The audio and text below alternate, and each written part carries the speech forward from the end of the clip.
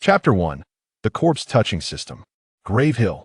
A youth clad in black wielded an iron shovel, excavating the earth until he unearthed a corpse. This cadaver had long succumbed to decay, yet the boy exhibited no revulsion, reaching out to touch it without hesitation. Ding! Touching the corpse grants you the first level of Qi Blood Realm. Boom! Breakthrough to the second level of Qi Blood Realm. Ha! What a ridiculous system, requiring me to rummage through graves to enhance my cultivation. It's freezing. Lin Feng scoffed, though internally he was elated. Previously, his physique was frail and weak, rendering him inferior even to an ant in this world brimming with martial prowess. Now, having ascended to the second level, he felt a significant surge of strength, providing him with a semblance of survival capability. Upon his arrival in this realm, he had become the young master of the Lin family, only for his parents to perish in a secret realm within a day, with the family headship being usurped by Lin Haoyan. Fearing that Lin Feng's existence posed a threat to his authority, Lin Haoyan concocted a pretext to expel him from the Lin family estate, confining him within this graveyard teeming with corpses. The outcome was inevitable within mere days. His predecessor had met his demise, and Lin Feng had reincarnated into that body. Fortunately, he was bestowed with a corpse-touching system. As long as Lin Feng approached locations with corpses and made contact, he could continuously absorb the malevolent and ghostly energies emanating from them. There was even a chance to acquire the skills, physique, bloodlines, and attributes of the deceased, including those of beasts. Only the second level of Qi Blood Realm. Let's see if there are any more formidable corpses around. Lin Feng surveyed his surroundings, noting that many of the corpses had once belonged to ordinary people, contributing nothing to his cultivation. Suddenly, his gaze fell upon a peculiar skeleton, and his eyes lit up. This skeleton had transformed entirely. Seated before a gravestone, clutching a battered sword, its attire indicated that it had been a swordsman. Who would have thought my luck would be so fortuitous to stumble upon a swordsman? Lin Feng approached and gently brushed his hand against the corpse of the swordsman. Ding! Touch successful. Congratulations, host. You have acquired the swordsman's techniques, which will be learned automatically. Lin Feng could hardly contain his joy at having obtained the swordsman's techniques. In this small town of Mad Lion City, swordsmen were a rare sight, let alone their techniques. Swordsman techniques were exceedingly precious, fetching a price of 100,000 spirit stones each. Most practitioners merely relied on crude physical combat techniques, primarily due to the region's remoteness and poverty. Lin Feng examined the swordsman techniques. Instantly, 3 foundational sword techniques flooded into his mind. They were named Zhong Jian Vertical Sword, Hung Jian Horizontal Sword, and Fei Jian Flying Sword. In an instant, he mastered these 3 basic sword techniques as though he had trained for decades. Is that it? Lin Feng was taken aback. What was this? Just 3 basic sword techniques? What use were basic sword techniques? Was this a cruel joke? Surely a swordsman would possess more formidable techniques? No wonder he ended up in this graveyard. He shouldn't have held out hope. How could such a small place possibly house a swordsman? Forget it, forget it. With the second level of Qi Blood Realm, I should be able to leave the back mountain. This sword is decent, it'll keep it for self-defense, as you have no further use for it. Lin Feng picked up the battered sword, gauging the time. If he didn't leave this graveyard soon, he would surely perish here. While he yearned to continue unearthing corpses, he couldn't possibly excavate them all in a single day. There would be plenty of time in the future. For now, the most pressing matter was to reclaim some belongings from the Lin family, remnants left by his parents.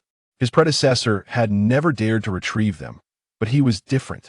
There was only one path to exit the graveyard, and Lin Feng eagerly descended the mountain. However, after taking only a few steps, he encountered 2 individuals blocking his way. Ah, if it isn't young Master Lin Feng, miraculously still alive, what a wonder. I heard there are many corpses in this graveyard. Young Master Lin Feng, why do you have so much dirt on your hands? You wouldn't be digging up corpses to feast upon, would you? Lin Feng looked up to see 2 disciples of the Lin family, their faces twisted in mockery, filled with disdainful sneers. Step aside. Lin Feng brandished a broken knife, still exuding a chill, one he had pried from the skeleton. He was no longer the Lin Feng of old, and felt no obligation to be polite to the Lin family members. The two disciples had no intention of yielding. They were sent by Lin Haoyan to keep watch over Lin Feng, preventing his return. They had presumed Lin Feng to be dead, only to discover he was indeed alive. Lin Hu sneered, "Lin Feng, what do you think you are? The family head has cast you out. How dare you act so arrogantly?" Lin Feng furrowed his brow. "What is Lin Haoyan, really? It won't be long before I kill him. Presumptuous! How dare you insult the family head? You seek death. Sud, how can it be that the young master is unharmed and still alive?" She shook her head and replied, "Master of the house, Huang Ling did not go to the graveyard, nor did she encounter Lin Feng. She wished to avoid bringing any trouble to the young master." Boom! Suddenly, Lin Haoyan smashed the table with his palm, his gaze filled with fury. "Huang Ling, you possess an audacity most brazen. How dare a mere servant deceive me, the master of this house? Bring forth the punishment." "Master, I truly had no contact with Lin Feng."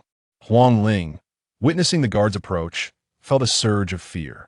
However, the guards paid her no heed and delivered a resounding slap across her face.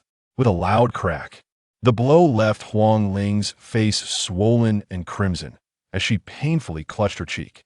Lin Haoshan's eyes glimmered with murderous intent. "Speak. Where is Lin Feng? If you refuse, you shall not retain this visage." "Hiss!" The three elders, upon hearing this, were taken aback, astonished by Lin Haoshan's ruthless nature. Yet, who could blame him? With his formidable strength, a mere servant's life meant little. Nevertheless, Huang Ling displayed no fear, closing her eyes. "Master, I comprehend that Lin Feng poses a threat to you, but I truly have had no dealings with him. I implore you not to unleash your wrath upon Lin Feng." Lin Haoshan's eyes glowed with rage. "Now that I, Lin Haoyan, am the master, you dare continue to address him as young master? Your treachery is evident. Disfigure her and hang her corpse at the entrance to lure Lin Feng forth." "Yes, master." The guards responded and turned to Huang Ling with a cold smirk, their eyes brimming with mockery. "If you must blame someone, let it be your own ignorance perish." He drew a dagger, advancing step by step toward Huang Ling's face.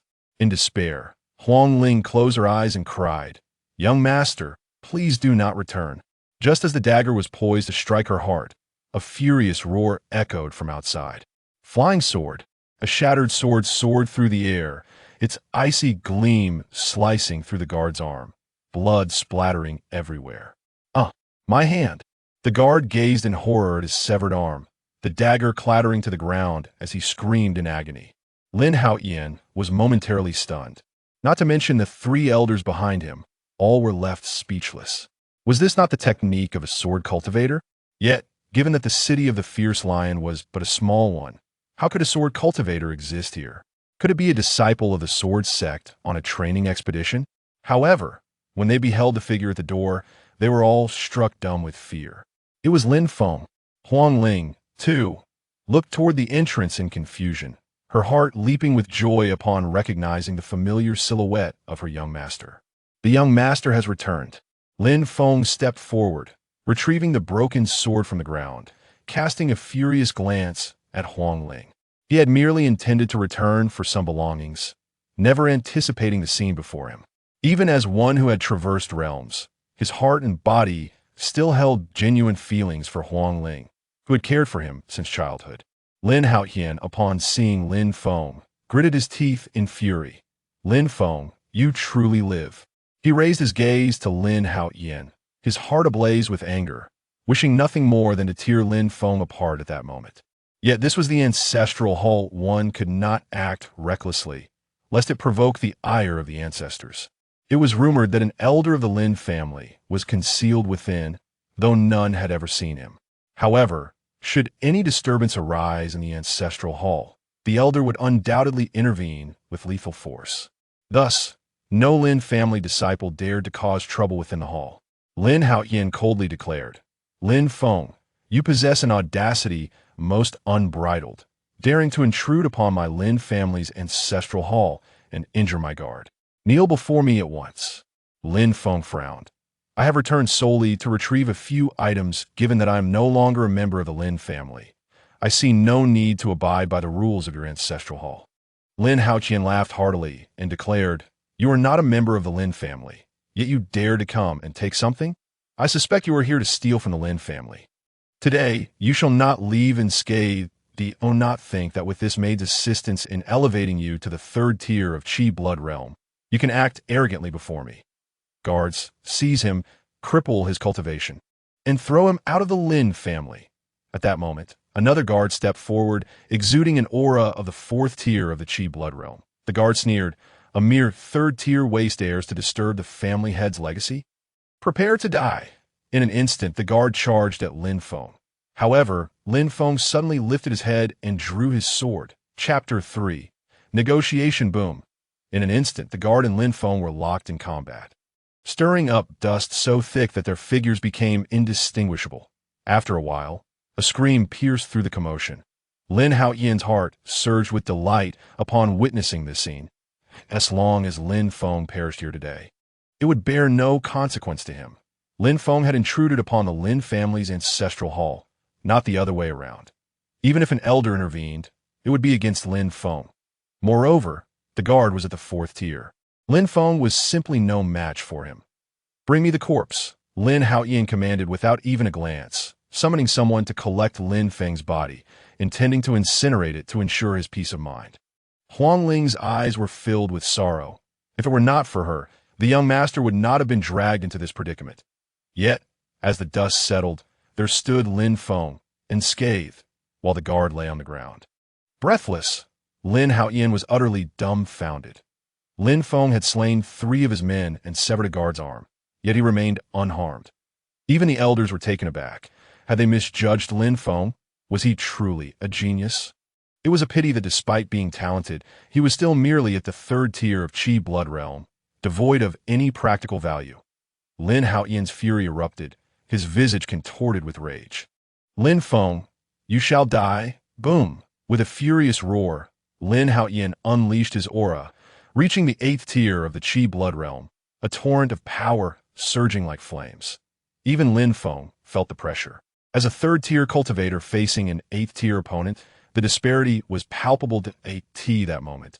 A voice suddenly echoed, "Lin Haoyan, as the family head, how dare you act violently in the ancestral hall?" Boom!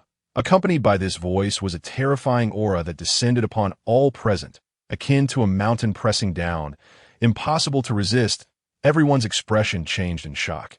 It was the ancestor of the Lin family who had intervened. Lin Haoyan's eyes widened in terror as he hastily explained, "Ancestor, you have misunderstood. It was this Lin Feng who killed members of the Lin family and caused a ruckus in the ancestral hall. I merely tried to stop him." No one knew the ancestor's temperament. Lin Haoyan dared not act recklessly. The 3 elders, equally frightened, quickly chimed in, "Yes, ancestor, it was Lin Feng who harmed our kin. We implore you to see clearly." Do not think I am unaware of your intentions." Lin Haoyan and the elders were filled with dread. Why would the ancestor aid Lin Feng? Hadn't he shown indifference towards the Lin family's affairs? Yet the ancestor did not relent. An aura descended upon Lin Feng, binding him in place. Lin Haoyan's heart soared with joy. The ancestor was indeed going to strike at Lin Feng. At that moment, the ancestor's voice resounded. "Lin Feng, you are no longer a member of the Lin family. You have harmed our kin and dare to act violently in the ancestral hall. Were it not for your parents' contributions, your head would have rolled long ago. Now, kneel before the Lin family's ancestral hall, or do not blame me for my lack of mercy." Lin Feng scoffed, "Ancestor, what are you? When Lin Haoyan conspired against me, you said nothing. Now you emerge to feign authority. Begone." Lin Feng scanned the surroundings and found only the voice of the ancestor, with no one else present. In an instant, he shattered the binding aura. "How is this possible? How did you break free?" The ancestor's tone shifted from stern to astonished. Lin Feng cast a glance around the Lin family ancestral hall. "Then at Huang Ling, I have returned today merely to retrieve the belongings left by my parents. Whoever obstructs me shall face death." He understood the futility of resistance. But what of it? In a world that revered strength, there could be no illusions. Moreover, The items left by his parents pertained to secret realms, information vital for leaving the Lion City, along with messages from his parents that he could not forsake. Bold, Lin Haoyan roared, "You dare to disrespect the ancestor? The possessions of the Lin family belong to the Lin family. You shall not have them." Huang Ling, feeling a pang of fear, stepped before Lin Feng. "Young master, let us leave. Xiao Ling will accompany you." "You cannot contend with them." At that moment, a guard entered, carrying a package. "Family head, we found this item in Lin Feng's residence." Lin Haoyan's eyes gleamed with interest. "Well done." The package contained the belongings left by Lin Feng's parents. Upon opening it, a multitude of items spilled forth, among which were a medicinal vial and a wooden tablet, appearing rather unremarkable. "I did not expect these two old fools to leave behind a cheap blood pill." Lin Haoyan smirked as he gazed at Lin Feng. "This item was discovered in my Lin family. Naturally, it belongs to me, Lin Haoyan." Lin Feng furrowed his brow, gripping the remnants of his sword, ready for combat. Although the difference between the third and eighth tiers was vast, they were still both within the Qi blood realm and capable of inflicting harm upon one another. Suddenly, the ancestor's voice rang out. "Wait, Lin Feng, I grant you an opportunity. You may take what belongs to you, but you must remain within the Lin family." The ancestor's words rendered everyone speechless. Lin Haoyan was utterly perplexed. What did the ancestor mean? Did he intend to keep Lin Feng? Furthermore, the Lin family's legacy had yet to be secured. The elders, cautious, added, "Ancestor, Lin Feng has been expelled from the Lin family. He is no longer one of us." "It is not your place to interrupt while I speak." The ancestor's cold snort sent a wave of oppressive energy upon them. Instantly, the elders and Lin Haoyan fell silent, too intimidated to speak further. "How about it? As long as you agree, no one shall harm you." The ancestor's demeanor shifted entirely, seeking to retain Lin Feng. Lin Feng glanced at Huang Ling. The entire Lion City held no sanctuary for him, and remaining with the Lin family could be a viable option. However, he was left wondering what the ancestor's true intentions were, suddenly wanting to keep him. Yet with the system in place, he only needed to collect corpses to enhance his cultivation. Did he fear a so-called ancestor? In a few days, he would break through to the true element realm, and then he could participate in the sex trials, making it all the more difficult for the ancestor to provoke him. Lin Feng replied, "I can agree to your terms, but I must have the freedom to enter and exit the Lin family at will, without anyone monitoring me." "Agreed." The ancestor acquiesced, extending his aura over the others. "Remember this. No one is to disturb Lin Feng. Lin Haoyan, fulfill your duties as family head. 10 days from now, the sex envoy will arrive to select candidates. Ensure you are prepared." Upon hearing this, Lin Haoyan nearly choked on his rage. He had devised numerous plans to eliminate Lin Feng, and now he could not act against him even under his own roof. Chapter 4. Snow Fox Lin Feng, holding the Qi blood pill and the wooden spiritual tablet, departed with Huang Ling, while Lin Haoyan dared not impede their exit. Observing the fury in Lin Haoyan's eyes, the third elder leaned in and whispered, "Family head, since you cannot act against him." The ancestor did not say, "We cannot find someone else." Perhaps the ancestor merely wishes to utilize Lin Feng. Lin Feng's desire for freedom of movement implied he would need to leave the Lion City. At that point, we could send someone to eliminate him. Lin Haoyan regarded the third elder with satisfaction. "Then I will trouble you. Elder, I shall go in to claim the legacy now that I see this moment." Lin Feng returned to his quarters. Huang Ling was incredulous. How had they escaped the clutches of the family head, and with the ancestor's protection no less? "Young master, why would the ancestor protect us?" Huang Ling queried, perplexed. "Protect?" Lin Feng shook his head. "Xiao Ling, you are too naive. The ancestor must have set his sights on the treasures I carry, seeking to exploit me. Once I am of no value, he will dispose of me. Then we should flee." Huang Ling's face turned pale with fear. She was merely a maid, unfamiliar with the intricacies of schemes. Lin Feng chuckled. "Do not worry. The ancestor dares not reveal himself, indicating there is something amiss. Moreover, I will soon break through to the true element realm. In 10 days, I will enter the sect. At that time, there will be no need for fear." Huang Ling nodded. "I believe in you, young master.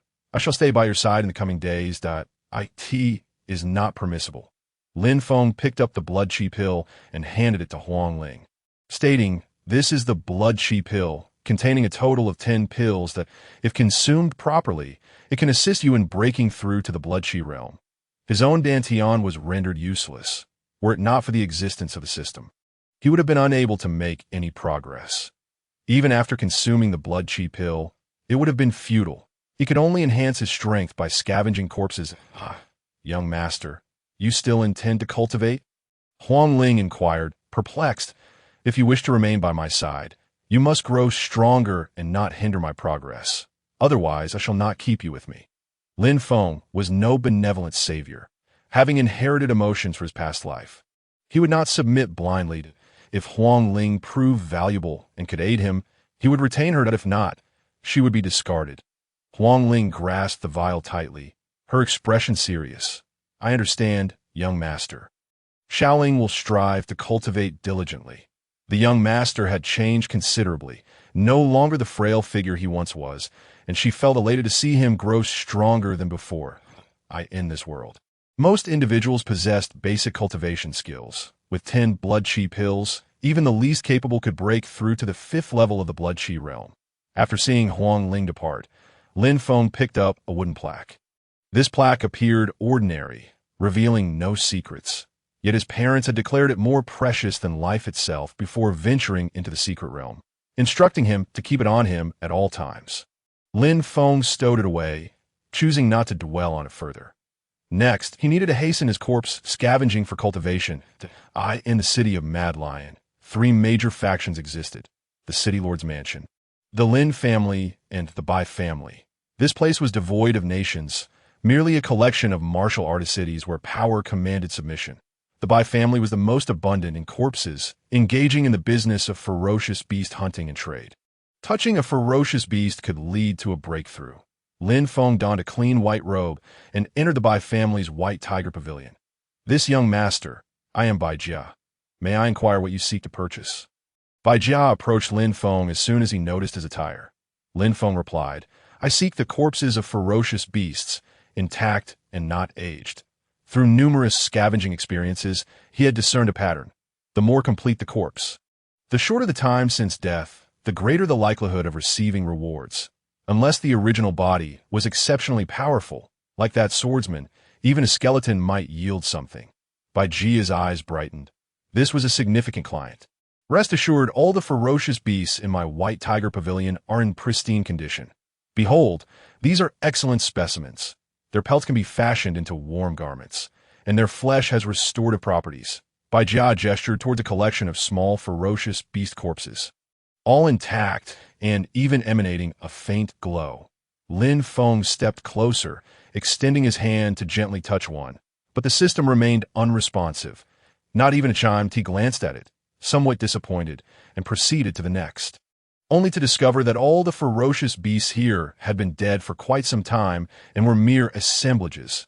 However, Lin Feng was too disheartened to concern himself with their authenticity. Lacking suitable corpses, he would have to hunt for himself. The world was rife with unscrupulous merchants. That moment, a woman entered, and Bai Jia immediately donned a beaming smile to greet her. "The City Lord's Mansion graces us with its presence. This white tiger pavilion has become radiant. May I ask what type of ferocious beast pelts Miss Lu requires?" The young lady from the City Lord's Mansion, Lu Shui. Upon hearing this, Lin Feng instinctively looked up. She was indeed the most beautiful woman in Mad Lion City, exuding an icy aura with her long silver hair. It was rumored she had awakened some unique constitution and would directly enter the sect in 10 days. Lu Shui glanced at a silver snow fox, seeming quite fond of it, and pointed, saying, "I want this silver snow fox. Have it packaged for me." Lin Feng took a look and couldn't help but shake his head. The pelt of this snow fox was likely treated with some spirit medicine, appearing resplendent while actually having been dead for a while. It was possible that the pelt wasn't even from a snow fox. Snow foxes were found only in the snowy regions far away. Just as Lin Feng was about to leave, Lu Shui turned her gaze toward him, her aura intensifying. "What does your head shaking signify?" Previously, Lu Shui had felt this individual looked familiar, and now that he dared to express disappointment toward her, she perceived it as a provocation. Lin Feng paused for a moment before responding. Miss Lu, you are mistaken. I merely recalled some unpleasant memories, which caused me to feel regret. He only wished to expedite his leveling up and not waste time here. Yet Lu Shui was relentless. Nonsense. I have awakened to the heavenly eye. Nothing escapes my vision. You are clearly provoking me. Apologize at once. Her outburst attracted the attention of everyone in the White Tiger Pavilion. Isn't that Lin Feng from the Lin family? He hasn't perished after all. Lin Haoyan had always sought to kill him. It was indeed a miracle he was still alive. You may not know, but I heard Lin Feng begged on his knees before Lin Haoyan, willing to be a dog, just to return to the Lin family. Now he has offended Miss Lu from the City Lord's mansion. Staying alive will be difficult for him. Bai Jia, realizing who it was, sneered. So it's you, you worthless wretch, daring to defy Miss Lu. Kneel and apologize at once. Chapter 5. Re-entering the tomb, Mountain Lin Feng furrowed his brow. What have I done wrong? He was taken aback by the unreasonable behavior of the City Lord's daughter. Lu Shui glanced at Bai Jia. I never commanded you to make him kneel. What nonsense are you spouting? She had simply used her heavenly eye to detect Lin Feng's gaze, perceiving him as a fool, which had irked her, but it did not warrant him kneeling. However, before she could speak, those around her stepped forward. You, a stray dog from the Lin family, have the audacity to show your face in the White Tiger Pavilion? Miss Lu is giving you a chance to kneel. Do you dare defy her? Bai Jia, with a sinister smile, added, you, a penniless individual, dare to enter the White Tiger Pavilion to purchase ferocious beasts. I suspect you wish to steal from us. Lin Feng's expression grew increasingly grave. At that moment, Lu Shui spoke. I only asked him to apologize. What nonsense are you all spouting? You are Lin Feng, correct? Simply apologize, and I will let you go. However, Lin Feng sneered. What a joke. I have done nothing wrong. Why should I apologize to you? Lu Shui, infuriated, pointed at Lin Feng. Then why did you shake your head and display such a provocative gaze toward me? Lin Feng looked at the ferocious beasts, his voice cold. I merely shook my head upon seeing these counterfeit ferocious beast corpses. It has nothing to do with you. Counterfeit ferocious beasts? The crowd was taken aback by this declaration. This was the White Tiger Pavilion. How could anyone dare to claim that their ferocious beasts were fake? Yet some began to doubt. They had indeed purchased some inferior ferocious beast meat that had indeed increased their blood qi. However, they had not dared to speak up. Even Lu Shui was astonished. Are you saying the pelt of this snow fox is fake? Lin Feng nodded. The snow fox itself is real. But it is of poor quality. It has merely been treated with some potion to make its pelt appear new. There are no snowy regions nearby. Where would such a snow fox come from? Upon hearing this, the crowd found his argument plausible, and Lu Shui began to harbor doubts. However, Bai Jia, upon hearing this, became furious. Lin Feng, how dare you cause a scene in my White Tiger Pavilion? Claiming our ferocious beasts are fake. Guards, seize him. Immediately, 2 guards from the Bai family approached, exuding the aura of 4th-level blood qi realm cultivators. Gasps echoed as the crowd recoiled. These were 4th-level martial artists.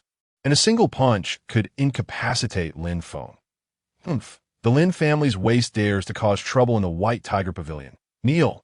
The 2 guards extended their hands toward Lin Feng's arms, their fingers resembling eagle claws, ready to grip him tightly. The onlookers were astounded by the scene.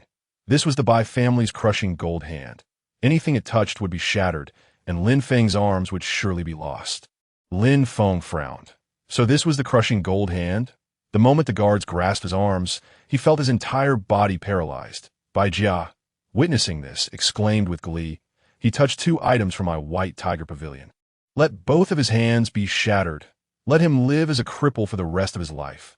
As soon as he finished speaking, a crack echoed through the pavilion, followed by the sound of anguished cries. Bai Jia was filled with delight, unable to suppress his laughter. Did you witness that? This is the consequence of offending my White Tiger Pavilion. Who dares to wreak havoc here? However, after several seconds had passed, no sound was heard. The gazes of the crowd directed toward him were filled with strangeness and a hint of terror. Only then did he realize something was amiss, and he hurriedly turned to look at Lin Feng. Instantly dumbfounded, his legs turning to jelly, he beheld that the 2 guards who had just seized Lin Feng now lay lifeless on the ground, blood streaming from their 7 orifices. Meanwhile, Lin Feng stood there. Unscathed, the two guards in their final moments could not fathom how Lin Feng had unleashed a surge of sword energy that obliterated them entirely. Lin Feng kicked the bodies twice. Ding! Touching the corpse, acquired the skill-shattered gold hand. Ding! Touching the corpse, acquired the first level of Blood Chi Realm, but he broke through to the fourth level of Blood Chi Realm. Instantly, a tremendous amount of vital energy surged through his body, enhancing his strength considerably. Moreover, he had mastered the Shattered Gold Hand, elevating his technique to a perfected state. Even without employing sword techniques, with just the Shattered Gold Hand, he could slay a martial artist at the fifth level of Blood Chi Realm. Yet, to outsiders, nothing was visible. Bai Jia looked at Lin Feng in terror, his outstretched finger trembling. You actually killed my Bai family's guards." Lu Shui also swallowed hard. Though she usually acted arrogantly, she had never taken a life. Let alone two. Lin Feng was truly terrifying. Thankfully, she had not crossed him. Lin Feng turned and strode toward Bai Jia, his gaze brimming with murderous intent. "Then you tell the Bai family that I await them at the grave hill outside the city of Mad Lion. For everyone that comes, I shall kill one. No, please don't kill me." Bai Jia, feeling the murderous aura emanating from Lin Feng, weakened and fell to his knees. Lin Feng turned and departed from Mad Lion City. He dared not linger, but he was no fool. Should the Bai family arrive, a collective assault would leave him no chance to escape. Once he entered Grave Hill, he could gradually search the corpses to enhance his cultivation. In 10 days, he would be ready for the sect trials. By then, who would dare to lay a hand on him? After he left, a youth clad in white entered the White Tiger Pavilion. Upon seeing the two corpses on the ground, his expression darkened. What on earth happened? "Young master, you have finally arrived." Bai Jia quickly recounted Lin Feng's actions to Bai Long. Upon hearing this, Bai Long's aura erupted with fury. And with a thunderous sound, the ground beneath him crumbled into a large pea. "Oh, dare kill someone from the Bai family. What a bold Lin Feng. Head to Grave Hill, alive or dead. I want to see him." This imposing aura caused those around him to recoil in fear. The it was over. Lin Feng had provoked the entire Bai family, and Bai Long was a martial artist at the 9th level of Blood Chi Realm. Indeed, he had awakened a gifted physique like Lu Shui and had already caught the eye of an elder from a major sect, who would come personally to retrieve him. Lin Feng was undoubtedly doomed. Lu Shui interjected. "Are you going to kill Lin Feng?" She felt a pang of guilt. Had she not troubled Lin Feng, none of this would have happened. Bai Long then noticed Lu Shui and immediately smiled. "Miss Shui, I didn't TC you earlier. My apologies for being rude. That Lin Feng has offended you, right? Don't worry. Once I capture him, you can deal with him as you wish," Lu Shui tried to explain. But Bai Long did not give her a chance to speak. With a sigh, she hoped Lin Feng would not perish at the hands of the Bai family. Far away would be best. At this moment, Lin Feng had already entered Grave Hill, beginning his extensive search. Chapter 6. Assassination. Ding. Touching the corpse, acquired the first level of Blood Chi Realm. Lin Feng's aura exploded outward. 7th level of Blood Chi Realm. It had been 3 days since Lin Feng entered the hill to search for corpses, and during this time, he had examined nearly 100 corpses. The rewards were indeed substantial. The Blood Chi Realm primarily involved manipulating physical energy to enhance strength. And reaching the 7th level was particularly challenging. He had not anticipated achieving it so easily through his searches. Grateful, Lin Feng gazed at the corpse before him, dug a pit, and buried it, then stepped away. For 3 days, he had tirelessly searched without rest. Tonight, he could finally afford a moment's respite. Finding a tall and sturdy locust tree, he leaped to the top, surveying his surroundings as he began to tally his gains. He had advanced 2 levels in Blood Chi Realm. Among the techniques he acquired was a fairly complete mountain-splitting blade, but Lin Feng preferred sword techniques. Though it was regrettable, it was better than nothing. The system's impartation allowed him to master it instantly, and using a blade was acceptable until he found a superior sword technique. Additionally, he had discovered 2 secret techniques, Eagle's Eye and Wind Listening Ear, both obtained from the corpses of fierce beasts he stumbled upon, which had recently fought to their demise, their bodies still warm. As he recalled the scene, a smile crept upon his lips, and he gradually drifted into slumber. Morning dawned, bringing hope, yet unbeknownst to some, it heralded despair. "This time, we must capture that brat. He has dared to cause a stir in my white tiger pavilion. He is as good as dead. Do not worry. Just a mere ant at the 4th level of Blood Chi Realm. Indeed, Captain, you are a master at the 7th level of Blood Chi Realm. Killing him will be as easy as turning over your hand. Lin Feng awoke from his slumber, having not slept so soundly in a long while.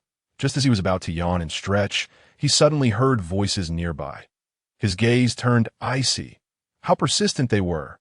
Activating both eagle's eye and wind listening ear, Lin Feng's eyes glinted with a green hue, his ears perked, and he listened intently. Less than 100 meters ahead of the tree where Lin Feng perched, a group of individuals approached. The leader, a burly man with a bushy beard, donned a red outfit and carried a large blade on his back, followed by over 10 others clad in black, chattering incessantly. "All right, enough talking. Shaoli, come here." The burly man waved his hand, silencing the others. A young man hurried to his side. "I S it around here, boss." The burly man's brow furrowed, his face contorting with a snarl. "That brat. Let us see where you can run this time. Pair up and search. If you encounter that brat, set off the firebomb." Understood. The group nodded in agreement, then dispersed to search for Lin Feng. Lin Feng watched from the tree, bemused. Did they think shouting would keep him from hearing them? But this was hardly surprising for the members of the White Tiger Pavilion. To them, Lin Feng was still merely an ant.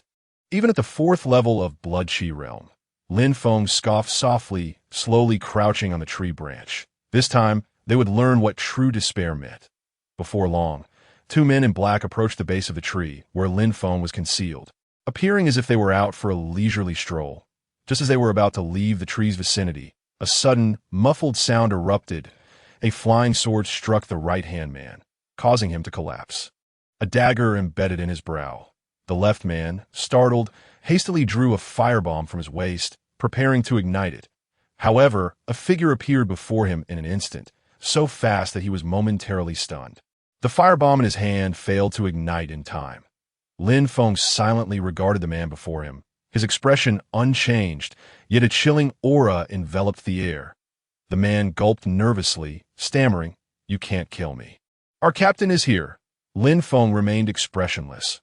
Whoosh! With the speed of a gust, he vanished from the man's sight, a red line appearing at the man's throat as he fell. Reappearing, Lin Feng glanced at the firebomb in the man's hand and then at the 2 fallen men. Is the White Tiger Pavilion filled with weaklings? He kicked the 2 corpses. Ding! Touching the corpse, acquired 10 taels of silver. Ding! Touching the corpse, acquired 7 taels of silver. Useless! Lin Feng cursed silently. It seemed only the corpses of the strong yielded valuable rewards. He recalled the captain. Surely he must possess considerable loot. To the members of the White Tiger Pavilion, Lin Feng has arrived. After a while, the captain of the White Tiger Pavilion arrived at the site of the 2 bodies. Accompanied by Shaoli, upon seeing the corpses, the burly man let out an angry grunt. Arrived too late. Shaoli continued the search. "Yes, Captain," Shaoli replied, his nose twitching as he pointed northward. "Let us go." The White Tiger Pavilion had operated for years, with countless weaklings, yet why had no one dared to challenge the White Tiger Hall? Even the slightest rumor had yet to surface. This, indeed, tested the exclusive formula of the Baihu Pavilion, a fragrance that wafted 1,000 miles. Anyone who entered the Baihu Hall would inevitably carry this scent, and should anyone harbor ill intentions towards the Baihu Hall, they would be dealt with, regardless of where they were. This time, Lin Feng not only publicly revealed the secrets of the Baihu Pavilion, but also caused a disturbance within it, inciting the ire of the Bai family. Consequently, they dispatched Bai Yuanxiong, the burly man renowned for his prowess as a 7th-level warrior wielding the title of Overlord Blade. However, due to the prolonged time since Lin Feng had been tainted by the fragrance, tracking him had become increasingly difficult, resulting in a series of close calls. Observing the familiar scene before him, with a throat-sealing strike followed by a fatal blow, Bai Yuanxiong could no longer contain his frustration. This was the 3rd wave of attacks, and half of his men had perished, leaving Bai Yuanxiong at a loss for how to report to the Bai family, for each warrior was considered the family's private property. In such circumstances, even if he captured Lin Feng, it would be a poor explanation. Bai Yuanxiong produced a fireball, which shot into the air with a whoosh. Shortly thereafter, figures began to flicker into view. "Captain! Captain! Captain!" The newly arrived team members were momentarily stunned by the scene before them, and some, upon hearing their comrades' words, felt a cold sweat trickle down their backs, realizing that if they found themselves in such a situation, it would be a dead end. From now on, follow my lead, Bai Yuanxiong said quietly, surveying his surroundings. Ants, after all, are merely ants. The longer they flail about, the more tragic their demise. Just wait, you little brats. Lin Feng gazed at the fireball blazing in the sky, knowing that there would be no further opportunities to eliminate anyone. The corpses he had touched earlier were all devoid of anything of value, merely silver. It seemed he could not confront them just yet. He and Bai Yuanxiong were nearly evenly matched. He had intended to eliminate the weaker foes first before taking on the stronger ones, but fate had denied him that chance. Lin Feng looked up at the sky as night once again descended. And this evening he intended to visit a grand tomb, which he believed would prove beneficial to him. Chapter 7. The sword tomb in the pitch-black graveyard, an eerie aura lingered. The chilling winds howled. In one area of the graveyard, towering weeds obscured the surroundings, thick and lush. Those who engage in corpse transportation and refining knew that this phenomenon stemmed from the dense presence of corpse chi. Amidst the weeds, voices could be heard. "Brother, do you think this plan is reliable?" "Of course it's reliable. Let me tell you, it was personally calculated by Elder Bai." "Elder Bai, then there must be no issue." "Brother, we might genuinely strike it rich this time. Confidently remove the possibility of failure." Haha. Hidden amidst the weeds were two shadowy figures, furtively crouching and occasionally peering out, seemingly waiting for something. Lin Feng jumped into the creek, braving the cold, and remained there for nearly 3 hours. That should have removed the strange fragrance, he thought. Previously, when ambushing the disciples of the Baihu Pavilion, he had overheard them mention the 1,000-mile enchanting scent, leading him to understand why the Baihu Pavilion had remained unscathed for so long. It was all so insidious. It seemed that the items procured for significant figures were indeed genuine, though regrettably. He had encountered them while purchasing for Lu Shui. Lin Feng furrowed his brow. The graveyard was named for the abundance of corpses, which tainted everything within, particularly the water, which reeked horrifically. He suppressed the urge to vomit. Time was running short. He needed to reach his destination swiftly. After activating the system while imprisoned in the graveyard, he had discovered not only 3 sword techniques from the corpse of a sword cultivator, but also 2 verses. The bright moon hangs high. The jade sword stands proud. Among the myriad grasses, the sword path emerges. The locations of bright moon and myriad grasses were clear, while the meaning of jade sword remained elusive. Yet what thrilled Lin Feng most were the words "the sword path emerges," which struck deeply within him, akin to his past life's insatiable desire for wealth. Perhaps even more so. Lin Feng activated his wind step, a martial art he had pilfered from Lin Hu, one of the Lin family's signature techniques, alongside the Bai family's golden shard palm and the city lord's ice finger, essential for each faction's practitioners. The wind step emphasized speed, suited for explosive bursts, arriving unnoticed and leaving no trace. Mastered to perfection, it was said to be unfathomable to gods and demons alike. Lin Feng's figure flickered in the darkness, covering distances of over 100 meters in the blink of an eye. The journey was long and monotonous, as the graveyard was rife with corpse-laden waters, while clean water was scarce, forcing Lin Feng to stray farther from his destination. Time passed slowly. Lin Feng halted, took a deep breath, his face flushed as he beheld the scene before him. This is the place. Ahead, the bright moon shone down, illuminating a sea of grasses that shimmered in harmony. At that moment, a gentle breeze blew, carrying with it a faint fragrance, entirely devoid of the stench of decay. Lin Feng approached the underbrush, releasing the 3 sword techniques he had mastered, wielding his palm as a blade, horizontal slashes, vertical cuts, and pinpoint strikes point one after another. The techniques flowed seamlessly. Suddenly, the weeds seemed to awaken, thrashing violently, twisting in resistance. As Lin Feng unleashed his strikes, he gradually became immersed, closing his eyes while his feet continued to advance, unimpeded by any obstacles. All of this was witnessed by 2 hidden brothers in the distance. They exchanged incredulous glances. "Is he a sword cultivator?" the younger brother whispered. "Indeed, he is a sword cultivator," the elder brother confirmed. Heavens, yes, just like our senior brother, a true sword cultivator. The younger brother recalled the legendary prowess of their senior brother's swordsmanship, which had severed the competition arena and solidified his status within the sect, creating a myth of invincibility. The younger brother began to reconsider, realizing that a sword cultivator was not someone they could provoke.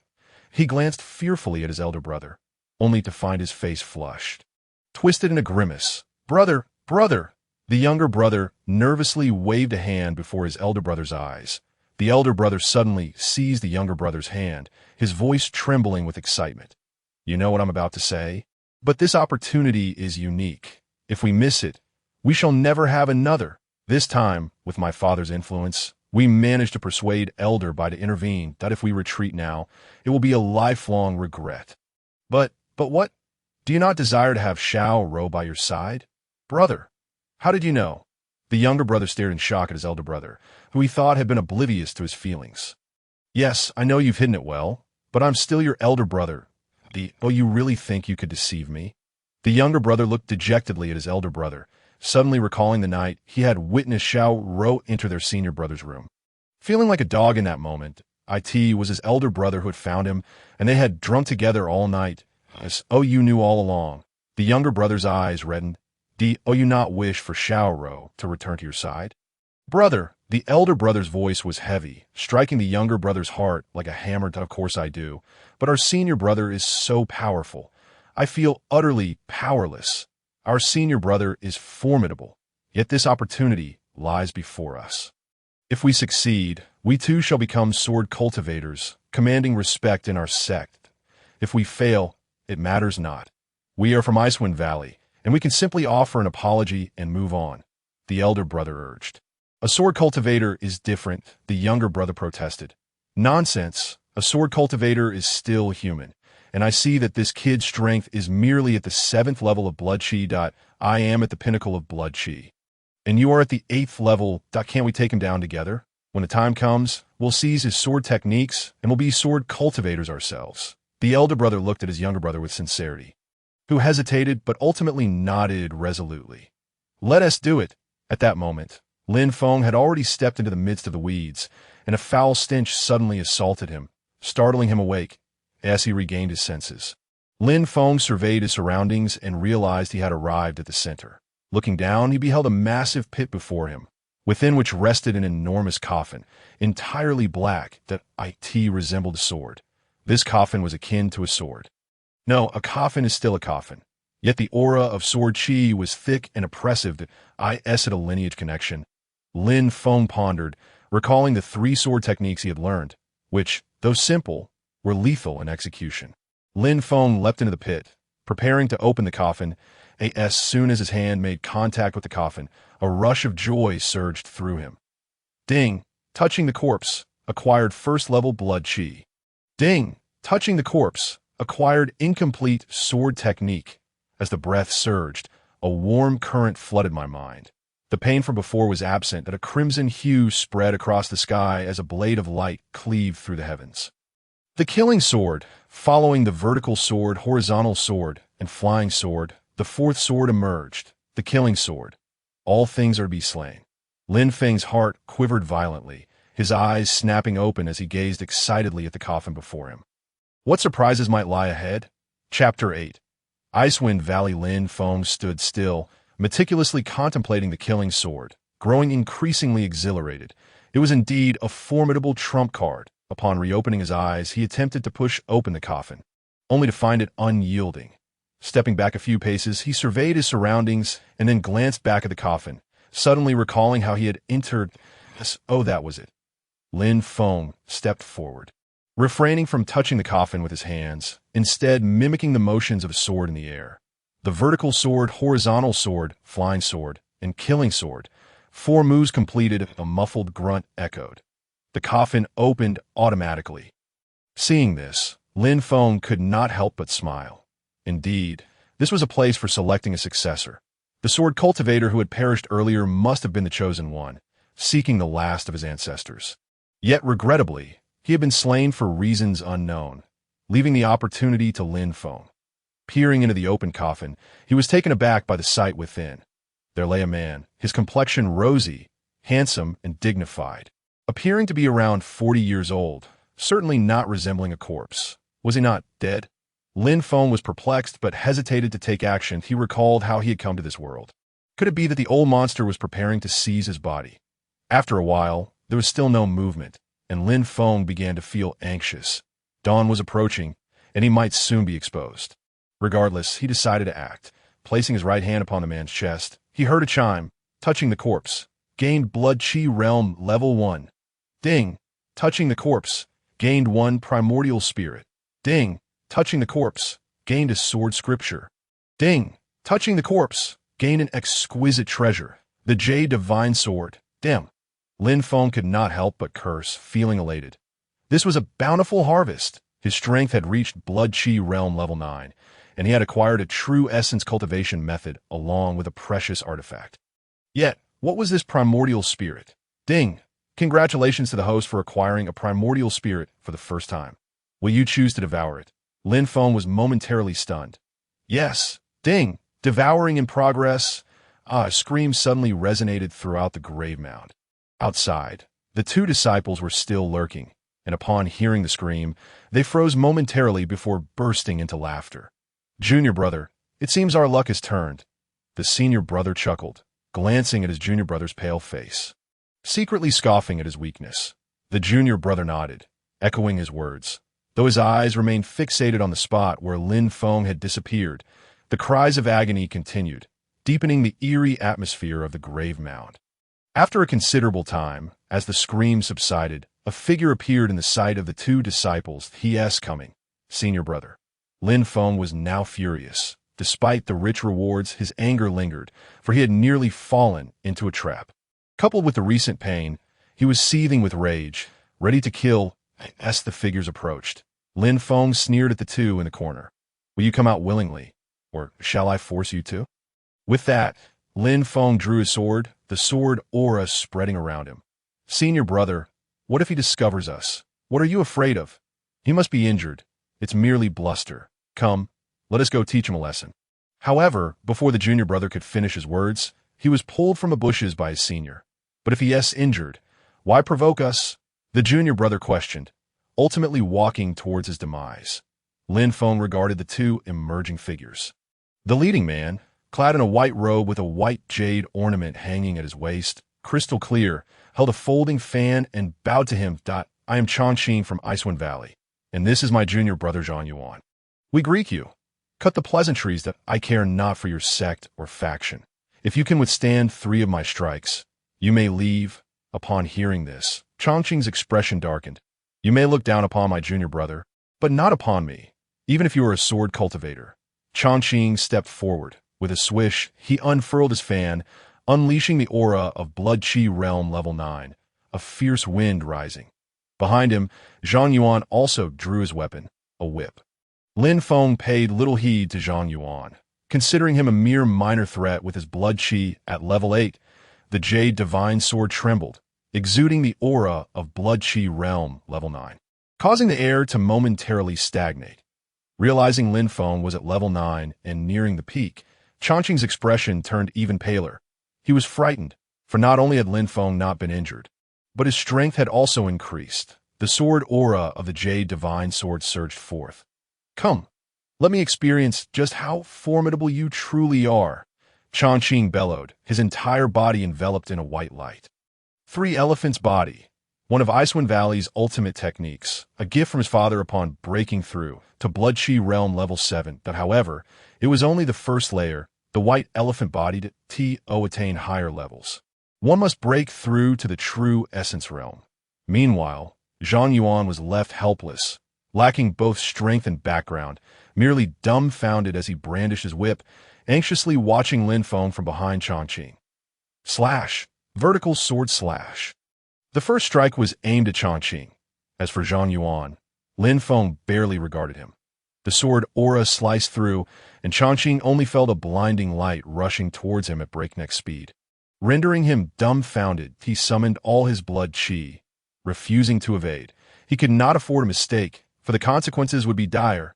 He was gambling, wagering that Lin Feng's first strike would not be overly powerful. In an instant, the sword aura descended upon Chongqing. Boom! White light collided with white light. The surrounding winds howled, and the grass bent away. While we shall not dwell on Chongqing's fate, Zhang Yuan could no longer hold on. The mere aftershock was too much for him to bear. Gazing at Lin Feng ahead, he seemed to glimpse his elder brother, hatred radiating from his eyes. Zhang Yuan produced a tortoise shell from his bosom, pressing it against his chest while murmuring softly, "Speed!" In an instant, he transformed into a streak of light, fleeing into the distance. Zhang Yuan had escaped, using his ancestral tortoise shell to flee, returning to Chongqing. He remained unaware of Zhang Yuan's situation. He only knew that if he did not unleash his trump card, he would undoubtedly perish. In the moment the white elephant body shattered, Chongqing extended his right hand, palm facing the sword light. Control! A visible ripple appeared before Chongqing, forming a barrier. Lin Feng's first strike was halted, surprising him somewhat, yet it was within his expectations. He had heard tales of the resilience of sect disciples. It was merely a slight inconvenience. Chapter 9. The demon. Without waiting for Chongqing to react, Lin Feng unleashed another strike, the vertical sword. Chongqing understood that he could not survive, turning to instruct his junior brother to flee. He discovered that he had already vanished. Chongqing could only bitterly shake his head, thinking, "I deserve this." The might of sword cultivators has been renowned since ancient times. Yet the threshold for becoming a sword cultivator is often likened to a chasm between heaven and earth. But I have no regrets, Chongqing's heart screamed. The sword light surged once more. Chongqing could no longer resist. He knew death had arrived. Just as the sword light vanished, a head flew away.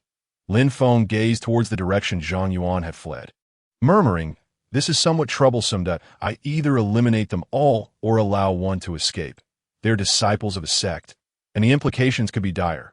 After contemplating for a moment, Lin Feng dismissed the thought. "Whatever comes, let it come. I, Lin Feng, have nothing to fear." Now, collecting his gains was the priority. Lin Feng approached Chongqing's corpse. Ding! Touching the corpse, gained the white elephant body of the three elephants' body. Ding! Touching the corpse, gained a low-grade treasure, the white jade fan. Oh, more good stuff. The world's divine weapons are classified into 4 tiers: mortal, treasure, spirit, and sacred. Furthermore, they are divided into low, medium, high, and exquisite grades. Lin Feng had just learned about these classifications upon devouring the primordial spirit. This time, Lin Feng's harvest firmly established the foundation for his future cultivation. The so-called devouring of the primordial spirit involves absorbing the entirety of a strong person's memories, akin to acquiring their techniques. Just moments ago, all this knowledge had been force-fed into Lin Feng, nearly overwhelming his mind. Why had the corpse within the coffin not decayed? It was due to the man's extraordinary strength, far exceeding Lin Feng's comprehension. He was a celestial realm powerhouse. The corpse remained impervious to decay, with a lingering essence of its former spirit, implying that the individual had intended to seize control of Lin Feng's body. However, for reasons unknown, he refrained from taking action, allowing the body to be consumed by the corpse-exploring system instead.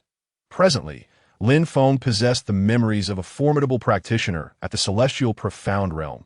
The Celestial Profound Realm, a pinnacle in martial arts, begins with the circulation of one's vital energy to refine oneself, known as the Vitality Realm. Following this, one absorbs true essence, converging it into a vast ocean. Subsequently, one comprehends the will of heaven and earth, achieving the ability to traverse the skies. This epitomizes the Celestial Profound Realm. Beyond this, even higher realms await. The journey ahead is still long. Lin Feng marveled at the wonders of this world, yet simultaneously, he felt an infinite yearning. With the corpse-exploring system at his disposal, he merely needed to continue his explorations to grow stronger. He also possessed the exquisite jade spirit sword, a supreme treasure, though due to his current lack of strength, he could only wield it as a peak, ordinary weapon. Nevertheless, this was sufficient for the time being. Moreover, given his current frailty, recklessly brandishing a supreme treasure would only lead him closer to death. Lin Feng departed from the tomb and sought a suitable location to meticulously study the legendary sword scripture. He recalled the initial phrase of the proverb, The bright moon hangs in the sky. The jade sword stands proud. The so-called jade sword refers to the powerful figure within the coffin, known by the title of the Jade Sword Hero as Dawn Broke. It marked the 5th day since Lin Feng had entered the graveyard.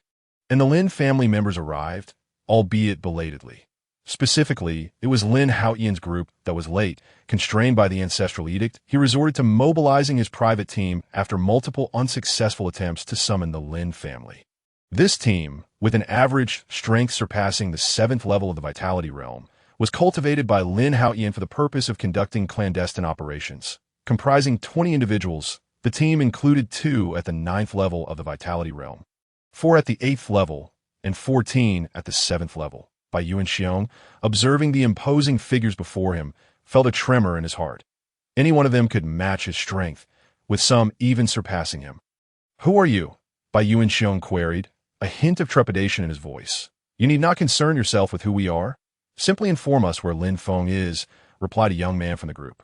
His tone impatient.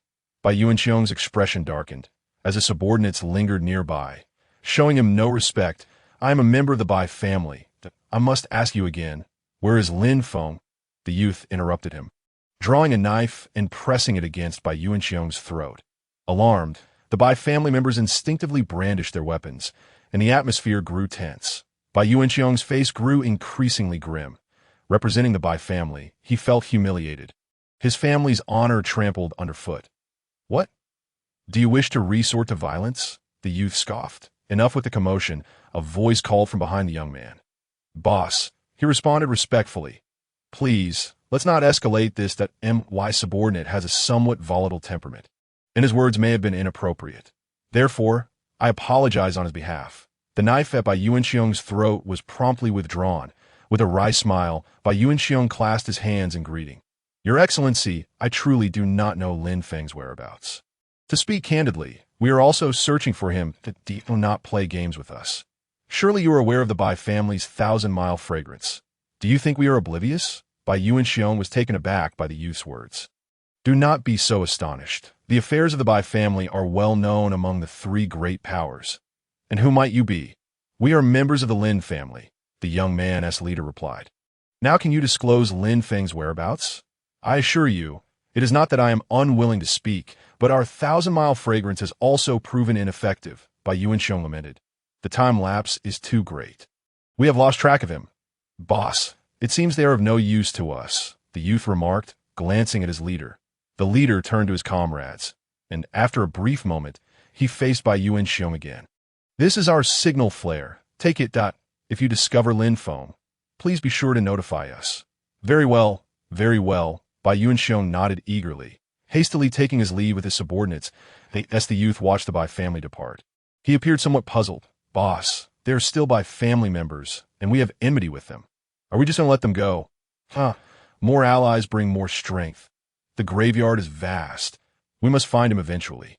Besides, who said we let them go? It merely means they will die sooner or later." An accompanying individual chimed in, a strong practitioner at the 9th level of the Vitality Realm from the Lin family. The Lin family members watched the Bai family's retreating figures, their faces devoid of emotion. Lin Feng found a cave to rest in, the graveyard perpetually shrouded in the heavy miasma of death, rendering the trees damp and making it impossible to ignite a flame for light. As night descended, darkness enveloped the graveyard, rendering it eerily silent. The cave where Lin Feng resided was exceptionally quiet. Unbeknownst to anyone that within this pitch-black abyss, a malevolent force was about to take shape. The sword scripture slays in all directions. The wind whispers across the vast expanse. The jade hue signifies the beginning. With bloodlight in its wake, the advent of a new era often demands a harrowing battle. Chapter 10. Resolution 1. The cave was shrouded in utter darkness, devoid of any glimmer of light. Lin Feng sat cross-legged within, eyes closed, perusing the memories of the Jade Sword Hero. This figure had gained renown a millennium ago and held formidable prestige in the eastern region, a term denoting the area he hailed from, which is more broadly referred to as the Reincarnation Continent, the fabled birthplace of the Reincarnation Emperor from ancient times. The continent is divided into 5 regions: East, West, South, North, and Central. Among them, the Central region is vast and resource-rich, teeming with powerful individuals. The highest cultivation in the eastern region is the celestial profound realm, while the central region boasts even mightier figures. A.S. Lin Feng absorbed the memories of the Jade Sword hero. He felt a surge of excitement, particularly regarding the sword scripture, which categorizes techniques into 4 tiers: heaven, earth, profound, and ordinary, each further divided into 4 levels. Techniques such as gale steps, shattering gold hands, and frosty fingers are merely peak ordinary grade. The techniques of vertical sword, horizontal sword, and flying sword are of the peak ordinary grade. The killing sword falls under the low-grade profound category. However, this particular sword scripture is classified as low-grade earth. In the small city of Crazy Lion, and even throughout the vast eastern region, it remains a mere trifle. Yet, should it emerge, it would unleash a tempest of bloodshed from the memories of the Jade Sword hero. Lin Feng learned that to advance from the vitality realm to the true essence realm, one must possess a specific cultivation method. This explains why solitary cultivators are scarce in this world. Aside from those with immense fortune, most cannot break through to the true essence realm. Initially, Lin Feng intended to cultivate the wind shadow technique of the Lin family, a peak ordinary grade method. Now, with the sword scripture in hand, he deemed it unnecessary to pursue the Lin family's technique any longer. The vitality realm draws power from within, while the true essence realm harnesses energy from the world around. At this juncture, possessing a formidable cultivation method becomes crucial. After studying the sword scripture for a while, Lin Feng succumbed to a deep slumber, having no immediate plans to break through to the true essence realm. After all, Lin Haoyan and the other young powerhouses of Crazy Lion City were merely at the 9th level of the vitality realm. Recklessly attempting to advance to the true essence realm could pose significant danger. Even if Lin Feng was unafraid, avoiding unnecessary troubles was always prudent. Surviving the novice phase had long been his aspiration. Regrettably, trouble often finds those who seek to avoid it. As dawn broke, the first rays of the sun illuminated the graveyard, casting a faint red hue across the sky, far brighter than the darkness of night. The Bai family members have been relentlessly searching for Lin Feng since their encounter with the Lin family the previous evening. It was not out of a desire to assist the Lin family, but rather a scheme to locate Lin Feng first, either to escort him back or to eliminate him on the spot. Bai Yuanxiong gazed into the thick fog ahead and addressed Shaoli. "Have you found any trace of him?" Shaoli replied, "No. The river we visited yesterday was the last location where the scent dissipated. We have no means to track him further." "Damn it." Bai Yuanxiong slammed his palm against a nearby tree, leaving a deep imprint. The other members of the Bai family dared not utter a word, fearful of inciting Bai Yuanxiong's wrath. "Let us go. I refuse to believe a mere 4th-level vitality realm cultivator could escape so far." Bai Yuanxiong still underestimated Lin Feng, convinced that the deaths of his 6 subordinates were merely the result of cunning schemes, unworthy of serious consideration. In the face of absolute power, all else seemed illusory. Having awakened from his slumber, Lin Feng felt revitalized after a night of rest. The hunt was about to commence. The low, somber voice of Lin Feng reverberated within the cavern, the echoes lingering for an eternity. The Bai family continued their aimless search upon the grave hill, where the miasma of death made it arduous to discern any trace left by Lin Feng. However, the inability of the Bai family to locate Lin Feng did not imply that Lin Feng was incapable of finding them. Suddenly, a figure appeared before them, and Bai Yuanxiong was momentarily taken aback, only to subsequently bellow at the newcomer with a malevolent visage. "Ah, Lin Feng, how daring of you to present yourself before us! Quickly lay down your weapons and kneel in surrender. I might yet spare your wretched life." Lin Feng, taken aback by the absurdity, realized that this insipid fool had been pursuing him relentlessly just days prior. Without further ado, Lin Feng activated the Gale Step and swiftly ambushed Bai Yuanxiong from behind. A series of anguished cries erupted. Every member of the Bai family, save for Bai Yuanxiong, met their demise with a single stroke of the sword, none surviving. Bai Yuanxiong stood in stunned silence, staring at the reappeared Lin Feng. "You," he stammered, terror etched across his features. "What do you mean? A band of worthless fools has no right to dictate terms to me. Now, it is your turn." Bai Yuanxiong staggered back 3 steps, utterly unprepared for the turn of events. How could he be this powerful? The ninth level of blood chi. Wasn't he only at the fourth level? Bai Yuanxiong gazed at Lin Feng in dread. Lin Feng regarded him coolly, stating, "Come now, you are the last one remaining." With that, he raised his sword and charged at Bai Yuanxiong. Employing no intricate sword techniques, he simply executed a straightforward diagonal slash. Upon witnessing this, Bai Yuanxiong cast aside his fear, gripping his large blade tightly and bracing for impact. A resounding thud shattered the air, echoing with a deep grunt. Lin Feng did not budge an inch, yet Bai Yuanxiong was sent sprawling back several dozen meters, leaving a long trench in his wake. With a crash, the blade shattered. Bai Yuanxiong stared in disbelief at the now useless hilt of his weapon. Lin Feng's countenance remained icy. This man was to be eliminated. He advanced slowly, stepping over Bai Yuanxiong's corpse. Ding! Touching the corpse, acquired the second layer of fragmented gold hand. The system's voice reverberated in Lin Feng's mind. The fragmented gold hand, one of the Bai family's ultimate techniques, was intrinsically linked to their martial art. The diamond decision, much like Lin Feng's Gale Step and Wind Shadow decision, or the Lin family's Ice Finger and Cold Spirit decision, point one cultivated within the Blood Chi realm, while the other within the True Essence realm. Bai Yuanxiong held a significant status among the Bai family's Blood Chi practitioners, thus possessing the cultivation methods for 2 layers of fragmented gold hand. Instantly, the second layer surged into Lin Feng's consciousness. He casually slapped a nearby large tree, which promptly splintered with a resounding crash. Not bad, Lin Feng thought, satisfied as he observed the fallen tree, before sitting cross-legged on the ground, awaiting the arrival of new adversaries. The members of the Lin family, each traversing with the Gale Step, rushed towards Lin Feng, fearful that he might flee, unaware that they were marching towards the gates of hell. Chapter 11. The resolution of the Lin family. Having not paused in their haste, finally arrived at Lin Feng's location, and what lay before them left them utterly astounded. "Did you kill all of these?" The leader, a young man at the 9th level of blood chi, inquired, gazing at Lin Feng, who sat amidst the corpses, eyes closed as if resting. Upon hearing the commotion, Lin Feng slowly opened his eyes and regarded the newcomers. Indeed, he did not respond verbally, merely nodding in affirmation to the Lin family members. The most tempestuous young man of the Lin family could no longer contain himself. "Just you at the 4th level of blood chi? He is not merely at the 4th level. Step back, third brother." Another young man at the 9th level of blood chi, who had remained behind the others, stepped forward. "He is at the 9th level of blood chi." "What?" The Lin family gasped in shock. The young man named Lin E, who had spoken first, was at the 9th level, while Lin Er was the one who had initially questioned Lin Feng, and the irascible youth was Lin San. They were known only by numerical designations rather than specific names. Lin E, his expression grave, fixed his gaze upon Lin Feng.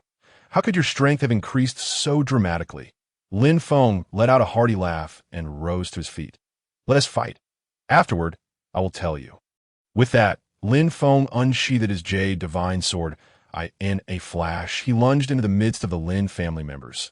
Seeing Lin Feng dare to strike first, the others hastily drew their weapons and engaged him in battle. Lin Feng first sidestepped to the side of a young man at the 7th level of blood chi. Horizontal sword. Slash. The youth was instantly sliced in two, unable to even block in time. The clean and decisive execution left the Lin family members momentarily stunned. "Stand clear. I will handle this," Lin shouted, brandishing a long spear as he lunged at Lin Feng.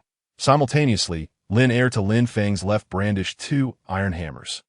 Charging at him with the wind at his back, the Lin family members spread out to provide ample space for the three.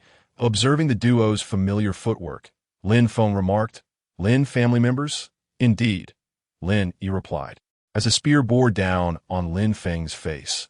Lin Feng raised his sword to block, while pivoting to the right to evade Lin Er's hammer strike. In the first exchange, Lin Feng found himself at a disadvantage. "I have not seen you in the Lin family before." Although Lin Feng had not spent much time within the Lin family, he would have heard of figures of this caliber at the 9th level of blood chi. Yet, they remained entirely unfamiliar to him. Upon hearing Lin Feng's query, Lin E responded, "The dead have no need for excessive knowledge." With that, he thrust his spear once more. Heavenly wind. The spear's sound mingled with a rush of wind as it hurtled toward Lin Feng. At the same time, Lin Er, who had just slammed his hammer into the ground, activated the Gale's Step and approached Lin Feng from behind to thunder's destruction. The two hammers reverberated through the air, reminiscent of thunderclaps. One advanced, the other followed, revealing their killing techniques. The eagle's eye, the beast's ear. The innate martial arts derived from the ferocious heavenly blue eagle and the mountain-splitting leopard now displayed their might. With steely eyes fixed on the incoming spear and keen ears attuned to the hammer's approach, Lin Feng remained focused. This was true combat. Come on, give it your all. Activating the Gale Step, he sidestepped the spear while raising his sword.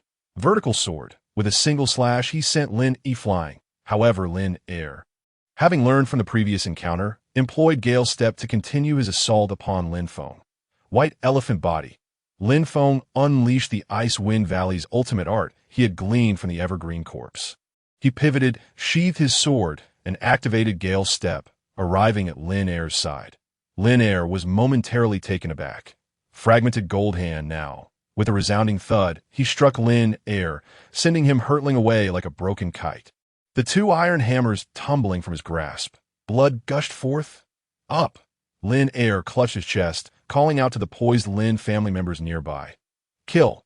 The Lin family members surged forward. Lin Feng's eyes were devoid of emotion. Utterly cold, he plunged into the throng. Ah! The cries of despair echoed relentlessly. They were powerless to resist. The dazed Lin E, witnessing the chaos from the sidelines, knew he had to find an opportunity for a sneak attack. Lin Feng swung his sword with lethal precision. Each strike claimed a life. His once white attire was gradually soaked in crimson. In the blink of an eye, half of the Lin family had perished. Just then, Lin E perceived his opportunity. He was weary. Lin E mused. After all, before their arrival, he had just fought against the Bai family. Lin Feng's swordplay had begun to slow, and as only 3 Lin family members remained, Lin E, Lin Er, and Lin San. Lin E made his move. Activating Gale's Step to its utmost, he vanished without a trace. Lin Yi's signature marksmanship had once achieved the remarkable feat of silently slaying a formidable opponent at the 9th level of the Qi blood realm. In that moment, Lin Yi seemed to witness the death of that powerful adversary once more. You shall perish as well. Lin Feng was poised to deliver a decisive blow to the furious youth. Lin San, when suddenly his ears twitched, catching a faint hissing sound from behind, subtle, yet unmistakable to his acute senses, shattered gold hand. Lin Feng sheathed his sword and struck with his palm against Lin San's chest, sending him crashing to the ground. He then turned, drawing his sword, closing his eyes. Killing sword, kill! A blinding light abruptly filled his vision, painfully intense. Death inevitably approached him. Huff, huff, huff! Lin Feng gasped for breath. This killing sword technique was akin to the overwhelming skill from his past life in online games. Requiring no charge, yet capable of siphoning away all his strength with a single stroke. Its power was undeniably substantial, and it could lock onto an enemy, provided he could discern their aura. The surprise this technique brought him was indeed significant. However, as Lin Feng turned to face the 4 individuals before him, 2 at the 7th level of the Qi blood realm, 1 at the 8th, and 1 at the 9th, he realized that despite their injuries, he himself lacked the strength to continue fighting. Let be for now. You are fortunate.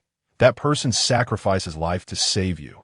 Lin Feng remarked coolly before sheathing his sword and departing. Lin San attempted to pursue, but was restrained by the 2 individuals beside him, casting a fierce glare at them before turning his gaze back to Lin Er, who sat on the ground, bloodied and pale. Lin Er, his face ashen, waved his hand dismissively.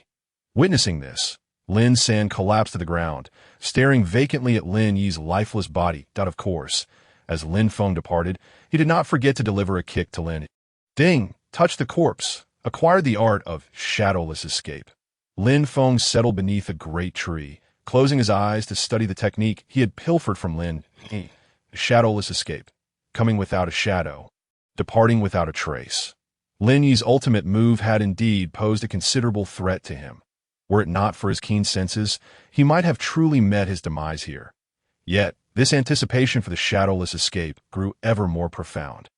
Moreover, From the memories of Yu Bianxiong, he learned that this technique bore significant lineage.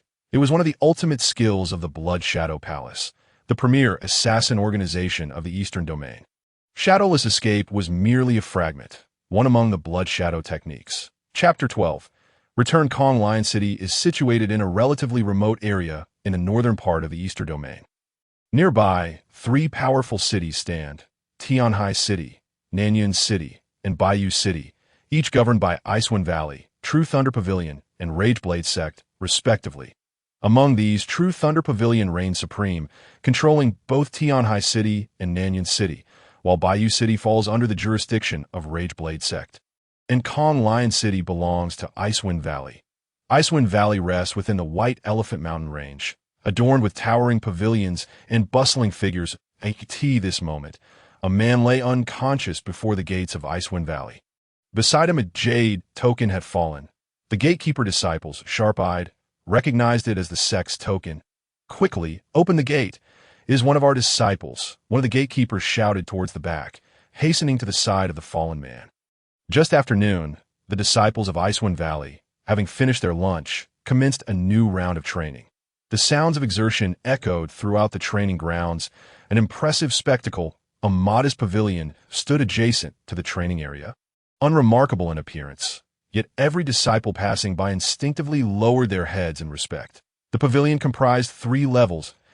An elderly man, with hair as white as snow, yet a youthful visage, clad in an oversized white robe, opened the window, gazing at the spirited men and women in the training grounds, a smile gracing his lips as he pondered. Before him lay a chessboard, the black and white pieces distinct, and the fragrant steam of tea wafted through the air. The old man lifted his teacup, taking a gentle sip, and remarked, "The pieces have entered the game." In the main hall of Icewind Valley, the Valley Master, Xianggu, a middle-aged man with dark hair and an indifferent expression, sat in the chief's seat, observing a trembling young man speaking in hall. "My senior brother, and I merely passed by. Who could have anticipated that man would strike without discernment? Killing my brother? Only I escaped the calamity. Master, you must avenge my brother." The young man was none other than Zhang Yuan, who had narrowly escaped Lin Feng's grasp, his face a picture of grievance as he addressed the Valley Master. Beside Zhang Yuan stood 2 others, one clad in a green brocade robe, gaunt and with bloodshot eyes, and the other in a black ornate garment, robust in stature, seated with closed eyes, lost in contemplation. Upon hearing Zhang Yuan's words, the man in green clasped his hands and addressed the Valley Master. "My son has perished. I beseech the Valley Master to grant me leave from the valley to avenge my son." The Valley Master, Xianggu, remained silent, instead focusing on Zhang Yuan. After a moment, he turned his gaze to the man in black. "Elder Su, what is your perspective?" Elder Su opened his eyes, rising to bow respectfully to the Valley Master. "I require a few more inquiries of this disciple." "Very well," the Valley Master replied. Elder Su then turned to Zhang Yuan. "You claim you two were merely passing through, yet what was your purpose in venturing to the Grave Mountain?" Zhang Yuan trembled, suddenly recalling his senior brother's words before their journey to the Grave Mountain. "Senior brother, why must we sneak out of the valley? The sect has never prohibited us Qi Blood Realm disciples from leaving." His senior brother had placed a finger to his lips, shushing him. "We are seeking opportunities. My father has instructed me thus that I must tell you, whatever happens during this outing, you must not disclose it to anyone. Not even the Valley Master," his senior brother had stated with utmost seriousness. Zhang Yuan, taken aback, fell silent, having always followed his senior brother's footsteps, his confusion merely a fleeting thought. Zhang Yuan emerged from his reverie. He did not respond to Elder Su's question, but instead looked up at the man in green. This man was none other than Chang Qing's father, Elder Chang Xiu. Catching Zhang Yuan's gaze, Elder Chang Xiu cleared his throat and said to Elder Su, "It was I who sent Chang Qing to the Grave Mountain. It holds wind grass, which he requires for cultivating the white elephant body." Elder Chang Xiu was indeed quite generous towards his son, having even passed on the white elephant body technique. Elder Su retorted sarcastically, "Elder Chang, your son is not even qualified to cultivate here. Generally, only those who have made significant contributions to the sect may do so, and one must reach the true essence realm to qualify for such practices.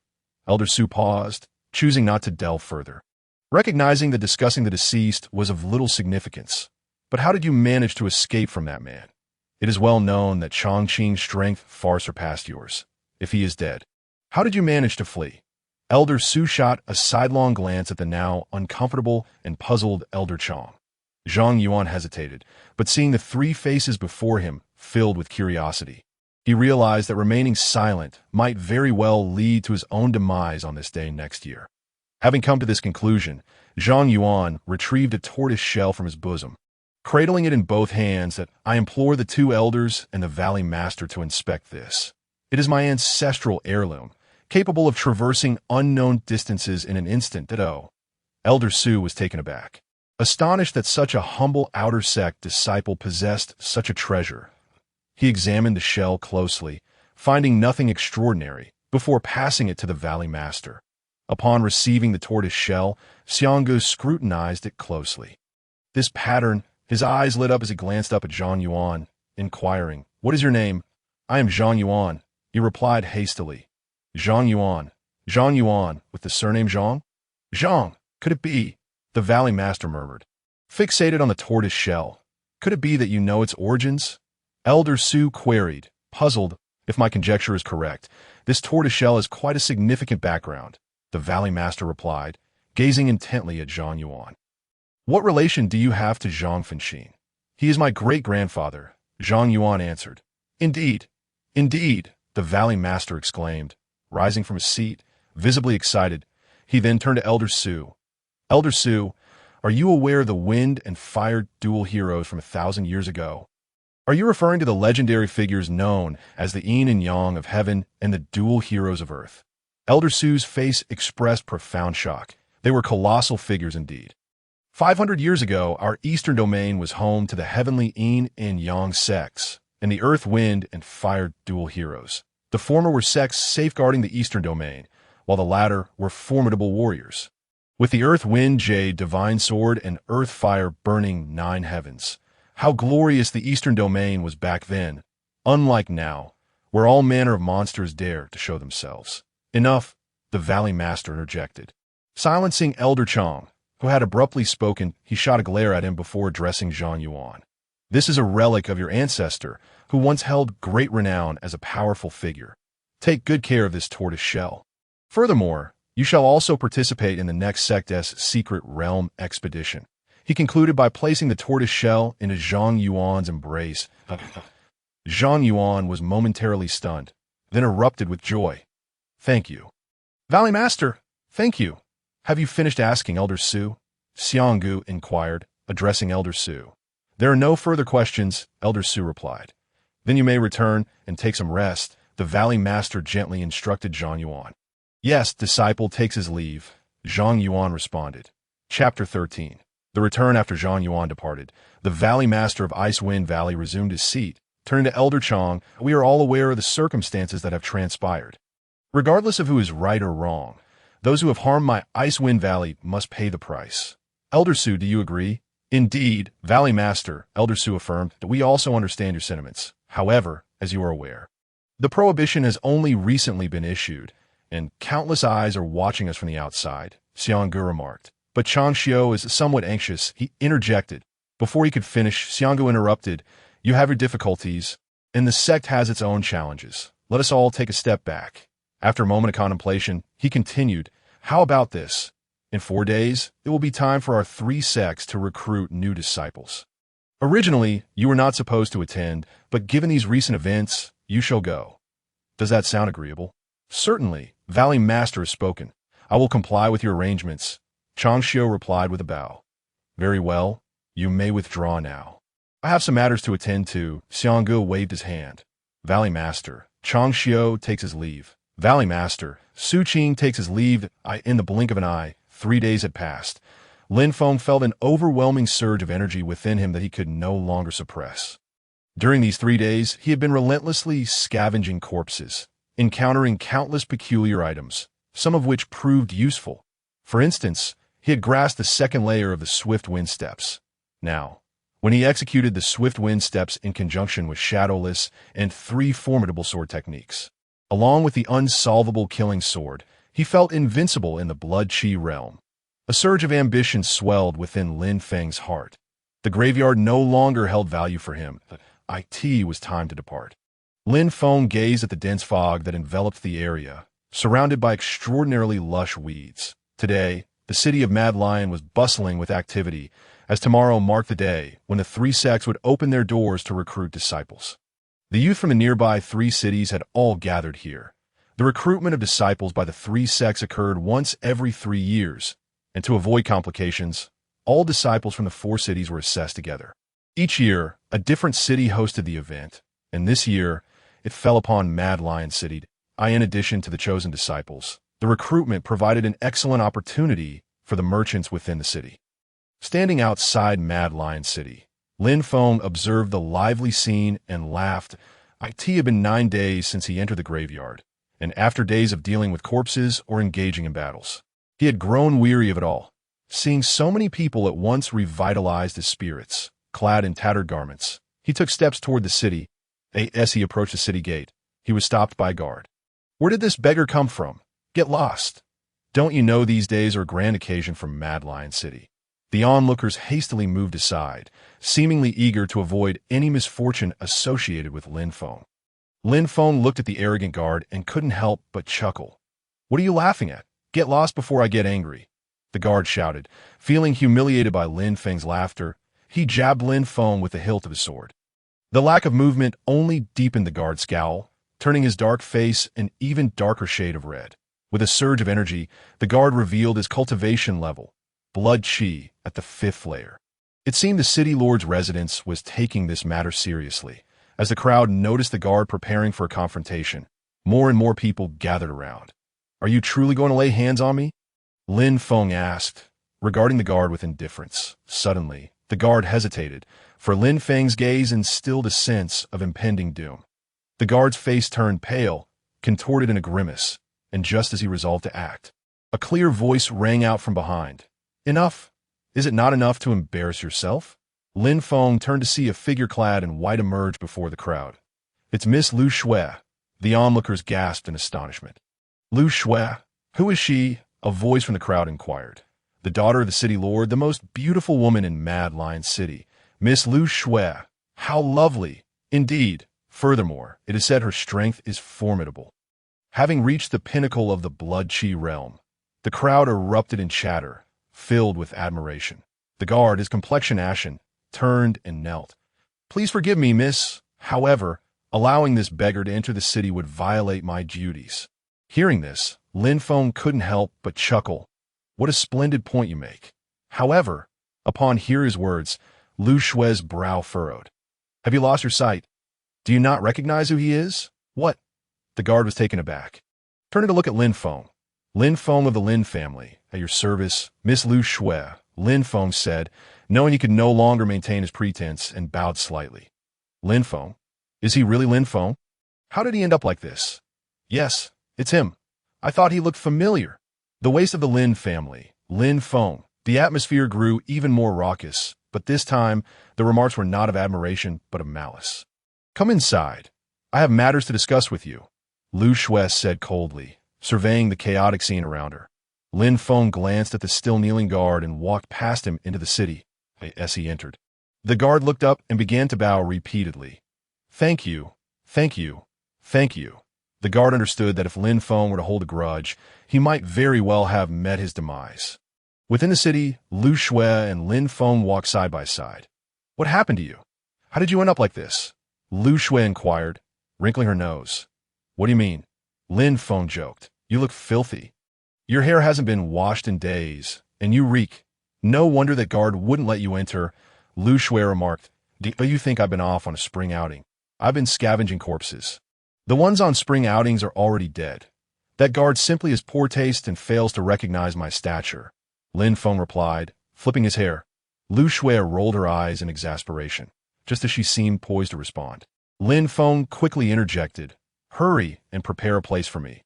I need to wash up, all right?" He reached out to pull Lu Shui along, but she evaded his touch. "Don't touch me," Follow me, she said, hastening ahead. At the Lin residence, Lin Haoyan sat in the main seat, listening to the report from the guards. Upon learning that Lin Feng had returned to Mad Lion City, he sneered. Lin Feng is back.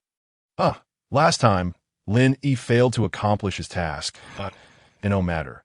He will never comprehend the nature of true power. Tomorrow, I will ensure he understand the consequences of crossing Lin Haoyan. Chapter 14. The fiancé, the city lord's residence, was situated at the heart of Mad Lion City. Serving as its emblem, Lu Shui led Lin Feng back to the Lu family, where the guard were left dumbfounded. In all the years, they had never seen the young lady bring a man home, especially one who appeared to be a beggar. Ignoring the astonished and bewildered gazes of the Lu family guards, Lin Feng confidently followed Lu Shui into the Lu residence. Xiao Yin, please take Lin Feng and help him clean up. Afterward, bring him to my private quarters, Lu Shui instructed the maid, Xiao Yin, before hastily departing. Yes, miss, the maid, a pretty girl named Xiao Yin, replied with a bow. Follow me. Lin Feng observed Lu Shui's retreating figure, finding it amusing. This woman was truly unpredictable, from her arrogance at the White Tiger Hall to her imposing demeanor at the city gate, and now her endearing nature. It was as if her temperament could shift at will. After a moment of reflection, Lin Feng dismissed these thoughts, regardless of her intentions. He was no mere lamb to be led to slaughter. He was a wolf. As he followed the maid, he took the opportunity to admire the scenery and layout of the Lu residence. Indeed, it was the city lord's residence. Lin Feng marveled to himself, impressed by the grandeur and beauty that surpassed the Lin family in the private quarters of the Bai family. Bai Long was furiously conversing with his lackey. Bai Jia, Lin Feng has returned. Do you realize what this means? Bai Long glared menacingly at Bai Jia. Bai Jia knelt, trembling and unable to speak. This signifies that Bai Yuanxiong and the others have failed. They have failed. 7th-tier Qi Blood Realm cultivator, accompanied by over 10 4th and 5th-tier Qi Blood Realm practitioners, yet unable to subdue a mere Lin Feng. How utterly absurd. Bai Jia. Bai Long's tone gradually softened. I have provided you with so many resources, and this is how you choose to serve me. Bai Long's inquiry rendered Bai Jia's complexion increasingly pallid, and his body quivered more violently. Young master. There must be someone aiding him. Otherwise, how could he possibly evade the pursuit of Bai Yuanxiong and his men? Bai Jia hastily defended himself. The dispatch of Bai Yuanxiong and his companions had been recommended by Bai Jia, yet they had failed to appear. While Lin Feng brazenly strolled into the city gates, that it was evident that Bai Yuanxiong's group was doomed. Are you suggesting that it's that old codger from the Lin family? Bai Long retorted. However, if you were to leave the city, my family and the Lu family would not remain unresponsive. Bai Jia's eyes darted. Young master, could it be that Lu Shui is assisting him? The commotion caused by Lin Feng's entry into the city had already spread throughout the Lionheart City, especially after Lu Shui appeared to rescue him, leading to rampant speculation that there was a prior connection between Lu Shui and Lin Feng. Bang! Wretched scoundrel! Bai Long slammed his fist onto the table, gritting his teeth in fury. Bai Long's infatuation with Lu Shui was common knowledge in Lionheart City, ever since their fateful encounter at the City Lord's mansion 3 years ago. He had been utterly captivated and had yearned for her day and night. For 3 years, he had pursued her relentlessly. The last time he heard that Lu Shui was coming to buy something at the White Tiger Hall, he rushed over eagerly, only to have his plans thwarted by this Lin family wastrel. Today, hearing that Lu Shui had specifically brought Lin Feng into the city only fueled his ire further. Observing the increasing discomfort on his young master's face, Bai Jia quickly interjected, Rest assured, young master, tonight I shall ensure he sinks beneath the lake, never to see the light of tomorrow. Upon hearing this, Bai Long's anger reached new heights, and he kicked Bai Jia. Fool, he is not a mere commoner. He is protected by the ancestors of the Lin family. Tomorrow, there will be a sex recruitment. Do you dare to cause trouble? Are you tired of living? I certainly am not. Get out. Get out. Bai Long glared at Bai Jia, his fury unabated. Get out of my sight, he shouted, pointing towards the door. Bai Jia, upon hearing this, scrambled out in a flurry. You too will participate in the sex recruitment, won't you? I shall await your arrival, and at that time, I will ensure your demise is most disgraceful. Lin Feng. Bai Long growled softly. Ah, how delightful. Lin Feng reclined in the warm bath prepared for him by the maid Xiao Yan, the soothing water enveloping his body. Indeed, he was quite fatigued. Ever since activating the corpse looting system on the Grave Hill, he had either been engaged in slaying or rummaging through corpses, never having had the chance to rest properly. It felt akin to a famished person who, after 3 days and nights without food, finally laid eyes upon a delectable feast.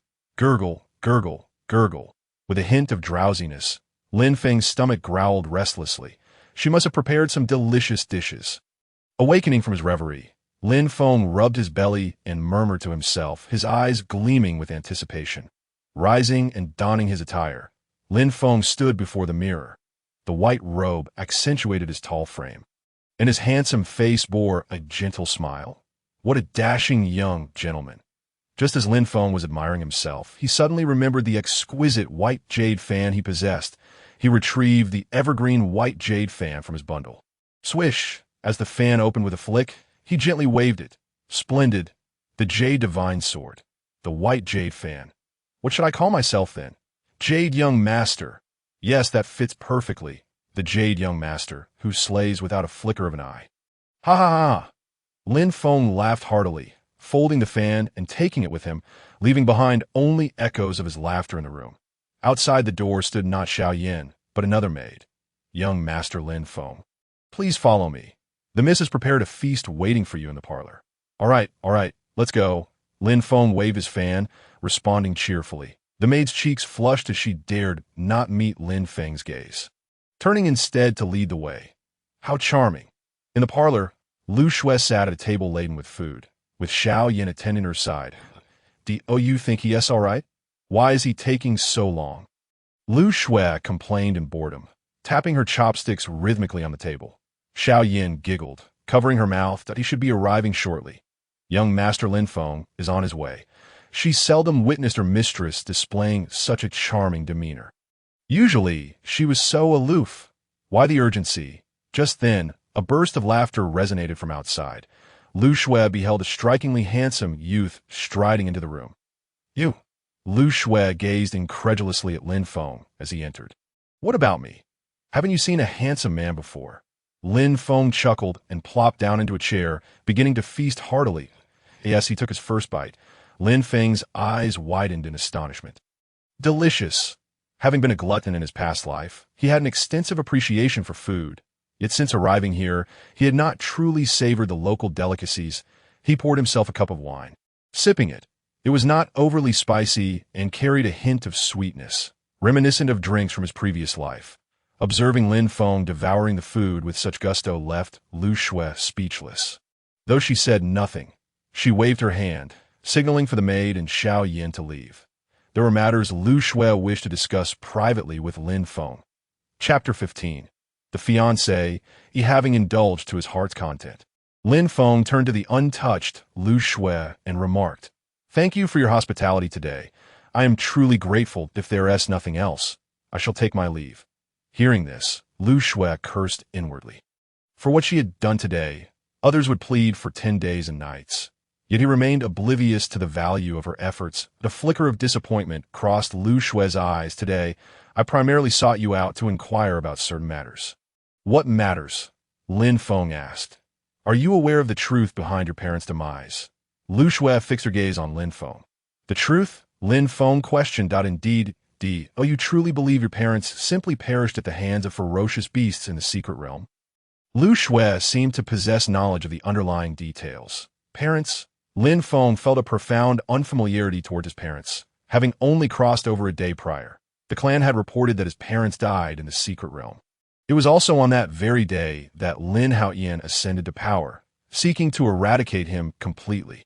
Reflecting on it now, it indeed seemed suspicious, as the timing was too coincidental. The day after the news was relayed, Lin Haoyan, alongside 3 elders, seized control of the family head position. His parents were not weak. Rather, they were formidable, standing as the strongest within the Lin family. It felt as though it had been orchestrated. What do you know? Lin Feng inquired. The death of your parents was likely a conspiracy orchestrated by Lin Haoyan and a few others, Lu Shui asserted. Lin Feng's suspicions were confirmed that you know who else, aside from Lin Haoyan, was involved? Lin Feng asked. I am not certain. Lu Shui replied, a hint of regret in her voice. Their information is tightly sealed. This was merely my father's conjecture. Your father? Lin Feng inquired. Yes, my father had a very close relationship with your parents. Lu Shui explained that I was unaware of this. Lin Feng responded, in the memories of his former self, his parents had never had any connection with Lu Shui's father. Lu Shui's expression turned complex. I only learned of this after your parents' passing. My father informed me. After Lu Shui spoke this, she fell into a contemplative silence. Lin Feng, observing her lost in thought, grew impatient and rapped the table. Is this all you wanted to discuss? If there's nothing else, I shall take my leave, Lin Feng declared, preparing to rise. Lu Shui, startled by Lin Feng's intent to leave, quickly urged, of course not. Please sit. I have yet to finish. Lin Feng remained standing by the table. I have a multitude of matters to attend to. Please expedite your words. Huang Ling is still at home waiting for me. I can only imagine how she has fared these past few days without me. Lu Shui, noting Lin Feng's impatience, felt a spark of irritation, in a cold tone. She replied, wait a moment. I have something to show you. Without acknowledging Lin Feng further, she walked to a nearby cabinet and retrieved a rectangular brocade box. Returning to the table, she placed the box before Lin Feng. Take a look for yourself. Lin Feng, puzzled, opened the box. Inside lay a piece of leather parchment. As he unfolded it, a momentary shock widened his eyes. No way. Lin Feng recalled a tale from his previous life. Fiancé, He glanced up at Lu Shui, whose expression was a mixture of complexity. What is the meaning of this? Now, can you take a seat? Lu Shui inquired. Lu Shui sat upon a chair, resting her chin upon her hand as she gazed at Lin Feng. Observing Lin Feng as he returned to his seat, she finally spoke. 19 years ago. When my mother was with child, an unfortunate incident caused her to experience a miscarriage. She required a rare medicinal herb to stabilize the pregnancy. Thus, she ventured into the beastly forest, but unfortunately, she provoked a formidable beast and nearly lost her life. At that time, your parents happened to be training in the same forest, encounter my father, and save his life, assisting him in successfully locating the needed herb. Afterward, your father and my father became fast friends, sharing the same ideals and forming a deep bond. A year after my mother gave birth to me, your mother also delivered you, and that is when our betrothal was established. But why was I never informed? Lin Feng inquired. I am not privy to the details. My father only shared this much with me. Lu Shui replied. So, all of this today was orchestrated by your father, Lin Feng stated. Not entirely, Lu Shui clarified. Then what is your intention today? Lin Feng asked, looking intently at Lu Shui. Lu Shui fell silent, lowering her head. A cancellation of the engagement? Lin Feng boldly suggested. Yes, Lu Shui nodded slightly. I consent. Lin Feng's resonant voice echoed in Lu Shui's ears. What? Lu Shui exclaimed, suddenly raising her head. He agrees. Why? Her tone was laced with complexity. What do you mean, why? Lin Feng chuckled. The moment Lu Shui presented the marriage certificate, Lin Feng had already comprehended the situation. Today was merely a performance of dissolution, albeit less brutal than those he had witnessed in his past life. Actually, I have another question, Lin Feng continued. Speak, Lu Shui prompted, since only you and your father are aware of this matter. Why not simply tear it up? Why inform me? Do you not fear that I might stubbornly refuse? Lin Feng questioned. Well, I asked my father the same thing at that time, Lu Shui admitted, feeling somewhat embarrassed. Upon learning of her betrothal, she was even more astonished than Lin Feng, especially since no one else was aware of it. She vividly recalled her father's expression, filled with complexity, regret, and profound nostalgia. And why father did not provide a direct answer, but merely instructed me to leave the choice to you. Whether to annul or not is entirely within your hands. Should you wish to proceed, we shall marry. If you choose to annul, then all of this will simply fade away. Will it all truly fade away?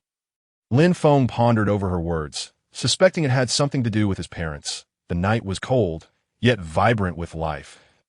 As Lin Feng strolled through the bustling streets, surrounded by laughter and joy, he suddenly felt a pang of solitude. The day after he arrived in this world, his parents had perished, leaving him without a soul to converse with. No friends, no ties, Nothing he felt like a rootless weed, drifting aimlessly and helplessly. After Lu Shui finished her last sentence, Lin Feng tore the marriage certificate before her eyes. Although Lu Shui had mentally prepared herself, she was still taken aback by Lin Feng's decisiveness. After ripping the certificate, Lin Feng disregarded Lu Shui and departed without a backward glance. He felt no regret. In his previous life, he had always placed great importance on emotions, particularly regarding marriage to him. Marriage devoid of feeling was untenable. He had never heeded the dictates of parental arrangements or matchmaking. Chapter 16. A new beginning in the Lin household. The night had darkened, and all lights were extinguished. Two guards leaned against the outer pillars, deep in slumber. Lin Feng scaled the wall, maneuvering through the shadows, until he arrived before his chamber. A flicker of light. Within, the faint glow illuminated a figure hunched over a table. The silhouette was slender and graceful. It was Huang Ling. Lin Feng softly called, but received no response. Approaching the table, he furrowed his brow. Huang Ling's complexion was pale, and she was drenched in sweat. Had she been plagued by nightmares? Lin Feng recalled the torment she must have endured during his absence these past 10 days. Tenderly, he wiped the sweat from her forehead. No. Please, spare the young master. Huang Ling suddenly grasped Lin Feng's hand, crying out, I end these 10 days. Huang Ling had suffered greatly in the Lin household, awakened before dawn by a wicked aunt to toil and labor. She was allowed only 1 meal a day, leaving her emaciated and weak. For Huang Ling, the most anticipated moments were those spent in the young master's quarters, peacefully falling asleep. However, tonight, sleep eluded her, and after what felt like an eternity, she finally dozed off, only to be haunted by a terrifying nightmare in which the young master was captured and tormented by that detestable patriarch.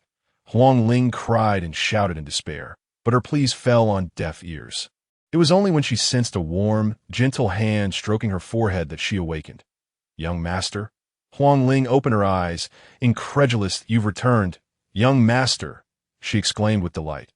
Yes, I'm back. Why aren't you resting in bed? How can you sleep well on this hard chair?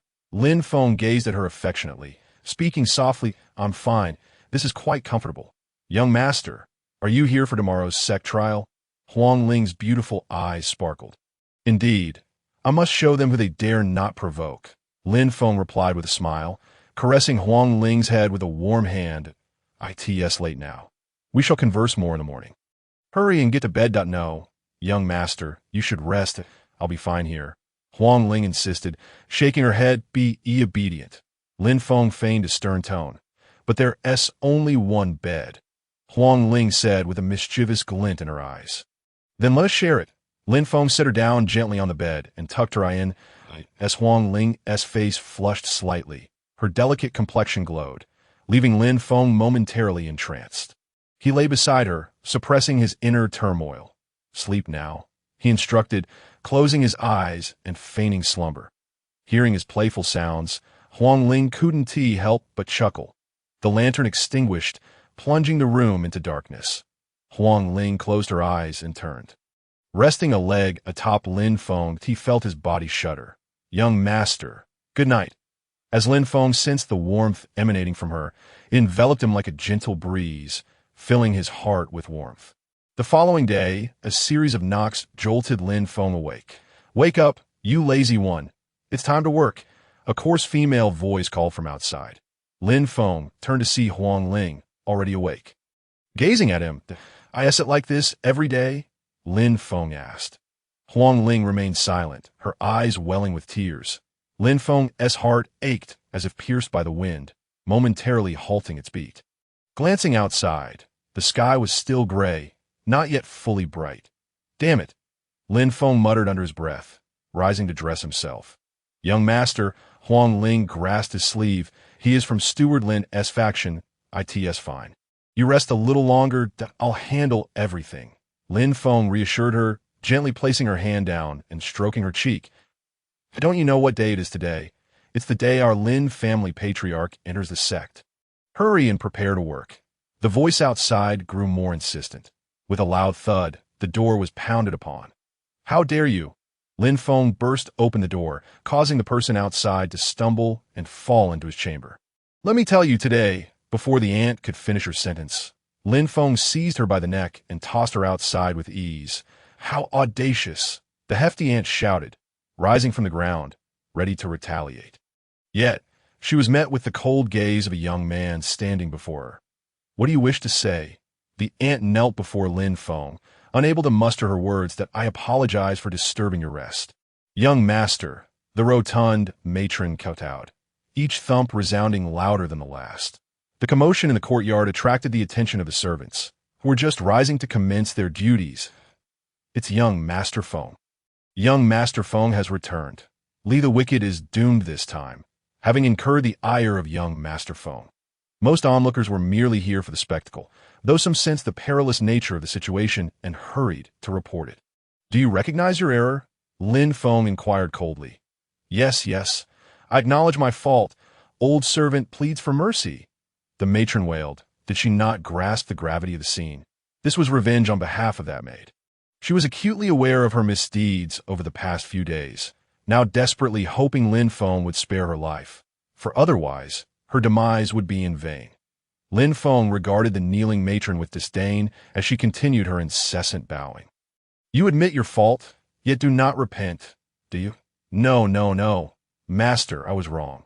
I truly was wrong. I should not have treated Linger thus. Please, spare this old servant. The matron lifted her head, terror etched across her face as she hastily implored. Mistakes must be punished. Lin Feng raised his sword. Young Master Feng, please show mercy. A wave of gasps arose, yet Lin Feng remained unmoved, his sword swinging. Blood splattered, an elderly man clad in a simple blue robe approached swiftly. His eyes ablaze with fury as he beheld the fallen matron. Young Master Feng, do you forget who the current head of the Lin family is? Do you dare commit such acts of violence in broad daylight? Do you not respect the family's laws? Lin Feng looked at the spitting old man, who portrayed himself as a paragon of righteousness, and sneered. Steward Lin, this is the Lin family. I am the young master. Do you need to instruct me on how to conduct my affairs?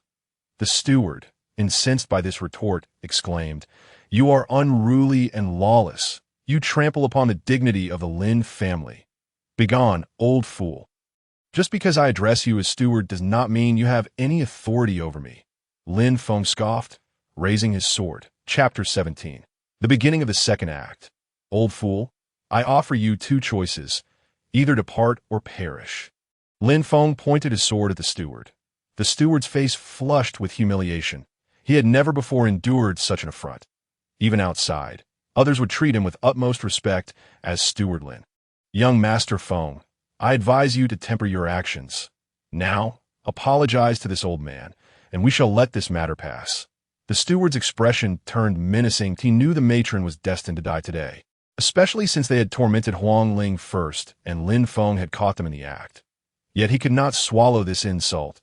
It seems you have chosen the latter path. Lin Feng executed a flourish with his sword.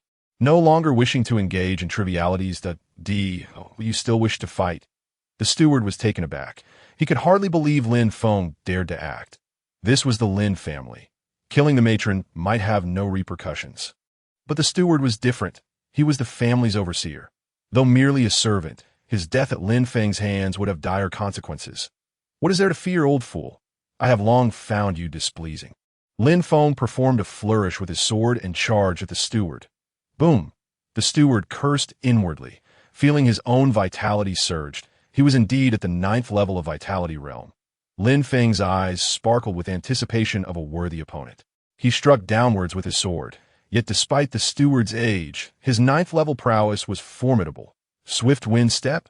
The steward evaded Lin Feng's strike and drew his weapon, a long knife, which he swung at Lin Feng. Lin Feng quickly regained his composure after missing a strike and prepared to clash with the steward. The two exchanged blows, swords and knives colliding with a piercing metallic clang. Lin Feng was somewhat impressed by the steward's strength. He possessed a degree of skill, but it would end here. Spotting an opening, Lin Feng lunged with his sword. Thud! The steward fell to the ground, spitting blood. Since you seek death, I shall oblige. Lin Feng advanced with his sword aimed at the steward. With a horizontal stroke, a flash of sword light arced forth. Clang! The blade was suddenly deflected. You may cease, Lin Feng, came a voice.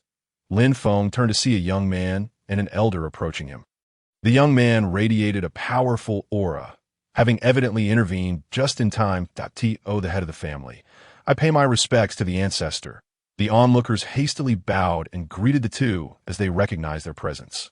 Is that the Lin family's ancestor? Lin Feng gazed upon an elder clad in white, his pallid complexion and flowing silvery hair exuding an air of authority. An unseen pressure enveloped the area. A display of intimidation, Lin Feng smirked inwardly, unperturbed. After a moment, the elder retracted the pressure, appearing satisfied. Very good, very good. Lin Feng, you have gone too far this time.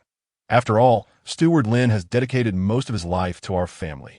How could you resort to violence against him? Lin Haoyan reproached. Head of the family, you must seek justice for me. The steward cried out to Lin Haoyan. What? You wish to defend him? Lin Feng mocked. Today's events are indeed your fault. Apologize to Steward Lin, and we shall let this matter pass. Lin Haoyan chuckled. And if I refuse? Lin Feng countered.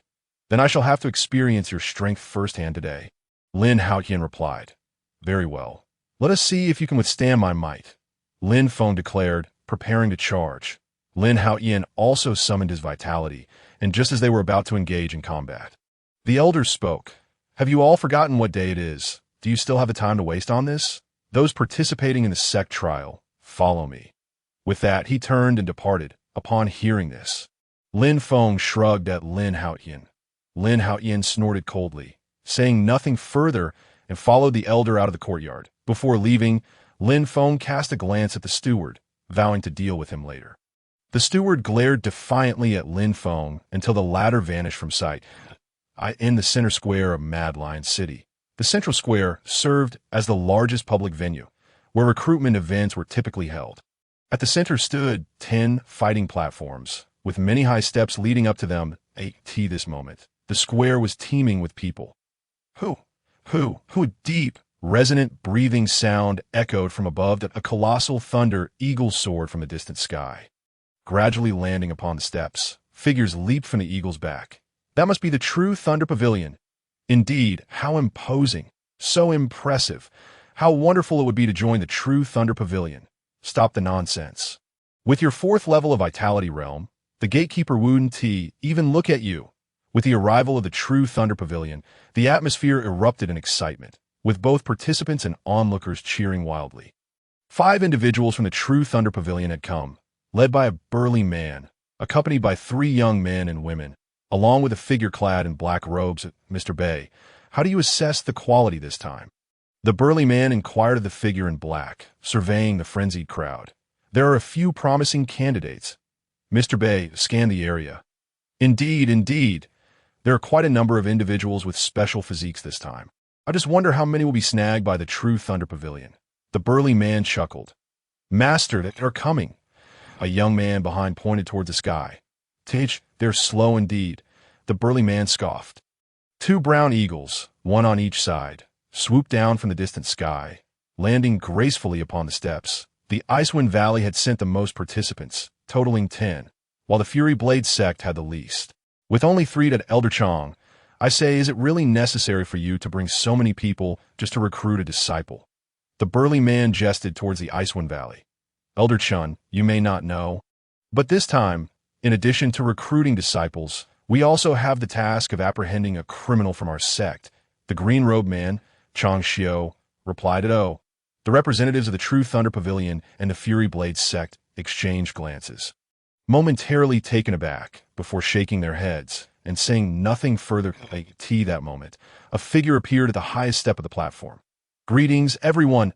I am Lu Suashing, and it is my honor to host this year's Trisect trial.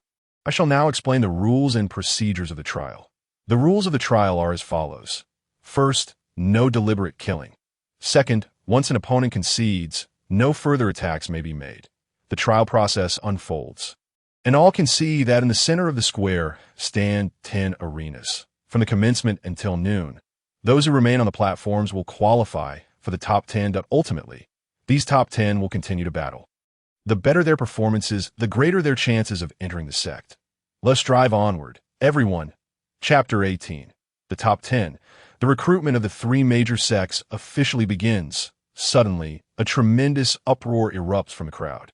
Figures rush towards the 10 arenas. Bai Long from the Bai family of the Lion City, Lin Haoyan from the Lin family, along with several individuals from smaller clans. As for why Lu Shui is not present, it is because she had awakened her unique physique, the heavenly eye, prior, and was already pre-selected by the Icewind Valley. Upon completion of recruitment, she can directly join the sect. Among the younger generation of talents from Tianhai City are Wang Chun from the Wang family and Li Shuixin from the Li family. The young elites from hundreds of cities include Zhang Yun from the Zhang family and Song Qian from the Song family. From Nanyan City, there is Yun Mingyue from the Yun family. The 7 individuals occupy their respective arenas, remaining unbothered by one another. Only 3 arenas remain for others to contest, and no one dares to challenge these 7.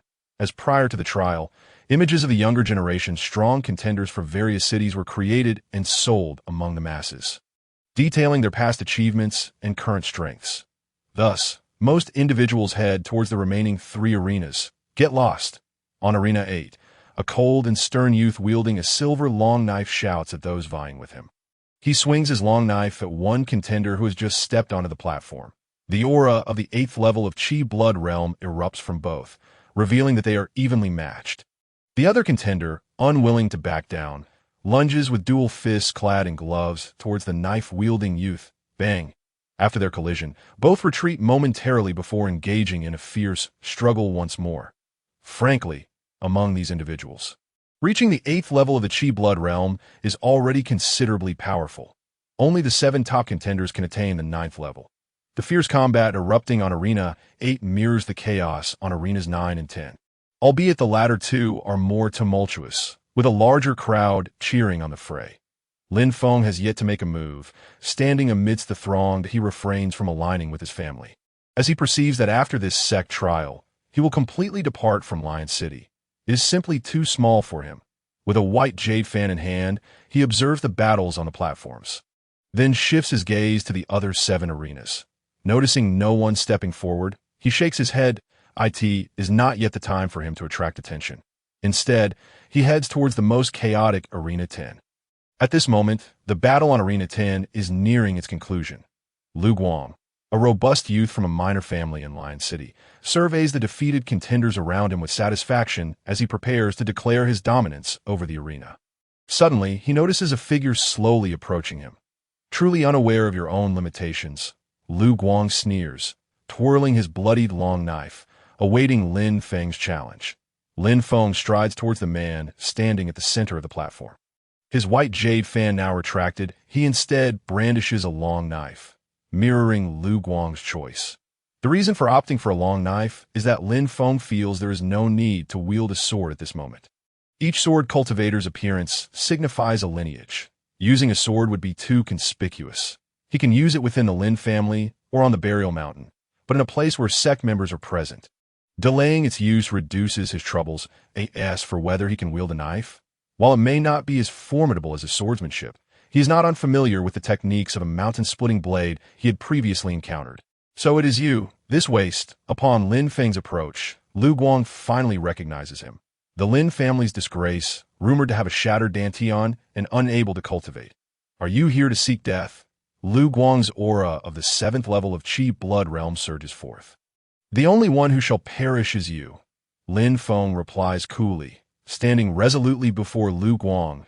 At this juncture, the onlookers also become aware of Lin Feng's presence on Arena 10.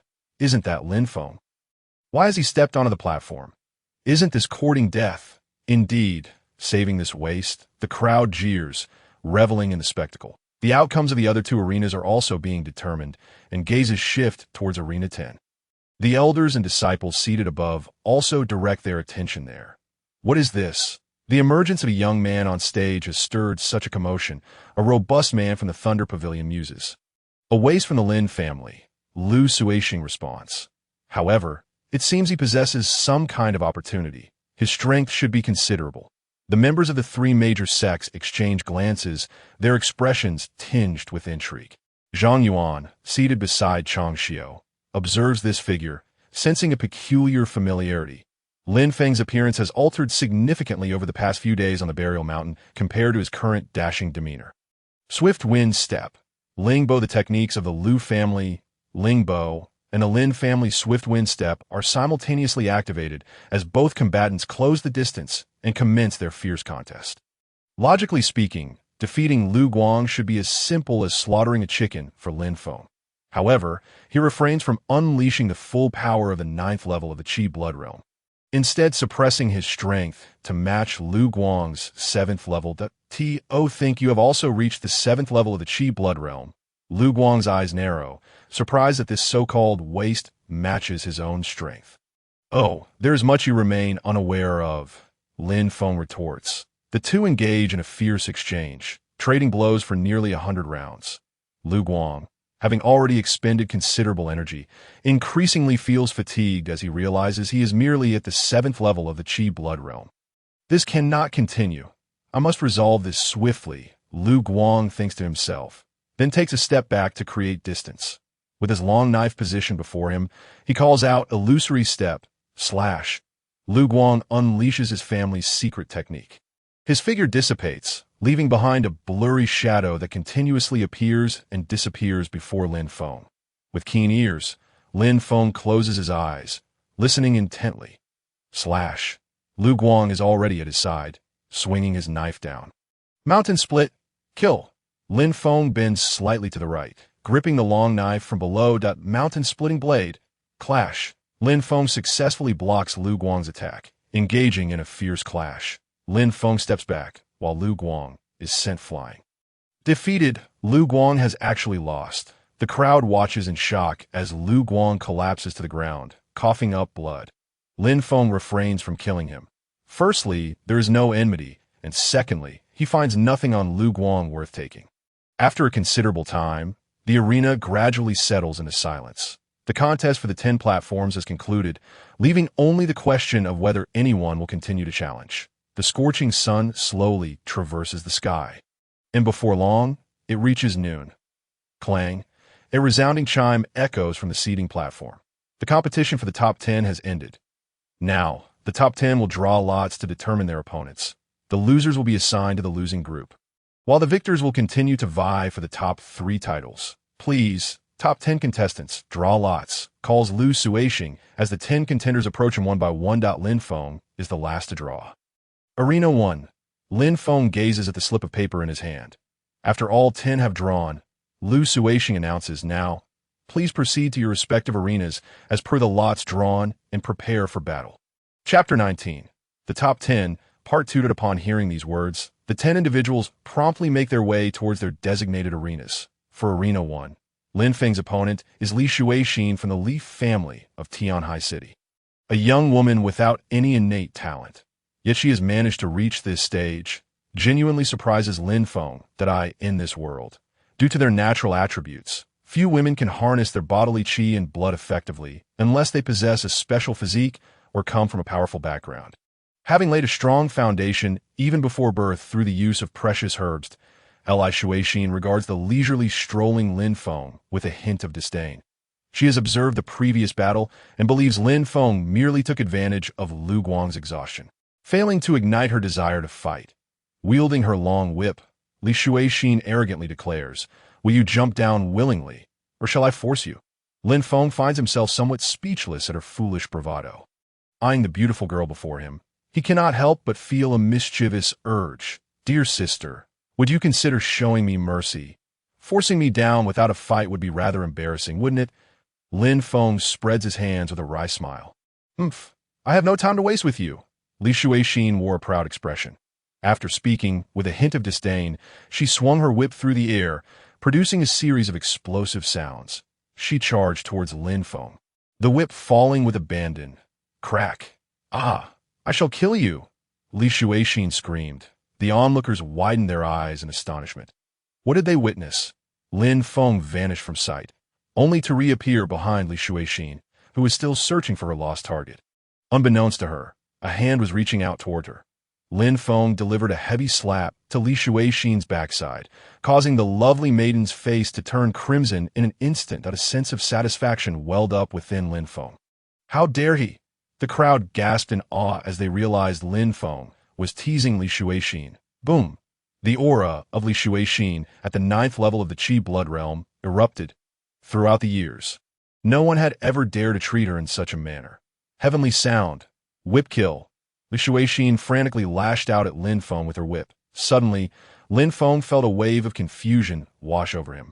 As a chilling sound invaded his mind, it could actually bewilder one's intellect. Lin Feng, startled, quickly steadied his thoughts, closing his ears to the winds. Reopen them now would be tantamount to seeking death. He activated the second layer of his Gale steps, evading Li Shuixin's assaults.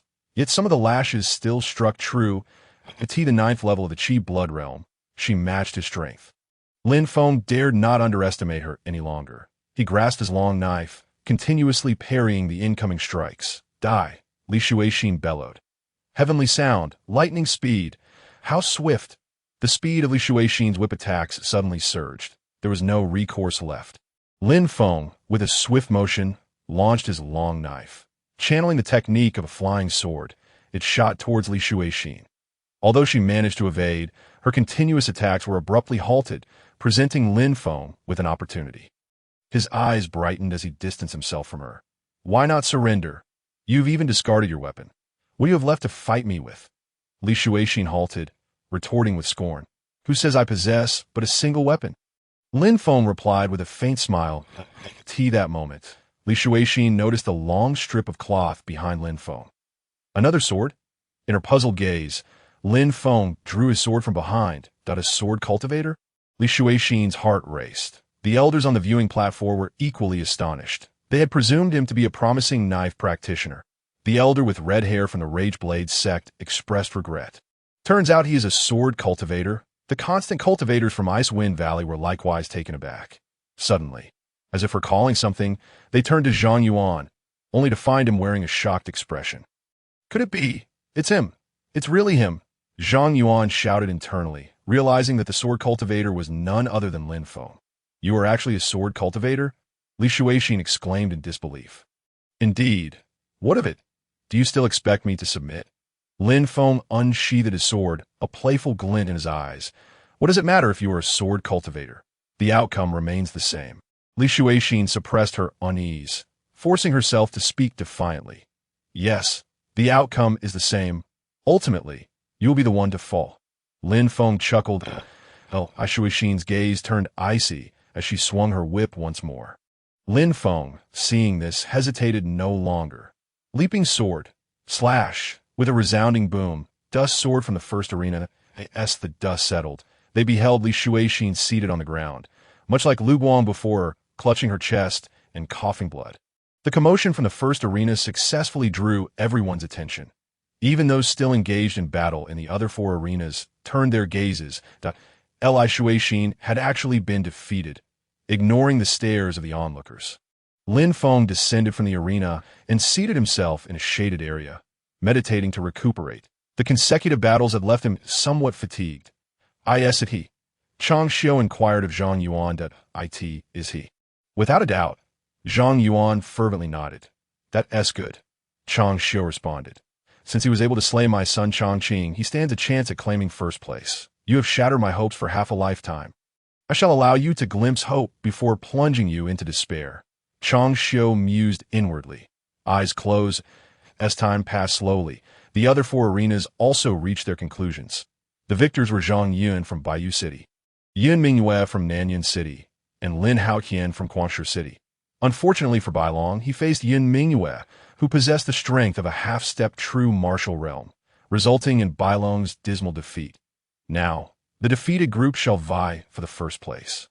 The one who secures the first place among the defeated shall have the right to challenge any victor, Lu Shuixin announced. The method to determine the first among the defeated is quite straightforward, a grand melee. Ultimately, Bailong stood triumphant on the arena. He gasped for breath, clearly nearing his limit. Here, take this Bai Chao recovery pill. This is a privilege for the first among the defeated. The Bai Chao recovery pill is exceedingly precious.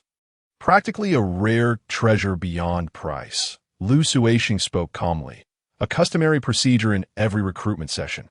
This pill was provided by the 3 major sects, No family could offer such a treasure. Bai Long hesitated momentarily. He was uncertain if he would be accepted into a sect this time, but obtaining this pill would make his journey worthwhile. Yet he cast a glance at Lin Feng below the arena. He was unwilling to leave without having fought.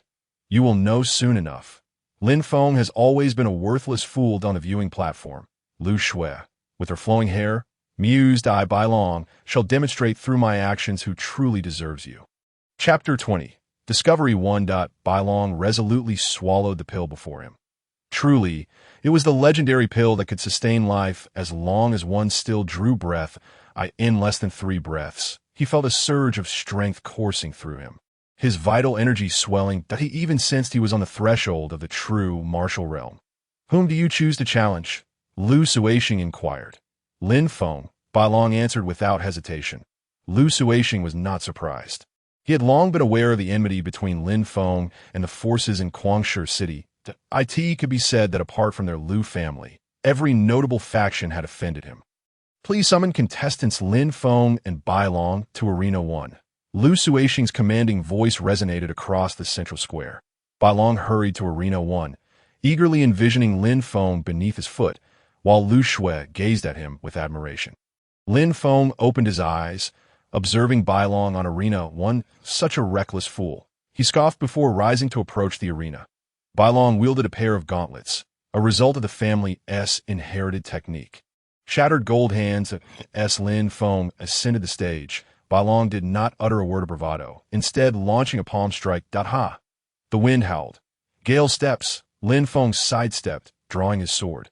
Leaping sword, slash, boom. Bai Long stood in stunned silence, unable to comprehend what had just transpired before collapsing. Unconscious, his last thought was one of disbelief. Neither the 3 major sects nor the onlookers could contain their astonishment that it was not that Bai Long was too weak, but rather that Lin Feng was too formidable. Lin Feng pointed his sword at the remaining 4 contestants. You all, come at me together. Arrogant. Lin Haoyan seethed with fury that he leapt onto Arena 1. Leaping sword. Slash. With a single strike, Lin Haoyan was sent flying, blood spraying through the air. Zhang Yun and Yun Mingwei exchanged glances. This time, they did not approach the stage alone. They were not fools, given the situation. One person would surely be overmatched. Nodding in agreement, they both leaped onto the arena. Bai Yu, Zhang Yun, Nen Yun, Yun Mingwei. They introduced themselves. Enough with the pleasantries. Let us get to it. Lin Feng replied nonchalantly. How brazen. The 2 cursed inwardly, then attacked simultaneously. Zhang Yun wielded a spear, while Yun Mingwei brandished a dagger, chasing lightning, seeking wind. Shadow of the extreme, Moon's kill. They unleashed their trump cards without holding back. Observing this, Lin Feng's aura at the 9th level of the Qi blood realm erupted.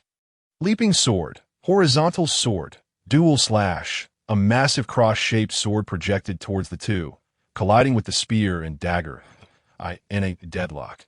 Lin Feng wore an expressionless face as he quietly commanded, slash, simultaneously with the utterance of the word. A brilliant cross-shaped sword light abruptly descended with tremendous force. In the next moment, the arena was engulfed in a cloud of dust. As the dust settled, Lin Feng stood unscathed upon the stage, while Yun Mingwei and Zhang Yun lay unconscious on the ground. Gasps of astonishment erupted from the crowd. The Zhang and Yun families hurriedly rushed forward to carry the 2 away. Observing the conclusion of the match, Lu Suisheng announced, the trials of the 3 sects have now come to an end, and the first place is awarded to Lin Feng of the Lin family. Traditionally, the victor of each trial received a reward. And this time, the reward was the privilege to freely choose which sect to enter. Soon as Lu Suisheng finished speaking, those beneath the stage erupted into frenzied cheers. In previous trials, it was the sects that selected their disciples. And even if multiple sects showed interest in one individual, it was always a matter of negotiation among the sections. They had no right to make a choice. Even being first place merely conferred slightly greater rewards. Lin Feng was momentarily taken aback. This choice was far from simple. He recalled having seemingly offended a certain sect at the Grave Mountain just days prior. If he were to be selected by them now, it would surely lead to chaos. All right, Lin Feng, your choice is wait. A sudden voice emerged from the seating area. Lu Suishing looked at the speaker, Elder Chong, with confusion. Elder Chong, what do you mean? I have a few questions for Lin Feng. Chong replied. Surely, Lu City Lord doesn't mind? Not at all, Lu Suishing responded. Elder Chong nodded and turned his gaze to Lin Feng. Where were you 6 days ago? Lin Feng narrowed his eyes, sensing trouble. This individual was likely a senior member of the sect whose disciple he had killed at the Grave Mountain. At the Grave Mountain, Lin Feng finally admitted after a moment's contemplation. Very well. Then let me ask you. Did you kill my son, Chong Qing? Elder Chang's words were shocking. Lin Feng was indeed the murderer. The other sect members displayed expressions of disbelief. Even Lu Suishing was no exception. Meanwhile, the crowd below was in a state of confusion. Chong Qing?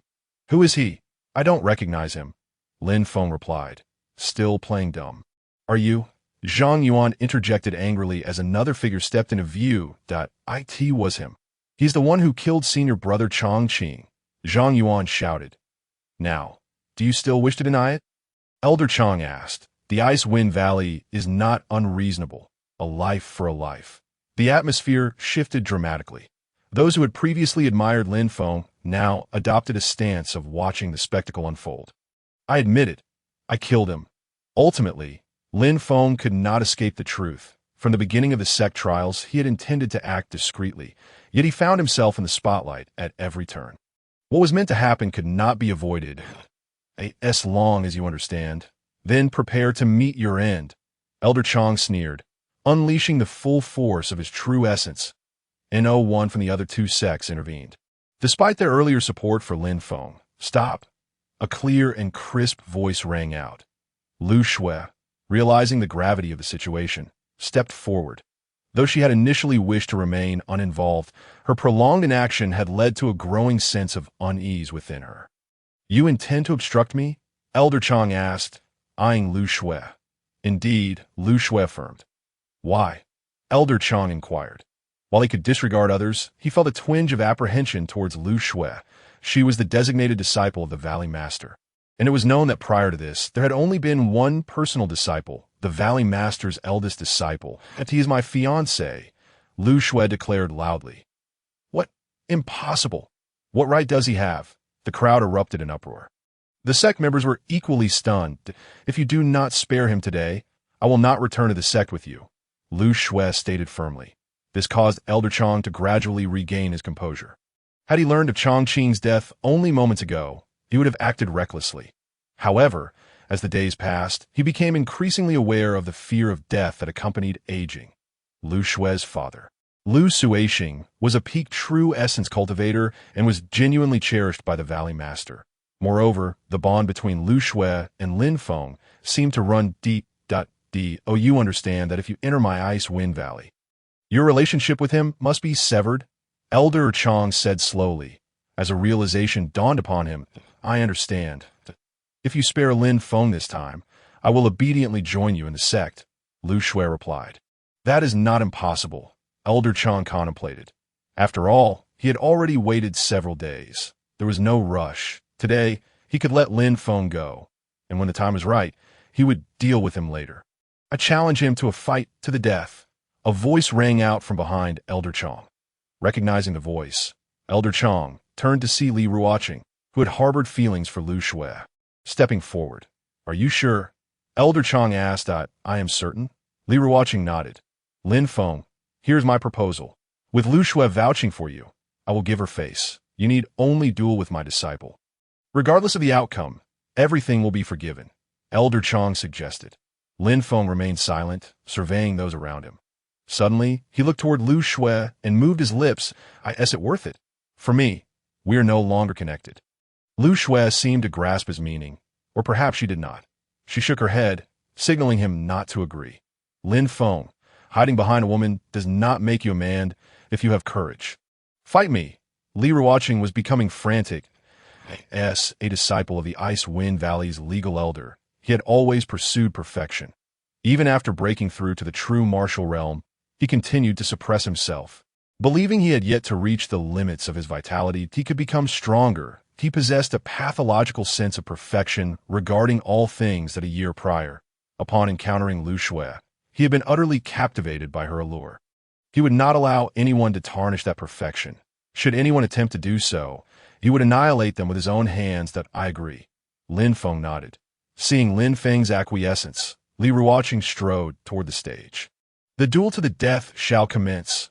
Until one side perishes, the fight will never cease, and no one is permitted to intervene. Do you all agree? Elder Chong proclaimed. I agree. Lin Feng replied. I agree. Li Ruoqing snarled. Prepare to meet your demise. With that, Li Ruoqing launched the first strike. His weapon, a spear, trembled as he charged toward Lin Feng. Lin Feng swiftly turned his sword to meet the attack. Thunder strike, Li Ruoqing shouted. Thrusting the spear forward with a thunderous roar, Lin Feng remained unfazed, countering with sword technique. The ground as a prison. Although he had yet to fully master the sword technique, it was not merely a martial art. Its essence encompassed myriad forms, from sword strikes to defensive maneuvers, evasion techniques, and lethal attacks. It covered a vast array of skills, though most were far beyond reach. The ground as a prison was one of the few techniques usable at the Vitality realm. With a swift motion, Lin Feng drew a circle in the air with his sword, deflecting Li Ruoqing's spear. Li Ruoqing's expression grew serious as he retreated, keeping his gaze fixed on Lin Feng. Thunder strike, Li Ruoqing launched another attack, simultaneously executing his movement technique. Thunder strike emphasized speed, while Thunderbolt focused on ferocity. Li Ruoqing, realizing that skill alone would not suffice, decided to overpower Lin Feng with sheer strength. He had reached the threshold of the true essence realm. Having transformed most of his vitality into true essence, he was confident that Lin Feng's vitality could not surpass his true essence. Cross-slash, cross-kill. These techniques were advanced versions derived from the sword technique. The two attacks collided, producing a massive spark. With a resounding boom, both combatants were forced to retreat. Lin Feng staggered back 3 steps, while Li Ruoqing only took 1. In this exchange, Li Ruoqing held the upper hand. Again, Lin Feng shouted, propelling himself off the ground with his right foot. Li Ruoqing used the spear's tip to launch himself into the air. The two clashed midair, intertwining once more. After a breath, they separated again. Observers from the sect noted that the two had exchanged blows in the air no less than 100 times upon landing. Both were visibly injured. Lin Feng's clothing bore several large tears, while Li Ruoqing's attire was similarly marred. The two turned to face each other. Once again, they clashed in combat. Lin Feng activated his eagle eye and wind listening abilities, employing a series of intricate sword techniques in a fluid manner. Li Ruoqing wielded a long spear, his form ghostly and elusive, like a specter. After fighting for nearly half an hour, both were somewhat fatigued. Following a collision, they distanced themselves from each other. You are indeed formidable, but you should not tarnish Schwer. You must pay the price, Li Ruoqing stated, his voice deep and composed. Upon hearing this, Lin Feng's expression turned grave, realizing that Li Ruoqing was about to escalate matters. Indeed, Li Ruoqing's aura grew increasingly perilous. Tianming, death, Li Ruoqing murmured softly, lightly brandishing his spear. Yet Lin Feng dared not show even a hint of negligence. He sensed an ominous shift in the surrounding atmosphere. What power! Remarkable indeed, it is of the high-grade Xian level, a burly man from Zhenlei Pavilion exclaimed, glancing at Chang Xiu. You actually allowed him to cultivate this technique. You truly have the audacity. This was his master's decision. We had no choice, Chang Xiu replied. Su Fengzi. Chang Xiu nodded. In the arena. Lin Feng felt an escalating sense of danger as he beheld Li Ruoqing, who was now advancing, spear in hand, inching closer with each passing moment. Tiske, a red-haired man from the Angry Blade sect clicked his tongue. Those who employ this technique are all madmen. For decades, none who have used it have lived to tell the tale. He then cast a wary glance at Chang Xiu. I must resort to that technique, Lin Feng thought, a spark igniting within him. Sword classic, sword sound. He watched as his long sword began to vibrate incessantly. Centered around the sword, the air began to ripple visibly. That moment, Lin Feng could clearly see that the entire arena was already suffused with a different kind of wave. This your killing move? Lin Feng could not articulate his thoughts, merely gazing at Li Ruoqing, whose movements had begun to slow that instant. With the protection of the sword sound surrounding him, Lin Feng gradually regained his ability to move. However, Li Ruoqing's situation deteriorated. This technique, inherently a double-edged sword, was now compounded by the death waves emanating from him, while Lin Feng's sword sound began to assault him as well. Li Ruoqing gazed in horror at this unfolding reality. Suddenly at a loss, if this continued, he would undoubtedly perish. His eyes darted until they fell upon Chang Xiu. Chang Xiu found himself in a predicament. He discerned Li Ruoqing's intent, but with so many witnesses present, if he intervened, it would be tantamount to slapping his own face. Yet, recalling the madman, he knew he feared little else in the valley more than that lunatic and the valley master. Damn it. Just as the valley master finishes one matter, another incident arises with that madman. Chang Xiu cursed inwardly before stepping forward. Stop. Li Ruoqing's eyes brightened at these words, quickly shifting his gaze to Lin Feng. His lips moving. Cease your actions. Chapter 22. Sacred Sun Sect 1 Cease. Lin Feng regarded Li Ruoqing, who was glaring at him menacingly. He scoffed internally, recognizing that had he not possessed a trump card, he would likely already be dead. Ignoring Chang Xiu's attempts to halt him, Lin Feng declared, Sword Classic, Sword Sound, and accelerated the driving force of the sword sound. The ripples within the arena became increasingly pronounced, transitioning from a phenomenon visible only to the two of them to one observable by all outside the arena. Damn it. Chang Xiu realized Lin Feng's intentions. He aimed to kill Li Ruoqing. Understanding this, Chang Xiu's aura erupted, his true essence emanating throughout the space. Li Ruoqing was destined to die for employing that technique. However, he could not be allowed to perish under Chang Xiu's watchful gaze. A surge of agitation coursed through Chang Xiu. His right hand shimmered with white light. 3 elephants, white elephant palm. A white jade palm print surged toward Lin Feng.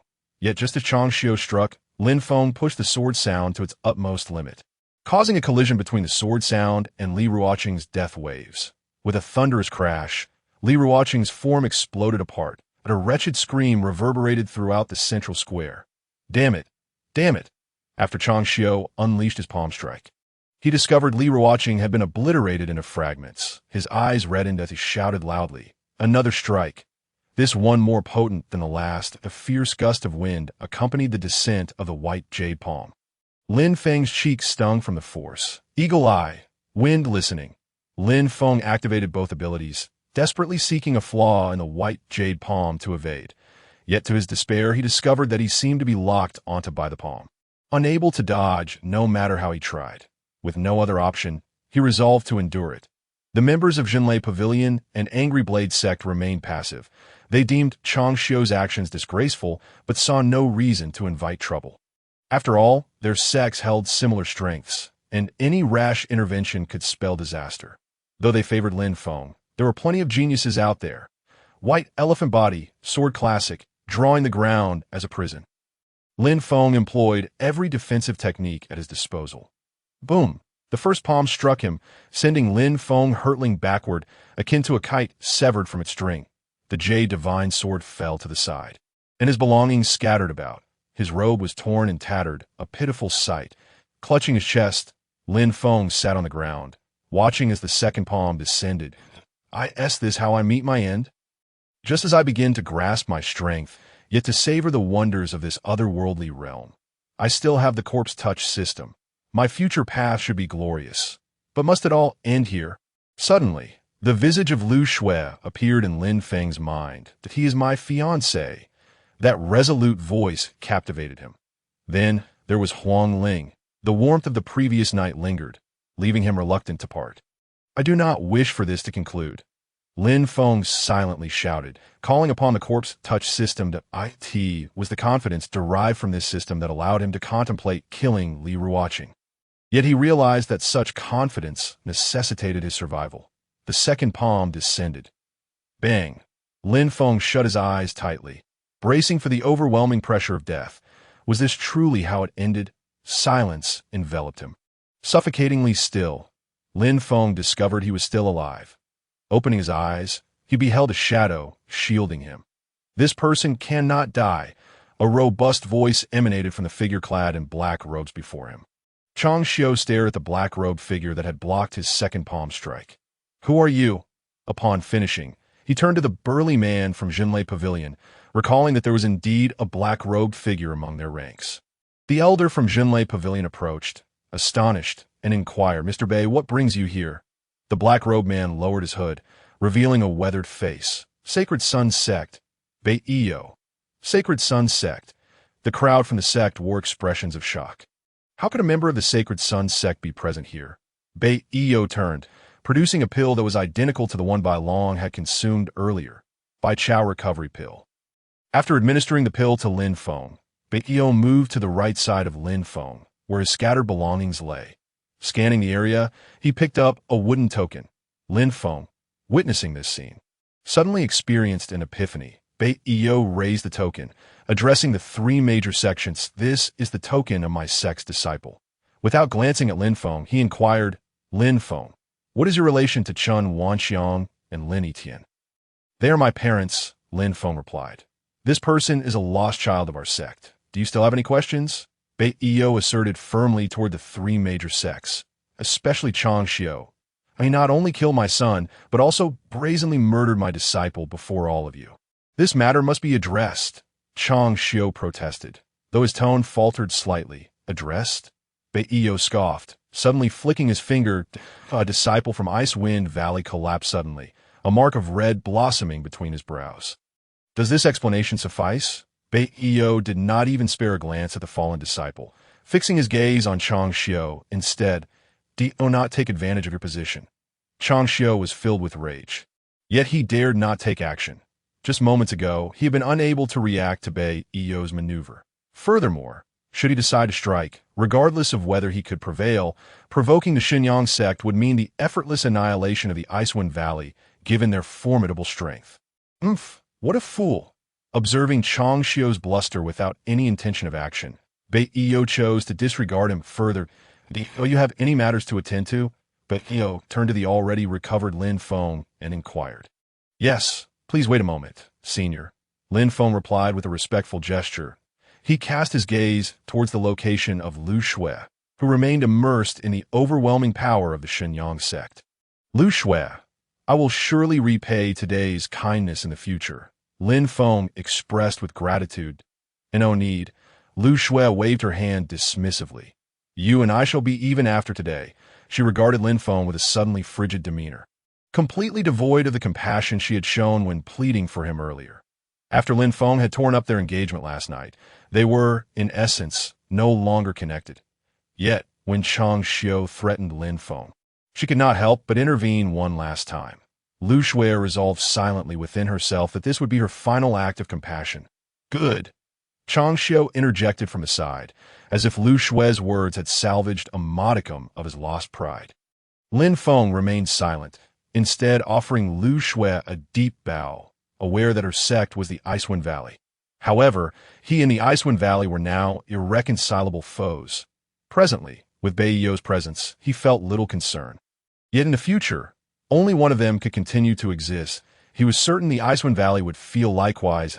"I still need to return to the Lin family," Lin Feng stated.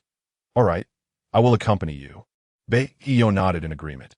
Upon returning to the Lin family, Lin Feng found the ancestral elder standing at the entrance of his courtyard, with Huang Ling beside him. The elder bowed respectfully. "I pay my respects to the esteemed one of the Shenyang sect." Bei Iyo nodded. After the elder's greeting, he looked at Lin Feng with a beaming smile. "Congratulations, Xiao Feng." Lin Feng felt a wave of disdain rise within him at the elder's grin. However, he acknowledged that his earlier confrontation with Lin Haotian had indeed benefited from the elder's assistance, albeit with ulterior motives. Yet in this world, who acts without motives? Thank you, ancestral elder. This time, I primarily wish to take Linger with me. On the way back to the Lin family, Lin Feng had already consulted Bei Iyo, who indicated that he could take one additional person along. Thus, Lin Feng intended to bring Huang Ling with him. Hearing this, Huang Ling's face lit up with surprise. The elder hesitated, for his previous assistance to Lin Feng stemmed from his recognition of a certain token. He was aware that Lin Feng's parents were disciples of the Shenyang sect, but they had instructed him not to disclose this information, which had led the Lin family to maintain a joint control over the Lionheart City with the other two families. Otherwise, recalling his ambitions from years past upon learning this news and the subsequent disillusionment, he did not wish to miss another opportunity. Xiaofeng, rest assured, Linga, you can remain at the Lin family. When you return in the future, I will surely present you with a plump and healthy child, the elder professed. Lin Feng's fleeting fondness for the elder vanished upon hearing this. The old man intended to keep Huang Ling as a hostage. Lin Feng replied, "Thank you for your kindness, ancestral elder, but Huang Ling has been by my side for over a decade. Without her, I would find it quite unsettling." The elder parted his lips to say more. But Beiyou interjected, "Enough, Lin Feng. Take the girl and leave quickly." Lin Feng, though reluctant to be so forceful, having indeed benefited from the elder's past help. Had he not felt such a debt, he would have left with Huang Ling long ago. However, since Beiyou had spoken, he hesitated no longer. He swiftly pulled Huang Ling from beside the elder and, with a fist salute, declared, "Your kindness, I, Lin Feng, will not forget. I shall repay it in the future." With that, the three departed the Lin family. Watching their retreating figures, the elder stood with his mouth agape. He understood that Lin Feng's family had never felt a true sense of belonging to the Lin family. Although Lin Feng's parents had resided there, the elder had always suspected ulterior motives. While he had not been involved when Lin Feng's parents faced their calamity, he could surmise certain details. Now, his recently ignited ambitions have been extinguished, and he harbored no more aspirations, only wishing for the Lin family's safety. But would the outcome truly align with his desires? Beiyou led Lin Feng and Huang Ling toward the Shenyang sect, this time opting not to use the thunderous steed, but rather heading to the outskirts of the city. Beiyou produced a whistle-like object and blew into it. Shortly thereafter, a massive gray eagle appeared within their line of sight. Lin Feng and Huang Ling had never ridden such a mount before and were filled with wonder as they climbed aboard. "Hold on tight," Beiyou instructed from the eagle's forefront. Lin Feng and Huang Ling quickly grasped the eagle's back. As the gray eagle took flight, the wind howled past Lin Feng. Growing increasingly fierce, the eagle ascended higher, and the wind intensified. Reluctantly, Lin Feng summoned his blood energy to withstand it. But what of Huang Ling? He pondered, knowing she had never cultivated and remained a mere mortal. Turning to look, he found that Beiyou had somehow erected a barrier around Huang Ling, enclosing her within its protective confines. Noticing Lin Feng's gaze, Beiyou inquired, "Can you hold on?" "Yes," Lin Feng nodded, unwilling to appear weak in Beiyou's eyes. Beiyou acknowledged, "Very well. Now, I have matters to discuss that you must remember, of course. Once we arrive at the Shenyang sect, you will learn more, but it is prudent to inform you in advance." Lin Feng's demeanor turned serious as he listened intently. "The continent we inhabit is known as the Reincarnation Continent. It is divided into 5 regions: East, West, South, North, and Central. That we reside in the Eastern region. Are you familiar with this?" Beiyou asked. "Not at all," Lin Feng replied. He knew of it from Yu Bianxiong's memories. But he could not disclose that it seems your parents did an excellent job of keeping secrets. Beiyou remarked. "My parents?" Lin Feng felt a sense of confusion, but refrained from voicing it. "In the Eastern region, the power dynamics of sects are the key points I wish to convey. When you venture out, you will represent the Shenyang sect, so be mindful." Beiyou's words implied a certainty that Lin Feng would undoubtedly become a disciple of the Shenyang sect. There are 2 major sects in the Eastern region, the Tianming sect and the Sword sect. By the way, that last move from the Icewind Valley disciple was derived from the Tianming sect's Tianming Classic, a high-tier technique. However, what he executed was merely a fragment of a fragment. After sharing this, Beiyou cast a curious glance at Lin Feng. Lin Feng realized it was his final move that had captured Beiyou's attention. Below the major sects are the medium-sized sects, of which there are 10, and our Shenyang sect is one of them. The other medium-sized sects include the Black Tiger Hall, 7 Kills sect, and Purple Extreme sect. Beneath the medium-sized sects are the small sects, of which there are many, such as the Icewind Valley and the True Thunder Hall. After detailing these aspects, Beiyou elaborated on the symbols of the sects above medium size, as well as the unique customs and intricate relationships between them, with remarkable detail. "What do these matters have to do with you?" Beiyou mused aloud. "Your parents had a close relationship with me." He continued, gazing at the sky. I owe my life to your parents, yet I have never had the chance to repay them. Recently, your parents' life lamps suddenly extinguished, and the sect sensed something amiss as they were entangled in a secret plan of the sect. What secret plan? Lin Feng inquired. It seemed the situation was growing more complex, that I am not entirely sure about the specifics. This was conveyed to me by my master. He does not wish for me to become too entangled. Bei Iyo explained. The depths of this matter were profound, and Bei Iyo recalled the fear in his master's eyes when he disclosed this information. His master was an inter-sect elder, among the most elite members of the Shenyang sect. If even his master harbored such fear, why would Lin Feng's parents, mere mortals at the time, have been involved in this plan? His master did not respond, merely shaking his head before departing. However, he was unwilling to accept this. Now, as an outer sect elder, he held a certain status within the sect. Thus, he had traveled tirelessly to Lionheart City.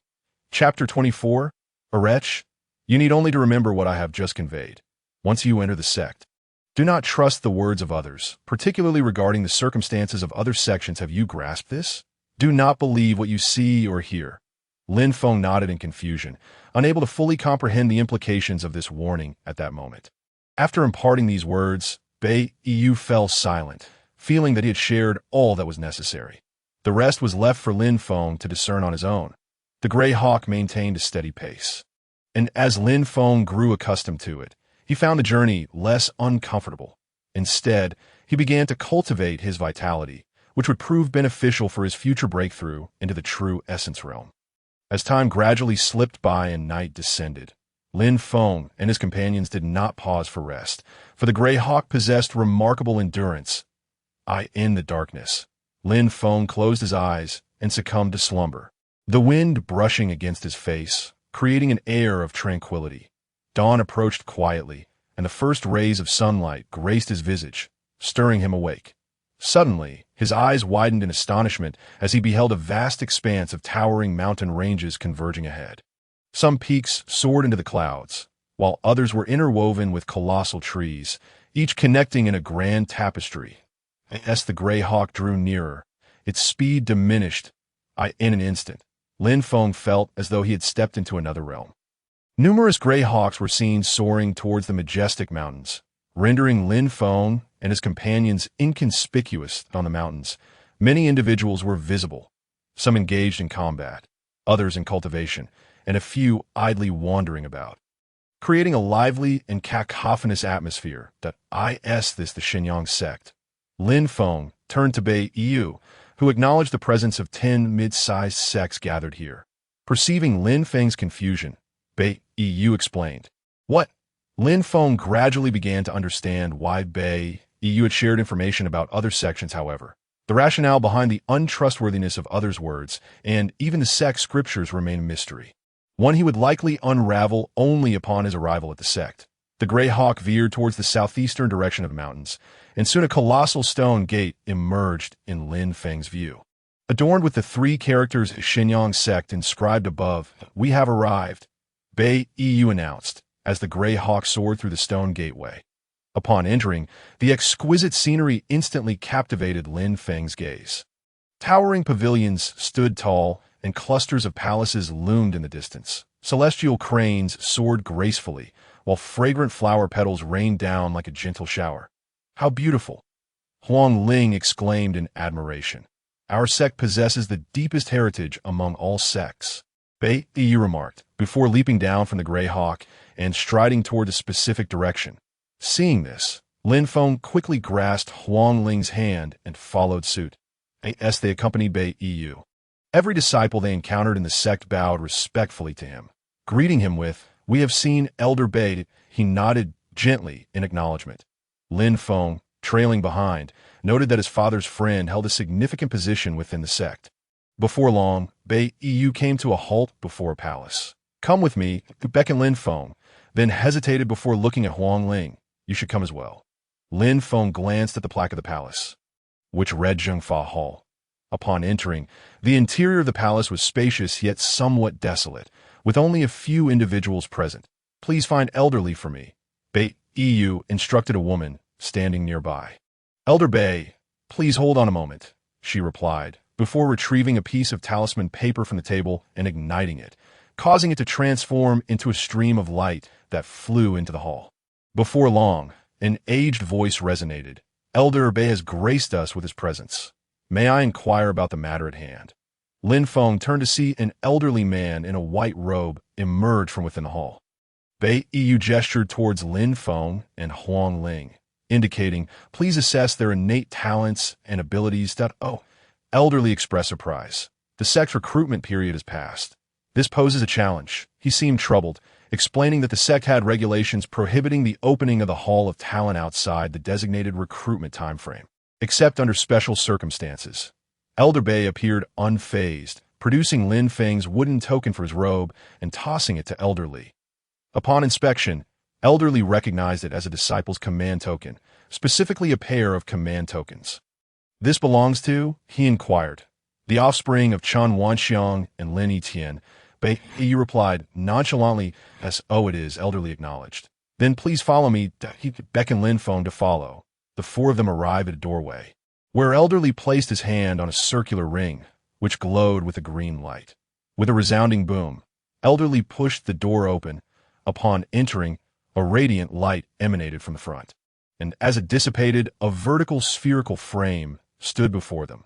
"Step inside," Elder Li instructed. Lin Feng hesitated momentarily but complied, stepping into the spherical frame. Instantly, countless beams of light erupted from all around, flooding into his body. Concurrently, a light screen materialized outside the frame, displaying the following information. Age, 18 strength. Peak of Qi Blood Realm, 9th level root bone. Grade A talent. None Dantian. Shattered after reviewing the results. Elder Li shook his head at Bei Yu, lamenting, "What a pity. This child possesses the talent for martial arts, yet is a cultivation waste. Lacking any innate talent is unfortunate enough, but to have a shattered Dantian is quite dire." Bei Yu was equally taken aback. While talent was indeed significant, it was not the sole determinant. However, he had never anticipated Lin Feng's Dantian would be shattered, especially considering Lin Feng's high cultivation level for his age. The hardships he must have endured were unfathomable. A look of sorrow flickered in Bei Yu's eyes. A shattered Dantian does not render one incapable of cultivation. It merely implies that the highest possible attainment would be the peak of the Qi Blood Realm. This is because breaking through to the true essence realm necessitates the Dantian's transformative function. "All right, child, you may step down now," Elder Li stated, his demeanor towards Lin Feng remaining neutral despite the results. After stepping down, Lin Feng gazed at the light screen, finding nothing surprising. "What happened to your Dantian?" Bei Yu inquired. "After my parents passed, the Lin family members captured me and shattered it," Lin Feng replied calmly. "Damn it," Bei Yu exclaimed. "The Dantian is the most mysterious aspect of a person. Unless one possesses immense strength, outsiders cannot detect it. Had Bei Yu known that Lin Feng's Dantian was destroyed by the Lin family, he would not have left in such tranquility. Now is your turn, child." Elder Li addressed Huang Ling. Oh. Huang Ling glanced at Lin Feng before stepping up. The scene was reminiscent of Lin Feng's. But this time the light screen changed from white to purple. Elder Li's expression transformed into one of excitement upon witnessing this. "This is an exceptional talent." Bei Yu was equally astonished. For such a talent was a rarity seen only once in a century. With a resounding boom, a column of purple light erupted from the apex of the spherical frame, in the grand hall of the sect.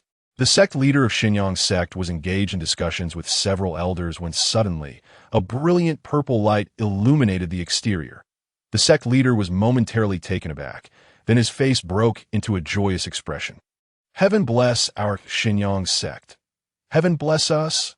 As the elders regained their composure, they too began to exclaim in jubilation, with one elder laughing so heartily that tears streamed down his face. Chapter 25. A Wastrel. The Zhengfa Hall quickly became crowded.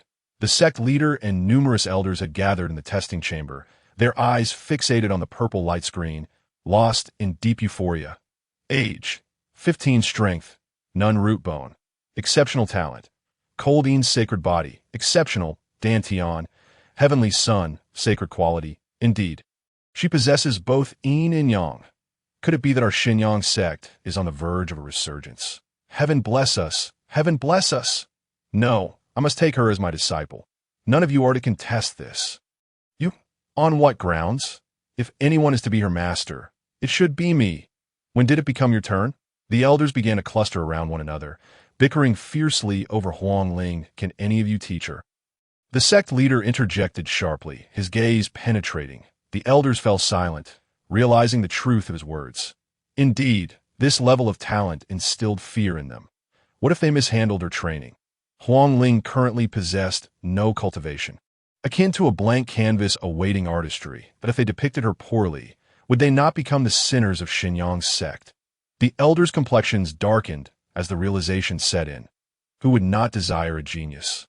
Is the sect leader himself going to personally instruct her? One elder queried, perplexed that no, I lack the qualifications for that. The sect master spoke, pausing for a moment. Elder Shangwan and Sikong had just communicated through sound transmission. Deciding that the two would personally instruct, a chorus of hisses erupted from the elders. I end the Xinyang sect. The individuals with the highest seniority, greatest strength, and most profound experience were undoubtedly the two esteemed elders, Shangwan and Sikong. The sect master observed the anxious Huang Ling within the talent assessment device, revealing a smile he deemed amiable. Come, child, the assessment is complete. You may descend now. Huang Ling hurriedly exited the device and rushed to stand behind Lin Feng. It was at this moment that the elders and the sect master finally took note of Lin Feng and his companions. Elderly wore an awkward smile nearby, while Bei Iyo maintained a stoic expression, though his clenched fists were betraying his nervousness with beads of sweat. Who is this? The sect master asked, turning to Lin Feng. He is the orphan of a sect disciple. Elderly quickly responded. Orphan? The sect master appeared puzzled, but then seemed to recall something, his expression shifting to one of realization. That I Esichen Wanxiang and Lin Yitian. Indeed, they're my father and mother, Lin Feng replied. The sect master remarked. Good child, your parents were heroes of the sect. Has his talent been assessed? He inquired of elderly. It has been assessed, but elderly stammered. But what? The sect master pressed. It's just not very good, elderly admitted. Upon hearing this, the sect master pondered for a moment, pointing at Huang Ling. And who is this? This is my maid, Huang Ling, Lin Feng replied. Maid? The sect master's brow furrowed. I see. Your maid possesses exceptional talent. As you just heard, the sect's esteemed elders wish to take her as a disciple. If you can secure her consent, I shall grant you a quota for an inter-sect disciple. The sect master discerned that this extraordinary talent girl was entirely under Lin Feng's influence. As a mere mortal lacking extensive knowledge, he was unaware of her immense potential, and if pressured, it could lead to adverse outcomes. It would be better to inquire directly with Lin Feng. What do you think? The sect master asked. That depends on her decision, Lin Feng said, looking at Huang Ling. Wherever my young master goes, I shall go, Huang Ling declared resolutely. Well, I anticipated as much. This situation was not unprecedented, albeit typically seen in the mundane world. The bond between master and servant was deeply ingrained. Nevertheless, time would surely fade all of this. The sect master mused that once she became a disciple of the esteemed elder, she would realize how laughable her previous life had been. You should understand, this is a good opportunity for her, the sect master said to Lin Feng. Lin Feng certainly recognized it as a fortuitous event, yet he remained uncertain about the temperament of the esteemed elder. If the elder were irascible, Huang Ling's situation would not differ much from her time with the Lin family. The reason he had taken Huang Ling away from the Lin household was to shield her from further bullying. Rest assured, her master is a couple with no children of their own. Huang Ling will not face any hardship there, the sect master reassured. He could have disregarded Lin Feng and Huang Ling's sentiments. But the situation was rather unique. Lin Feng was considered the child of a martyr from the sect, and Huang Ling was an exceptional talent. Should he resort to coercive measures, even with his formidable strength? It would be challenging to maintain his position as sect master in front of so many witnesses. Upon hearing this, Lin Feng felt it could indeed be a beneficial arrangement. He possessed the mushy system and would undoubtedly need to venture outside frequently, unable to remain within the sect. Moreover, the circumstances surrounding his parents' demise were enigmatic, and he needed to investigate further. Huang Ling's safety would also be a concern. Linger, do you wish to cultivate? Lin Feng asked. Gripping Huang Ling's shoulders, I do. I have long wished to assist my young master, Huang Ling replied. However, the future may be perilous. Lin Feng cautioned. IT matters not, young master. I desire to remain by your side. Huang Ling's youthful tone moved Lin Feng deeply. Very well, I shall speak on behalf of Ling, Lin Feng said, turning to the sect master. The sect master beamed with delight. Excellent, excellent, come, follow me. I shall take you to meet your master. The sect master beckoned Huang Ling reluctantly. She cast a lingering glance at Lin Feng. Go. Lin Feng gently ruffled her hair. Subsequently, Huang Ling followed the sect master, and the elders departed in quick succession, leaving Lin Feng, Bai Yo, and Elderly as the only ones remaining in the once crowded assessment chamber. Bai Yo and Elderly exchanged bows. Then I shall take Lin Feng with me, Elderly said, a smile playing at the corners of his mouth as he watched the two depart. After leaving the Jingfa Hall, Bai Yo led Lin Feng towards the north. Am I truly an inner sect disciple now? Lin Feng inquired. Bai Yo regarded Lin Feng with a look akin to one reserved for a fool. Lin Feng's heart sank. What did I tell you before we arrived? Bai Yo asked. Lin Feng pondered momentarily before tentatively replying, not to take everything others say at face value, but he is the sect master. Lin Feng protested, a hint of reluctance in his voice. I in the Shizong mountain range. If you wish to survive, you must either possess a solid background like your maid or have formidable strength like me. Or else refrain from blindly trusting others, Bai Yo stated seriously, halting in his tracks to face Lin Feng. Do you understand? Lin Feng nodded, realizing that things would not be dull going forward. The two soon arrived at a pavilion adorned with blooming mountain flowers. This is the place. You will cultivate here with me. Though there are no benefits for disciples, your parents left you sufficient resources, Bai Yo explained. Understood. As the spring breeze stirred and dusk fell, Lin Feng took a deep breath and stepped inside.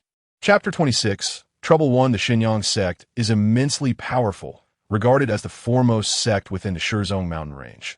Lin Feng had been at the Xinyang sect for 3 days. During these 3 days, aside from cultivating and honing his vitality, he had been exploring the mountain gate. The Shizong mountain range is vast, resembling a winding, floating dragon. With the 10 major sects rooted within, he encountered numerous disciples from various sects. Some warm and welcoming, others cold and indifferent, and even a few who seemed prone to violence. Sitting cross-legged in the pavilion arranged for him by Bai Yo, Lin Feng meticulously pondered and reflected upon all he had seen and heard over the past few days. However, he still could not comprehend the meaning behind Bai Yo's words. Did they refer to the treachery of human hearts? The prevalence of deceit? Yet, what he observed did not seem to align with that notion. Lin Feng reached into his robe, searching for something. Nothing left? He frowned. In these 3 days, Bai Yo had not returned, aside from initially bringing him to the pavilion and providing him with medicinal resources. There had been no further supplies. However, Bai Yo had stated that after 3 days, he could retrieve resources himself. The location was the Shanwushi Hall. Lin Feng had not obtained any medicinal pills, but he did pull out a map. This was a map of the Xinyang sect, typically issued to new disciples. After a brief moment of contemplation, Lin Feng departed the pavilion. The Shanwushi Hall was situated quite far from him. If one were to visualize the distances between various locations within the Xinyang sect as a line. With the main hall, Wanyang Hall, at the forefront and the mountain gate at the back, Lin Feng's pavilion was positioned in the lower middle region of the sect, while the Shanwushi Hall lay in the upper middle region. By the time Lin Feng arrived at the Shanwushi Hall, dusk had settled in. Observing the bustling and lively scene within the hall, Lin Feng thought to himself, no wonder there had been no one on the road earlier. He had arrived the latest. He quietly slipped inside, drawing no attention to himself. Clad in the light red garb of the Xinyang sect, he blended into the crowd, his presence hardly notable. A resounding drumbeat echoed through the hall, instantly silencing the throng as all eyes turned toward the center. A high platform emerged in the midst of the hall. Gradually, 2 figures appeared. One was clad in black brocade, adorned with a massive sun emblem, signifying the uniform of an outer sect elder. This was an elderly man, his hair entirely white, his posture slightly stooped. The other figure was a child, garbed in a light blue robe, serving as the elder's attendant. The child announced, "The annual resource distribution for the outer sect disciples of the Shenyang sect is about to commence." Following this, the elderly man's right hand rested upon a white jade table at the front. "We shall now begin announcing the list. Li Long, 9th level of the Vitality Realm, 3 essence stones, 10 bottles of blood refinement pills, 1 access to the sect's secret realm. By Go, 9th level of the Vitality Realm, 3 essence stones, 10 bottles of blood refinement pills, 2 accesses to the sect's secret realm. Wang Xiaofeng, 9th level of the Vitality Realm, 3 essence stones, 10 bottles of blood refinement pills. Zhang Zilong at the 9th level of the Qi and Blood Realm." And Zhang De. Names resounded from the lips of the attendant as figures stepped forward. With each arrival, the elder's right hand emitted a radiant glow. Throughout this time, the elder remained silent. The Yuan stone is the primary currency within the realm of cultivation, utilized for the exchange of resources and various other purposes. It can also be employed for cultivation, but only those at the true Yuan realm and above can access it. Unauthorized use by someone in the Qi and Blood realm could result in their physical constitution being unable to endure, leading to catastrophic consequences. Thus, the sect has refrained from distributing in excess of Yuan stones to outer disciples. 3 Yuan stones are deemed sufficient for acquiring other resources, even for those in the true Yuan realm. The desire for Yuan stones is immensely great. The blood-grinding pill is the mainstream among those in the Qi and Blood realm, used both to temper one's vitality and to procure materials or exchange resources. The secret realms of the sect are the most treasured cultivation resources of the Shenyang sect. There are 7 secret realms within the sect, yet only one is accessible to those at the Qi and Blood realm. Regardless of their size, these secret realms are the places abundant with miracles, whether it be Yuan stones or various techniques. Anything imaginable can be found therein. However, as a secret realm, the ones belonging to the Shenyang sect are non-renewable. They are one-time utilizations, with only a limited quantity of resources available, hence the restriction on the number of participants. Naturally, there are powerful sect members who continuously introduce some resources that in the previous year. Those who performed well were granted access based on their circumstances, but no individual could receive more than 2 opportunities. Some are even left without any. Lin Feng recalled these details from his time at the sect's 10,000 Methods Hall. Nevertheless, the strength of these major sects is undeniable. Among the numerous names called forth, Lin Feng did not find a single individual below the 9th level of the Qi and Blood realm. They were all at that pinnacle. Lin Feng sighed inwardly that in the city of Wild Lion, only the Lin family, the Bai family, and the Lu family could produce someone at the 9th level of the Qi and Blood realm. Yet here, they were as numerous as fish crossing a river. Names were pronounced one after another by the attendant. Yet Lin Feng's name remained unspoken, a sense of foreboding washed over him. Last. All disciples in the Great Hall had received their resources, except for Lin Feng. Some departed, while others gathered in small groups, whispering amongst themselves. Lin Feng. This call did not emanate from the attendant, but from the elder who had remained silent until now. Upon hearing his name, Lin Feng took a deep breath, preparing to step forward. However, the subsequent words halted him in his tracks, leaving him utterly bewildered. The great hall fell silent, reminiscent of the moment when the elder first appeared. Lin Feng, Qi and Blood Realm 9th level, 100 Yuan stones, for opportunities to enter the sect's secret realms. The elder completed his declaration. Astonishment swept across the faces of the disciples who had yet to leave the hall. Their mouths gaped in disbelief. How can this be? This is unjust. Why does he receive so many resources? The disciples erupted in a cacophony of complaints, their voices rising in volume. Silence, the elder commanded in a deep voice. This is the sect's arrangement. Any inquiry should be directed to the sect master. Instantly, the disciples fell silent. The existence of outer disciples is quite precarious in the 10 sects mountain range and within the Shenyang sect.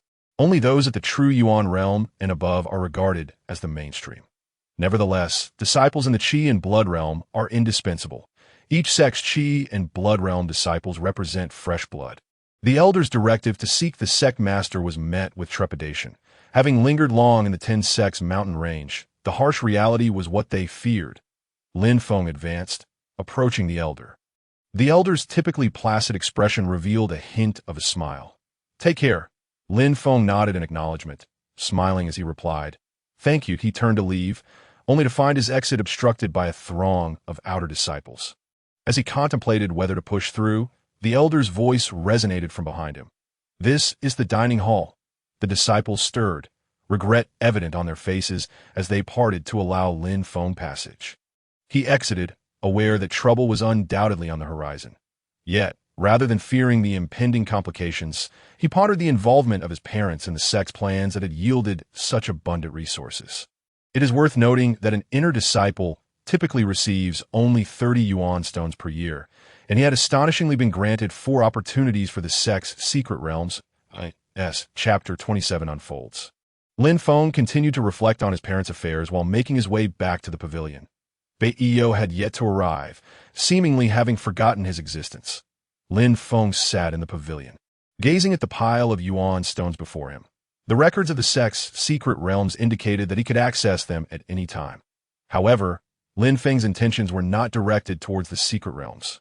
Over the past few days, his primary focus had been to gather information on whether there were areas within the 10 sect's mountain range known for a higher concentration of corpses. Eventually, during a conversation with a disciple from the Lianxin sect, he obtained valuable intelligence. Among the 10 sects, there exists a sect known as the corpse-chasing sect, renowned for its abundance of corpses. Lin Feng had learned of this while on the back of the Gray Eagle, yet his current strength was insufficient to infiltrate their sect unnoticed. Nevertheless, there lies a mountain of corpses near the corpse-chasing sect, a training ground frequently utilized by their outer disciples to practice with walking corpses. The environment of the corpse mountain is quite complex, not confined within the boundaries of the corpse-chasing sect, allowing others to enter as well. However, the disciples of the corpse-chasing sect are the most numerous, for others would find little use in venturing there. Moreover, the corpse mountain is perpetually shrouded in a miasma of corpse energy, giving rise to a type of corpse beast that is exceedingly difficult to contend with. Yet, Lin Feng possesses the corpse-touching system. Recalling that he had not utilized the corpse-touching system for some time, he contemplated the possibility of repairing his shattered dantian, a method he acquired from the memories of Yu Bianxiong, particularly a unique technique from the sword cannon. Upon breaking through to the true Yuan realm, one would condense a sword Dao Dantia, while others, after breaking through, would possess ordinary true Yuan. There are also formidable techniques that bestow one with attribute true Yuan post-breakthrough. This was the sword Dao method of sword cultivators from millennium ago in the Eastern Domain. A millennium ago, sword cultivators would deliberately shatter their Dantian upon reaching the 9th level of the Qi and Blood realm, subsequently using their techniques to condense a sword Dao Dantian. This is what is referred to as no destruction, no establishment. As Lin Feng contemplated when to venture to the corpse mountain, a thunderous knocking resounded at the door. Lin Feng sprang to his feet. The timeline reverted to the moment Lin Feng had just departed from the dining hall. 2 outer disciples trailed closely behind him, maintaining a distance until he entered his pavilion. "Quickly inform Brother Zhang. I'll keep watch here," one disciple instructed. The other nodded and swiftly departed in a lavishly appointed pavilion. One disciple who had been shadowing Lin Feng rushed to the side of a young man with silver-white hair, clad in a light red sect uniform. The young man was seated in meditation. The disciple leaned in to whisper in his ear. A glimmer of interest sparked in the young man's eyes. "Is this true?" The disciple nodded in confirmation. "Excellent. If this yields significant rewards, both of you shall be duly rewarded." The young man laughed heartily. "Thank you, Brother Zhang," the disciple responded, his face alight with joy. Meanwhile, Zuoxiu, who had been keeping an eye on Lin Feng, surveyed the surroundings of the pavilion, his expression growing increasingly grim. The number of arrivals was escalating as he anxiously scanned the path taken by the previous disciple. "Where are they? They mustn't allow anyone to get ahead." Zuoxiu's urgency was palpable.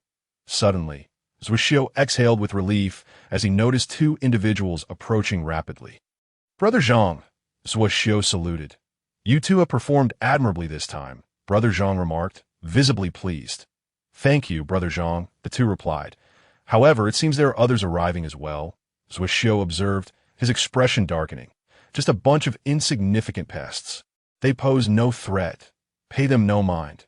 Zhuxiu, go knock on the door, Brother Zhang dismissed, showing no concern. Understood, Zhuxiu replied, then proceeded towards Lin Feng's pavilion. Lin Feng opened the door, confronted by the youth before him. Instantly aware that trouble had arrived. What is it? Lin Feng asked, furrowing his brow at him. Why, senior brother wishes to invite you to discuss some matters, Zhuxiu replied, gesturing toward Brother Zhang's location. Lin Feng glanced over, spotting two disciples grinning at him from a distance. I'm not available, Lin Feng declared as he was about to close the door, yet Zhuxiu forcefully pressed against do not overstep your bounds.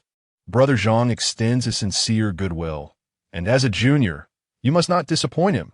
Zhuxiu spoke with a tone laced with menace. There are many troubles outside the sect. And what of it?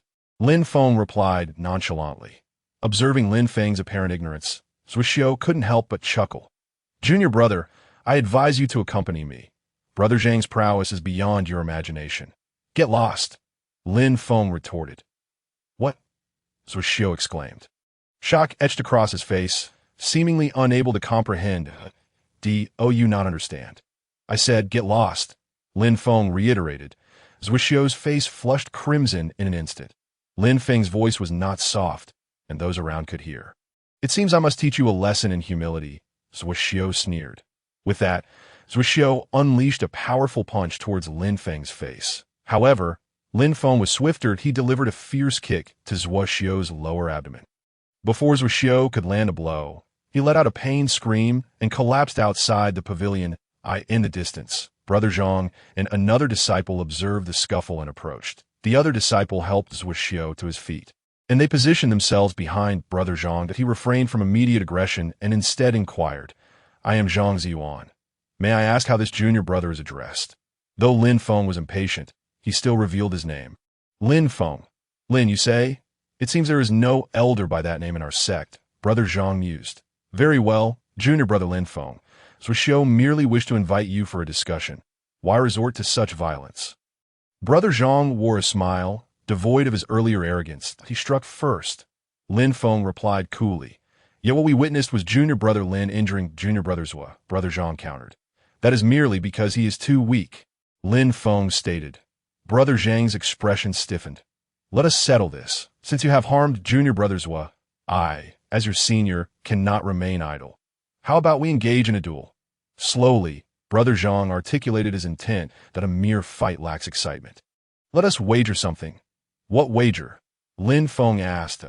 If I lose the fight, this matter shall be forgotten. If you lose, I shall claim the cultivation resources you just received, Brother Zhang proposed, a grin on his face. Lin Feng discerned the ulterior motive. He sought his resources. Unfair, Lin Feng shook his head. Then what do you suggest?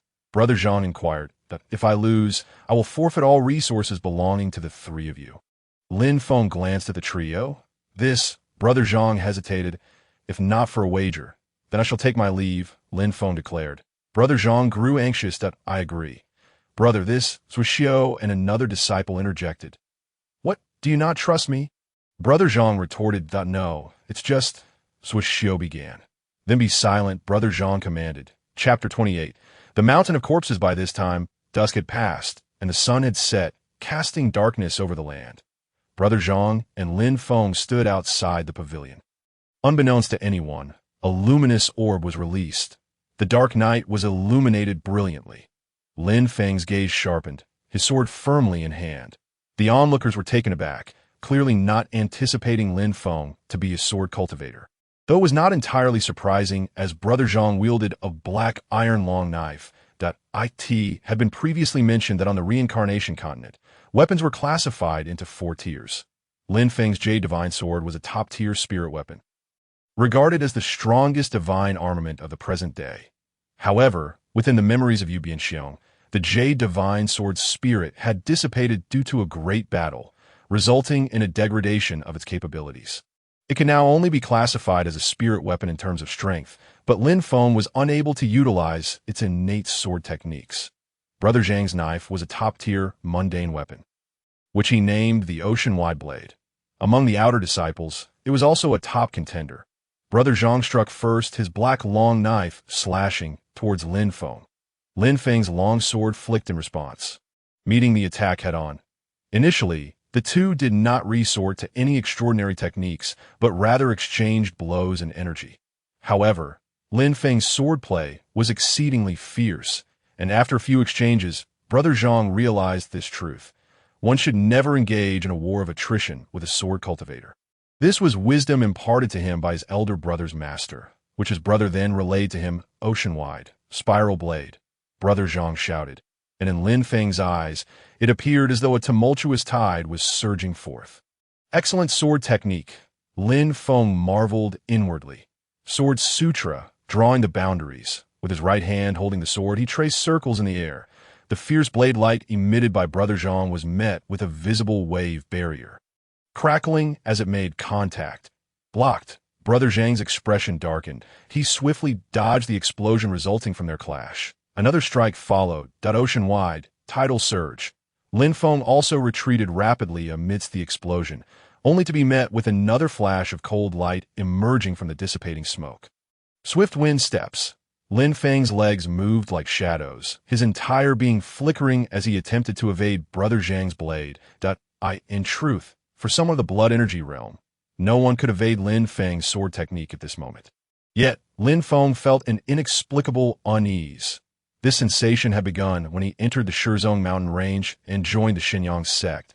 It was akin to instinct, a warning of danger that prompted him to remain low profile until his strength significantly increased. However, as Lin Feng dodged Brother Zhang's blade, he felt a wave of resignation. Regardless, I will be leaving the Xinyang sect for the Mountain of Corpses tomorrow, Lin Feng thought to himself. Suddenly, he underwent a transformation. The brilliance of the sword in his right hand intensified. Soaring sword. Lin Feng swung his sword, swift and powerful. In the next moment, Brother Zhang was sent flying, collapsing to the ground. Lin Feng paid no heed to the fallen Brother Zhang, instead surveying his surroundings. Under the illumination of the luminous orb, Lin Feng's countenance appeared exceptionally solemn. I am aware of your intentions. However, it is quite late. Inform your superiors behind you that any matters can wait until tomorrow. After a brief pause, Lin Feng commanded, "Now leave." With a fierce shout, the jade divine sword spun around him, conjuring a powerful gust of sword wind that scattered the onlookers. Having accomplished this, Lin Feng turned and entered the pavilion. The gathered crowd hastily dispersed. That night, the outer disciples of the Xinyang sect buzzed with discussions about a name. Lin Feng. This battle would etch his name into the memories of the outer disciples of the Xinyang sect. Little did they know, this individual would become a legend in the future of the sect. Just as darkness cannot last forever, dawn would inevitably arrive. In the morning, Lin Feng donned a black cloak over a light red uniform of the Xinyang sect, wearing black cloth shoes and carrying the jade divine sword on his back. Silently, he departed from the Xinyang sect. The sect was located in the southeastern direction of the Shizong mountain range, while the Mountain of Corpses lay to the northeast, near the corpse-catching sect. Lin Feng pressed onward without pause, and by noon, he successfully reached the Mountain of Corpses. Upon his arrival, chaos reigned outside his pavilion, with several outer sect experts who had come to stir trouble. Observing the empty pavilion, they realized they had been outwitted. The more hot-tempered among them began to seek out others to pick fights. And soon, the air was filled with the sounds of conflict. Unbeknownst to Lin Feng, as he gazed upon the valley shrouded in dark mist, satisfaction spread across his face. Corpse touching system, it is your turn to act. Lin Feng silently intoned. Ding! Touching the corpse, he acquired the skill Cold Shake Steps. As soon as I entered the mountains, a delightful surprise awaited me. The wind chase technique, which I had diligently practiced for many days, was finally on the verge of being discarded. With Lin Feng's strength steadily increasing, he was now on the brink of breaking through to the true essence realm. The wind chase technique had become somewhat redundant for him.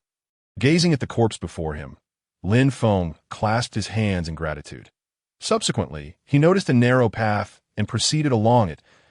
He was well aware that there were numerous corpses scattered across the corpse mountain. However, these corpses had been there for quite some time. Lin Feng had come to understand the corpse touching system to a degree. The shorter the time since death, the better the items one could acquire. Conversely, the longer the time, the lesser the quality of the items retrieved. Thus far, Lin Feng had only managed to obtain a technique for movement during his initial attempt. Thereafter, luck had not favored him. The items he retrieved consisted solely of low-tier techniques. His greatest hope now was to acquire a cultivation technique. Yet he recognized that this was somewhat wishful thinking. Generally, techniques for the true essence realm could only be obtained from freshly deceased corpses. Shaking his head, he arrived at a relatively spacious area, densely populated with corpses. The manner of death was particularly brutal. It must have been a sect war. Lin Feng did not dwell on this and approached the corpses to touch them. Ding! Touching the corpse, he acquired the leg technique. 3 kicks of the flashing demon. Ding! Touching another corpse, he obtained the palm technique.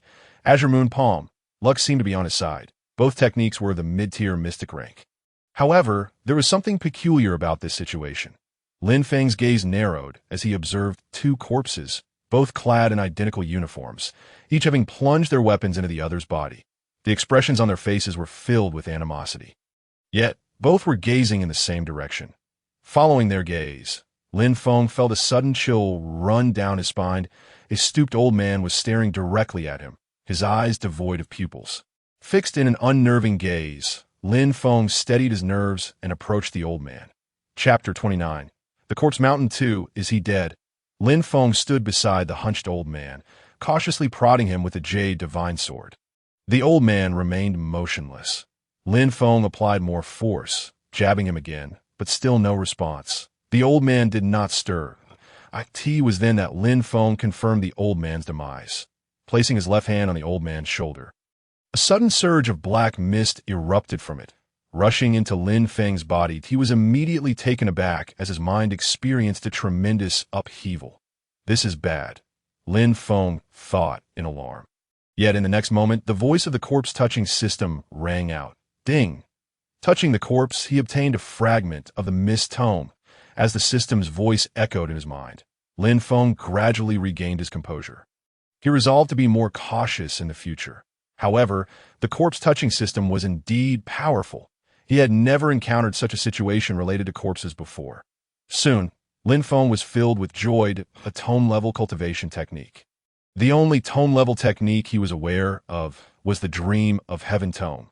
All the information regarding the mist tome flooded into his mind. This was a tome capable of bewildering the human mind.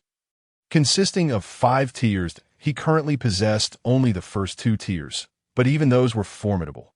The first tier, Mind Bewilderment, could instantly confuse those weaker than him.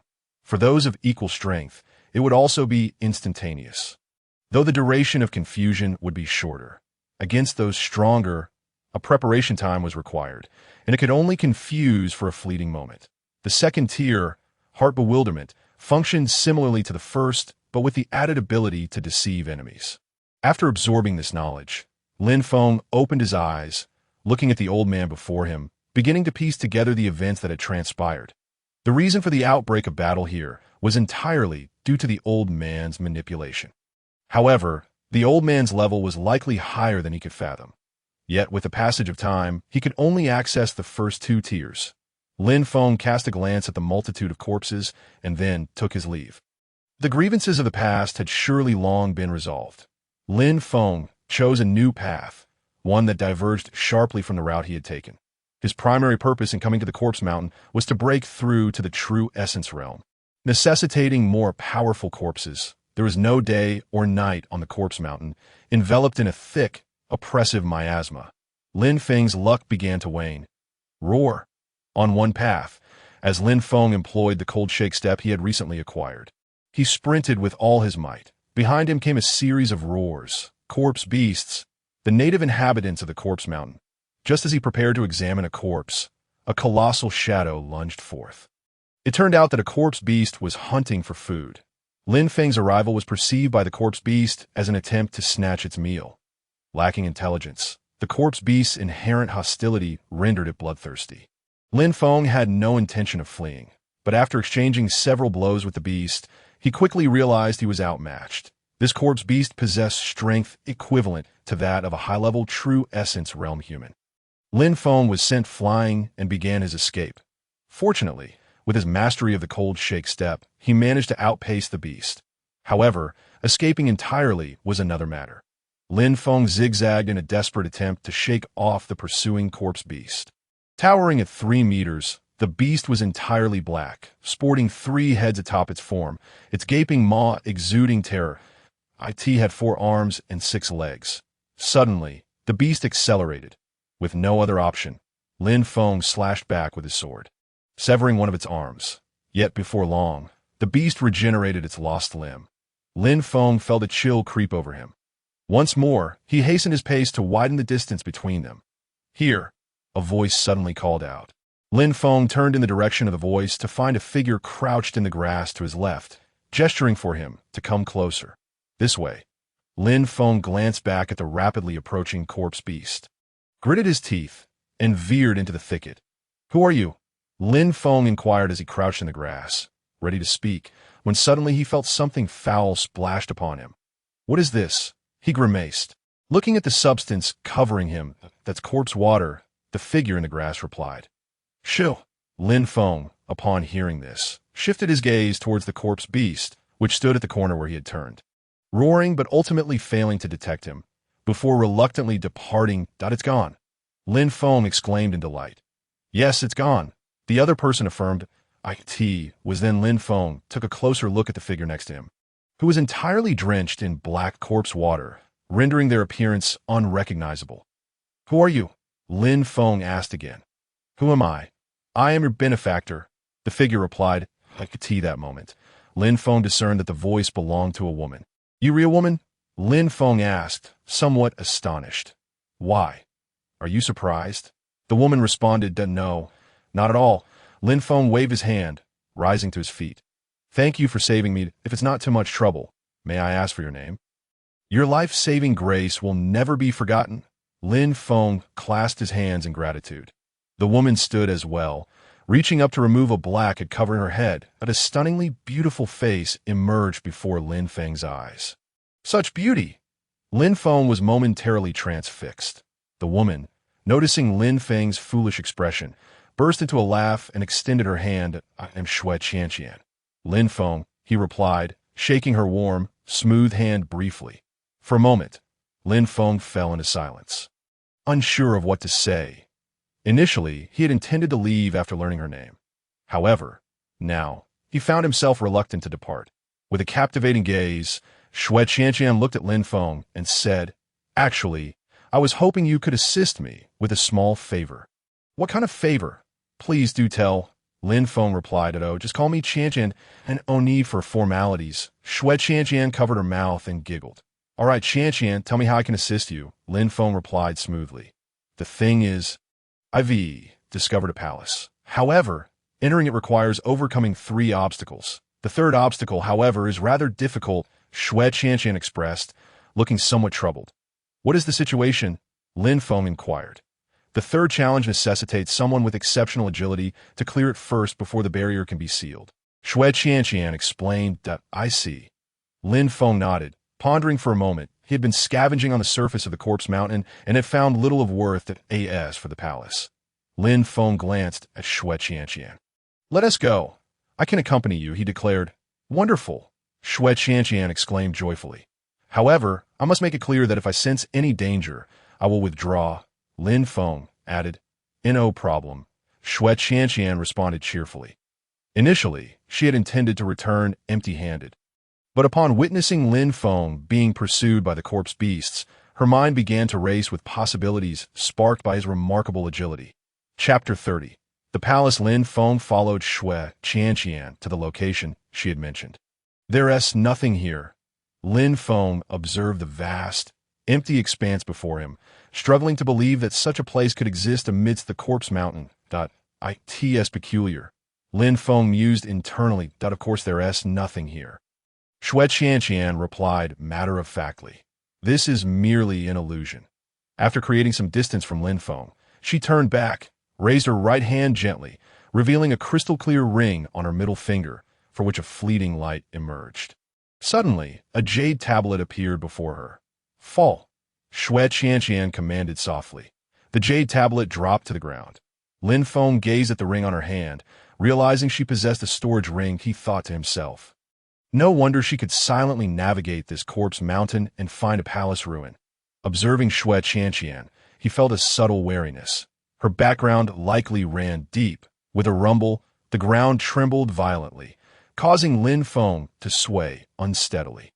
Is something about to emerge? He wondered, quickly shifting his gaze to Xue Qianqian, who nodded her beautifully adorned head. They stood some distance apart, and as the jade tablet hit the ground, it opened a passage, causing the ground beneath them to quake. "It's ready," Xue Qianqian shouted to Lin Feng. The tremors ceased. "Shall we jump down?" Lin Feng asked loudly, his face etched with uncertainty. "Jump down," Xue Qianqian affirmed with conviction, then leapt into the abyss. Seeing her take the initiative, Lin Feng decisively followed suit, plunging into the opening. Darkness enveloped them. An overwhelming void surrounded them. The wind howled upwards, just as he felt himself plummeting. Lin Feng shouted softly. Instantly, his body shimmered, becoming as light as a feather, floating like a leaf on the water. In the next moment, he finally landed on solid ground. "All right." Suddenly, a face emerged to his left, illuminated by flickering flames. Glancing at the newly arrived Xue Qianqian, "Is this the place?" Lin Feng exhaled deeply. "It is, and at ISNT." Xue Qianqian replied with a playful smile, leaving him puzzled. "What do you mean?" Lin Feng furrowed his brows. "This palace, I actually learned about it from my family's secret techniques," Xue Qianqian explained, producing a fire stick and handing it to Lin Feng as she walked ahead. "The palace is quite expansive, divided into outer and inner courts." Xue Qianqian seemed to be searching for something, rummaging about in front of her. "The outer court has 3 gates, and we are currently at the first gate." "Found it! I told you it was here last time," she exclaimed excitedly. "What?" Lin Feng barely had time to process her words before a burst of light enveloped them. He instinctively squinted, and once his vision adjusted, he surveyed his surroundings, which resembled a cellar. Looking upwards, he saw nothing but darkness. The well he had just fallen through had vanished, and no wonder he noticed anything on the surface. The entrance to this palace sealed itself automatically. Without the jade tablet, no one could enter. However, Lin Feng shot a surprised glance at Xue Qianqian's back. Before he could inquire about the palace's origins, she had already divulged the information. Still, he needed to remain cautious. They had only known each other for less than a day, and if he were careless during the upcoming journey, he might not even know how he met his demise. "Come on," Xue Qianqian beckoned. Standing before the only door in the cellar, they stood before the entrance. "Shall we push on 3? "Is that all right?" Xue Qianqian asked as Lin Feng placed his hand on the door alongside hers. "Okay," Lin Feng nodded. "Point 3, 2, 1, push," Xue Qianqian shouted, and together they exerted their strength. With a resounding crash, the door creaked and swung open, revealing a dark opening. "How did you manage to push it open before?" A sense of unease suddenly gripped Lin Feng as he asked slowly. "I pushed it open just like this," Xue Qianqian replied, gazing into the inky darkness without looking at Lin Feng. "Alone?" Lin Feng's anxiety deepened. "Of course." Xue Qianqian looked at him quizzically and added, "Is there a problem?" Lin Feng shook his head. "Nothing." Xue Qianqian seemed to recall something and suddenly appeared somewhat embarrassed. "Isn't it more efficient with 2 people?" After her remark, a silence fell between them. "Let us go." "But be careful," Xue Qianqian broke the silence, igniting the fire stick and stepping inside first. Lin Feng watched as Xue Qianqian gradually disappeared into the darkness, his gaze flickering before following closely behind, utilizing the light from the fire stick. Lin Feng examined the walls, running his fingers along them and inhaling the air. Something felt off. It seemed as if a peculiar substance had been smeared on the surfaces. "The walls and doors here are coated with a golden liquid," Xue Qianqian explained as she walked ahead, seemingly having heard Lin Feng's movements. "Oh," Lin Feng acknowledged, nodding, and then chose not to dwell on it further. The two traversed for what felt like an incense stick's worth of time. Finally, they reached the end of the first gate. Xue Qianqian suddenly halted and stated, "This challenge emphasizes silence, that we must remain utterly quiet, without making a sound." The firelight illuminated the seriousness etched on her face. "Understood," Lin Feng replied solemnly. After Xue Qianqian nodded, she proceeded forward. Lin Feng observed a red glow suddenly emanating from her feet. True essence realm. He realized, astonished that Xue Qianqian was actually at the true essence level. No wonder he had failed to sense her strength earlier. She was adept at manipulating her vital energy. She must have been in the true essence realm for quite some time. Lin Feng also began to move. Although he was not in the true essence realm and could not manifest his energy, he activated his cold sway steps, allowing his form to become ethereal, his footsteps silent against the ground. Shui Qianqian had already passed through to the end, gazing at Lin Feng with a hint of admiration in her eyes. This should suffice, she thought to herself. Once Lin Feng joined her, they continued forward. The second challenge involved 5 corpse beasts. Shui Qianqian retrieved a vial of corpse water from a ring, pouring it over both of them to ensure safe passage, albeit with a truly unpleasant odor. As Lin Feng caught a whiff of the foul stench, he felt nauseated. However, he was somewhat surprised by Shui Qianqian's resilience. He expected her to endure such a repugnant smell. Here we are. This is where I previously retreated, Shui Qianqian announced, coming to a halt in the darkness. Chapter 31. Overcoming the challenge. This darkness is so profound. Even with my agility, I might not evade detection. Lin Feng thought, staring into the abyss ahead, where he could see nothing at all. Shui Qianqian remained silent, aware of the situation, yet still beckoned Lin Feng closer. Let us give it a try. Perhaps we will succeed, she suggested, her tone laced with a hint of trepidation. Lin Feng remained silent, and the air thickened with tension. Who is the master of this palace? Lin Feng finally broke the silence with a question. Shui Qianqian hesitated to respond immediately, and after a moment, she replied, "The Sword King, Li Ziji." "The Sword King?" Lin Feng was taken aback. "Could it be that you are a sword cultivator?" His tone betrayed a hint of astonishment. "Indeed," Shui Qianqian replied without a moment's hesitation. "The My family hails from a lineage of sword cultivators," she continued, pride unmistakably woven into her words. "And no wonder you not only recognize this palace, but also possess such profound knowledge of it." Lin Feng finally grasped the situation. If this truly is a palace for sword cultivators, it would undoubtedly benefit him, he pondered. Although he had the sword cannon, its entry requirements were rather high, rendering it somewhat impractical for his current self. He deemed it feasible, but resolved to remain wary of Shui Qianqian. "I could give it a try. If it poses a threat to my life, I shall retreat." "Certainly," Shui Qianqian nodded with a beaming smile. Subsequently, Lin Feng adjusted himself on the spot. Cold shadow steps. Lin Feng activated his movement technique and ventured forward, seemingly entering another realm. The surrounding air felt thick and viscous. Damn it, has Shui Qianqian never traversed this before? Lin Feng seethed with rage. The circumstances within were evidently peculiar. Yet, Shui Qianqian did not utter a word. Whoosh! A sharp sound pierced the to the left. With a wind-listening ear activated, Lin Feng's left ear twitched slightly. He sidestepped to evade an arrow shot from the left. Whoosh! Whoosh! Whoosh! 3 more arrows flew in from both sides. Employing cold shadow steps, Lin Feng twisted gracefully in midair, though he had only taken 2 steps. His blood surged violently. The deeper he ventured, the more arrows were fired, and their velocity increased. It was becoming increasingly difficult to evade, and he felt a growing sense of urgency. Maximizing the cold shadow steps. Lin Feng was on the verge of success when something utterly shocking occurred. Ding! Touching a corpse, he obtained the 3 swords of snowfall. How could there be a corpse here? The voice of the corpse-touching system compelled Lin Feng to contemplate a troubling question. Shui Qianqian must be hiding something. This time, he had unearthed a complete set of sword techniques, classified as high-grade Xian, suggesting that the corpse had not been dead for long at this juncture. Lin Feng had already cleared the level. Shui Qianqian, standing on the other side, heard the silence of arrows no longer being loosed. "Did you succeed?" Shui Qianqian called out with enthusiasm. Lin Feng remained silent, indicating that Shui Qianqian had not come alone. At the very least, one other person had accompanied her, who had perished in the final few steps of the 3rd trial. "I shall see what your true intentions are," Lin Feng mused silently. Then turned to Shui Qianqian and said, "Yes, I have made it. What should I do now?" Upon hearing his response, Shui Qianqian appeared overjoyed. "Take 3 steps forward. There's a raised patch of land ahead. Step on it." Understood. Lin Feng complied and indeed discovered a protruding piece of land after taking 3 steps, upon which he stepped. "All done. You can come over now." Lin Feng shouted to Xue Qianqian. However, Xue Qianqian was cautious.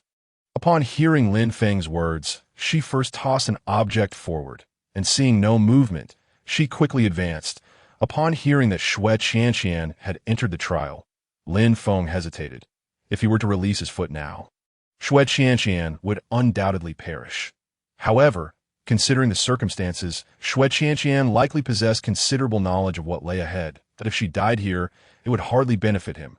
At most, it would eliminate a potential threat, but in the grand scheme of the Sword King's inheritance, it would be trivial. Lin Feng remained still, waiting for Xue Qianqian to arrive. Phew! Xue Qianqian, panting, finally reached Lin Feng's side. Thank you. She beamed at him, and no need for thanks. Lin Feng waved his hand, though an uneasy sensation surged within him again. Nonetheless, he smiled at Xue Qianqian and remarked, I did this for my own sake as well. Let us proceed. Upon hearing this, Xue Qianqian smiled and moved forward. Before them stood a grand door. Is this the entrance to the inner palace? Lin Feng followed her, gazing at the bronze door. Indeed, Xue Qianqian nodded, her eyes glimmering with excitement. Shall we push the door open as before? Lin Feng inquired tentatively. No need. Xue Qianqian waved her hand. Advancing, she retrieved a white jade pendant and placed it in the center of the bronze door, revealing a corresponding groove. Thank goodness Xue Qianqian was here, Lin Feng thought, observing the jade pendant embedded in the bronze door. Had she perished earlier, he too might have left empty-handed. Boom! Boom! The bronze door rumbled incessantly before slowly creaking open, and Xue Qianqian slipped inside without bidding Lin Feng farewell, and no longer pretending. Are we? Lin Feng mused inwardly, then hastened to enter the door. Upon crossing the threshold, he found Xue Qianqian standing pale-faced at the entrance. Motionless. What's wrong? Lin Feng, fearing something had gone awry, quickly inquired. Look! Xue Qianqian pointed ahead, her pallid complexion taking on a sickly hue in the firelight. Behind the bronze door lay an expanse of open ground, where Xue Qianqian held a torch. Following her gesture, Lin Feng peered into the darkness. No, something's not right. His ears twitched slightly. That. Breathing sounds. There are many. What is it? Lin Feng finally sensed something was amiss. They are all corpse beasts. Xue Qianqian's voice trembled slightly. That moment, as if to validate her words, pairs of crimson eyes emerged from the shadows before Lin Feng. Roar! A cacophony of growls erupted. So many corpse beasts! Lin Feng was taken aback. With a swift motion, he drew the jade divine sword. This won't do. I must carve a path. Lin Feng moved beside Xue Qianqian, surrounded by glowing crimson eyes. He urgently asked, Do you know which direction to head? That way. Xue Qianqian appeared to have finally regained her composure. Very well, let us charge in that direction, Lin Feng declared, dashing forward. Suddenly, Xue Qianqian's gaze flickered, and she turned to sprint in the opposite direction of Lin Feng's charge. Damn it! As Lin Feng fought against the corpse beasts, he noticed the commotion behind him, realizing that Xue Qianqian had been deceived. I've been tricked. Lin Feng attempted to run towards Xue Qianqian's direction, but the horde of corpse beasts blocked his path, forcing him to forge ahead instead, with a horizontal slash of his sword. Lin Feng unleashed the surge of vital energy, toppling a cluster of corpse beasts before him. To his surprise, these creatures were weak but numerous, and the corpse water smeared on them proved utterly ineffective. He could only charge along the path Xue Qianqian had indicated. At long last, a fork appeared ahead. Lin Feng hesitated briefly before entering the left path. The corpse beasts continued their relentless pursuit. But ahead, there was a respite, activating cold shadow steps. Lin Feng navigated through the myriad of forks. He had lost track of his location, but fortunately managed to shake off the relentless horde. Unsure of where he had wandered, Lin Feng gazed around, enveloped in darkness, with only the torch in his hand casting a faint glow. Roar! Suddenly, a corpse beast leapt out from ahead. Swish! A flash of light flickered by. Snowfall. Not yet seen. Lin Feng swung his sword, severing the suddenly emerging corpse beast. Not bad. He nodded, resuming his cautious exploration. Meanwhile, on the other side, once Xue Qianqian broke free from the horde of corpse beasts, she retrieved a map from her ring. Illuminating it with her torch, and began to scrutinize it closely, comparing it with her surroundings. "Eureka!" Xue Qianqian exclaimed with excitement, her face radiant with joy, before stowing the map and dashing along the path indicated. Along the way, she frequently encountered corpse beasts, but each was swiftly dispatched by Xue Qianqian's sword. Chapter 32. Kill. Lin Feng had lost all sense of time. The multitude of forks left him utterly disoriented, completely lost within the inner palace. Occasionally, a corpse beast would emerge, providing a brief reprieve from the monotony. Attempting to retreat, Lin Feng discovered he had completely lost his way. "What is this?" As he reached yet another fork, a glimmer of light appeared. Upon seeing it, Lin Feng's face lit up with joy as he hurried toward it. Upon stepping into the light, he found himself in a magnificent palace. The palace was resplendent, adorned with exquisite decorations, and was far larger than any palace he had encountered before. This the Sword King's palace. Lin Feng approached the center of the palace, where a grand platform stood, atop which lay a coffin. The midpoint of the platform, iron plates jutted out, each bearing an item: a tome of techniques, a long sword, a ring, and a wooden plaque. Lin Feng reached for the tome of techniques. "Halt!" He turned to see Xue Qianqian entering the palace. "That belongs to me." Xue Qianqian, once the epitome of charming obedience, had transformed into a fierce and formidable figure. With a menacing glare, she addressed Lin Feng, brandishing her sword menacingly. "Depart now, and I may spare your life." Lin Feng remained silent, resolutely grasping his cultivation technique, seeking death. Upon witnessing this, Xue Qianqian unleashed her sword in a sweeping motion. As the clouds parted, a flurry of blades descended upon Lin Feng. The Jade Spirit's sword rose, tracing circles in the air, continuously thwarting Xue Qianqian's onslaught. "If you do not leave at once, do not blame me for my lack of courtesy," Xue Qianqian shouted, yet Lin Feng remained unperturbed. With snowflakes swirling around them, Lin Feng seized the moment when Xue Qianqian's attacks faltered to shift from defense to offense. She felt the chilling winds of the snowstorm approaching.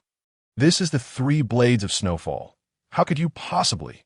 Xue Qianqian gasped in astonishment. "What do you think?" Lin Feng replied with a smile. "Did you truly believe I was unaware of your actions?" Xue Qianqian's expression shifted, yet her strikes grew increasingly fierce. As the clouds parted and converged, she twirled her sword around her form. "I end this fleeting opportunity," she retorted. "I know not of what you speak." "Do you not?" Lin Feng's Jade Spirit sword flashed faster still. Yet, Xue Qianqian appeared to handle the situation with ease. Merely in the realm of vitality, she scoffed, not deigning to respond to Lin Feng's words. With a mocking laugh, her aura of true essence erupted, a torrent of power surging forth. Instantly, Lin Feng found himself at a disadvantage. "Indeed, my vitality realm is still too low," he mused internally. However, he knew he possessed the strength to contend with her. Xue Qianqian's aura revealed her to be merely at the first stage of true essence, and although she had not been in this realm for long, Lin Feng retreated to avoid the brunt of her explosion. As the snow fell and the moon waned, Lin Feng wielded his Jade Spirit sword before him, his movements elegant. This was the final strike of the 3 blades of snowfall, a lethal technique. "I understand your intentions completely. There is no need for subterfuge." Slash! A beam of white light sliced through the air as if descending from the heavens. Xue Qianqian's expression grew grave. Clouds part, clouds disperse. In an instant, Xue Qianqian's sword vanished from her grasp. Moments later, Lin Feng sensed a wave of danger approaching from behind him. Reacting swiftly, he dodged just in time that it became evident to him that Xue Qianqian intended to engage in a mutually destructive confrontation. No, it was not merely a case of mutual destruction. Xue Qianqian held an unwavering confidence in her strength, dismissing any threat posed by Lin Feng's sword techniques. Conversely, she believed her lethal strike would surely eliminate him. Lin Feng noted the conviction in her gaze. "You may be miscalculating," he murmured, closing his eyes. With utmost precision, he activated the techniques of the cold shake step, the eye of the eagle, and the ear of the wind. Harmonizing them to perfection, he evaded Xue Qianqian's lethal moves while simultaneously launching his own attack overhead. "Secret body, solid stone," Xue Qianqian declared, choosing to confront Lin Feng's assault head-on. However, she had gravely underestimated the potency of his strike, which was aptly named Sword Cannon, Snowfall, Moon Wanes at IT, was akin to the previously executed Cross-Slaughter Sword, a refined version of Lin Feng's meticulously crafted techniques. Not to mention, even someone at the first stage of true essence, or even the second or third, would struggle to withstand such power if they had not transcended the fourth stage. Xue Qianqian's initial advantage, owing to Lin Feng's movements, ultimately led to her downfall. Impossible.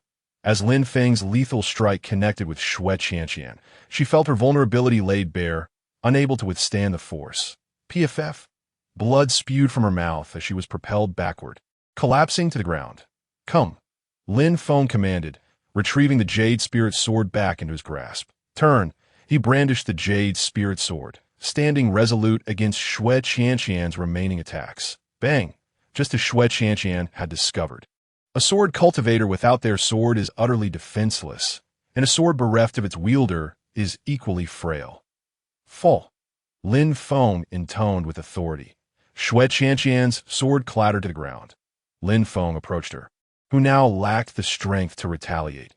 You brought more than one person into the palace, did you not? He inquired, kneeling before her. Xue Qianqian turned her head away, choosing silence. Yet you exited the palace alone. Lin Feng's eyes glinted with mounting malice. This implies that the others are dead. Is that not so? Xue Qianqian's expression grew increasingly complex, her silence speaking volumes that I am a member of the Xue clan, as well as a disciple of the Sword Sect. Should you dare to slay me, the consequences will be beyond your capacity to bear. Xue Qianqian warned, having discerned the murderous intent in Lin Feng's gaze. Sword Sect? Lin Feng echoed. Indeed, many are aware of my presence in the 10-sect mountain range. Should you dare to kill me? Lin Feng's right hand wielded the sword, slicing through the air, before Xue Qianqian could finish her sentence. A crimson line appeared at her throat. Lin Feng beheld her wide, disbelieving eyes, filled with defiance and incredulity. She could not fathom that he would dare to take her life, yet Lin Feng struck her down without mercy. Lin Feng gently stroked Xue Qianqian's head. Do not blame me. After all, it was you who first sought to take my life, he muttered, awaiting the system's notification. Ding. Corpse touched. Obtained first stage of true essence. Ding. Congratulations, host. You have broken through to true essence. The corpse touch system would undergo an upgrade, requiring a day's time. Please be patient, host. In an instant, the aura of true essence erupted from Lin Feng, vibrating the air with a resonant hum. At last, I have reached true essence. Lin Feng rose, his eyes gleaming with delight. He had finally attained a modicum of self-defense in this world. With renewed determination, he could now focus on uncovering the truth behind his parents' plight. Lin Feng turned his gaze toward the central dais of the palace and began his ascent toward it. Chapter 33. The Upgraded System. Within the expansive and luminous palace, Lin Feng collected the treasures scattered around the dais. The first treasure was a cultivation technique, which, in truth, held little value for Lin Feng. However, it could be sold for resources that he mused to himself, setting the technique aside and shifting his attention to another item. The Purple Extreme Sword. This was the sword of the Sword King, Li Ziqi, its entire body a deep purple-black, shimmering with an oily sheen, radiating magnificently within the palace, a splendid sword. Lin Feng grasped the Ziqi sword in his hand, and at that moment, it felt as if a surge of transcendent sword intent burst forth. This was a low-grade spiritual weapon, although it did not possess the high rank of the Jade Divine Sword. It was a complete and undamaged spiritual artifact.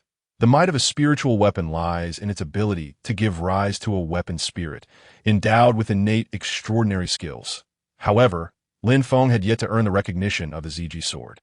The remaining two items included a storage ring, impressively large at 100 cubic units, and another object, a wooden tablet etched with the image of a long sword, beneath which lay countless majestic mountains. Lin Feng had an instinctive feeling that this tablet was the most significant among these items. Yet after pondering for quite some time, he could not discern its purpose, and thus decided to store everything within the storage ring. He donned the storage ring, which also contained a variety of resources, though many had decayed with the passage of time. Nevertheless, there remained a handful of medicinal pills and elemental stones. Lin Feng secured the ring and chose not to approach Li Ziji's corpse. Firstly, he was in the midst of a system upgrade. Secondly, he felt somewhat fatigued. Turning away, Lin Feng removed the ring from Xue Qianqian's finger, which still held several valuable items. Aside from women's necessities, there were also provisions and medicinal pills. He transferred the food, medicinal pills, and elemental stones into his own storage ring, subsequently returning the ring to Xue Qianqian. There was no need for him to keep it, especially since he possessed a storage ring of his own. After completing these tasks, Lin Feng retrieved food from his storage ring and leaned against the platform as he munched, contemplating the rules of the corpse-touching system. It appeared that his breakthrough into the true essence realm confirmed his suspicions.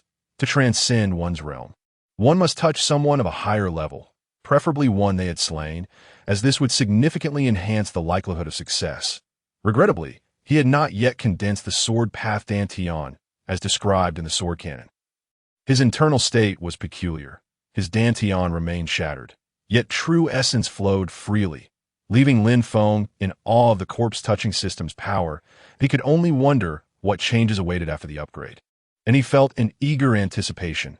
Far beyond the 10-sec mountain range lay the East Domain's Tiandao City. Tiandao City was one of the two major cities in the East Domain, ruled by the formidable Jian sect, which was situated at the heart of the city, surrounded by countless magnificent palaces. Within the Jian sect's Tianxue Hall, the hall's master, a middle-aged man with a refined appearance clad in a white robe, was engaged in discussions with his disciples when a commotion erupted outside. Hall master, a grave matter has arisen. A man stumbled in, breathless. The hall master looked at the hasty disciple with displeasure and said, "I have told you countless times, do not act impulsively." The disciple, trembling, replied, "Hall master, the life lamp of junior sister Jiu has just extinguished." "What?" The hall master rose abruptly. "Repeat that. Junior sister Jiu's life lamp has just gone out. Master, you must avenge her." As he spoke, the disciple knelt down, tears streaming down his face, not out of deep affection for junior sister Jiu, but because the hall master was exceedingly fond of her. Now that she was in peril, he could only act thus to avoid incurring the hall master's wrath. Of course, he was not alone. All disciples present knelt, crying out for vengeance on behalf of junior sister Jiu. "Old San, do you know where old Jiu has gone?" The hall master questioned a burly young man, his gaze fiery. Before she left, it seems she mentioned going to the 10-sec mountain range to explore a relic. Old San replied, trembling, "Why did you not accompany her?" The hall master bellowed. "She forbade me from following." Old San hastily defended himself. "Humph, useless." The hall master waved his sleeve, sending Old San hurtling backward. The others lowered their heads, even further in submission. "Old Heir, your senior brother, is currently in seclusion. Take some men to investigate old Jiu's whereabouts in the 10-sec mountain range," the hall master commanded, gazing at a robust youth with silver hair. "Yes, master," Old Heir replied solemnly, bowing deeply. "Remember, it is better to mistakenly kill than to let one escape." The hall master's voice was cold and indifferent. Thus, Lin Feng remained in the inner palace for an entire day, unaware of the passage of time until the system's voice resounded, informing him that a day had indeed elapsed. Ding! Congratulations, host. The system upgrade is complete. The current system now possesses the host panel and other information for your review. The system's voice roused Lin Feng from his reverie. He was momentarily stunned. "Open my panel," he commanded. That a luminous screen materialized before his eyes. Host. Lin Feng age. 18 cultivation. True essence realm. First level. Dantian under repair. Technique. Sword cannon. First level. Divine weapon. J divine sword fragmented. ZG sword dormant. Talent. Corpse touching life value. 10 due to insufficient system energy. The initial gift package was not distributed earlier, but has now been issued to the warehouse. The task system and mall system have been fully unlocked. Please review them at your leisure. The system's sprite has awakened. Should you have any queries, feel free to inquire directly. The system version has reached 2.0, with the next upgrade conditions as follows. First, the host must achieve mastery of the sword heart. Second, the host's strength must reach the heavenly profound realm. Listening to the system's incessant notifications, Lin Feng mused, this must be the true system. He gazed at the glowing screen. Summon the system sprite. Lin Feng instructed. The system sprite is delighted to serve you. A wisp of mist separated from the screen, transforming into a petite girl. I am the system sprite, she chimed, no larger than a palm. Her voice melodious. Oh, you have a name? Lin Feng inquired, intrigued. My master may name me. I do not yet have one, the system sprite replied, her large, dark eyes sparkling. Then I shall call you Xiaoyu, Lin Feng contemplated. As he possessed the Jade Divine Sword and intended to adopt the moniker of Jade Young Master in future ventures, the character you held auspicious significance for him. Thank you, Master, Xiaoyu exclaimed joyfully. Xiaoyu, could you demonstrate the changes in this system for me? Lin Feng smiled at her. Of course, Master, Xiaoyu replied, clapping her tiny hands on her head, appearing adorably animated. However, Master, Xiaoyu cannot control the system. Instructions must come from you. All right, then you speak, and I will operate, Lin Feng nodded. Subsequently, Xiaoyu began her explanation. The most significant change in the system is its physical manifestation. Previously, rewards were conveyed solely through voice. Now, the master can automatically claim them within the system or set it to receive rewards upon completing tasks. Completing tasks for rewards? Lin Feng interrupted, puzzled. What tasks? Indeed, Master, please do not rush. Xiaoyu will elaborate shortly, she replied, nodding obediently. The system is now primarily divided into 3 panels. The host panel you currently see, the mall panel, and a third one yet to be disclosed, summon them all. You merely need to silently think mall. Lin Feng complied, silently invoking the word, and watched as the screen flickered and transformed into an entirely new visage. The mall was categorized into 5 sections: techniques, weapons, mounts, miscellaneous, and most importantly, life-saving items. The technique area peaks at the heavenly level. The weapon area reaches the saint level. Mounts are categorized by strength, with the highest being heavenly profound. The miscellaneous section is diverse, containing various items. Currently, there is but one life-saving item known as the concealment talisman, which allows one to vanish from this world for an hour. However, this disappearance does not imply true vanishing. Rather, after using the talisman, others will be unable to detect you by any means. Lin Feng stared in shock at the concealment talisman, rendered speechless. Xiaoyu gently waved her petite hand before his slightly dazed face. Smiling, this life-saving talisman can only be redeemed 3 times a year. Redeem? Lin Feng roused from his astonishment, asking. Yes, all items in the mall require life value for redemption, Xiaoyu explained. What precisely is life value? Lin Feng inquired, having noticed it on his attribute panel earlier. Life value is the system's latest capability, akin to elemental stones in the human world, Xiaoyu clarified.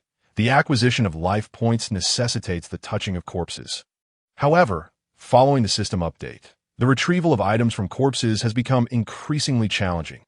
Most items now require life points to be purchased from the marketplace, as explained by Xiaoyu. Currently, the master possesses 10 life points. A gift bestowed after the system upgrade. Lin Feng was left speechless. These 10 life points seemed utterly useless, as he had just browsed the marketplace and discovered that even the most rudimentary techniques, classified as yellow grade, demanded a full 10 life points. The life points are contingent upon the strength of the corpse. For instance, a 9th level in the Qi Blood Realm yields 1 point, while anything below the 9th level yields nothing.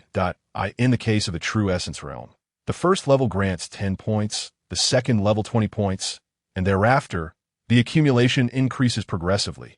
Xiaoyu, with a playful smile directed at Lin Feng. Continued, you may proceed. Lin Feng encouraged her to elaborate. Certainly, Master. Next, we have the 3rd panel, the task panel. As Xiaoyu spoke, Lin Feng summoned the task panel, revealing a plethora of text. Main Quest 1. Investigate the truth behind parents' deaths. Not started. Side Quest 1. Trial for recruitment by the 3 sects. Completed. Reward not yet issued. Side Quest 2. Enter the Divine Sun sect. Completed. Reward not yet issued. Side Quest 3. Explore the Sword King's Palace. In progress. Side Quest 4. Defeat Intersect Disciple Zhangjiang. Not started. Main Quest 2. Not unlocked. Lin Feng gazed at the task panel. Hesitatingly inquired of Xiaoyu, are these all the tasks I have undertaken previously and those yet to come? And what does this not unlocked signify?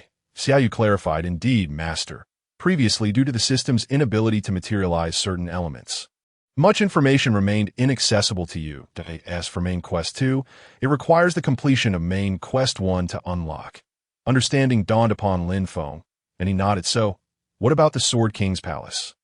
He glanced towards the coffin atop the platform, then retracted the system panel. With a vigorous leap, he reached the side of the coffin, grasping the lid, only to find it immovable despite his efforts. At that moment, Lin Feng noticed a groove at the center of the coffin lid, identical to the one previously observed on the bronze door. With a flicker of light from his right hand, the jade token belonging to Shui Qianqian appeared. Lin Feng tossed the token into the groove. As soon as the token neared the indentation, it was drawn in as if by an unseen force. The coffin emitted a creaking sound as Lin Feng released his grip and jumped back to the ground, watching the coffin shake and emit a piercing sound. After a brief interval, the lid crashed to the ground, allowing Lin Feng to leap up and peer inside the coffin. Lying within was a skeleton, starkly contrasting the preserved state of the bodies outside. This one had succumbed to the ravages of time. Could this be the Sword King? Lin Feng found it difficult to believe. At that moment, the system's voice resonated. Once, the Sword King commanded respect across the land. The mind-bending codex, beguiling all, betrayed before death. Scorched by fierce flames, I asked the future generations, what stirs the clamor? Lin Feng recalled the elder he had encountered upon entering the Corpse Mountain and the mind-bending codex he had touched. It seemed this Corpse Mountain held greater depths than initially perceived.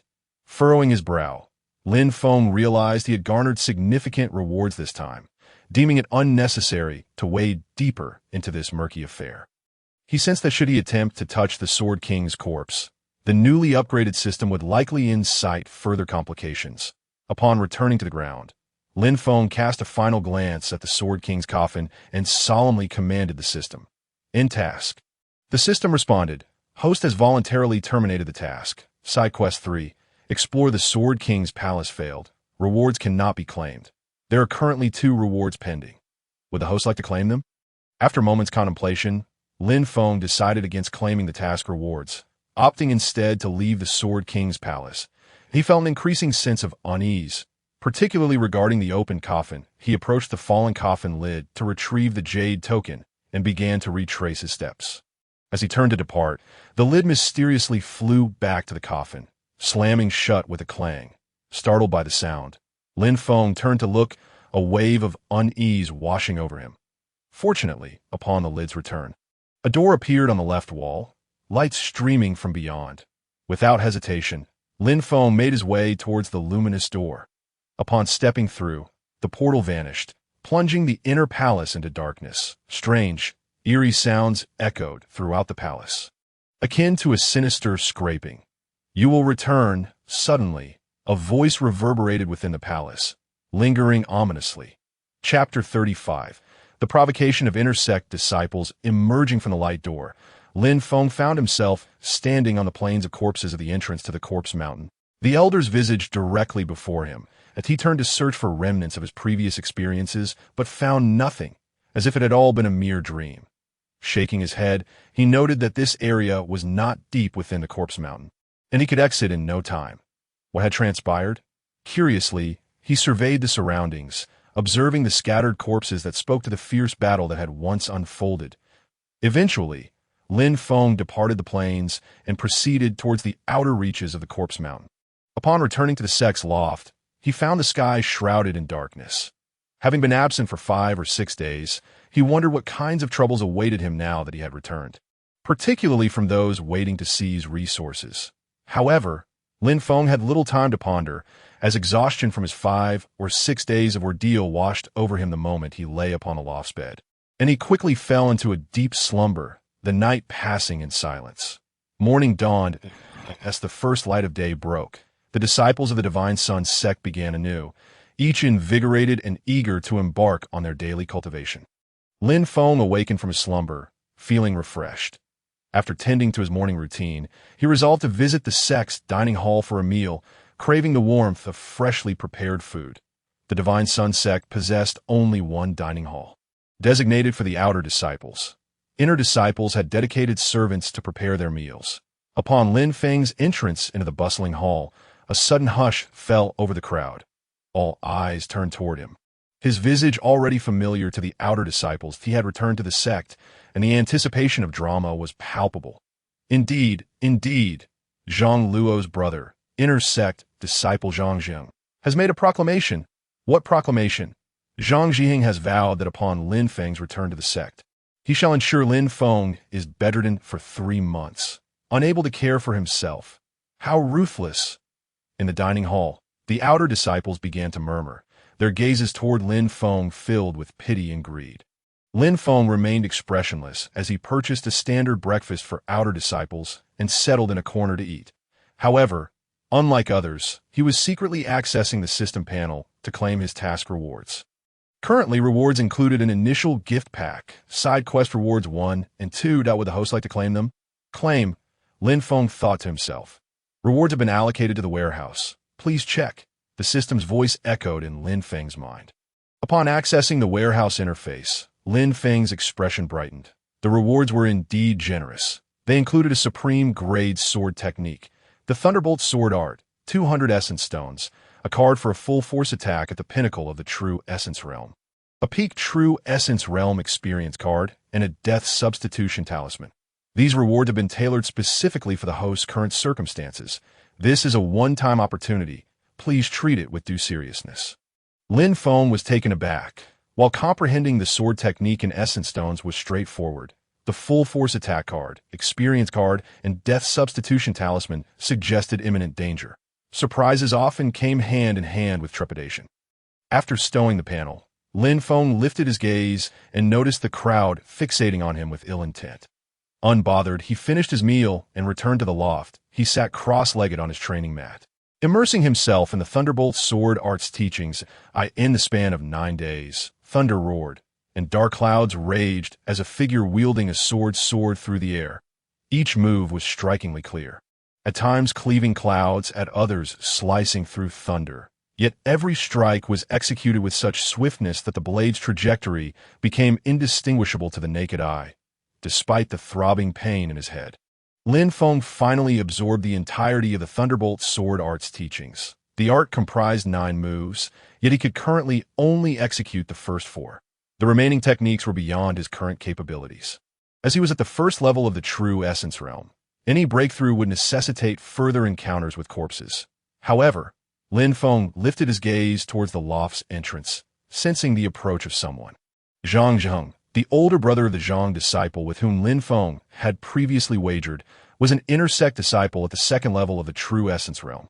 Upon hearing news of Lin Feng's return, he could hardly contain his eagerness and hastened to Lin Feng's loft. Prepared to exact vengeance on his younger brother, Zhang Zhiheng was about to smash the door when it suddenly swung open. Lin Feng stood at the threshold, gazing at the man clad in the deep crimson garb of an inner sect disciple, and inquired, "Who are you?" Zhang Zhiheng lowered his hand, which had been poised in midair, feeling somewhat awkward. However, his expression quickly shifted as he coldly replied, "Are you the one who injured my brother last time?"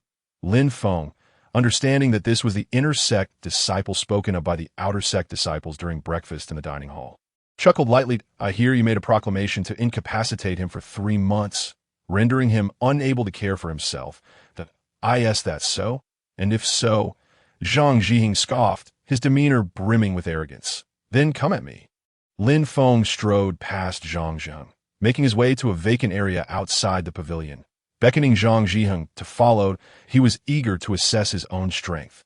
Observing Lin Feng's eagerness, Zhang Zhiheng felt that his prior words were rendered unnecessary. He stepped forward to face Lin Feng, declaring, "Do not accuse me of bullying. I shall only use one hand," Zhang Zhiheng proclaimed boastfully, his tone dripping with arrogance. "Very well," Lin Feng replied, a slight smile gracing his lips as he nodded in agreement.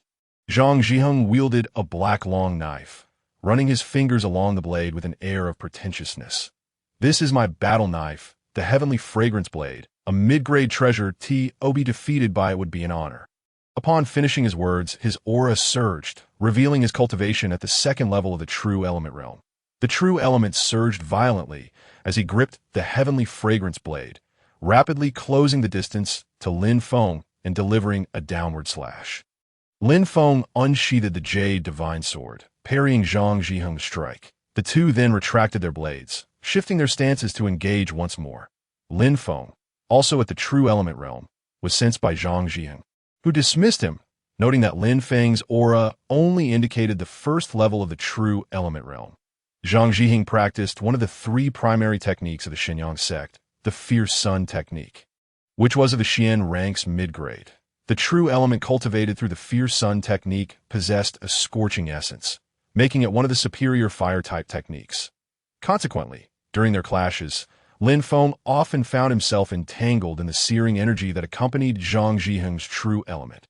Lin Feng's Dantian had been partially restored by the system, but it was only halfway complete, resulting in his true element being of the ordinary kind, devoid of any elemental attributes, putting him at a disadvantage. After another bout of exchanges, Zhang Zhiheng's heavenly fragrance blade radiated a brilliant red light. "Fierce sun, breaking waves," he shouted, and Lin Feng felt waves of scorching heat wash over him, making him exceedingly uncomfortable.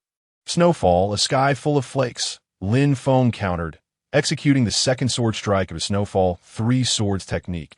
The it was as if countless snowflakes descended, colliding with the searing rays of the fierce sun. With a resounding boom, both combatants staggered backward. However, Lin Feng retreated 4 or 5 steps while Zhang Zhiheng only swayed slightly, taking a single step back. This exchange clearly indicated Lin Feng's defeat, yet he had not truly lost this engagement. "Interesting," Zhang Zhiheng remarked, somewhat surprised by Lin Feng's strength. Realizing why his brother had fallen to him, "I retract my earlier statement," he said, his expression now solemn. "You are worthy of my full effort." Lin Feng shrugged nonchalantly and replied, "Do as you wish." With that, he charged forward. Utilizing the cold, shaking steps, his figure became elusive, and with the jade divine sword in hand, he aimed a piercing strike at Zhang Zhiheng's face. Zhang Zhiheng reacted quickly, gripping his knife with both hands and planting his feet firmly. The blade's energy filled the air. Clang! Their weapons clashed. Lin Feng's speed was enhanced by the cold, shaking steps, making his strikes relentless. Zhang Zhiheng, however, remained steady, his grip secure, effortlessly blocking Lin Feng's every attack, regardless of the direction. Sword technique, vertical blade. Lin Feng propelled himself backward, launching a streak of sword light toward Zhang Zhiheng. Fierce sun, sun slash. Zhang Zhiheng raised his knife above his head, executing a downward cut.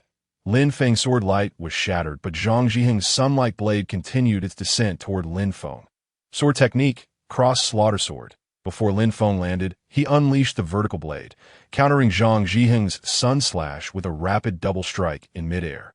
Zhang Zhiheng's eyes widened in shock. He had not anticipated that Lin Feng could withstand this technique. The sun slash was one of his trump cards, both in terms of its formidable power and the timing of his execution. He had been certain of Lin Feng's defeat. Yet before he could ponder further, Lin Feng surged forward again, sword light bursting forth. Clang, clang, clang. As their weapons collided, Zhang Zhiheng began to falter, beads of sweat pouring down his forehead. Watching Lin Feng, who appeared unaffected, Zhang Zhiheng felt a growing sense of unease. Lin Feng, of course, remained unscathed.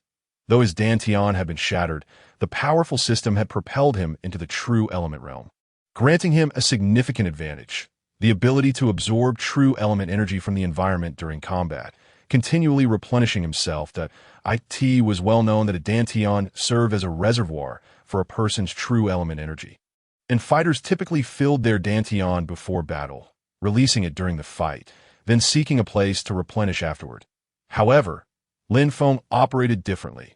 While others had a one-time use, he enjoyed a continuous supply, enabling him to fight indefinitely, unless the true element energy in the environment was entirely depleted. Of course, this was only the case until his Dantian was fully restored.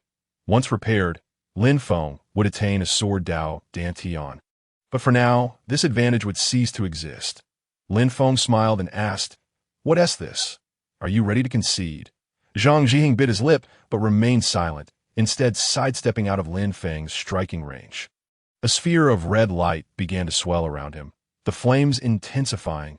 "Fierce sun, great sun!" Zhang Zhiheng bellowed, as a massive conflagration enveloped his heavenly fragrance blade. Go. As the flames erupted, they transformed into the shape of the heavenly fragrance blade, hurtling toward Lin Feng. Another lock-on? Lin Feng furrowed his brow. He sensed that no matter how he evaded, there was no escaping it.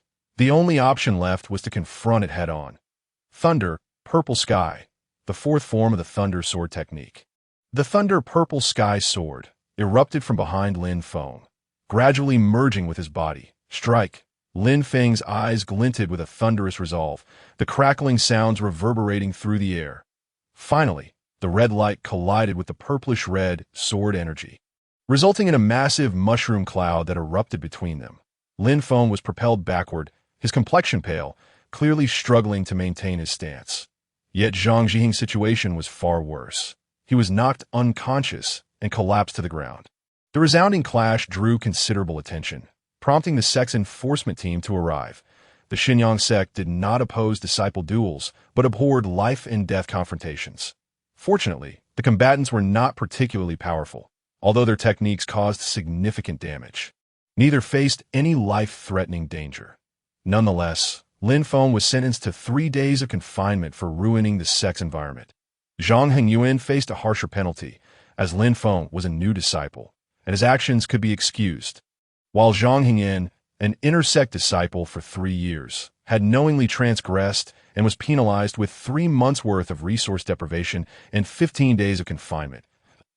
As the enforcement disciples escorted the still unconscious Zhang Hengyuan toward the confinement room, one could only imagine the poor fellow's bewilderment upon awakening in the small, dark space. After hearing the enforcement disciple's pronouncement, Lin Feng followed suit into the confinement room. Meals would be provided 3 times a day, but the space was exceedingly limited, featuring only a bed with nothing else.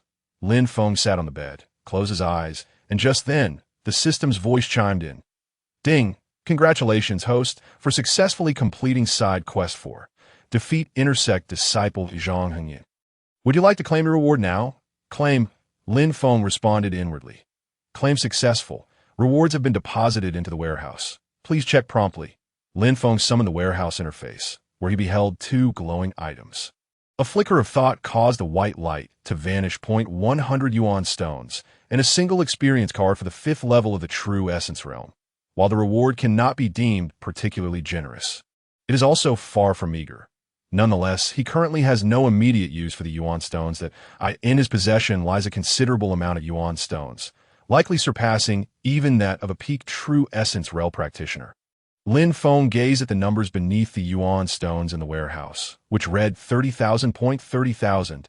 At the Xinyang sect, a disciple at the 9th level of the True Essence realm receives merely 1,000 yuan stones annually, implying that it would take 30 years for such a disciple to accumulate 30,000, all while refraining from utilizing any yuan stones during this time. Chapter 37. New task. The reason Lin Feng possessed such an abundance of yuan stones was primarily due to the substantial contributions from Shui Qianqian and the Sword King storage ring. Yuan stones serve chiefly for cultivation. Practitioners can acquire True Essence through 2 avenues, absorbing it from the external environment or extracting it from yuan stones.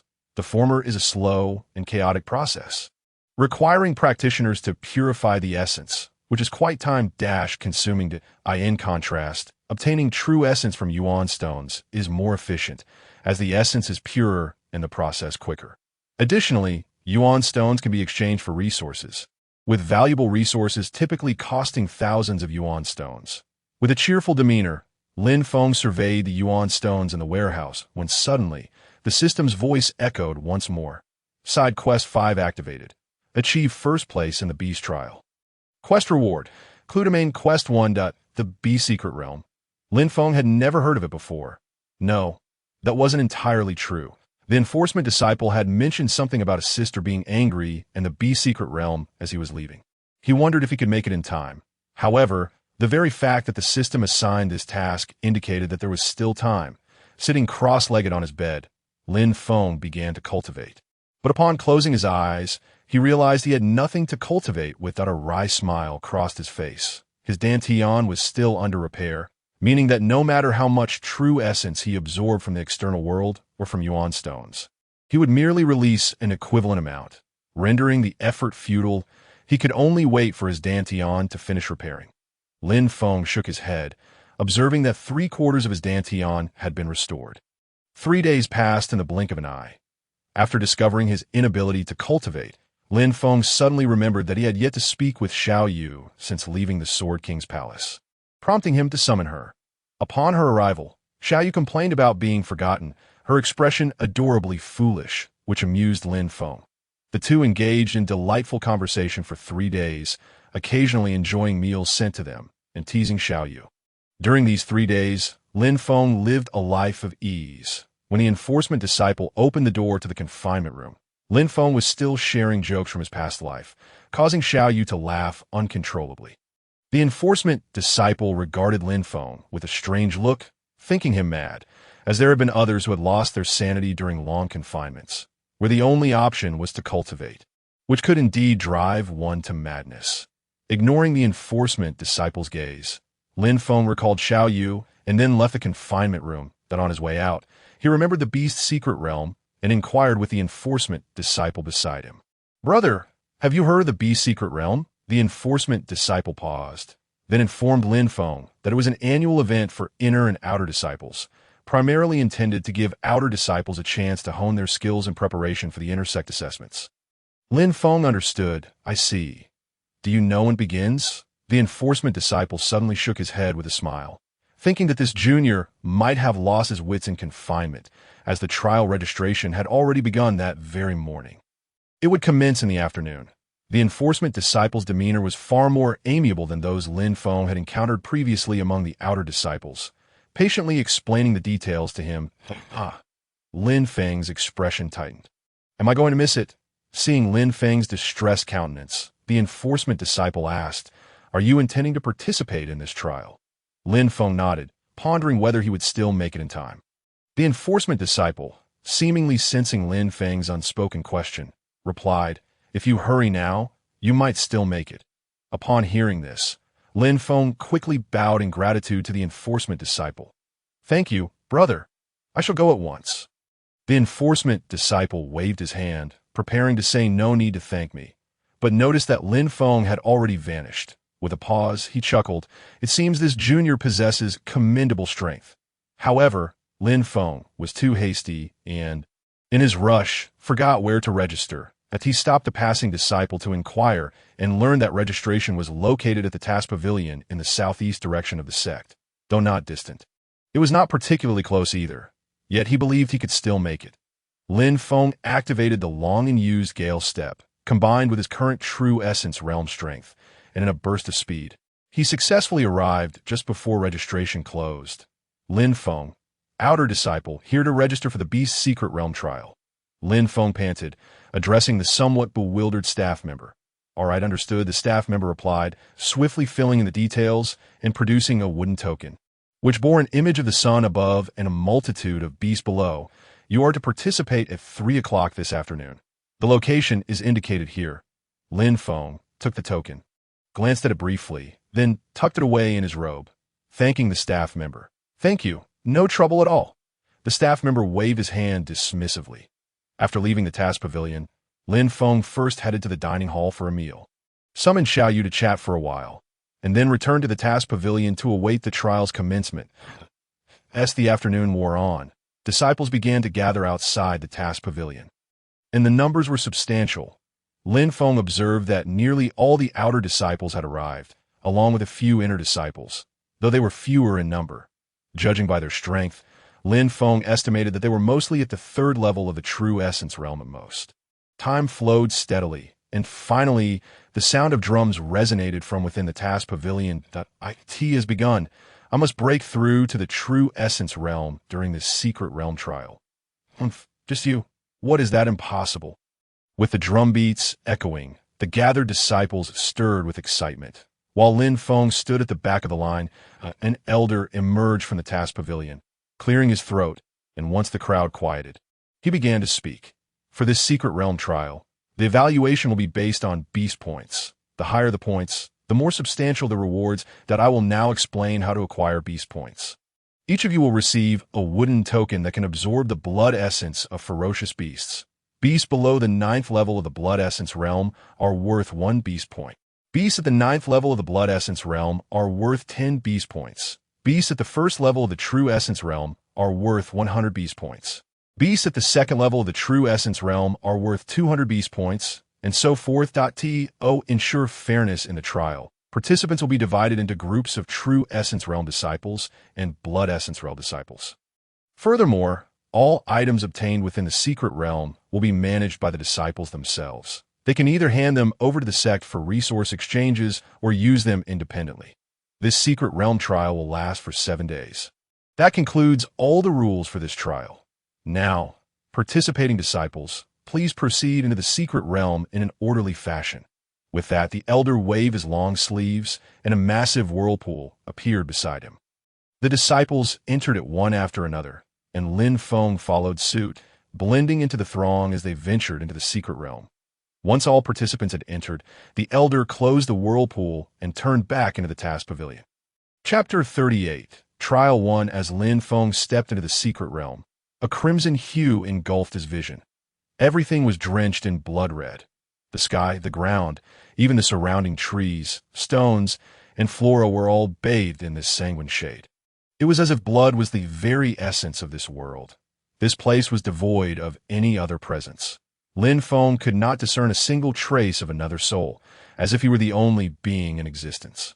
Yet, he knew this was impossible. The world was simply too vast. The secret realm. As Lin Feng traversed the bloodstained path, he noted the absence of any other colors. The Xinyang sect's annual resource distribution event grants an opportunity for disciples who performed well the previous year to enter the secret realm. Typically once, unless their performance is exceptionally outstanding, in which case they may be rewarded with a second chance. Lin Feng had received 4 opportunities, yet he had never found the time to enter the secret realm. Among the 7 secret realms of the sect, the Beast secret realm ranked 7th and was designated for outer disciples. Its most precious resource was the True Essence Stone. True Essence Stones differ significantly from Yuan Stones, not only in their rarity but also in their utility. I'm afraid I cannot assist with that. Lin Feng spoke with an air of indifference, his gaze devoid of any emotion. Lu Shimi, undeterred, continued to press forward with her legs. I won't say a word. Not to anyone, truly. Just give me one chance. There will be no next time. Suddenly, Lin Feng felt a pang of pity for Lu Shimi. Upon hearing his words, Lu Shimi abruptly halted. Believing that Lin Feng would spare her life, she lifted her head, ready to utter something, only to be met with a flash of sword light. Why? A crimson mark appeared upon Lu Shimi's neck. She clasped her hands around it, trembling uncontrollably, yet the blood flowed ceaselessly. Why?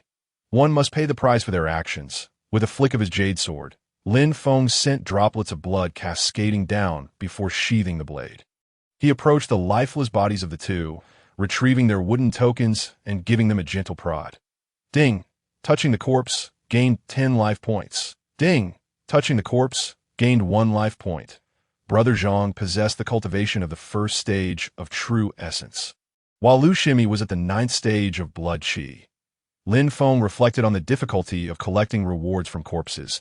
It seemed only the remains of formidable foes would yield worthwhile treasures. Shaking his head, he attempted to align the tokens of the deceased with his own. Indeed, their numbers diminished while Lin Feng's token increased from 110 to 125. The combined total of the two barely equaled a fraction of Lin Feng's. Well, that was quite swift. Lin Feng chuckled to himself, observing the numbers on his token. Subsequently, he discarded their tokens and departed from the scene. He ventured deeper. The number of ferocious beasts escalated, and Lin Feng realized that upon entering the secret realm, everyone must have been transported to the periphery to avoid immediate encounters with beasts, ensuring a measure of safety. Lin Feng relentlessly slaughtered the beasts, primarily those at the first stage of true essence, with the occasional blood qi beast dispatched only when they crossed his path or when he found no true essence beast to hunt. His token count rose from 125 to 300, having encountered a few groups of people along the way. Some evaded him while others, sharing his intent, sought to seize the beast values of others. However, they were met with ironclad resistance. Lin Feng's reflexes were nothing short of remarkable. dispatching them before they could utter a few threatening words. That it was thanks to that group that his beast value reached 300. He pondered the beast values of those at the fourth and fifth stages of true essence.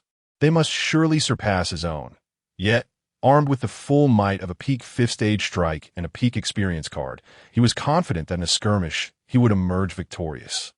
Lin Feng relished the thought, and soon arrived by a river of blood, intending to rest for a spell. The night had fallen, enveloping the secret realm in darkness, rendering everything indistinguishable. After consuming some provisions, Lin Feng leaned against a large stone, preparing to slumber, with no plans for nocturnal hunting. Just as he drifted into sleep, his ears twitched at a faint sound nearby. Lin Feng opened his eyes and peered into the darkness. Activating his eagle eye, his jade-green gaze surveying the vicinity at a patch of lush grass quivered incessantly, and gripping his jade sword, Lin Feng focused intently on the thicket. Suddenly, a shadow rolled out from the grass.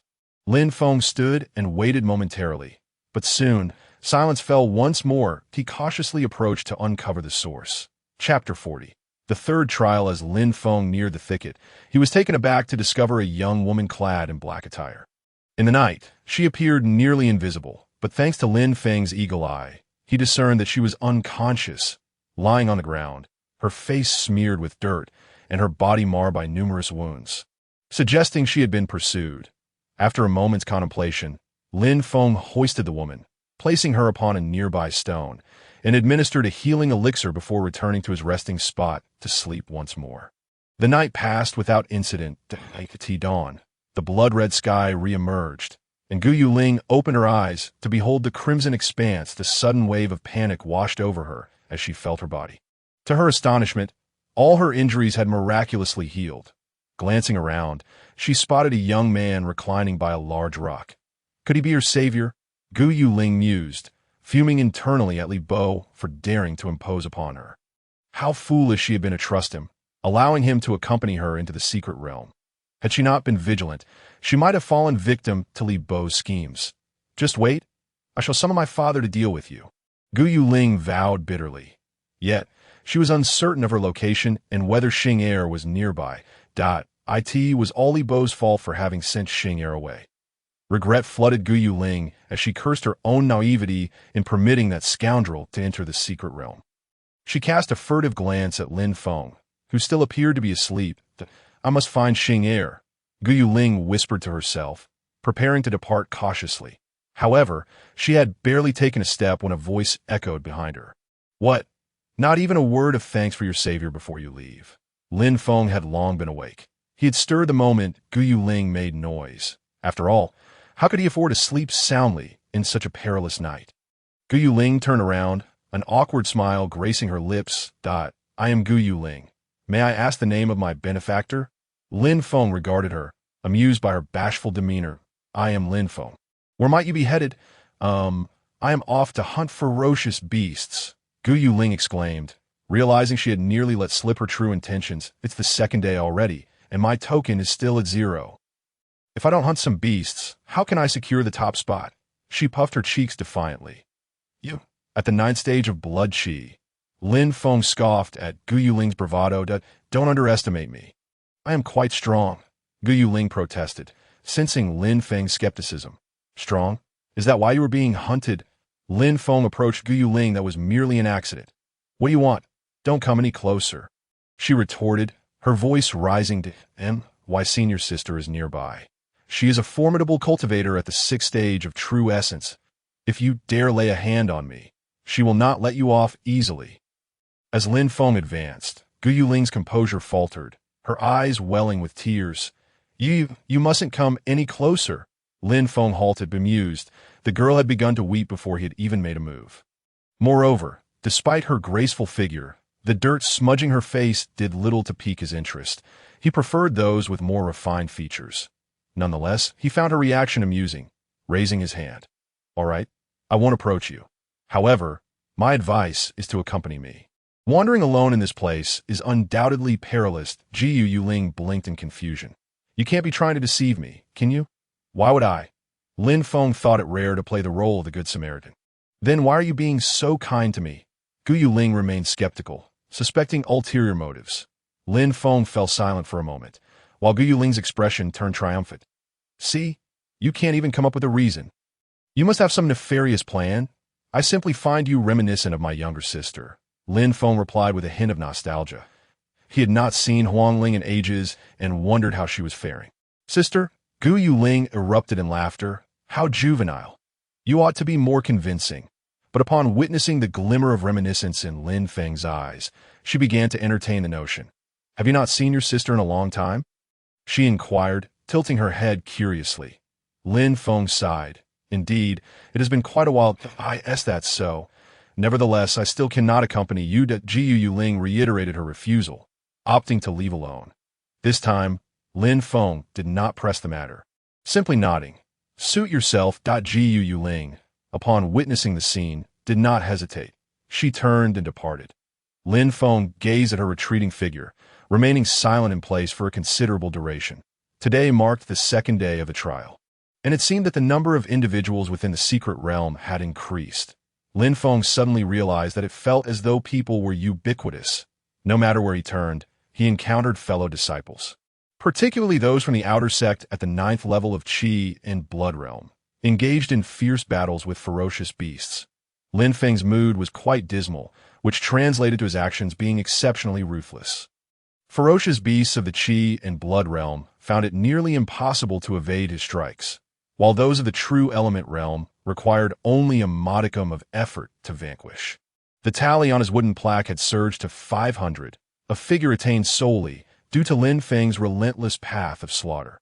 Whenever he encountered a ferocious beast, regardless of its strength, he would strike without hesitation. He had also crossed paths with several other disciples, an increasing number of whom were oblivious to the perils, evidently realizing that the effort expended in battling ferocious beasts for their beast value was far less advantageous than simply robbing others of their wooden plaques. Lin Feng, of course, bore no fear towards these individuals. They were nothing more than mobile beast value, and why would one refuse such an offering? When Lin Feng's beast value finally exceeded 500, he encountered a ferocious beast of the 2nd level of True Element Realm, a black ape. This black ape was unlike the others. It wielded a weapon, a long black iron rod, and fixed its fierce gaze upon Lin Feng, charging at him with the rod in hand. Lin Feng's expression turned grave. In truth, such ferocious beasts were the most challenging to defeat. Should it enter a state of blood transformation, Lin Feng would have to resort to using items from his storage or flee. Though the likelihood of escaping was slim, he resolved to eliminate it before it could transform. With the sword scripture, cross slash, Lin Feng unleashed his ultimate move, wielding the Jade Divine Sword to execute 2 consecutive slashes in the air. A cross-shaped sword light surged towards the charging black ape, which responded by swinging its iron rod, effortlessly shattering Lin Feng's attack. Chapter 41. Trial for the Black Ape grinned menacingly, seemingly mocking Lin Feng's audacity, as it brought the iron rod crashing down with formidable force. With the sword scripture drawing the ground as a prison, Lin Feng barely managed to block the blow, but the impact sent him hurtling backward, the Jade Divine Sword scraping against the ground until he finally came to a halt. He regarded the grinning black ape with a solemn expression. Thunder and azure sky, a massive blue sword shadow materialized behind him, flooding into his body. Lin Feng gripped his sword once more and charged at the black ape, aiming a strike at its chest. Shockwave sword. The strike emitted 4 waves of force, carrying paralyzing thunder that collided with the iron rod the black ape had positioned defensively across its chest. This time, the black ape did not gain the upper hand. The vibrations from the Jade Divine Sword, coupled with the paralyzing thunder from azure sky, nearly caused it to lose grip on the iron rod. Roar! The black ape let out a deafening roar, forcefully pushing the iron rod and sending Lin Feng flying once more, then stood there, gazing at Lin Feng with a mocking expression. Lin Feng's blood surged within him. How dare it underestimate him? With the sword scripture, Snowfall, Lin Feng swung his sword towards the black ape, unleashing a flurry of sword energy that resembled countless falling snowflakes. The sword light filled the air, descending upon the black ape. A flicker of fear flashed in the black ape's eyes as it swung its iron rod, desperately attempting to fend off the sword light. However, it still missed numerous strikes, which struck its body. The black ape howled in pain, its movements becoming increasingly frantic, but the more it flailed, the more sword light struck it. Hearing the black ape's anguished cries, Lin Feng suddenly sensed an ominous shift. The creature seemed to be on the verge of blood transformation. With the sword scripture, one sword floating immortal, a new technique usable only by those at the true element realm. Lin Feng executed it for the first time. The Jade Divine Sword was turned backward, then glided forward. The sword light moved slowly yet rapidly, confounding the senses, just as the black ape paused to catch its breath. Its fur bristled, and a wave of deathly aura surged into its heart. Roar. The black ape howled towards the heavens, its eyes transforming a blood-red hue. Lin Feng's greatest fear had materialized. The black ape had undergone blood transformation. The transformed black ape swung its iron rod directly at Lin Feng's one sword floating immortal. With a resounding crash, the sword light was shattered, prompting Lin Feng to retreat hastily. Engaging the black ape in direct combat at this moment would be folly. Activating the cold shaking steps, Lin Feng attempted to evade the black ape's assault, but the creature was swifter that a single strike sent Lin Feng flying backwards, clutching his chest as he coughed up a mouthful of blood. Cursed be this creature. Slowly rising, Lin Feng wiped the blood from the corner of his mouth, muttering curses under his breath. Though you will inevitably perish, I shall not allow you to linger a moment longer. Lin Feng gasped, then opened his storage panel, channeling all his strength into a strike of the 5th level of True Element Realm. Primordial Finger, Lin Feng shouted, pointing forward. Radiant light surged forth. Boom! Just as the black ape prepared to deliver a final blow to Lin Feng. It was met with the pointed finger directed at its forehead, but a thumb-sized blood hole appeared on the black ape's forehead, and it collapsed to the ground, the iron rod clattering beside it. Cough, that damned beast. Lin Feng cursed as he coughed. He had wasted a trump card on it. Approaching the fallen creature, he gave it a kick, observing the black ape's dazed expression as it stared vacantly at the sky. Ding! Touching the corpse, he acquired a blood seed. Lin Feng then placed the wooden plaque against the black ape's forehead, where the thumb-sized hole was, allowing a stream of essence blood to flow into the plaque. Increasing the number from 500 to 700, he subsequently stowed the iron rod into his storage ring. Only then did Lin Feng turn to depart, seeking a place to recuperate. Yu Ling. Witnessing the surrounding crimson landscape, felt a twinge of fear. Had she known, she would have followed Lin Feng. Now, she had no idea where Xing Er was. Clutching the red stones along the path, she muttered to herself. After parting ways with Lin Feng, Yu Ling set off alone, aimlessly wandering without a destination, thankful that her storage ring contained food. Otherwise, she might have starved. She pondered how devastated her parents would be if she were to perish from hunger. After a day of wandering, Yu Ling felt exhausted. Observing the blood-red sky dimming significantly, she realized nightfall was imminent, and she needed to find a place to rest. Venturing out in the dark was not something she dared to do. Spotting a cave ahead, Yu Ling, too fatigued to think further, prepared to enter. However, as soon as she stepped inside, she felt as though she had trodden upon something soft and squishy, prompting her to rub her foot against it. Hiss! Hiss! Hiss! Suddenly, a chorus of hissing filled the air, and Yu Ling realized she had likely stumbled into a snake den. She instinctively attempted to withdraw her foot, only to discover it felt as if something had ensnared her ankle. Ah! Yu Ling cried out in distress, unleashing her blood energy to forcefully shake off the snake coiling around her leg, and then fled. However, after running for a short distance, she heard the persistent hissing behind her, indicating the snakes were not prepared to let her escape. Crying out, she continued to flee until she reached the base of a tree. Lin Feng had chosen a massive tree to sit upon and recover from his injuries when he heard the cries approaching. Listening intently, he suddenly chuckled. Was that not Yu Ling? What trouble was she in now? He decided to observe for a moment before intervening, but as Yu Ling reached the tree where he sat, he realized her pursuers were not humans but a swarm of black snakes. Damn it, if I wouldn't dare provoke them. How could she? Lin Feng thought, feeling a wave of disbelief. He had encountered these snakes before. They were utterly shameless, emboldened by their sheer numbers, and no longer wishing to remain a spectator. Lin Feng leaped down beside Gu Yuling and said in a deep voice, "Hold on to me." Huh. Gu Yuling, sniffling, had yet to comprehend the situation. Lin Feng acted swiftly, hoisting her into his arms and leaping into the trees, bounding from one branch to another, until the hissing faded into silence. "Put me down," Gu Yuling said, lowering her head, her voice suddenly delicate. Lin Feng halted, his ears twitching as he detected a fragrant floral scent wafting through the air. "How delightful," Lin Feng remarked, inhaling deeply. Gu Yuling's face flushed deeper, yet Lin Feng remained oblivious to her embarrassment, only hearing her voice grow softer. "You stink, you lecher, put me down." Chapter 42. Trial 5. "You stink, you lecher, put me down." It is fortunate for Lin Feng that his ears are keen. Otherwise, he would have been oblivious to Gu Yueling's words. He promptly set her down, but as soon as Gu Yueling was released, her body suddenly weakened, and she nearly collapsed to the ground. Lin Feng hurriedly caught her, feeling the heat radiating from her body. "Are you unwell?" he inquired. No, no," Gu Yueling replied, covering her face and shaking her head vigorously. Feeling utterly embarrassed, having just been in Lin Feng's embrace, she felt an unexpected pang of disappointment at the separation. Yet, the warmth and sense of security enveloping her while in his arms were undeniably comforting. Overwhelmed by heat, she murmured, "I feel so hot." But her voice was so faint, akin to a mosquito's buzz, that Lin Feng, lacking the ability to hear the slightest whisper, was unaware. "How did you provoke that group of rascals?"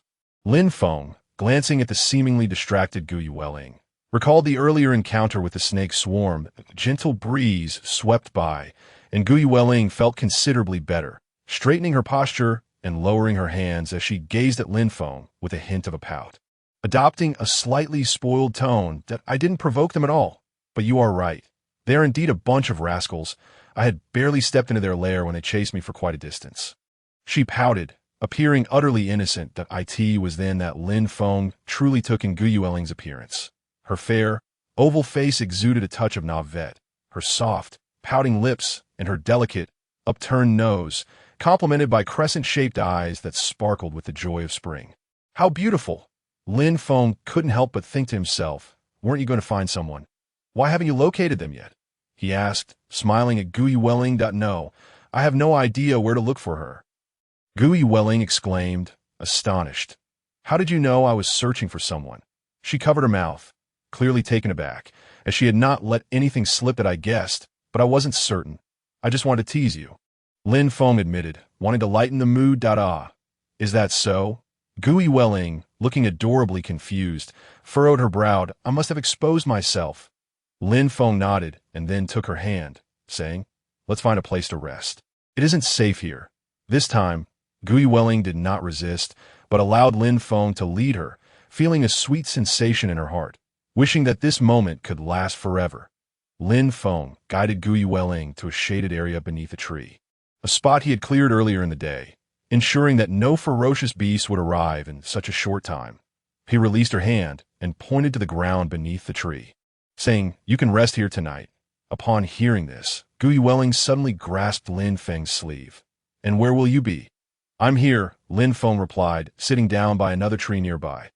"All right, get some sleep. Tomorrow, I'll take you to find your senior sister." Gu Yueling obediently leaned against the tree, yet instead of closing her eyes, she turned to gaze at Lin Feng. The night was dark, and she could not discern his figure, but she felt his presence beside her. As she shut her eyes, her mind was filled with visions of Lin Feng holding her, leaping between trees. A wave of confusion washed over her. What was happening? Could it be that she was developing feelings for Lin Feng? No, that couldn't be. They had only just met. Gu Yueling wrestled with her thoughts until she gradually fell asleep. Meanwhile, Lin Feng opened his eyes, evidently still awake. Listening to Gu Yueling's soft snores, he smiled faintly before closing his eyes once more. As dawn broke, painting the sky in shades of crimson, Lin Feng glanced at the still sleeping Gu Yueling but chose not to wake her. Instead, he retrieved food from his storage ring, laying it out on the ground as the aroma wafted into the air. Gu Yueling stirred, her nose twitching as she awakened. "What is this?" she exclaimed, opening her eyes to behold an array of food, and she immediately cried out in delight. "Food! Food! Her joy was palpable as she danced with excitement. Come and eat. Lin Feng chuckled, observing her enthusiasm. Thought you're so wonderful, Gui Welling said, her mouth stuffed with food, her words barely intelligible. Take your time, Lin Feng advised, watching her devour the food ravenously. And no one is going to snatch it away from you. Gui Welling nodded, but continued to eat voraciously. After consuming the long-dried rations from the storage ring, the current spread of meat, vegetables, and her beloved apple juice was a welcome change. Once satisfied, Gui Welling looked at Lin Feng with curiosity. How do you have so much food?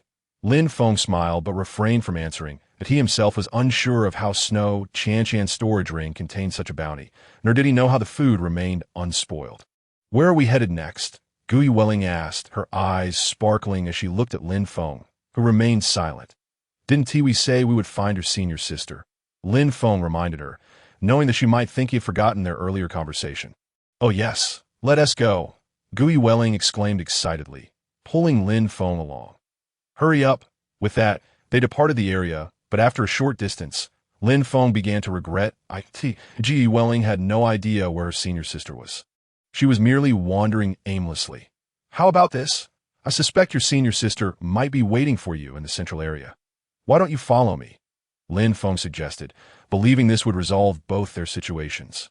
Gui Welling tilted her head, appearing to ponder the idea.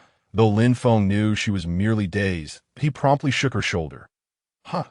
Okay. Gui Welling responded, initially startled but then vigorously nodding, clearly not having comprehended his words. Lin Feng didn't mind. Leading the way, Gui Welling followed closely behind. Whenever they encountered ferocious beasts, Lin Feng would swiftly eliminate them with a single strike, causing Gui Welling to gaze in awe each time. Are you really that strong? Gui Welling would ask with wide, sparkling eyes after each victory. Lin Feng would modestly reply, it's nothing special. Gui Welling continued to follow Lin Feng toward the central area. Their progress slowed due to Gui Welling's presence, and the beast value barely reached 800. The number of ferocious beasts diminished, but their strength increasingly grew. Whenever they encountered beasts of the second tier of true origin realm or higher, Lin Feng would lead Gui Welling to circumvent them rather than confront them head-on, as he still had his own cards to play, and the system's warnings of life-threatening danger remained unclear. Thus, Lin Feng proceeded with utmost caution, noting that the number of true origin realm practitioners was on the rise, while the reckless individuals from before had all but vanished.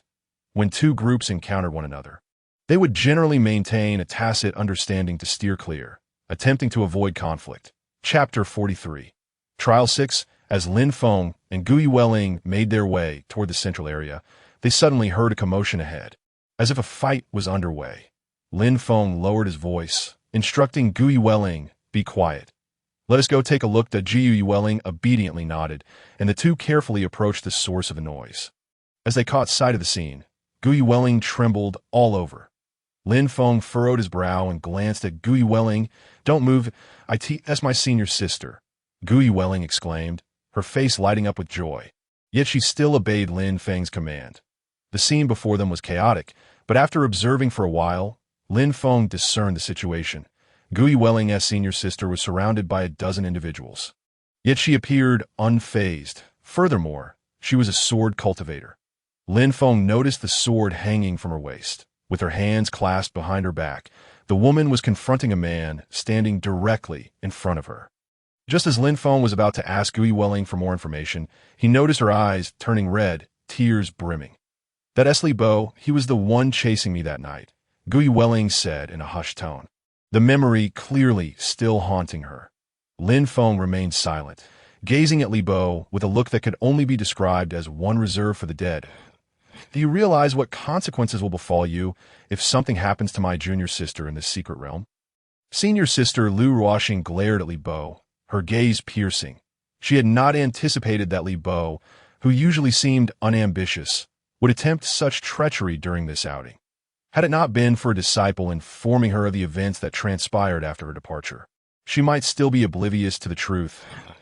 Li Bo's expression turned frantic. He expected that Gui Welling, who he had underestimated, could unleash the full power of a 6-tier true origin realm cultivator. He realized he had severely misjudged the capabilities of these sect disciples, each one employing their own hidden tactics. This is all just a misunderstanding. Senior sister, don't listen to the nonsense others are saying. Li Bo pleaded, knowing he could not afford to confront Lu Ruoxing directly. The surrounding disciples had only sided with him out of fear of appearing weak. Misunderstanding. You think you can claim that after killing those who spoke the truth? Lu Ruoxing roared in anger, having discovered that the disciple who revealed the truth to her had vanished that very morning. It is evident that Li Bo may have fallen victim to nefarious deeds. Is this true, junior brother Li? A robust young man standing behind Li Bo inquired upon hearing Lu Ruoxing's words. Bo's heart tightened. Yet he turned around with a helpless expression and replied, Senior brother, you know what kind of person I am. I could never commit such heinous acts against my own sect. The brawny youth pondered for a moment, nodded, and addressed Lu Ruoxing with dissatisfaction. Sister Lu, one must see to believe. Hearsay is often misleading. Although I am equally distressed by the disappearance of junior brother Zhang and junior sister Gu, if you accuse him solely based on your personal conjecture without any evidence, I cannot tolerate such slander. Upon hearing this, the other disciples began to voice their agreement. Indeed, sister, we all know junior brother Li's character. Yes, he has been of great assistance to me. Sister, this is excessive. Just apologize to senior brother. And let this matter rest. Bo was taken aback, his face reddening. He truly did not anticipate such staunch support from his fellow disciples. However, he still refrained from revealing the tumultuous emotions raging within him.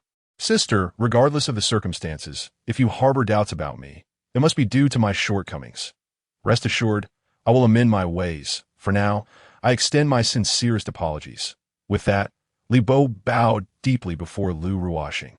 Lu Ruoxing was on the verge of exploding with fury, feeling a lingering resentment in her chest, especially as others clamored for her to apologize. Silence, Lu Ruoxing bellowed, drawing her Qingyang sword, exuding an aura of formidable energy that began to envelop her.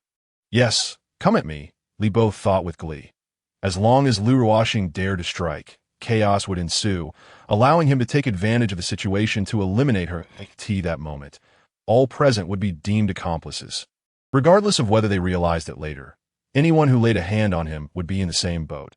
Lu Biao, best refrain from interfering in today's affairs, or I shall make you a casualty alongside him. Lu Ruoxing warned, directing her sword at Lu Biao. The brawny senior who had just defended Li Bo, Lu Biao's expression darkened. Though Lu Ruoxing was at the 6th level of the true element realm, said to be on the verge of breaking through to the 7th, he was merely at the 5th level in a direct confrontation. He knew he would be at a disadvantage, which left him in a state of indecision. Upon seeing this, Li Bo felt a wave of dread. If Lu Biao hesitated, the other disciples would likely refrain from action as well, as someone at the 3rd level of the true element realm. He could not withstand even a single strike from Lu Ruoxing. Yet, he remained silent, waiting for Lu Biao to make a declaration. Only a fool would speak out of turn at such a moment. Lu Biao wrestled with his thoughts. Though he was no match for Lu Ruoxing, her madness was palpable. Weapons had no eyes, and while his side was numerous, should this crazed woman fixate on him, they would likely perish together. However, if he did not act, it would be equally unfavorable. He had just vowed to protect Li Bo, and if he backed down now, how could he maintain his standing among his peers? Moreover, Li Bo had always shown him respect and was capable. After contemplating, Lu Biao finally raised his head to Lu Ruoxing, saying, Sister, Li Bo is at least my junior brother, if you insist on taking his life without due cause. Do not blame me for being unkind. Upon hearing this, Li Bo nearly leaped in joy, applauding silently. Lu Biao, you are truly a good senior brother. Lu Ruoxing's eyes turned icy upon hearing Lu Biao's words.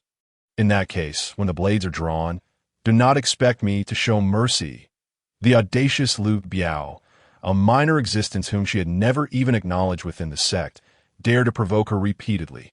Pushing the boundaries of insolence, the aura of the Qingyang sword flickered. Seemingly poised for action, Lu Biao laughed heartily.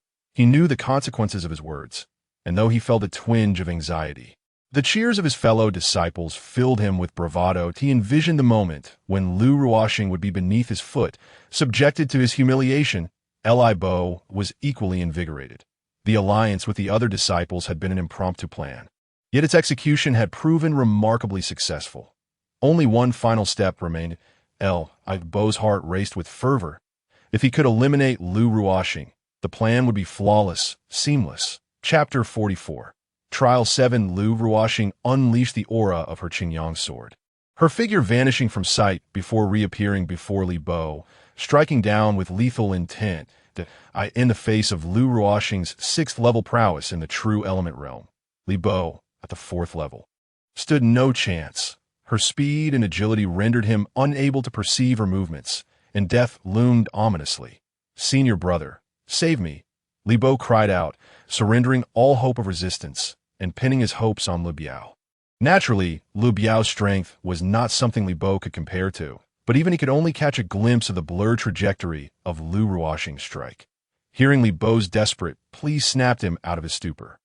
He unsheathed his long knife, unleashing the aura of the 5th level of the true element realm, and rushed to Li Bo's side. What tremendous force! Lu Biao managed to intercept Lu Ruoxing's attack, but the impact left his hands numbed. A flicker of fear surged within him. Yet he steeled his resolve, declaring, "Sister, you are not as formidable as you think." That Lu Biao feigned nonchalance as he regarded Lu Ruoxing. His words were meant to apply pressure to her, while also bolstering the morale of the surrounding disciples. Lu Ruoxing, known for her aloofness within the sect, rarely engaged in combat. The reputation of the Qingyang sword had been established since she inherited it, so her peers could only speculate about her abilities, falling short of fearing her. As anticipated, the expressions of those nearby shifted, and this was precisely the outcome that Li Bo and Lu Biao had hoped for. Given Lu Ruoxing's nature, should they dare to act, it would inevitably escalate to a life-or-death confrontation. Lu Ruoxing paid no heed to Lu Biao's taunts, not even furrowing her brow. Upon realizing that Lu Biao had blocked her strike, she redirected her target toward him, thinking, "Since you seek death, do not blame me for my lack of mercy." The Qingyang sword was a superior treasure, among the finest artifacts of the Yangshan sect. While Lu Biao's weapon was merely a flawed, inferior-grade black Xian blade, in every regard, Lu Ruoxing overwhelmed him. Her strikes became increasingly rapid, leaving Lu Biao covered in wounds while she remained unscathed. That Lu Biao could not hold on any longer. Black Xian, black mist. This was not a killing move, but a swift maneuver. Lu Biao swung the black Xian blade, transforming its blade light into a swirling mass of black mist that enveloped Lu Ruoxing. "All of you now." The black mist could only restrain Lu Ruoxing for a brief moment, so Lu Biao quickly retreated and called out to the other disciples. However, they hesitated. They had witnessed Lu Biao's utter inability to resist Lu Ruoxing's onslaught. "She's nearly exhausted, with little true essence remaining. That if you do not act now, are you waiting for her to come for you?" Lu Biao shouted urgently, inwardly cursing his comrades for their ineptitude. Suddenly, one disciple drew his long knife and charged into the black mist toward Lu Ruoxing. "Good!" Li Bo and Lu Biao silently cheered. With one person taking the initiative, others followed suit. Meanwhile, Gu Yueling gazed tearfully at Lin Feng, hoping he would intervene, for she had witnessed his strength throughout their journey. "Do you think if you reveal the truth now, they would cease their actions?" Lin Feng placed a hand gently on Gu Yueling's lovely head, caressing her softly. Gu Yueling sniffled, hesitating. "They should stop, right? I know some of those seniors, and they are quite decent." But as she continued, her confidence wavered. "You see, even you realize they would not halt. If you go up now, it would be tantamount to delivering yourself to death. Neither I nor your senior sister can protect you." Lin Feng spoke softly, stroking Gu Yueling's head. "But, senior sister, she..." Gu Yueling's expression shifted to one of surprise as she looked at Lin Feng. "Are you going?" Lin Feng nodded. "Of course, they are all living beasts." After all, Lin Feng's voice grew softer as he spoke, and Gu Yueling did not catch the last part, but she heard the "of course" clearly. "Thank you." Gu Yueling suddenly straightened her face, a serious expression crossing her features as she expressed her gratitude to Lin Feng. Lin Feng couldn't help but chuckle, urging her not to be so formal and to simply wait patiently here. Observing how he would repay her senior sister, Jiu Ling obediently nodded and watched as Lin Feng entered the battlefield. In truth, Lin Feng had long desired to take action. However, he had been biding his time, for they were all disciples of the Shenyang sect. Unless absolutely necessary, he could not publicly wield the Jade Divine Sword against these individuals. Having listened to their conversation, Lin Feng soon realized that their intentions aligned with his own. They all yearned for a life-and-death confrontation. Lin Feng tacitly refrained from disrupting their plans and instead continued to comfort Guyu Ling from the outset. She had wished to join the fray, but Lin Feng consistently obstructed her, asserting that he wanted her to discern the true nature of these people. Regardless of how dire the situation became, Lin Feng possessed countless reasons to prevent Guyu Ling from entering the fray, only preparing to step in himself when he deemed the moment appropriate. Yet he still refrained from allowing Guyu Ling to participate, fearing that if this girl entered the fray and something uncontrollable transpired, all his efforts would be in vain. After Lu Ruoxing extricated herself from the black mist woven by Lu Biao's dark blade, she found herself confronted by several lethal attacks. Lu Ruoxing gazed upon her former peers. Although she did not personally know them, they had once greeted her with reverence, calling her senior sister. Now, however, they unleashed their deadly techniques upon her. Qingyang, the curtain falls. Anger surged within her heart as the Qingyang sword spun around her, creating a barrier of sword energy to fend off the initial wave of attacks. Yet, more lethal strikes surged forth, overwhelming her defenses in an instant. Just as Lu Ruoxing braced herself to withstand the onslaught, a figure entered the arena, shielding her from the assault. It was none other than Lin Feng, who, with a hand drawn like a prison, encapsulated all the lethal techniques within a circle of sword light. The first to surge forth were those at the third and fourth levels of the true essence realm, and Lu Ruoxing managed to hold them back. The remaining attacks were from those at the first and second levels of the true essence realm, which Lin Feng effortlessly intercepted. Senior sister, I know you have many questions, but let us deal with them first, Lin Feng said, glancing at the puzzled Lu Ruoxing, who nodded in agreement. He then charged into the throng, primarily targeting those at the first and second levels of the true essence realm, executing lethal strikes with each swing of his sword. Lu Ruoxing, on the other hand, quickly fended off the attacks from those at the second and third levels, resulting in a scene of chaos and carnage. While Lu Ruoxing managed to only wound her opponents, Lin Feng's strikes were fatal in a fleeting moment. Before anyone could comprehend the situation, the first and second level true essence fighters had been wiped out by Lin Feng's hand. What immense killing intent! Lu Ruoxing thought, her heart trembling. Although she had been perceived as quite indifferent, she was certainly not bloodthirsty. Chapter 45. Trial 8. Yet Lin Feng was undeniably a man with a penchant for slaughter. His origins a mystery. Lu Ruoxing, though somewhat concerned, felt no fear. After all, Lin Feng was merely at the first level of the true essence realm. It was within reason for a sword cultivator to engage in combat beyond their realm. But he posed no real threat to her. The disparity in their cultivation levels assured her that she could safely collaborate with Lin Feng, even if she was unaware of his true intentions. Lu Biao and Li Bo had not anticipated that matters would escalate to this point. With Lu Ruoxing still occupied, a killing machine had emerged. Though his realm was pitifully low, his strength was formidable. The two exchanged glances, and Li Bo stepped forward to confront Lin Feng, having previously remained on the sidelines. However, he was now compelled to take action. Lu Ruoxing did not prevent Li Bo from advancing, as Lu Biao had also approached her side, accompanied by 4 additional true essence realm fighters, including Lu Biao at the 5th level, leaving her unable to assist Lin Feng.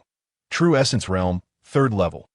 Lin Feng observed Li Bo before him, surprised that the man had come to him willingly, seemingly seeking his own demise.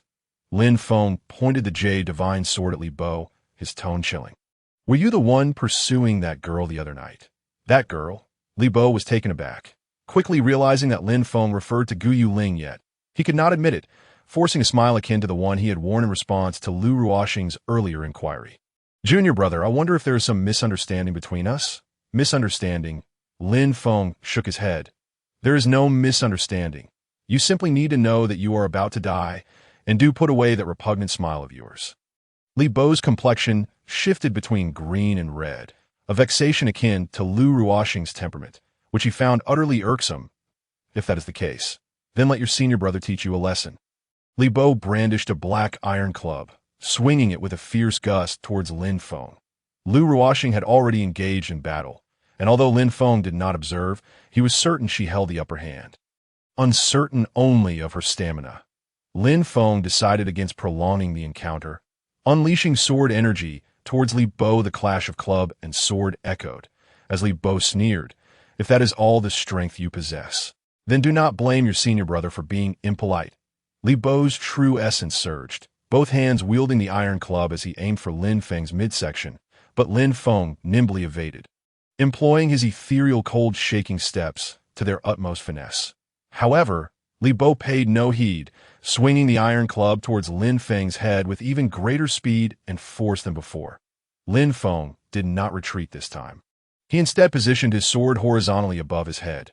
Sword shock. The impact reverberated as the Jade Divine Sword's resilience allowed Lin Feng to withstand the blow, dispersing much of Li Bo's force. Nevertheless, he still felt the residual impact resonate within him, eliciting a grunt of discomfort. Li Bo's strength was indeed considerable.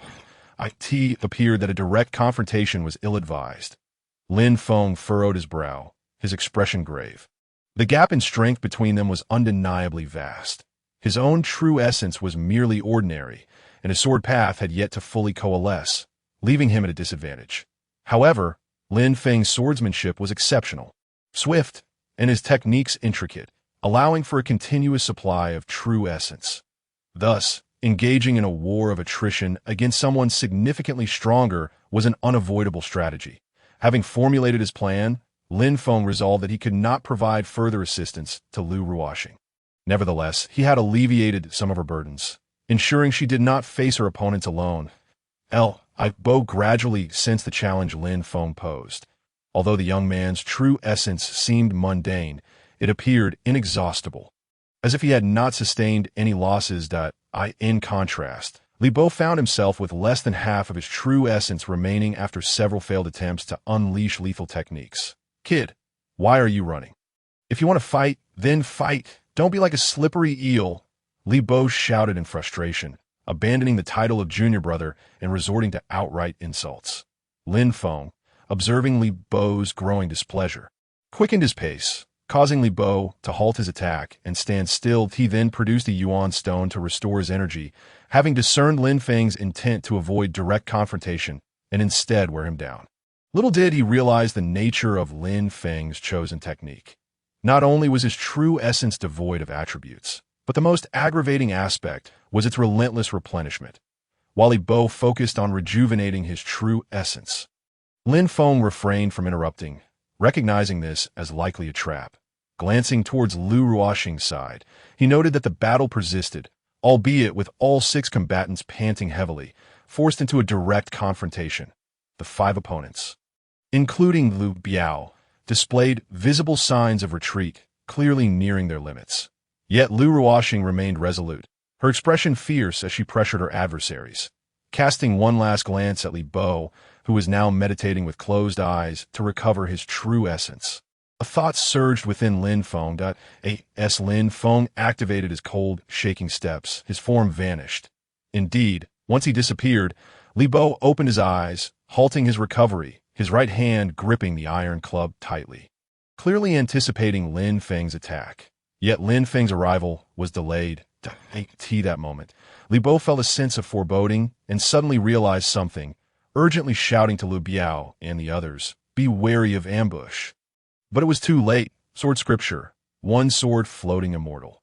Lin Feng materialized beside a true essence realm, 4th level cultivator, executing a swift strike that severed a head from its body. Qingyang, mountains and rivers. While the other 4 were momentarily stunned, Lu Ruoxing seized the opportunity, unleashing a lethal technique upon the closest true essence realm, 4th level fighter.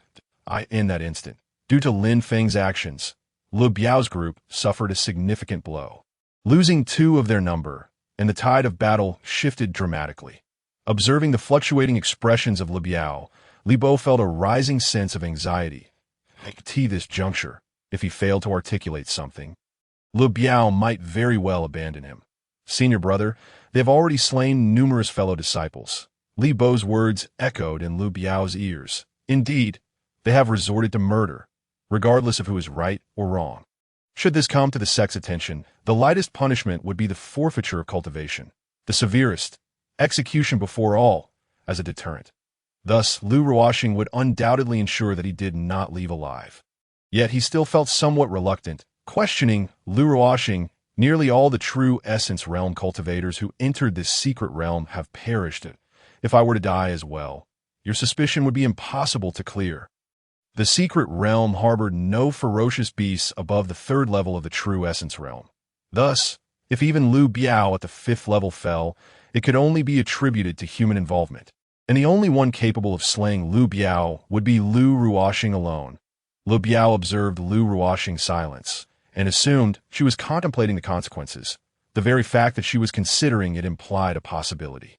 Thus, Lu Biao hastily proclaimed, "Rest assured, as long as I can escape, I shall divulge nothing to anyone.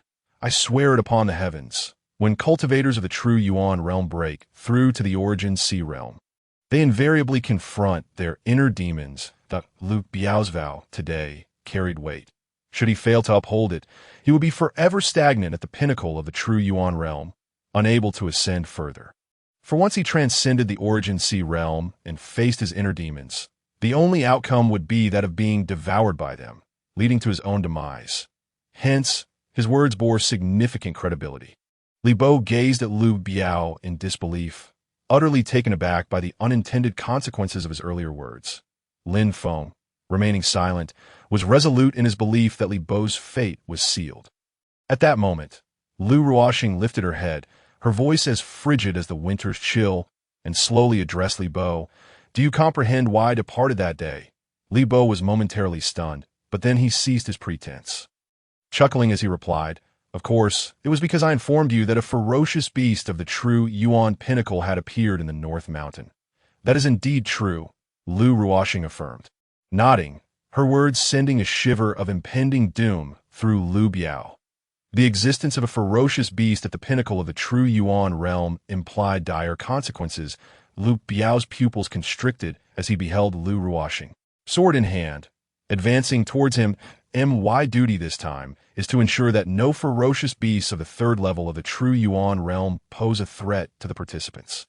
However, when it comes to a beast of the 9th level of the true Yuan realm, I find myself powerless. In other words, Lu Ruoxing halted, her gaze piercing. "You are destined to be slain by a beast of the 9th level of the true Yuan realm. Not by my hand. I shall report to the sect that it was your selfishness that led to the annihilation of the disciples. That no, you cannot do this." Lu Biao exclaimed in terror, shaking his head as he retreated. Now devoid of the courage to confront Lu Ruoxing, fully aware that her words were destined to become reality. Not only would he perish, but he would also be scorned by the disciples of the sect. Yet, awaiting him was a flash of sword light, and a crimson gash appeared upon his neck. Blood gushed forth as Lu Biao gazed at Lu Ruoxing in defiance, his eyes wide open as he fell backwards. During this time, Lin Feng had also dealt with the other 2 cultivators of the true Yuan's 3rd level. It would be inaccurate to say he had dealt with them. Upon witnessing Lu Biao's demise at Lu Ruoxing's hands, the 2 understood their fates were sealed. As Lin Feng drew his sword, they offered no resistance, and Lin Feng granted them both an honorable death. Now, only Li Bo, Lu Ruoxing, and Lin Feng remained at the scene. Lin Feng turned to Li Bo, sheathing the Jade God sword. Seeing this, Li Bo mistakenly believed the turn of fortune was at hand, a smile breaking across his face as he prepared to speak. Yet Lin Feng's voice, cold and ominous, resonated like the harbinger of death. "Do you understand why we have yet to kill you?" Li Bo met Lin Feng's indifferent gaze and felt a wave of despair wash over him. Realizing his death was inevitable, yet a flicker of confusion lingered within him. Why was he being left alive? Was it a means of torment? At that moment, a woman rushed towards them from behind, and Li Bo's eyes widened in disbelief. Wasn't she supposed to have perished at the hands of the ferocious beast? The newcomer was Gui Welling, who had been observing for some time and could no longer restrain herself now that the battle had concluded. Lu Ruoxing's face lit up with joy as she hurried to greet Gui Welling. checking her for injuries. "Come, let me see if you're hurt." Lu Ruoxing had previously been perplexed, wondering how Lin Feng could contain such murderous intent. It was evidently related to Xiaoyu. Seeing Gu Yueling unscathed, the tension in her heart finally subsided. "Here." Lin Feng approached Gu Yueling, who was about to converse with Lu Ruoxing, and handed her the jade godsword. "You shall wield it yourself." Gu Yueling stood there, momentarily stunned, before she dumbly accepted the jade godsword and was pushed towards Li Bi. "Oh, prevent him from moving about, sister. I must trouble you to act." Lin Feng implored Lu Ruoxing without hesitation. Lu Ruoxing nodded decisively, moving to Li Bo's side. With a surge of true yuan, her finger pointed towards Li Bo's dantian. "Oh, not. Please, no." Li Bo frantically attempted to flee, but Lu Ruoxing was swifter. Her power shattered his dantian. Before he could escape more than a few steps, he felt the true yuan within him draining away, his body growing increasingly weak, until he collapsed to the ground with a thud. "Finish him." Lin Feng's voice was devoid of emotion as Gu Yueling, still in shock, approached Li Bo with the sword. Li Bo writhed on the ground, a frantic creature with no strength left to resist. Reduced to instinctively crawling forward, Gu Yueling hesitated, for she had never taken a life before. Her father, Gu Changtong, was the grand elder of law enforcement of the Shenyang sect, basking in power and prestige, and she had never faced any real hardship. Thus, the thought of killing filled Gu Yueling with dread. Despite her understanding that she must ultimately commit the act, her resolve faltered. "Consider this. Had you not fled that night, what would you have endured? Do you wish to relive such a horrific scene?" Lin Feng's sudden outburst echoed with anger, recalling Gu Yueling's terrified screams as she slept the previous night. One could only imagine the depths of despair she had suffered while being pursued by Li Bo. The memories flooded Gu Yueling's mind, bringing forth the nightmare of that fateful night. Li Bo had informed Lu Ruoxing of a ferocious beast at the pinnacle of the true Yuan realm in the North Mountain. Upon hearing this, Lu Ruoxing had hurriedly departed, and thus began her nightmare. Li Bo drugged her food, and in a state of unpreparedness, she fell victim to his scheme. Upon awakening, she found herself alone, with only Li Bo's sinister grin beside her. In a daze, she had seen him pursue someone who had been spying on them. When he returned, Gu Yueling had finally regained her senses. For a third-level true Yuan cultivator, to capture someone at the 9th level of the Qi blood realm was simplicity itself. Yet, Li Bo toyed with her like a cat with a mouse, humiliating her until she was on the brink of collapse. Fortunately, the talisman her father had entrusted to her allowed her to unleash a powerful strike. But in her panic, she misfired the talisman. Thankfully, its tremendous force sent Li Bo into unconsciousness. Using the protective jade pendant from her mother, she shielded herself from the backlash and managed to escape. Narrowly avoiding disaster, Gu Yueling's eyes blazed with fury as she glared at Li Bo, her voice hoarse with emotion. "You truly deserve to die." With that, she gripped the sword tightly and thrust it into Li Bo's heart. After the strike, she did not linger, rushing towards Lin Feng to embrace him tightly, tears spilling as she wept. Lu Ruoxing, taken aback, wondered when Xiaoyu had developed such a bond with this executioner. Li Bo lay lifeless, and Lin Feng held Gu Yueling without flinching, his right hand open as the jade godsword returned to him.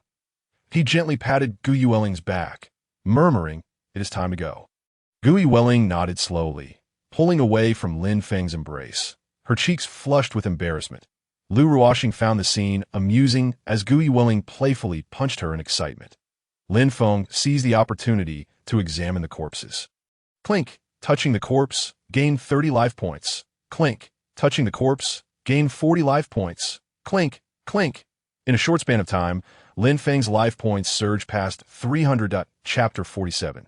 Trial concludes. Lin Feng realized that nearly all the disciples of the true Yuan realm from the sect had perished, with only 7 or 8 remaining at the first level of the true Yuan realm. The rest lay on the ground.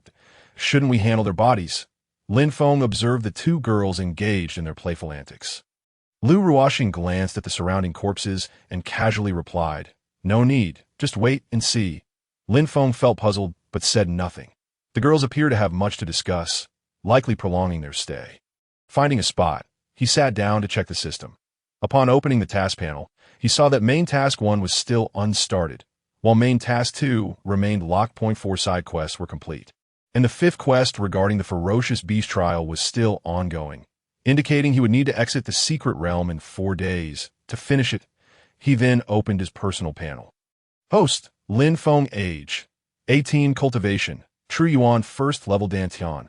Sword Dao Dantian, 95% restored. Talent, Corpse Touching Techniques. Sword Classic, 1st level, Divine Weapons. Jade God Sword, incomplete. Purple Extreme Sword, Asleep, Ultimate Techniques. Snowfall, 3 swords, Thunder Sword Technique. Cold Shake Step Life Points. 300. The personal panel had undergone significant changes, with many new details added. Lin Feng closed the system interface upon hearing Gu Yueling's loud exclamation. Look, Lin Feng, look! Lin Feng turned to the blood-soaked ground, witnessing the corpses seemingly melting away, slowly softening and flowing into the earth. The next moment, the ground appeared pristine, though the areas where the bodies had submerged remained stained a deeper crimson. What is happening? Lin Feng gazed at Lu Ruoxing with a perplexed expression. Lu Ruoxing shook her head, a flicker of fear evident in her eyes. I'm not entirely sure either. I only know that this phenomenon has been present since the secret realm first appeared. The sect's powerful figures have also investigated, yet they found nothing. Jiu Yueling did not display any signs of fear. Instead, she curiously scrutinized the ground, even attempting to touch it, but was promptly restrained by Lu Ruoxing. Let us depart. We have observed enough, and given the circumstances, it signifies that we have no cause for concern. Lu Ruoxing promptly addressed the 2 women. The 2 held hands and the trio departed from the location. 4 days swiftly passed, and during this time, Lin Feng managed to enjoy a rare respite, refraining from hunting ferocious beasts. Aside from those that obstructed his path, the value on the wooden plaque had reached over 800, which Lin Feng deemed sufficient, as those at the 1st level of the true essence realm possessed average strength. According to Lu Ruoxing, that it was estimated that there were at most 200 or 300 of them. No more. Lin Feng felt relieved upon hearing this, and accompanied the 2 women as they leisurely wandered through the secret realm.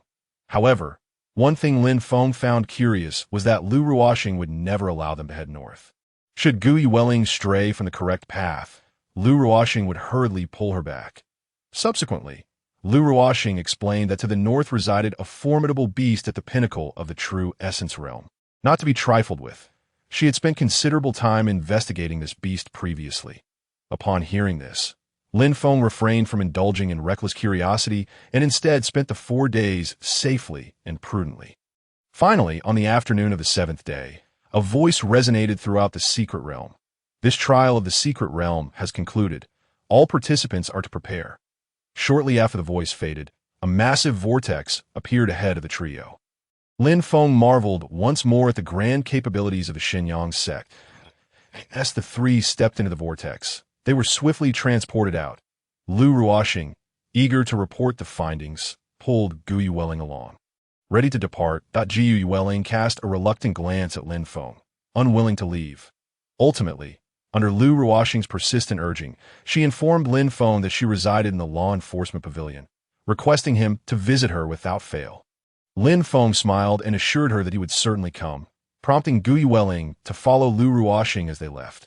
Rather than returning to his loft immediately, Lin Feng first exchanged his wooden plaque at the task pavilion. The staff member was the same as before, evidently remembering Lin Feng, and expressed surprise. You actually return alive? Impressive, young man. I've heard that quite a number of disciples at the True Essence realm perished there. As he spoke, he took the jade plaque and, upon seeing the figures, his eyes widened in disbelief. How much? 800. The staff member could barely contain his astonishment, for such a score was exceedingly rare in previous years. After confirming the numbers meticulously, he gazed at Lin Feng in shock, and then produced a piece of talisman paper, igniting it, causing it to transform into a stream of light that darted deep into the task pavilion. After a lengthy wait, a figure appeared in the great hall of the task pavilion. It was the elderly man who had previously opened the secret realm. Well done, young man. You're the first in the True Essence realm group this time. However, this trial of the secret realm was somewhat special, and thus it took longer to determine the rewards. That we have divided this reward into 2 options. Let us see which you prefer. The elder greeted Lin Feng with a warm smile. Please, Elder, do go on, Lin Feng replied respectfully. The Elder nodded and slowly articulated. The first option consists of resources, 300 essence stones, and the opportunity to select one item below the top grade from the sect's treasure vault. After stating this, he observed Lin Feng's expression, only to find him unfazed, as if he had not been struck by surprise. Lin Feng, however, felt little astonishment. He already possessed 30,000 essence stones, and as for treasure artifacts, he owned a top-grade spiritual weapon, the Yushin sword, along with a lower-grade spiritual weapon, the Ziji sword, rendering him indifferent to the allure of treasure artifacts. Noticing Lin Feng's silence, the Elder deduced that Lin Feng was eager to hear about the second option and suddenly chuckled. The second option is quite intriguing. You may meet Huang Ling upon hearing this. Lin Feng could not help but curse the sect's shamelessness. Thankfully, he had little desire for the first option. Otherwise, had he chosen it, the sect might have fanned the flames in front of Huang Ling, suggesting that he had forgotten her for the sake of resources. However, Huang Ling was no longer the same. She had become one of the two chief disciples of the Grand Elders of the Xinyang sect. Earning the respect of even the sect leader, she had become somewhat of a legend within the sect. Yet, Lin Feng had yet to comprehend all of this. He merely felt a longing for Huang Ling, though a sense of anxiety gnawed at him. What if she had changed? He was no longer an ignorant youth. Huang Ling had ascended to great heights, and he wondered if she still remembered the young master she once served. Lin Feng shook his head, attempting to cast aside these tumultuous thoughts, and inquired, "When may I go to meet her?" The Elder, observing the shifting expressions on Lin Feng's face, teased, "The day after tomorrow. You may go whenever you wish." Chapter 48. Task. After leaving the task pavilion, Lin Feng returned to his loft, where he was finally free from interruptions. He sat cross-legged on his bed, preparing to check his tasks when a smile broke across his face. He wondered how senior brother Zhang was faring. His 10-day confinement should have concluded today. He had spent 3 days in the confinement chamber, and if not for the company of Xiaoyu, he would have felt quite lonely. It seemed that Xiaoyu had not been released for quite some time. Since he was about to check his tasks, he decided to let Xiaoyu out for some fresh air. With a thought, a pouting Xiaoyu appeared from thin air, her petite frame fluttering about in the air, exclaiming, "You have kept me cooped up for too long. Master, if you do this again, Xiaoyu will ignore you." She complained about Lin Feng's delayed release.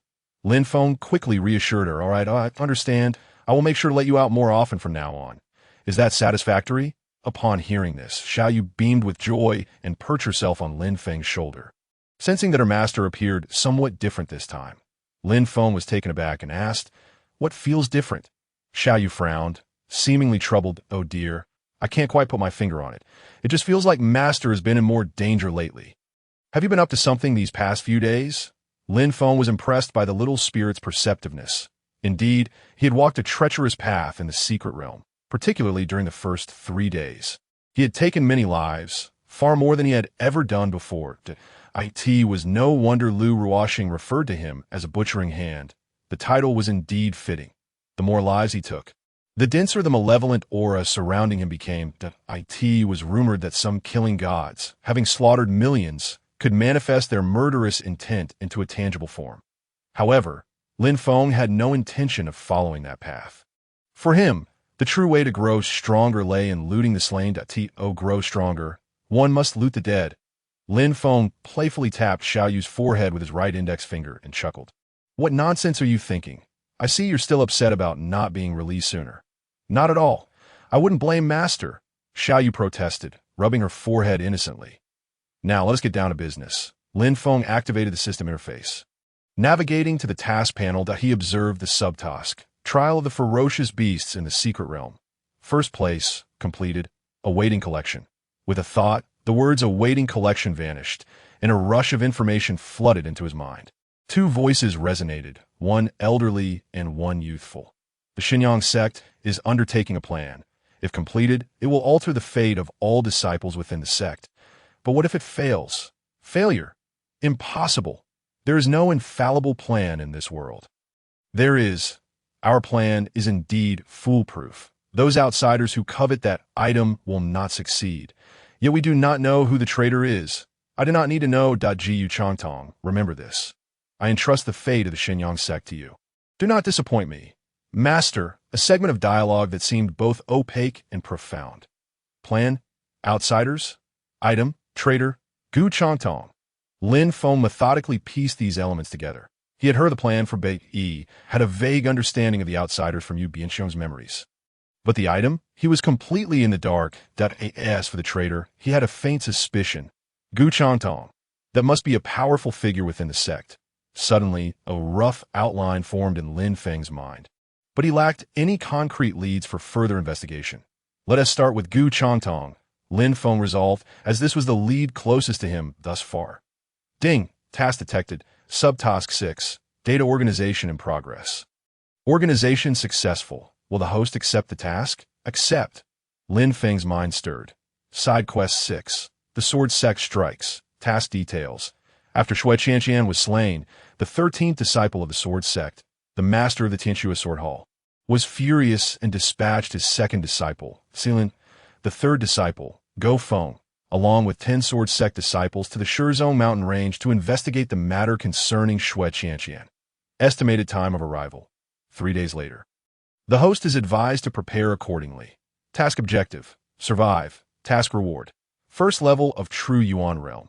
This task content is free. Future inquiries will require consumption of 50 life points. Lin Feng was taken aback. He had almost forgotten about this matter. Medium and large sects all possess life lamps, and disciples above the True Yuan Realm would leave a lamp within the sect, allowing the sect to be informed immediately should anything happen to them. Some individuals with special abilities can even view death replays through the life lamp to identify the perpetrator. Although such individuals are exceedingly rare, in 3 days, he was uncertain of the strength of those individuals. However, he could check the power profile of the relevant figure for the task, expending life points based on their strength. The consumption for True Yuan Realm levels 1 to 9 is 3, 5, 7, 10, 15, 20, 30, 40, and 50 life points respectively. How frustrating. He had planned to save some life points to purchase a more impressive mount, yet this system insisted on compelling him to expend them, observing that he still had 300 life points. Lin Feng understood that acquiring more information would better equip him to cope, so he proceeded to check Si Luan and Go Feng. This inquiry cost him 70 life points to Lin, True Yuan Realm level 8. Second disciple of the Tianxue Sword Hall, weapon, snow sword, medium-grade treasure, skilled in sword techniques. Wind and snow, profound. Floating snow, profound. Solitary snow, profound. Characterized by a murderous and cruel nature, and operates with caution. Go Feng, True Yuan Realm level 7. Third disciple of the Tianxue Sword Hall, weapon. Wind sword, medium-grade treasure. Skilled in sword techniques. Wind and snow, profound. Floating snow, profound. Forgotten snow, profound. Characterized by arrogance, recklessness, and a disdain for others. Note, the two are biological brothers, sharing a tacit understanding. Their combined sword technique, floating snow, can reach the power of a low-grade earth-level attack. This truly presented a dilemma for Lin Feng as he contemplated the information he had obtained at the cost of 70 life points. Was the death token in his storage, the peak True Yuan Realm's full power strike, and a peak True Yuan Realm experience card all intended for today as preparation? He recalled the rewards previously offered by the system, which had indeed come with a warning that they had been specifically altered, suggesting premeditation. However, there was no need for excessive pessimism. He had gone to the Corpse Mountain without anyone knowing. He had only encountered Shui Qianqian there, who was already dead. Even if they managed to trace him, would they not have to count in months? If fortune favored him, perhaps he would never be discovered. Present, the most pressing matter was to locate Gu Changtong. He planned to inquire with Ling tomorrow. She might possess some insights. Yet before that, it seemed a surprise awaited him. Lin Feng turned to his personal panel, where it read, Sword Dao Dantian has been fully restored. Please check it yourself. Upon reading this, Lin Feng felt a wave of warmth surging from his lower abdomen. Chapter 49. Immediately closing his eyes, he focused inwardly and beheld a Dantian that had taken shape in his lower abdomen. This Dantian was not ordinary. It resembled a miniature sword, akin to the Jade Divine Sword. The small sword emitted a faint white light.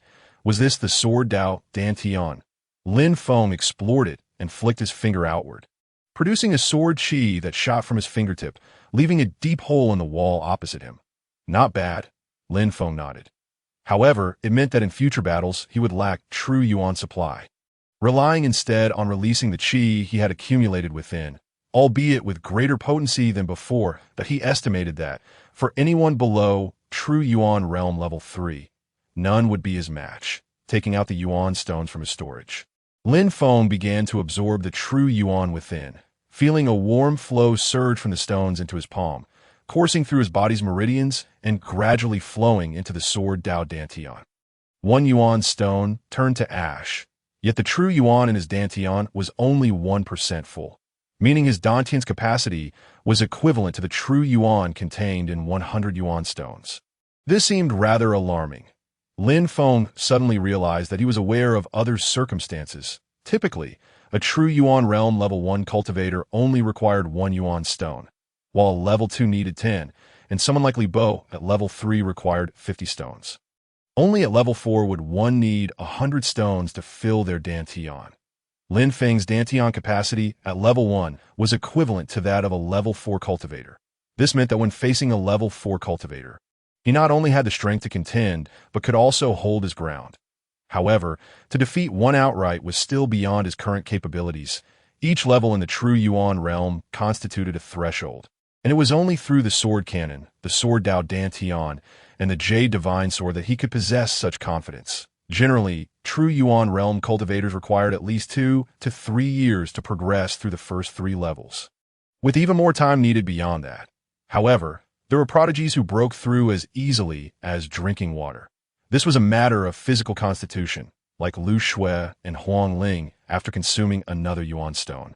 Lin Feng did not pause, but continued to extract more yuan stones for replenishment. This continued until dusk, and as night fell, Lin Feng finally filled his Dantian. However, he ceased his cultivation as he lacked the constitution for rapid progress.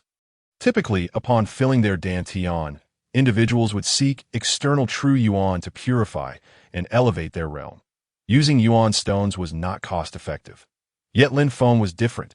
He had an abundance of yuan stones, so he utilized them one by one. After a night, he carefully sensed the changes and discovered that the storage in his Dantian had increased from 100 to 101 stones. Not a futile endeavor.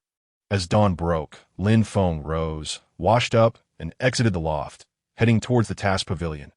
Arriving early, he found the task pavilion relatively empty. That you've arrived. It was the same staff member from yesterday, who greeted him with a smile. Lin Feng had become somewhat familiar with this person, but did not know his name, so he inquired, "What is your name, brother?" "Kong Li, just call me old Kong," he replied with a smile. Since entering the inner door, Kong Li had been working at the task pavilion. Over time, he had encountered many people, yet he had never seen someone like Lin Feng, one at True Yuan Realm Level 1 who had secured first place in the Secret Realm. Although the sect had announced that higher-level disciples had perished due to an accident, leading to the suspension of the Beast Secret Realm for 3 months, Kong Li was still astonished by Lin Feng's 800 Beast Points. "Brother Kong, is Elder Lin the pavilion?" Lin Feng was somewhat surprised by Kong Li's warm demeanor, but thought little of it. Kong Li replied promptly, "Elder Lin has yet to arrive, but you may wait a bit. He should arrive shortly." The elders of the Xinyang sect each had their own cave abodes near the main hall, places rich in vitality. "All right, then thank you, brother," Lin Feng expressed his gratitude. Afterward, Kong Li led Lin Feng to sit aside and chat, as there were few disciples arriving at that moment, allowing Kong Li to enjoy some leisure time. After some idle conversation, they noticed an old man appearing at the entrance. It was Elder Lin. Elder Lin seemed unperturbed, nodding at Lin Feng before gesturing for him to come over. Lin Feng rose, bidding farewell to Kong Li, and approached Elder Lin. "You've come quite early." Elder Lin greeted him with a beaming smile. Lin Feng rubbed his nose, responding, "Well, there is nothing else to do today." Elder Lin did not linger, joking lightly before extending his right hand, revealing a jade token. "Here, take this." Lin Feng received the token, looking at Elder Lin with confusion. "This token grants you access to the back mountain. You can only enter with it, but it is a one-time use. It will disappear after being used." Lin Feng nodded and cupped his hands, saying, "Thank you, I'll let it go ahead," Elder Lin said before walking deeper into the main hall. The Xinyang sect was divided into 4 pavilions and 8 halls. The 4 pavilions were the Law Enforcement Pavilion, Task Pavilion, Foreign Affairs Pavilion, and Internal Affairs Pavilion. The 8 halls included the 10,000 Methods Hall, the Right Path Hall, the Food Hall, the Right Sun Hall, the 10,000 Yang Hall, the 10,000 Treasures Hall, the Talent Hall, and the Yang Spirit Hall. The back mountain was where the Supreme Elders meditated, and sect disciples were forbidden from entering without the sect leader's order or instructions from the Supreme Elders. Upon reaching the back mountain, Lin Feng found the area lush with trees, fresh air, and abundant vitality. Attempting to enter directly, he encountered an invisible barrier that blocked his way. He then took out the jade token given by Elder Lin, which transformed into a stream of light and vanished. Lin Feng reached out again, and indeed, there was nothing ahead. Without hesitation, Lin Feng stepped into the back mountain, and as he did, 2 pairs of eyes opened wide in succession. "That kid has entered," Elder Sikong chuckled, while Elder Shangwan shot him a glare and admonished, "Look at you! Hurry up and cultivate." Upon finishing her words, she closed her eyes once more. Elder Sikong felt a sense of helplessness within. At this advanced age, he was still practicing daily, which began to wear on his nerves. He mused that it might be better to see what was happening with Linger and that young man. Stealing a glance at Shangwan, he noticed she had already begun her own cultivation. Thus, he quietly prepared to slip away, but as he reached the door, a force pulled him back that Shangwan's right hand pressed against him, tugging him inward. Old hag. Huang Ling's recent life had indeed been quite pleasant. Though her 2 masters forbade her from descending the mountain, they treated her exceptionally well, fulfilling her every desire. Yet, she couldn't help but wonder how the young master was faring and if he was being bullied. Sitting on a swing, she swayed her pristine legs, the gentle breeze lifting her hair, embodying the beauty of youth.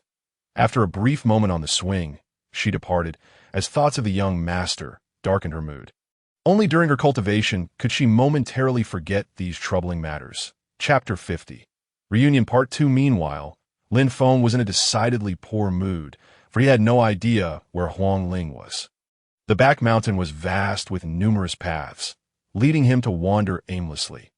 Unbeknownst to him, the 2 elders had anticipated Lin Feng's return today and had deliberately refrained from instructing Huang Ling, allowing her a day of rest.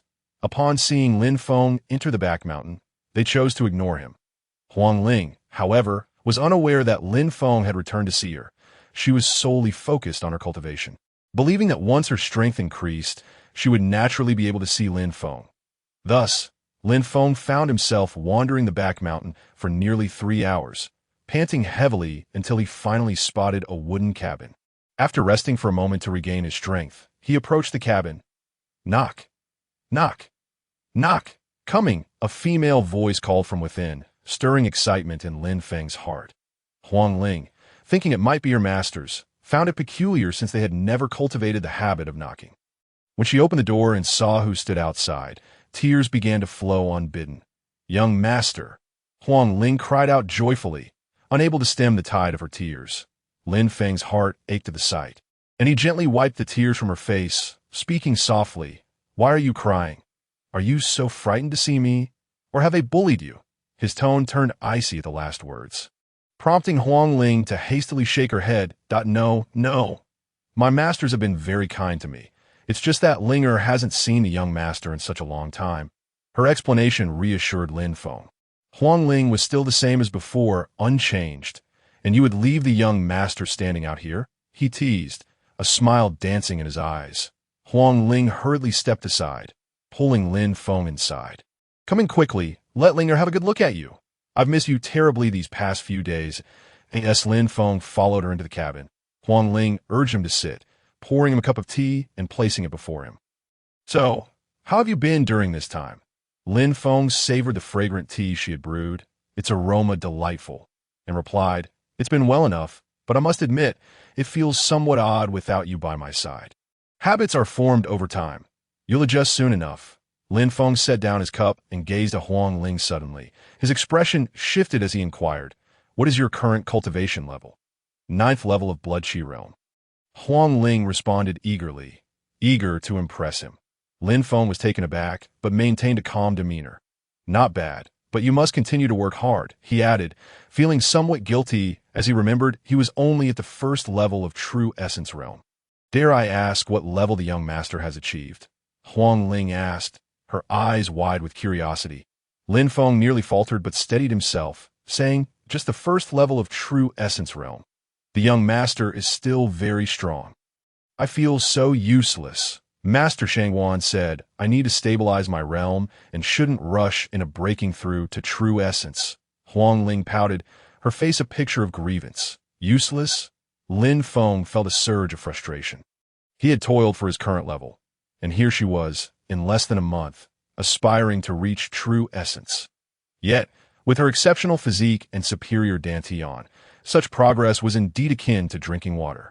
Whenever Huang Ling broke through, her two masters were left astonished, their reactions surpassing even Lin Feng's. They had expected her to break through 3 or 4 levels in a month, yet within less than a month. She had achieved the 9th level, a speed that left them utterly amazed.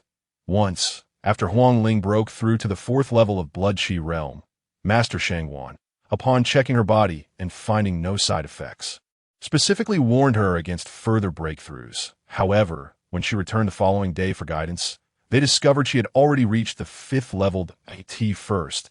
They questioned her disobedience, but Huang Ling simply said she had taken a nap and awoke to find she had made a breakthrough, leaving them both bemused that you've done remarkably well. Lin Feng carefully chose his words, realizing that at this moment, it was not the time for admonitions about hard work, but rather encouragement. Upon hearing his praise, Huang Ling's spirits lifted, and she suddenly asked, Did you not know I was here today? I had no idea. Huang Ling exclaimed, momentarily stunned. She then recalled, Oh right, my masters forbade me from descending the mountain. I haven't seen any other disciples come up recently, so I had no knowledge of how the young master managed to enter. Akatikuden TB. As she trailed off, she quickly covered her mouth, her eyes widening in alarm. Hurrying to the door, she peeked outside. Seeing no one, she sighed in relief and swiftly closed the door tight.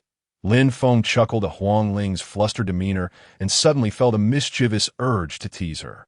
Indeed, the back mountain is strictly off-limits. I sneaked in here. Huang Ling was oblivious to the existence of barriers on the back mountain. Although she had contemplated descending every time she expressed the thought, her master's stern gazes would silence her, preventing her from ever approaching the barriers. What? What should we do? Huang Ling exclaimed, her voice filled with panic. Though Master Shangwan and Master Sikong treat me well, I once overheard Master Sikong say that Master Shangwan despises those who enter the back mountain without her permission. Oh no, young master. If Master Shangwan finds out, it will be serious. As she spoke, she hurriedly pulled Lin Feng, attempting to lead him away. Realizing he had taken the joke too far, Lin Feng quickly restrained Huang Ling, noticing her eyes glistening with impending tears. I was merely teasing you. Don TB alarmed. This is a reward for my recent secret realm venture. Lin Feng hastened to clarify, but Huang Ling remained skeptical and he reassured her repeatedly until, finally, she turned her head away, huffing, I want to talk to you. You bad egg. Seeing the adorable Huang Ling, Lin Feng couldn't help but laugh, which only intensified her irritation. What is so funny? You've been nothing but a source of mischief today, young master.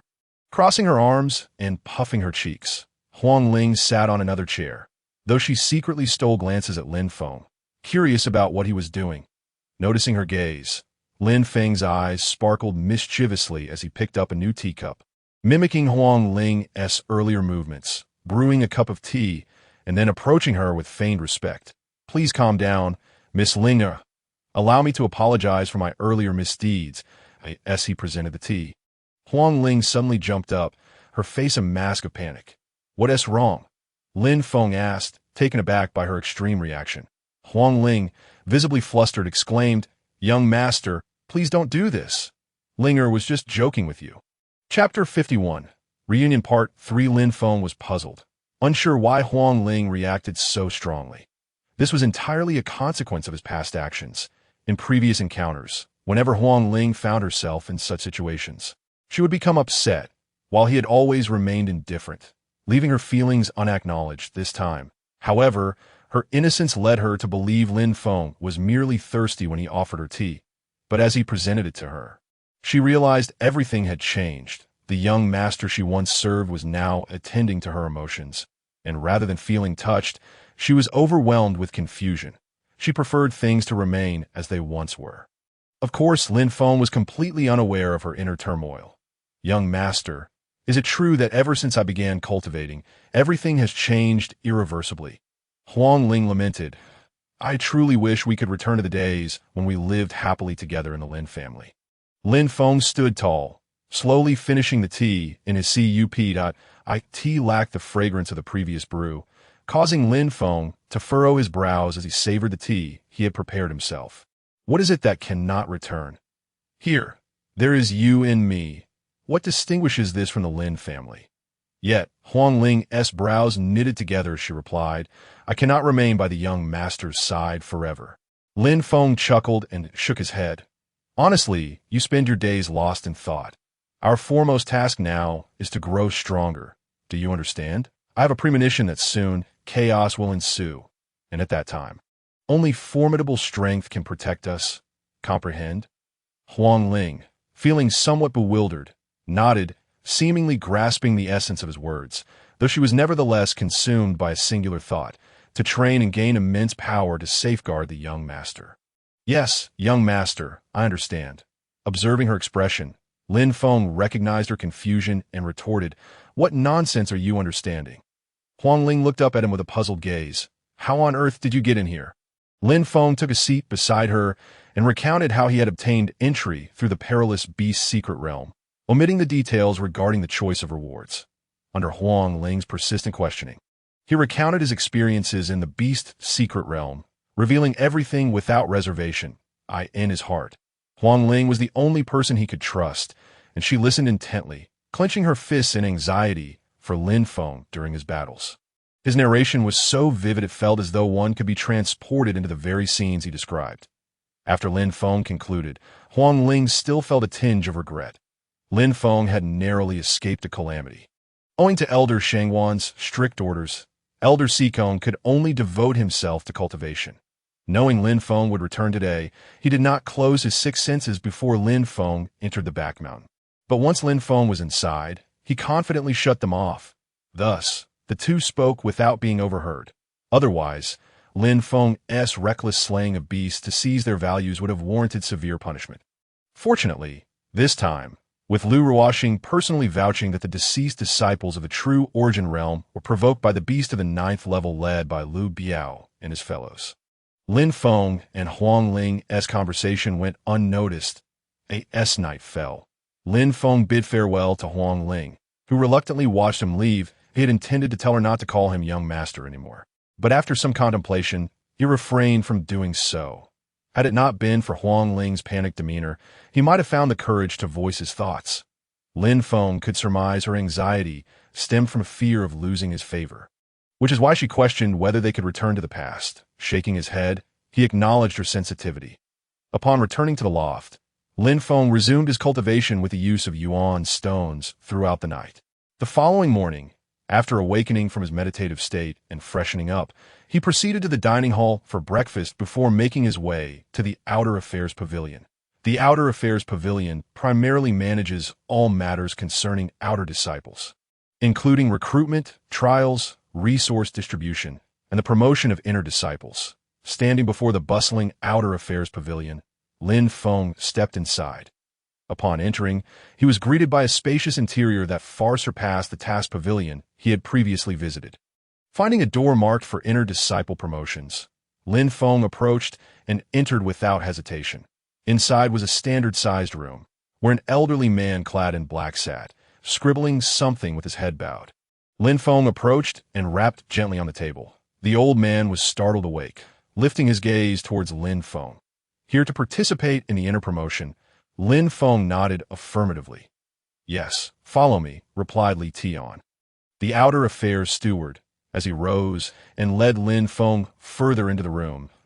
Li Tian walked directly to the wall at the back of the room, producing a token which he placed against it. With a click, the wall opened up, revealing a dark passageway. Come in, Li Tian beckoned, stepping inside first. The passage was shrouded in darkness, winding for quite a distance. Lin Feng followed closely, navigating the twists and turns until they finally emerged from the tunnel. To Lin Feng's surprise, he found himself in a training ground, devoid of any personnel. Li Tian approached a device and gestured to it, saying, "This is the instrument that will assess your strength." This device was a common assessment tool. A single strike at full power from the user would accurately determine their cultivation level.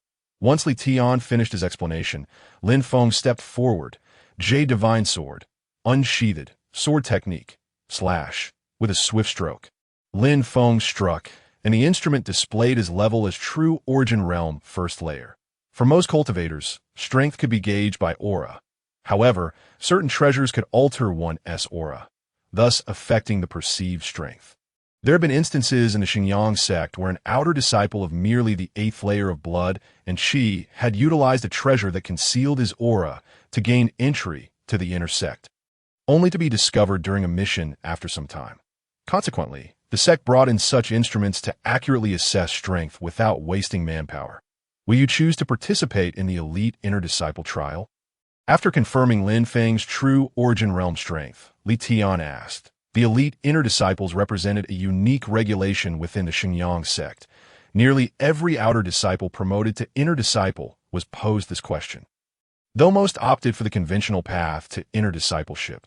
However, if one succeeded in becoming an elite inner disciple, the resources and benefits would far surpass those of ordinary inner disciples, albeit with an exceedingly low success rate. Chapter 52, Elite Inner Disciples, I shall participate. Lin Feng declared resolutely. Li Tian, taken aback, cast a scrutinizing glance at Lin Feng. Are you certain? Lin Feng nodded confidently, and seeing his unwavering determination, Li Tian ceased further inquiries. After shutting down the instrument, he turned to the other side of the training ground, retrieving a wooden plaque. Outer Disciple Lin Feng, applying to participate in the Elite Inner Disciple assessment. After a short while, a voice resonated from an unknown source, echoing throughout the training ground. Approved. However, the next moment left Lin Feng somewhat bewildered as Li Tian, without a glance back, departed the training ground, leaving him standing there alone. What is going on? Lin Feng pondered in confusion, but before he could pursue, he felt the ground tremble, suddenly realizing that the assessment instrument had vanished. Now, he was entirely alone in the training ground, with not a single object remaining. The Elite Inner Disciple Assessment is commencing. Please prepare yourselves. The earlier voice resounded once more, though to Lin Feng, the tone seemed somewhat stiff. Before him, a dark mist gradually materialized, coalescing into a humanoid form. What is this? Lin Feng gazed intently at the apparition before him. The trialist possesses a true Origin Realm first layer strength. The examiner possesses a true Origin Realm third layer strength. Simply defeat the examiner to pass successfully. Is this the examiner?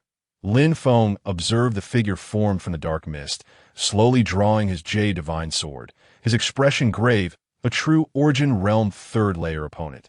He could fight, but he was uncertain if this so-called examiner possessed any other abilities. The examiner likewise conjured a long sword, gripping it firmly. Lin Feng couldn't shake the feeling that upon materialization, the examiner appeared slightly different. Testing the waters, Lin Feng thrust forward with a sword strike aimed at the examiner's heart. With a clang, the examiner parried the blow. Lin Feng was not particularly surprised. After all, the first strike had missed, and he quickly retreated. However, the examiner relentlessly advanced, attacking him head-on. The sword energy was overwhelming. How fast? Lin Feng's expression tightened. The examiner was swifter than an ordinary true Origin Realm third layer, approaching the speed of a fourth layer. Cold, shifting steps, Lin Feng called out, his figure becoming ethereal as he evaded the strike, but was immediately met with a torrent of relentless sword light. Clang, clang, clang. Lin Feng swung his sword in defense. The examiner's blade was not only fast, but also exceptionally fierce. At times, Lin Feng could barely evade, resulting in numerous wounds adorning his body. It was no wonder so few participated in the Elite Inner Disciple trials. The mere notion of crossing realms in battle was beyond what most could endure. Coupled with the ever-present threat of death, like now, had Lin Feng not dodged the examiner's lethal strikes, his demise would have been inevitable. Vertical sword. Seizing an opening, Lin Feng maneuvered behind the examiner and slashed, but the examiner reacted with remarkable speed, swiftly turning to block the strike while countering with a sword technique. Did I ask that? The Qingyang sword technique? Lin Feng gazed at the swordsmanship before him, feeling a sense of familiarity. Suddenly, he recalled the sword technique of Lu Ruoxing from that day, and it struck him. This was none other than Lu Ruoxing's move. Qingyang, Shanchuan.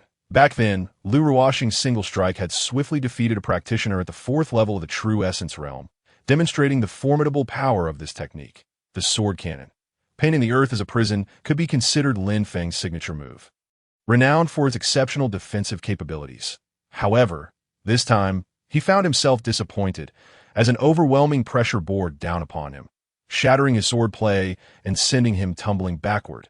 With a fierce expression, Lin Feng activated the Han Yao step, instantly appearing before the examiner, his jade spirit sword slashing downward. As anticipated, the examiner blocked the strike, yet Lin Feng refused to relent, delivering another blow. Sword shock. One sword, 6 shocks. At this point, Lin Feng had mastered the one sword, 6 shocks technique, but its effect was negligible. The examiner merely shuddered slightly before sending Lin Feng flying once more. This was not akin to battling someone at the 3rd level of the true essence realm. He was contending with a top-tier opponent at the 4th level, excelling in reaction speed, strike velocity, and sheer power. Sword cannon. A sword floating in the immortal realm. After being sent flying, Lin Feng unleashed another attack. Realizing that a quarter of his true essence had already been expended, the essence of a sword floating in the immortal realm lay in its exquisite execution, manifesting through the direction, timing, and trajectory of the strike.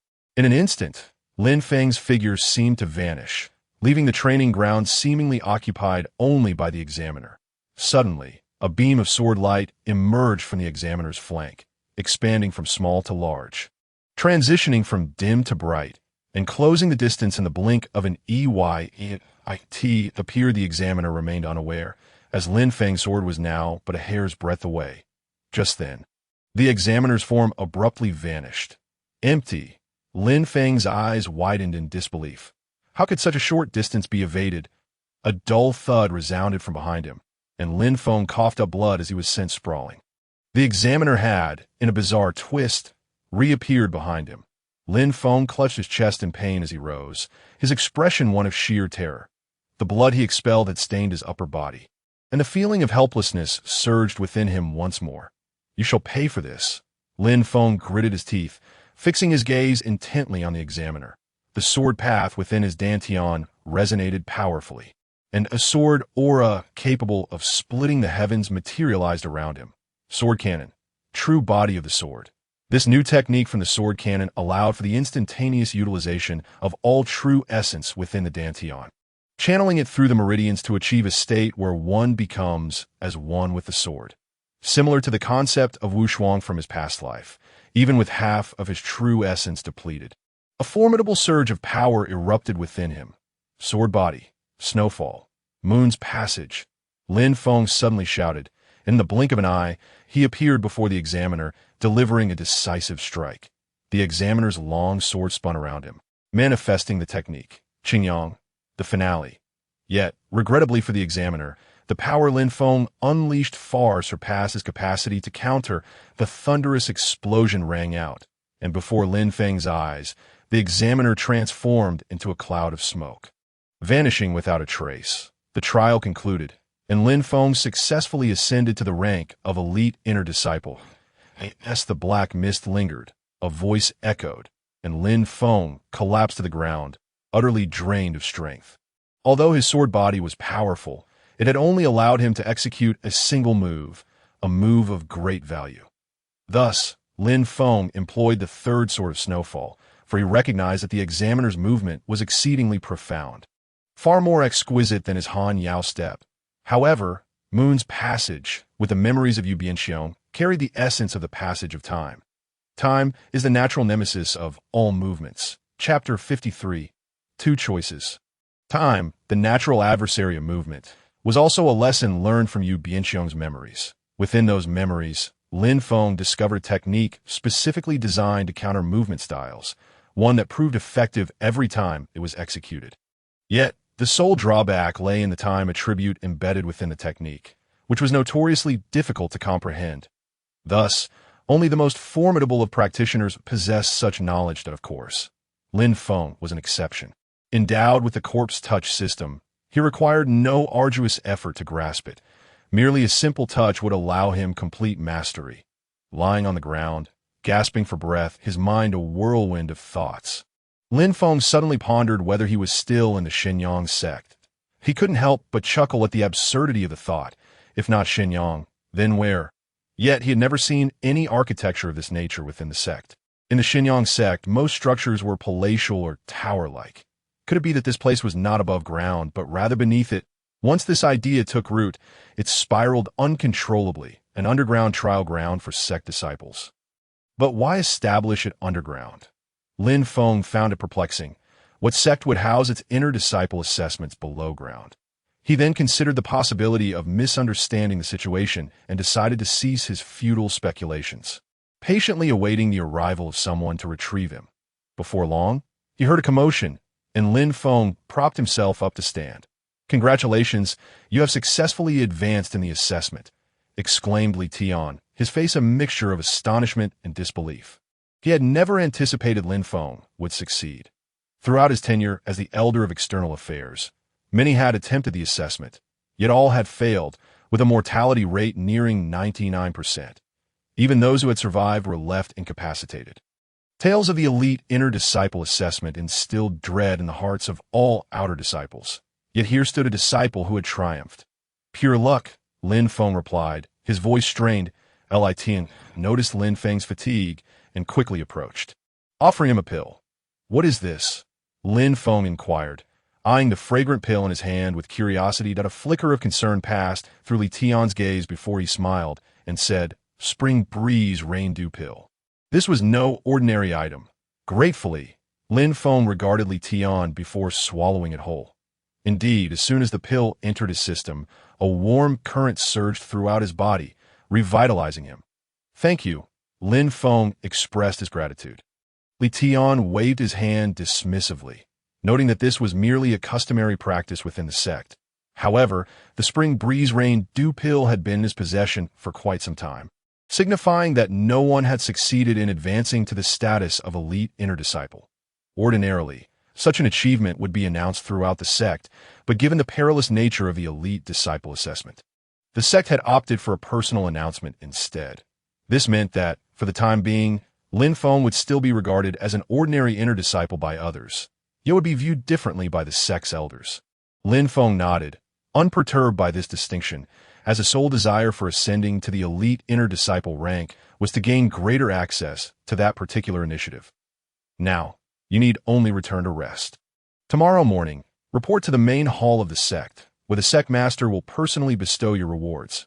After delivering this message, Li Tian led Lin Feng away from the training ground, returning to the External Affairs Pavilion. As they departed, Lin Feng glanced back, his eyes shimmering with unspoken thoughts. Once outside the External Affairs Pavilion, Lin Feng made his way straight back to the tower, lying on his bed and succumbing to a profound slumber. In the early morning, when the first rays of sunlight graced Lin Feng's face, he awoke, not immediately rising but instead sitting cross-legged on his bed, retrieving a yuan stone to replenish his empty dantian.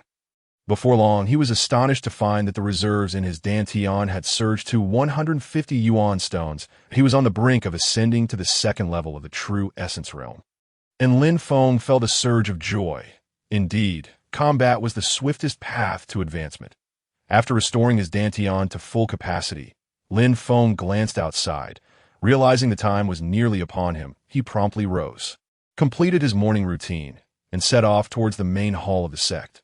The main hall, Wanyang Hall, was resplendent in gold and jade, exuding grandeur. Standing before the entrance, Lin Feng felt an overwhelming pressure wash over him.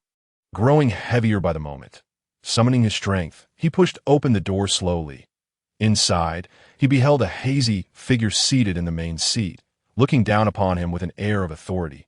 This time, the sect master bore no resemblance to the figure he had first encountered.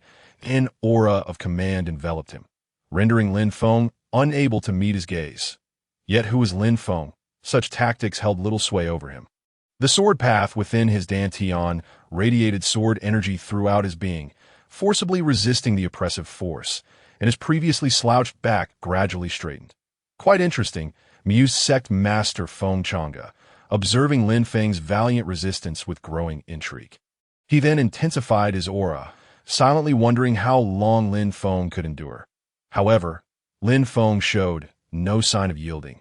The sword energy continuously clashed against the almost tangible pressure surrounding him, producing a creaking sound. Suddenly, the pressure dissipated, and Lin Feng's body relaxed, nearly causing him to collapse. Outer disciple Lin Feng pays his respects to the sect master, Lin Feng proclaimed, cupping his hands in greeting. Feng Chang'e withdrew his oppressive aura. Having grown weary of Lin Feng's unwavering determination to resist, finding it somewhat dull, you are no longer an outer disciple. You are now an inner disciple, and an elite inner disciple at that. Feng Chang'e's voice carried a teasing tone, while Lin Feng remained expressionless, evidently still preoccupied with the earlier encounter. Do you know why you have been summoned? Feng Chang'e observed that Lin Feng remained indifferent and then spoke up. Lin Feng, gazing at Feng Chang'e, cautiously inquired, the elite disciple assessment? Yes and no, Feng Chang'e replied, shaking his head as he descended. To be honest, among the elite inner disciples, you are the third to pass since the establishment of our sect. Lin Feng's face displayed a look of astonishment. I wonder if you noticed the location of your trial, Feng Chang'e stated as he approached Lin Feng. After a moment of contemplation, Lin Feng decided to voice his speculation. I felt as though I was underground. Indeed, you were underground, Feng Chang'e responded without surprise, as he had anticipated Lin Feng might have some inkling. This testing ground was not constructed by us. It has always existed. Feng Chang'e's revelation was astonishing. That I don't know if you've heard about a significant blunder within our sect, where a disciple at the 8th level of Qi and blood used a treasure to cultivate in our inner sect for an extended period. Following that incident, the sect decided to utilize the current trial location. Not only does it save manpower and resources, but it is also quite precise. However, this touches upon a secret of the sect. He remarked, first with a bitter smile, then a mysterious expression. Lin Feng listened silently. Your successful passage has, to be honest, caused quite a stir among the elders of the sect, all of whom wish to take you as their disciple. Now, I present you with 2 choices, and you may select for yourself. Another 2 choices, Chapter 54. The Sun God Palace. Point 2 choices. Lin Feng was momentarily taken aback, appearing to be in a daze, yet internally he was filled with excitement.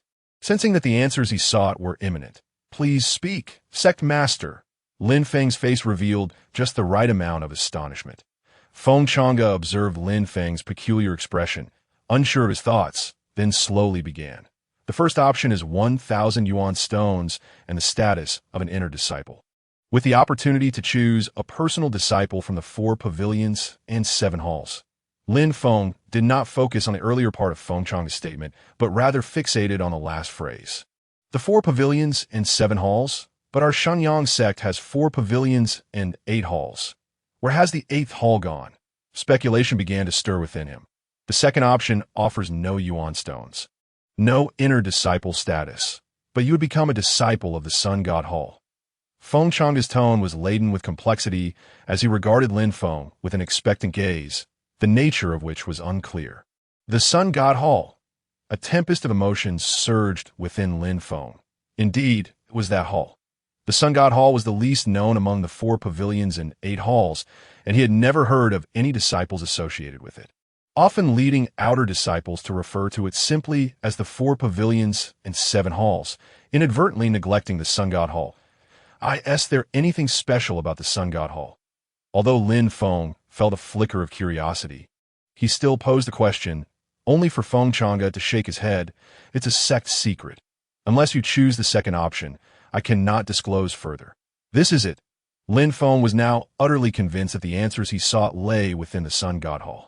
However, what I can tell you is that the founder of the Sun God Hall was the first to pass the elite disciple assessment in our sect. Feng Chang'e added, are you ready to make your choice?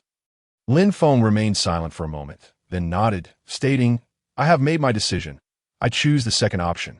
"Are you certain?" "I sincerely advise you that the first option is far superior to the second," Feng Chang'e remarked, his eyes flickering with an unknown light, yet he articulated his words nonetheless. Lin Feng affirmed, "I am certain. I choose the second option." Feng Chang'e sighed deeply. "I knew it. Are you seeking to investigate your parents' circumstances?" "Yes," Lin Feng replied, having no intention of concealing this from Feng Chang'e, as he understood that this matter could not be hidden. He had entered the sect relying on his parents' token that a trace of nostalgia suddenly crossed Feng Chang'e's face as he instructed Lin Feng. "Extend your hand." Lin Feng opened his palm, and Feng Chang'e traced a circle upon it with his finger, which glimmered with golden light. "Go to the barrier at the back mountain. That is where the Sun God Hall resides. And there you will find all that you seek to know." With that, Feng Chang'e's expression turned despondent, and he paid no further heed to Lin Feng as he retreated into the depths of the Grand Hall, leaving Lin Feng alone to gaze at the circle in his palm. Without hesitation, Lin Feng turned and departed from the Wanyang Hall, making his way toward the back mountain. Upon reaching the back mountain, he found himself at the same spot as before. Lin Feng placed his right hand upon the barrier. An intense heat surged through him, and Lin Feng let out a muffled groan as the barrier vanished from his hand, revealing a thick fog ahead. Obscuring any signs of the back mountain, he stepped forward into the mist. Before him lay a hazy expanse of white fog, dense and impenetrable, leaving Lin Feng with no choice but to press onward until he beheld a palace. The palace was diminutive, lacking the grandeur of the other 7 halls. As Lin Feng approached the entrance, he was about to knock when the doors slowly swung open. Taken aback, he entered without hesitation. "A newcomer has arrived." Inside the palace stood an elderly man, his hair white as snow, his face lined with deep creases and wrinkles, his voice sounding eerie and unsettling. "Greetings, elder." Lin Feng bowed respectfully. The old man chuckled. "I am no elder. You should refer to me as the Hall Master." The old man's declaration was startling.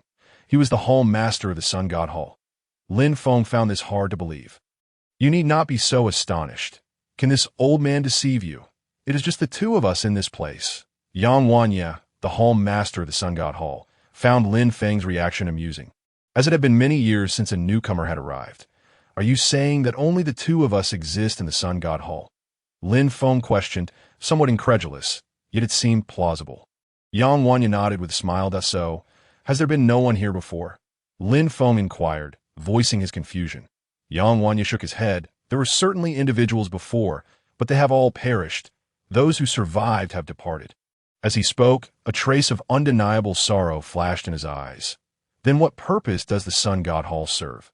Lin Feng pressed on, puzzled as to why it had not been disbanded if no one remained, and how any plans could proceed without disciples. Yang Wanya seemed to anticipate Lin Feng's question, responding readily. "The Sun God Hall serves a significant purpose, the greatest of which is to have no purpose at all." Lin Feng felt as though he had been struck by lightning. What did it mean for its greatest function to be its lack of function? Was this not absurd? He began to regret his decision. Feeling deceived by Feng Chang'e and his own assumptions, perhaps it would have been better to remain a proper inner disciple, as he thought he had discovered a shortcut to uncovering the truth, only to find himself in a dead end. "Fear not, child. Here you shall be the chief disciple of the Sun God Hall, with resources that no one will contest with you. Furthermore, despite the long absence of disciples, the flow of resources has never ceased, so you stand to gain immensely. That I, as the old man, have no need for such things." Yang Wanya reassured Lin Feng, noticing the disappointment on his face. "Moreover, should I pass on, you will become the Hall Master of the Sun God Hall, standing equal to Feng Chang'e. How does that sound? Quite favorable, wouldn't you agree?" Yang Wanya's words left Lin Feng momentarily speechless, whether regarding the resources or the position of Hall Master. The prospects were indeed enticing. Regarding resources, ever since his dantian had stabilized, he had begun to worry about the insufficiency of yuan stones, not to mention the considerable amount needed for recovery and cultivation, if he were to absorb from the outside world, due to the presence of the sword path dantian. The filtering of impurities was exceptionally effective, yet the proportion of true essence absorbed into the dantian was lamentably low. Thus, yuan stones had become exceedingly significant for him, as for the Hall Master position. Should he attain it, could the mystery surrounding his parents still be called mystery? Lin Feng found himself immersed in the grand vision painted by Yang Wanya, preparing to address him respectfully when suddenly he was jolted back to reality. Damn it! This old man is playing me, Lin Feng pondered, observing Yang Wanya's demeanor. Although he could not ascertain the old man's strength, being the master of a hall surely indicated considerable ability. Moreover, the fact that he mentioned Feng Chang's name so casually suggested a significant standing. Yet the Sun God Hall had remained devoid of disciples. This was undeniably peculiar. Chapter 55, The Great Formation of the 10 Sects. Regardless of how favorable the conditions may seem, why was it that no one remained? Those who had perished did so, and those who had left had departed. Who had died? Who had left? Why did they die? Why did they leave? Awakening from Yang Wanya's manipulations, Lin Feng felt as though a floodgate of understanding had opened within him as he regarded Yang Wanya with skepticism. What exactly does the Sun God Hall require? In the Shenyang sect, the division of the 4 pavilions and 8 halls was not arbitrary. Each had its own designated responsibilities. For instance, the Mission Pavilion issued tasks. The Foreign Affairs Pavilion managed all external matters, and the Myriad Laws Hall served as the repository for techniques, among others. But what exactly was the purpose of the Sun God Hall? For the first time, Lin Feng regretted his hasty choice. It is nothing of great importance, primarily handling certain affairs for the sect. Yang Wanya appeared to be taken aback by Lin Feng's swift awakening. However, he was not deceiving Lin Feng. The resources in the warehouse had already accumulated to towering heights, with only the 2 of them remaining in the Sun God Temple. After his departure, it would merely become Lin Feng's domain. Was there not the Justice Hall to contend with? Lin Feng was skeptical of Yang Wanya's words, for the Justice Hall specialized in matters external to the sect. Yang Wanya shook his head, regarding Lin Feng with an air of mystery. That it seems you remain insufficiently informed about the relations among the 10 Zone Mountains. I wonder if anyone from the sect has ever enlightened you on this matter. Lin Feng suddenly recalled Bei Eo once mentioning it to him and replied, "Yes, but I did not fully comprehend it." "Your lack of understanding is justified," Yang Wanya continued. "Within the sect, only the sect master, a few elders, and I are privy to these secrets.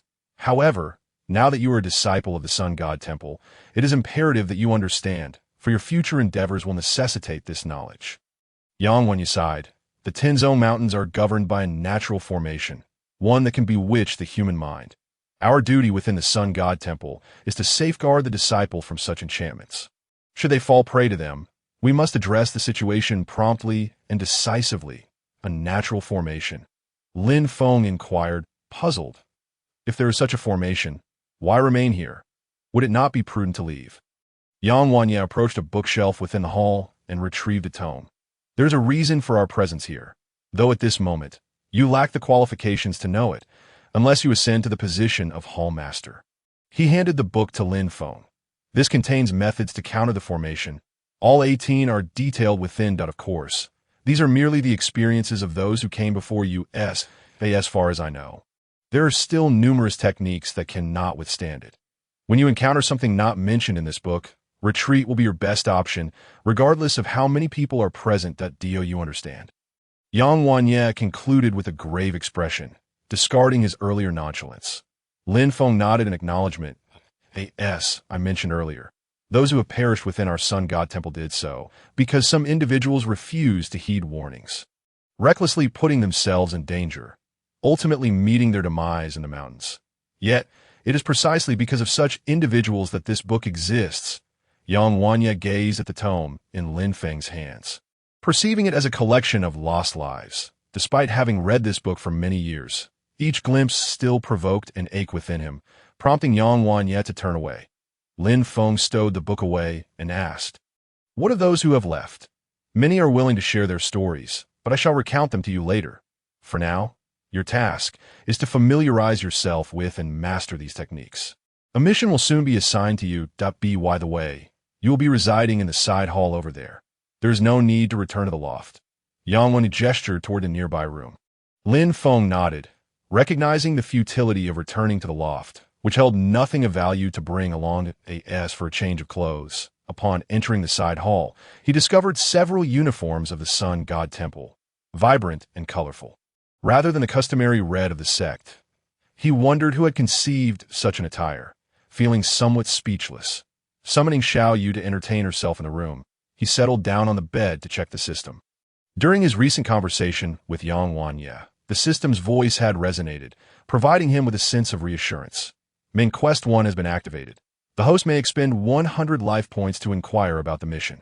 The objective of Main Quest 1 is to investigate the truth behind the deaths of his parents, which had remained in an uninitiated state until his exchange with Yang Wanya prompted its commencement.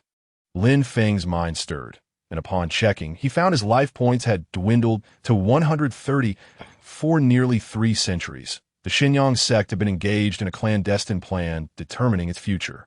However, subsequent generations had lost faith in this initiative, neglecting it, resulting in only the first generation making progress, while the others achieved none until 50 years ago. The newly appointed sect master relinquished his position 3 days later to assume the role of Hall Master of the Sun God Temple. Wholeheartedly advancing the plan 20 years prior, Lin Yiqian and Shan Wanxiang joined the Sun God Temple to partake in a mysterious mission, only to meet a tragic end in the secret realm 2 decades later. Quest objectives. First, thoroughly investigate the plan in which Lin Yiqian and Shan Wanxiang participated. Second, ascertain the Xinyang sect's overarching plan. Quest rewards. Unconditional enhancement of cultivation by 3 levels, access to superior techniques. In the initiation of Main Quest 2, as Lin Feng contemplated Main Quest 1, he realized he had indeed made the right move by coming to the Sun God Temple. Now, it was crucial to uncover what transpired back then and the nature of the grand plan, as well as the specifics of his parents' involvement. Particularly upon reading the words tragic death, a wave of unease washed over him. Lin Feng understood that this sentiment was inherited from his predecessor. If he failed to uncover the truth behind his parents' demise, the ensuing threat would inevitably manifest. He then glanced at Side Quest 6, with only 1 day remaining before arriving at the Tenzong Mountains. He pondered whether they were aware of the peculiarities surrounding those mountains. After stowing the system away, he noticed Xiao Yu had fallen asleep on his shoulder, indicating her need for rest to replenish energy. Lin Feng gently set her down before retrieving the book Yang Wanya had given him, perusing its contents. The tome referred to the natural formation of the Tenzong Mountains as the Tenzong Great Formation, reminiscent of a protective barrier, yet embodying a malevolent force, as countless lives were lost within the mountains daily. The Heart Loss Formation, Lin Feng murmured as he read the first of the deadly formations. Those ensnared by the Heart Loss Formation would experience a dramatic enhancement in their strength while becoming increasingly bloodthirsty. The most severely affected would kill indiscriminately. This Heart Loss Formation constituted the initial means within the Tenzong Great Formation. With a staggering mortality rate of 90% for those afflicted, it was at this juncture that the role of the Sun God Temple became evident, that in the beginning, the individuals from the Sun God Temple would merely retrieve the afflicted back to the sect, only to discover the effect was minimal, providing relief for a mere 3 to 5 days before the individual would succumb to madness. The predecessors toiled diligently, with some even risking their lives in search of solutions, ultimately concocting a unique elixir and devising complementary incantations, thus presenting the first solution to the Great Formation. They subsequently encountered the Second Formation, the Third, and continued until the current 18th, the conclusion of this text. The predecessors from that era inscribed a warning. The Tenzong Great Formation comprises far more than 18 varieties. Its variations are exceedingly complex. Different times, locations, and emotional states of individuals can lead to the evolution of the formations. Over dozens of generations, we have poured our hearts and souls into this endeavor, managing only to summarize 18 of the more common formations and their corresponding solutions that we hope that future generations will exercise caution in their dealings. This passage echoed Yang Wanya's earlier words, prompting Lin Feng to regard it with renewed seriousness. Suddenly, the system chimed, detecting a technique, Earth rank, low grade.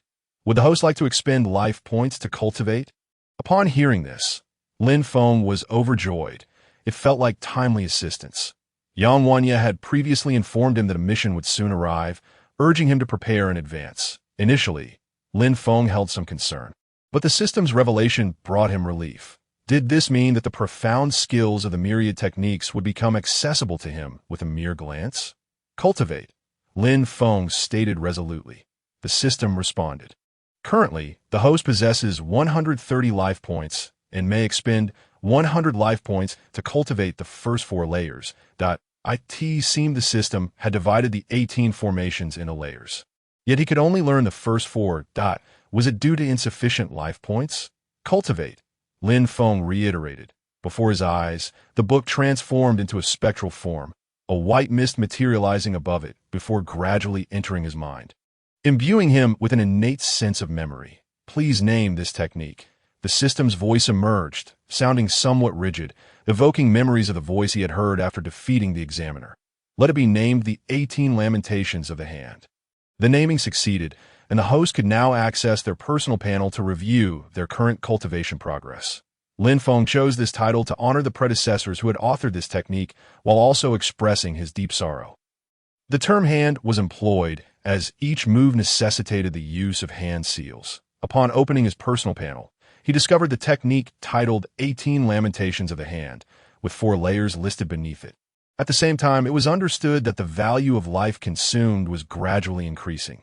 The first level required 10 points, the second level 20 points, and so forth, culminating in the 18th level at 180 points. Moreover, the order of learning had to adhere to the sequence of the techniques. That it was not a matter of choosing which technique to learn at will.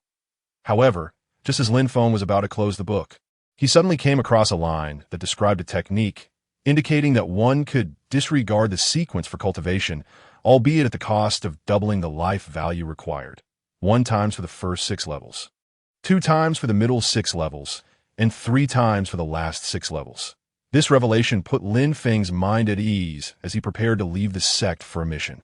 No one could predict which formation he might encounter.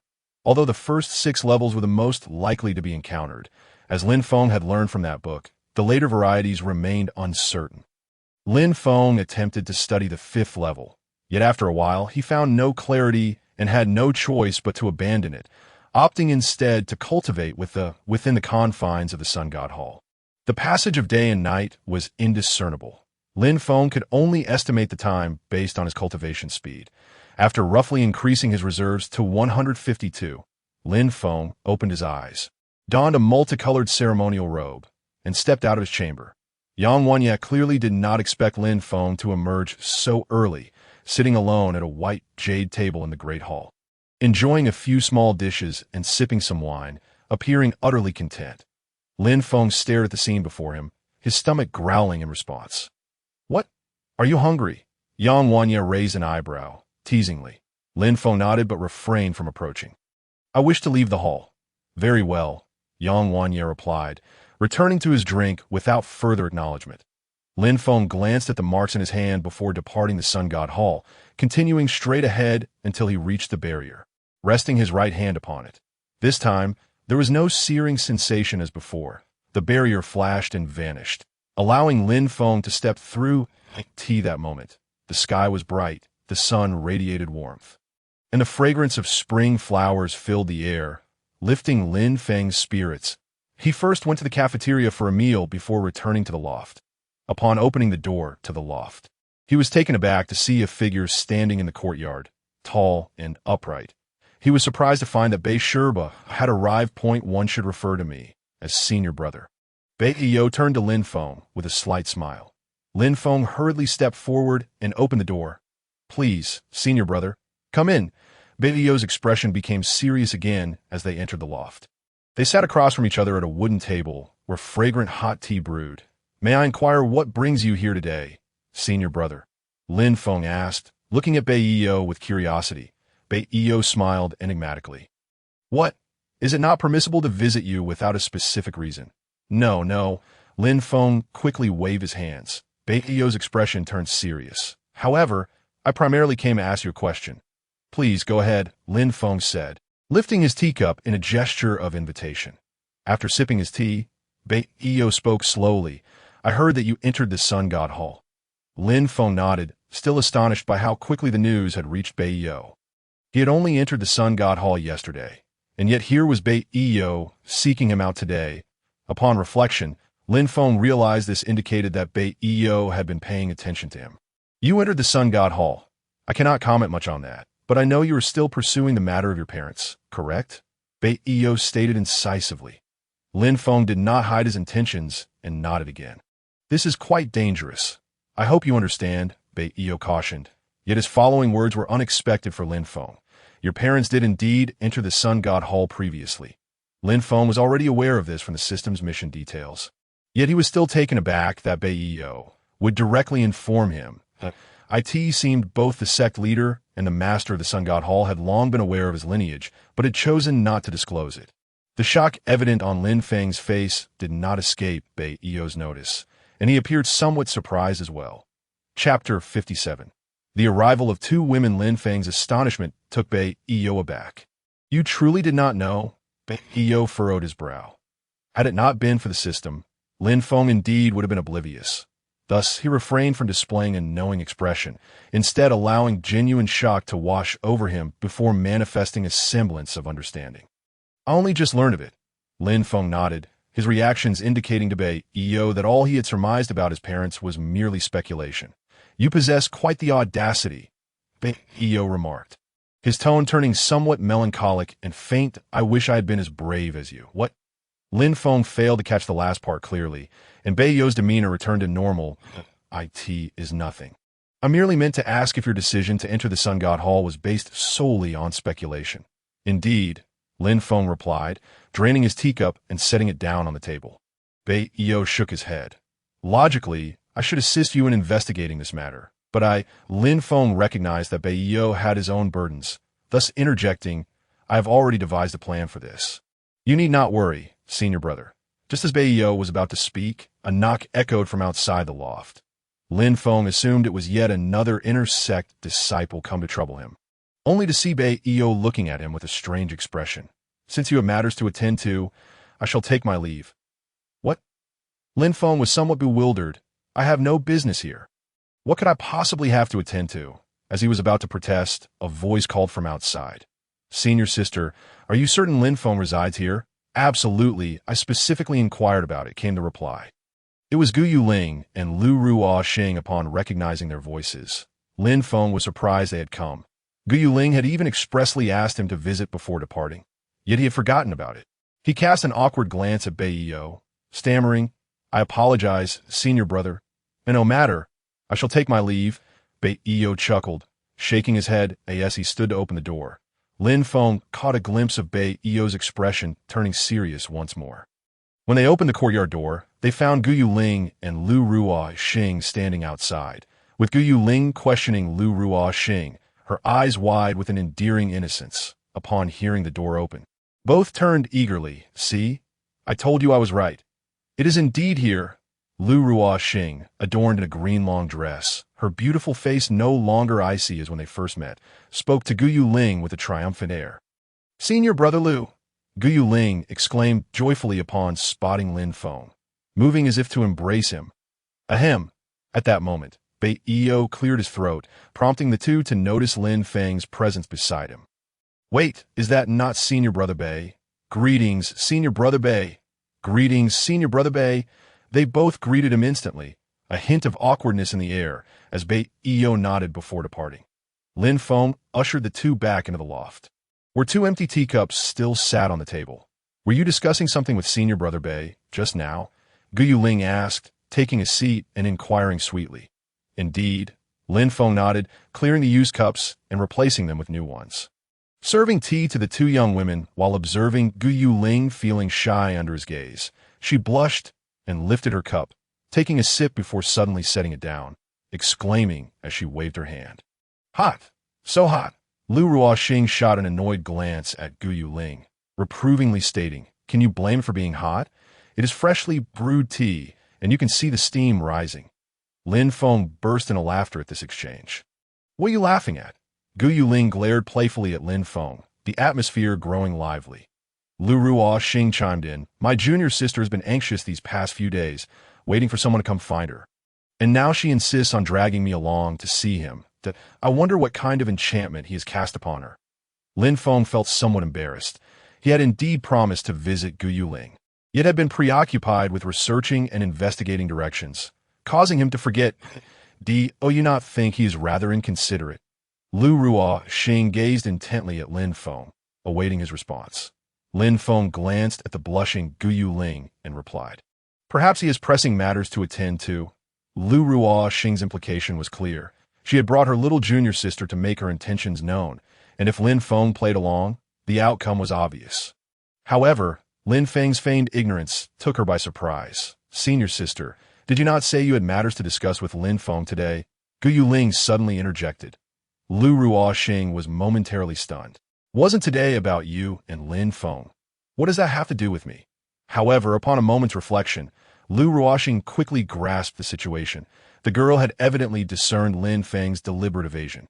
And thus, she continued in accordance with Gu Yueling's remarks, "It is true that there exists a myriad pond near the sect, wherein lies a medicinal herb that I am in dire need of.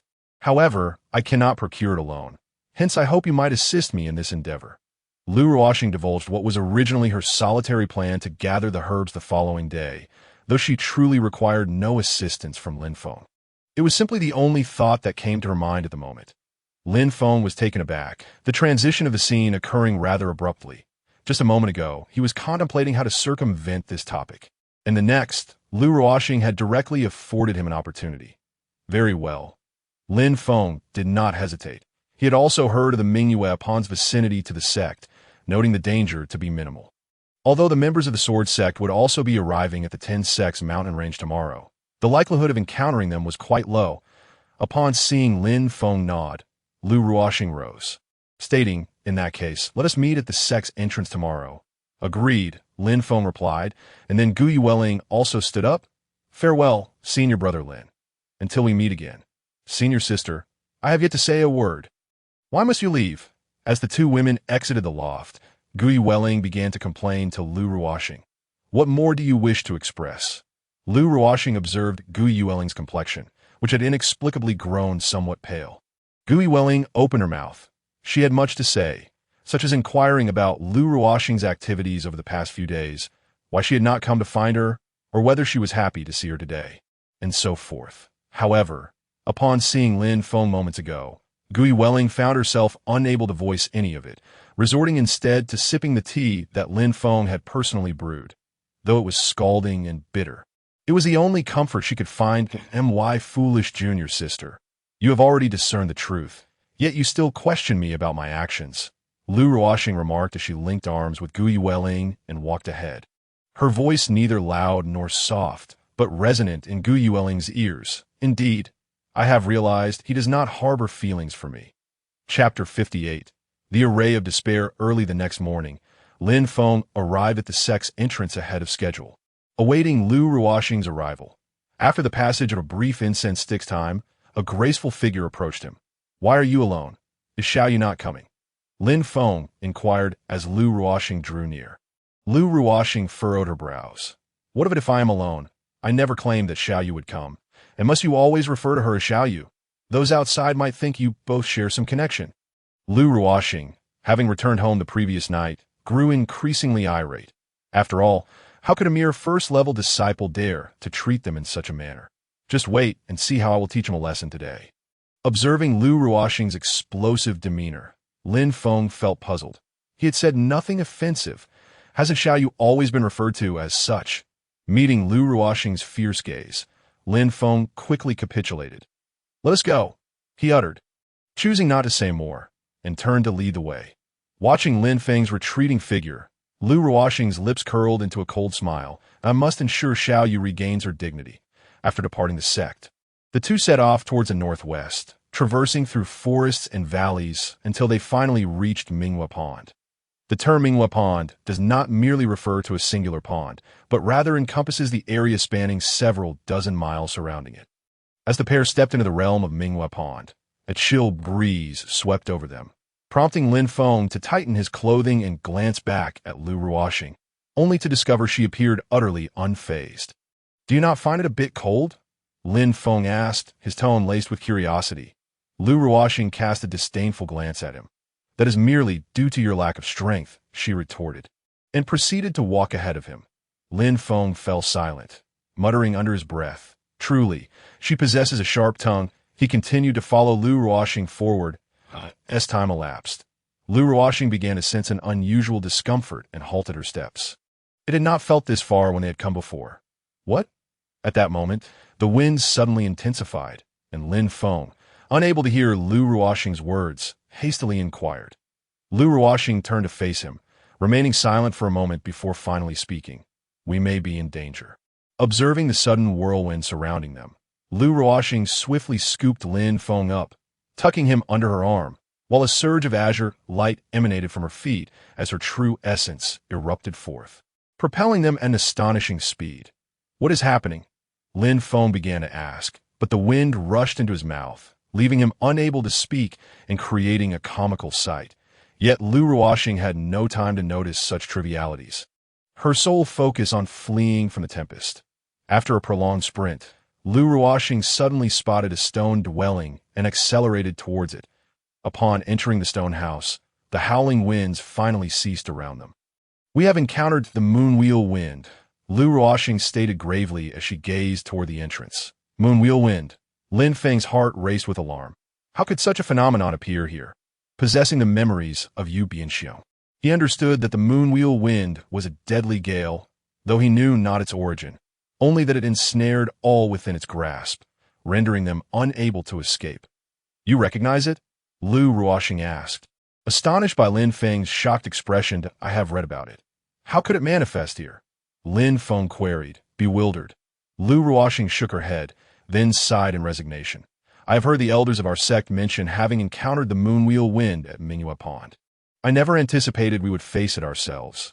This wind cannot be dispelled. Our only recourse is to wait for it to dissipate naturally. Lin Feng recalled Yu Bianxiong's memories and spoke slowly. Moreover, we do not know how long this stone house can endure. Lu Ruoxing's expression mirrored his concern as she regarded the stone structure. Their last bastion of safety, it is likely to be a considerable duration. Lu Ruoxing, having gained some understanding of the moonwheel wind, noted that her ability to bring Lin Feng to safety was due to the wind's recent onset and its relatively mild strength. However, should the stone dwelling be destroyed during the wind's peak, they would be thrown into the air and torn apart by the moonwheel wind. Silence enveloped them, the air within the stone house thickening with tension. This stone dwelling is airtight, which has its advantages as it prevents the moonwheel wind from entering, yet also bears its disadvantages, Lin Feng remarked with a bitter smile as he looked at Lu Ruoxing. The air here cannot sustain us for long. We shall eventually suffocate unless we venture outside, but to do so would be to invite death.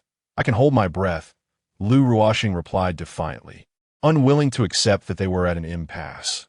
Lin Feng, reluctant to shatter her hope, responded, How long can you truly hold your breath? This moonwheel wind will likely last several days. He said nothing more, but began to pace within the stone house. Scrutinizing it closely, does your incessant wandering not consume the air more rapidly? Lu Ruoxing said, her irritation evident as she watched Lin Feng. Lin Feng halted, turned to face her, and posed a question. Who do you think constructed this stone house? And why is it able to withstand the moonwheel wind? How should I know? What relevance does that have right now? Lu Ruoxing retorted, her impatience palpable. Lin Feng shook his head in silence, ceasing his movements and instead settling down to close his eyes. Lu Ruoxing assumed he had surrendered to despair, closing her own eyes in defeat. In reality, Lin Feng was accessing the system, focusing his mind on the martial arts section, point 18 sorrowful hand. Lin Feng examined each layer until, upon reaching the third, he felt a flicker of interest, studying the detailed description, point 18 sorrowful hand. Third layer, the hand of despair. The hand of despair corresponds to one of the 18 arrays, the array of despair, which primarily confounds the mind through illusions, creating scenes of utter hopelessness while simultaneously offering glimmers of hope, only to extinguish them. This is it. Lin Feng's heart soared with joy. He had always been puzzled as to how the moonwheel wind, a phenomenon so rare even in Yu Bianxiong's lifetime, could suddenly appear here. You mentioned that the sect's elders spoke of it. Who were they? Lin Feng suddenly inquired. Lu Ruoxing trembled at his words, falling silent for a moment before responding. My master. What occurred? Lin Feng sensed they were drawing closer to the truth. Yes, my father encountered trouble within the moonwheel wind and ultimately vanished without a trace. As she spoke, Lu Ruoxing's voice caught in her throat. She was uncertain why she had divulged such personal details upon Lin Feng's inquiry. Indeed, Lin Feng's gaze flickered as he confirmed that this was indeed one of the 10 sex great arrays. The Array of Despair. Chapter 59. The unraveling the fear within Lu Ruoxing's heart had triggered the activation of the array, explaining the existence of this airtight stone dwelling. This is the sole hope for the two. Yet it also embodies their ultimate despair. However, the despair of the formation itself is not what instills fear. Rather, it is the despairing heart of those who enter it that is truly terrifying. Lin Feng gazed at the increasingly flushed Lu Ruoxing and suddenly struck out with a palm. "What are you doing?" A fierce gust of wind howled forth, causing Lu Ruoxing to snap her eyes open. Her expression a mix of shock and anger directed at Lin Feng. Yet she had no time to defend herself. With a resounding thud, Lin Feng's palm landed on Lu Ruoxing's shoulder, sending her staggering back 3 steps. She then glared at him with fury. "That I am conducting an experiment," Lin Feng replied, his face betraying a hint of nonchalance. His gaze fixed intently on Lu Ruoxing. Suddenly, her complexion turned ashen, and she spat out a mouthful of thick blood, indicating the severity of Lin Feng's strike. She looked at him in disbelief. "Are you insane?" Lin Feng, satisfied, regarded her with an approving "to be frank." His strike had barely managed to reduce her, who was at the 3rd level of the true origin realm, to such a state. Yet Lu Ruoxing was at the 6th level. So how could she be reduced to this? The only plausible explanation was that upon entering the formation, Lu Ruoxing had regressed to the level of power she had possessed after hearing of her father's death. Her previous reaction speed also hinted at this situation. Otherwise, how could she have failed to evade, seemingly lacking even the time to respond? This was indeed good news, Lin Feng silently acknowledged in his heart, for it signified that the despair formation had yet to reach its pinnacle. Next, you must listen to me attentively and refrain from asking questions if you wish to survive. Lin Feng's voice echoed in Lu Ruoxing's ears, rendering her somewhat incredulous. This is the despair formation, and its core operation hinges on your despairing power. Therefore, I shall now induce hypnosis upon you, and I hope you will not resist. Lin Feng spoke rapidly, sensing Lu Ruoxing's strength gradually ascending, inching closer to her peak, which also indicated that the formation was accelerating its operations. "Why should I trust you?" Lu Ruoxing, evidently still brooding over the earlier strike, wore a cold expression and even feigned an attack on Lin Feng. Lin Feng felt a twinge of frustration, but he could not blame Lu Ruoxing. He had not apprised her of his intentions before his strike, nor had he offered any explanations, which inevitably raised suspicions. Yet, time could not be squandered any longer. I have joined the Sun God Temple. What we face now is not the moonwheel wind, but one of the 10 great formations, the despair formation, that I can resolve it. Trust me, Lin Feng urged anxiously, as Lu Ruoxing's power had already reached the 5th level of the true origin realm. This signified that the despair formation was on the verge of launching an attack. Lu Ruoxing regarded Lin Feng, her gaze flickering, lost in contemplation. "Do you truly care for him?" Just yesterday, as Lu Ruoxing and Gui Welling were on the brink of parting, she had posed this question to Gui Welling. "Indeed, I cannot fathom why, but ever since I returned these past few days, his visage haunts me whether my eyes are opened or closed." Gui Welling shyly lowered her head, stealing a furtive glance at Lu Ruoxing. Lu Ruoxing picked up on her words. "You dream of him when you sleep, do you not?" "Yes," Gui Welling nodded, her voice barely audible. Lu Ruoxing rubbed her forehead. "He kills without a moment's hesitation. He is utterly deranged. You not realize this. Yet he treats me well," Gui Welling replied, her gaze pure, as if illuminated by starlight, making Lu Ruoxing hesitant to meet her eyes. "Is he truly good to you?" Lu Ruoxing murmured, her eyes reflecting Lin Feng's anxious demeanor. "What must I do?" Lin Feng looked at Lu Ruoxing in surprise, uncertain of her sudden acquiescence. "You need only to relax and not resist my forthcoming actions. Everything else is irrelevant. All right." Lu Ruoxing nodded and then seated herself, closing her eyes. Observing this, Lin Feng moved his hands and intoned Soul Confusion, Enter Heart. Indeed, this was the Soul Confusion manual he had grasped for quite some time, yet had never utilized. It consisted of 3 levels: Bewitching Intellect, Bewitching Heart, and Entering Heart. He was currently employing the 3rd level. Gradually, a black mist emanated from Lin Feng, while Lu Ruoxing's aura approached the 6th level of the true origin realm. The black mist surged forth from him and entered Lu Ruoxing's body, causing her to instinctively shudder. Yet recalling Lin Feng's previous words, she remained still, allowing him to successfully delve into her heart. The scenery before Lin Feng shifted abruptly, and he soon found himself within a grand hall. What is this? The Hall of 10,000 Suns. A somewhat youthful Lu Ruoxing stood within the hall, listening to a middle-aged man clad in black brocade speak. His features were resolute.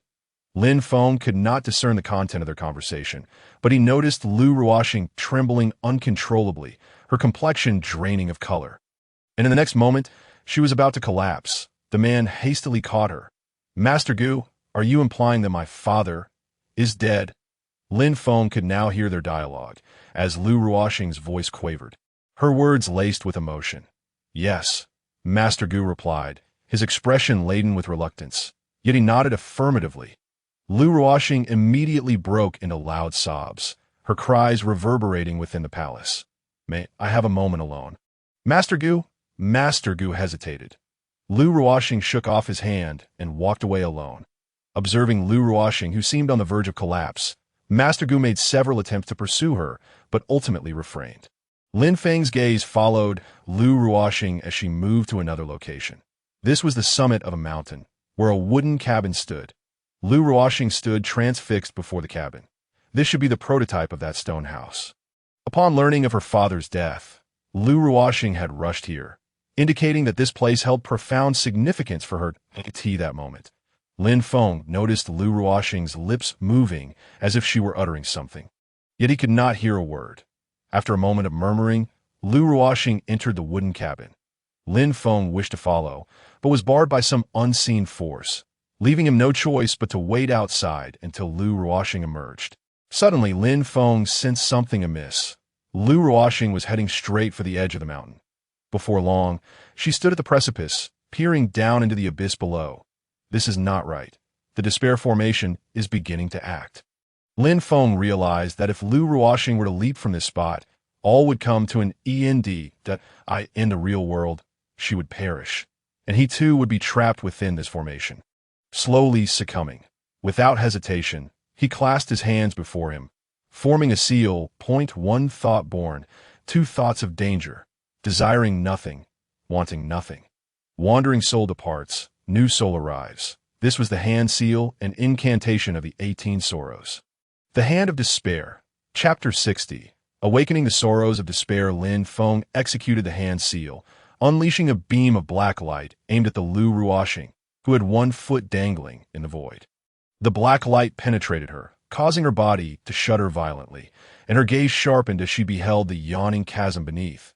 With a pale complexion, Lu Ruoxing retreated instinctively, then stumbled down the mountain. At that moment, Lin Feng felt a sudden disorientation, and his eyes involuntarily closed. When he opened them again, he found Lu Ruoxing standing before him, her expression one of impatience. "Hurry up! Why are you just standing there?" Lin Feng was momentarily taken aback, then looked around. This was indeed the area he had just entered at Mingwe Lake. Gazing at Lu Ruoxing, he asked, "Do you not remember?" "What?" Lu Ruoxing regarded him strangely, perplexed by his words. "What do you mean I don't remember? I only see you standing there in a daze. Could it be that the previous events had all been a mere illusion?" Lin Feng pondered to himself, but then a sudden warmth radiated from his palm. He quickly glanced down, discovering a fine, elongated mark appearing on the circle at the center of his right palm. Lin Feng's heart sank. It had indeed been the despair formation. The text had mentioned that each time a formation was resolved, a mark would surface. Yet why did Lu Ruoxing not remember? Could it be that this formation erases one's memories? But why did he still retain his? Was it perhaps due to the Sun God Temple's imprint? Lin Feng mused silently, realizing that he needed to return and inquire with Yang Wanye to uncover the truth. "It's nothing, let us go." Lin Feng smiled at Lu Ruoxing. "Humph." Lu Ruoxing snorted, then turned to walk ahead. Lin Feng followed closely behind. After a short while, the two arrived at Mingwe Lake. The waters of Mingwe Lake were crystal clear, reflecting the surrounding flora and trees, with ripples dancing across the surface. An exquisite sight. Yet only Lin Feng was aware of the peril they had just endured. Lin Feng suddenly recalled the Master Gu from Lu Ruoxing's memories. Do you know if our sect has an elder with the surname Gu? As soon as he posed the question, Lu Ruoxing turned to him with a peculiar look, laden with uncertain. An elder with the surname Gu? Yes, Lin Feng nodded, his expression tinged with anticipation. Of course, he was aware that there was only one elder with the surname Gu in their sect, and that person was his master. Lin Feng felt a surge of joy within, realizing he had indeed asked the right person. Although the main quest had commenced, the figure of Gu Changtong mentioned in that conversation remained a pivotal character, necessitating further interaction. However, the next words from Lu Ruoxing took him by surprise. To be precise, it is somewhat related to you. Related to me? Lin Feng was taken aback, pondering what connection he might have. Indeed, my master is the father of Xiao Yu, the head of the law enforcement pavilion. Gu Changtong did. That explains it, Lin Feng mused. Yet he was astonished to discover that Gu Yueling was his daughter. Gu Yueling. Why had he been so slow to realize? Her status within the sect was evidently significant. Yet her strength was merely at the 9th level of the blood qi realm, clearly indicating she had relatives in high places within the sect. The clue had been right beside him all along. Suddenly, as Lin Feng was lost in thought, Lu Ruoxing called out. Breaking his reverie, he turned to see a vibrant lotus blossom hovering above the Mingwe pool. This is the 5-colored Mingwe lotus. It is precisely what I need for my mirror breaking. However, there is a ferocious beast lurking at the bottom of the pool. While its strength is not formidable, being merely at the 4th level of the true essence realm, it is exceedingly timid and cunning. Your task is to lure it out and distract it, allowing me to take the Mingwe lotus in the meantime, Lu Ruoxing instructed. Sensing Lin Feng's hesitation, she added, perhaps fearing he might back down. Do not worry. I will ensure your safety. You need only to hold its attention, and I will rescue you if any danger arises. Lin Feng nodded without a moment's hesitation. After all, it was merely a beast at the 4th level of the true essence realm. I shall go now, he declared, propelling himself forward with a powerful push, heading straight for the 5-colored Mingwe lotus. The process was remarkably smooth, yet just as his hand was about to touch the lotus, a sudden disturbance rippled through the water, and a massive maw lunged at Lin Feng. Unfazed, Lin Feng remained vigilant, already prepared for any eventuality. Cold shake step, he exclaimed, his figure becoming elusive as he evaded the giant mouth. And once he had successfully escaped, he beheld the beast's true form, a colossal, pitch-black crocodile, the blood-toothed crocodile. Lin Feng recognized it instantly, recalling a past encounter with such a beast from the memories of Yu Bianxiu. This creature, which dwells in water, is notorious for its cunning nature, yet it is remarkably cowardly, possessing 2 pairs of razor-sharp teeth. The blood-toothed crocodile glared fiercely at Lin Feng, its egg-sized eyes brimming with fury as it roared incessantly, seemingly venting its wrath upon this human who dared to encroach upon its territory. Lin Feng chuckled derisively, drawing the Yu divine sword and unleashing a wave of sword energy upon the blood-toothed crocodile, leaving only a faint white mark upon its hide. Enraged, the crocodile had not anticipated this human would dare to strike first and lunged at Lin Feng with ferocity, its bloodied teeth growing larger in Lin Feng's sight. Yet it struck nothing but air as Lin Feng deftly dodged its attack, simultaneously delivering a slash with the Yu divine sword, causing blood to spurt forth from the beast. The immense body of the blood-toothed crocodile writhed in agony, splashing water everywhere. Observing that Lin Feng had successfully drawn the crocodile's attention, Lu Ruoxing leapt towards the Mingwe lotus, reaching out to pluck it. However, a sudden gust of wind from behind startled her. The blood-toothed crocodile had taken notice of her. She cast an irritated glance at Lin Feng, only to see him approaching the beast from behind, sword in hand. Thunderbolt. Azure sky. A massive azure sword shadow surged from Lin Feng's back and merged into his body. As he raised his sword, the blood-toothed crocodile, having just reached Lu Ruoxing, emitted a piercing scream before plunging into the pool, the water instantly turning crimson. Lin Feng did not spare a glance at Lu Ruoxing. Instead, he dove into the water with determination.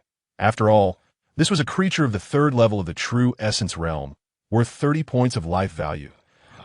Lin Feng submerged to retrieve the beast's corpse. Lu Ruoxing successfully plucked the Mingyue lotus. She stood by the pool's edge, awaiting Lin Feng's return.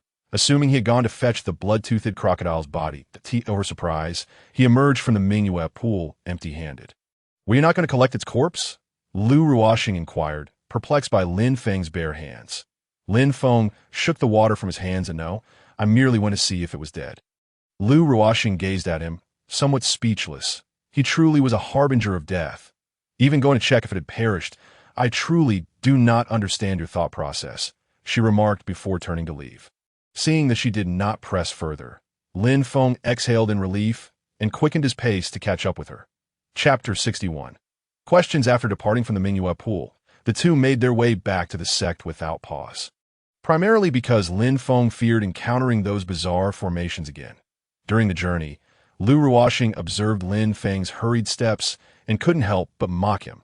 Upon returning to the sect, they parted ways.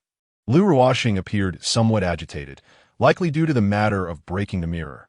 Lin Feng chose not to return to the loft, but instead headed to the dining hall for a meal. While eating, he deliberated whether to seek out Gu Changtong, now that he was aware of his identity. For Lin Feng, it would be relatively easy to approach Gu Changtong, considering that Gu Yueling was his daughter. Yet, after careful consideration, he decided against it. He needed to return to the Yang Divine Hall to thoroughly address the doubts plaguing his mind. After finishing his meal, Lin Feng made his way back to the Yang Divine Hall. As soon as the door opened, he spotted the old man Yang Wanye standing in front of a row of bookshelves, engrossed in a tome. "Hall Master?" Lin Feng called out, but Yang Wanye showed no response. "Old man." The old man appeared momentarily taken aback before slowly turning to face Lin Feng, his expression one of disbelief. "Are you calling me? If not you, then who else? There are only the two of us." Lin Feng retorted boldly, striding to the spot where Yang Wanye usually sat and taking a seat, disregarding the astonished look on the old man's face. Yang Wanye held the book in his hands and approached Lin Feng, his face a mixture of amusement and disbelief. "You certainly were not like this yesterday." Lin Feng regarded him with a smirk. "Yesterday? How was I yesterday? Like this?" Upon finishing, his expression shifted to one of earnest respect. "Was it like this?" he inquired again. Yang Wanye appeared momentarily bewildered, unable to fathom Lin Feng's antics. "Take a look at this." Lin Feng resumed his playful demeanor, extending his right hand towards Yang Wanye. Yang Wanye's eyes widened as he observed the circle on Lin Feng's palm. "Did you encounter it?" "Indeed." Lin Feng nodded. "It was perilous." "Quite so." Yang Wanye's expression grew serious, but Lin Feng's next words nearly caused him to stumble. "Therefore, may I withdraw from the Yang Divine Hall?" Lin Feng's demeanor was devoid of jest. Yang Wanye collected himself, astonished that his years of cultivating his energy had been so thoroughly disrupted by Lin Feng. "Are you certain?" Lin Feng affirmed. "I am certain." However, Yang Wanye hesitated before responding. "No, you cannot. The Yang Divine Hall is not a place one can simply enter or exit at will. Since you are here, the only way to leave is to become the Hall Master and dissolve the Yang Divine Hall." Lin Feng did not display any signs of disappointment. His previous inquiry had merely been a test to assess the possibility of leaving, as well as a warning regarding Yang Wanye's incomplete words from the previous day, which had left much to be desired. "What formation did you encounter today?" Yang Wanye, sensing Lin Feng's demeanor, realized he had been played, but refrained from showing any reaction, instead directing his inquiries towards Lin Feng's experiences. "The formation of despair." Yes, soon as Lin Feng uttered those words, Yang Wanye inhaled sharply. "You are indeed fortunate to have escaped," unaware that Lin Feng had already learned the corresponding methods of breaking the formation. Yang Wanye assumed it was merely luck that had allowed Lin Feng to evade disaster. "Whose heart domain is it?" "Heart domain? What is a heart domain?" Lin Feng inquired, puzzled. Noting Lin Feng's ignorance of the heart domain only solidified Yang Wanye's suspicions, prompting him to offer an explanation. "This formation of despair is quite unique. It is illusory in nature, primarily constructing a domain within a person's heart. If one fails to escape this domain, they will perish within." Indeed, Lin Feng's eyes flickered as he responded to Yang Wanye's explanation. Tea belongs to Lu Ruoxing. Lu Ruoxing? I have not heard of her. Yang Wanya shook his head. Lin Feng widened his eyes, astonished at how long it had been since this old man had kept up with the sex happenings. Does the formation of despair erase a person's memories? Lin Feng pondered, recalling Lu Ruoxing's reaction with some confusion. Yang Wanya nodded. Indeed, the formation of despair is akin to heart demons that will evoke the most terrifying memories within you, leading to your destruction.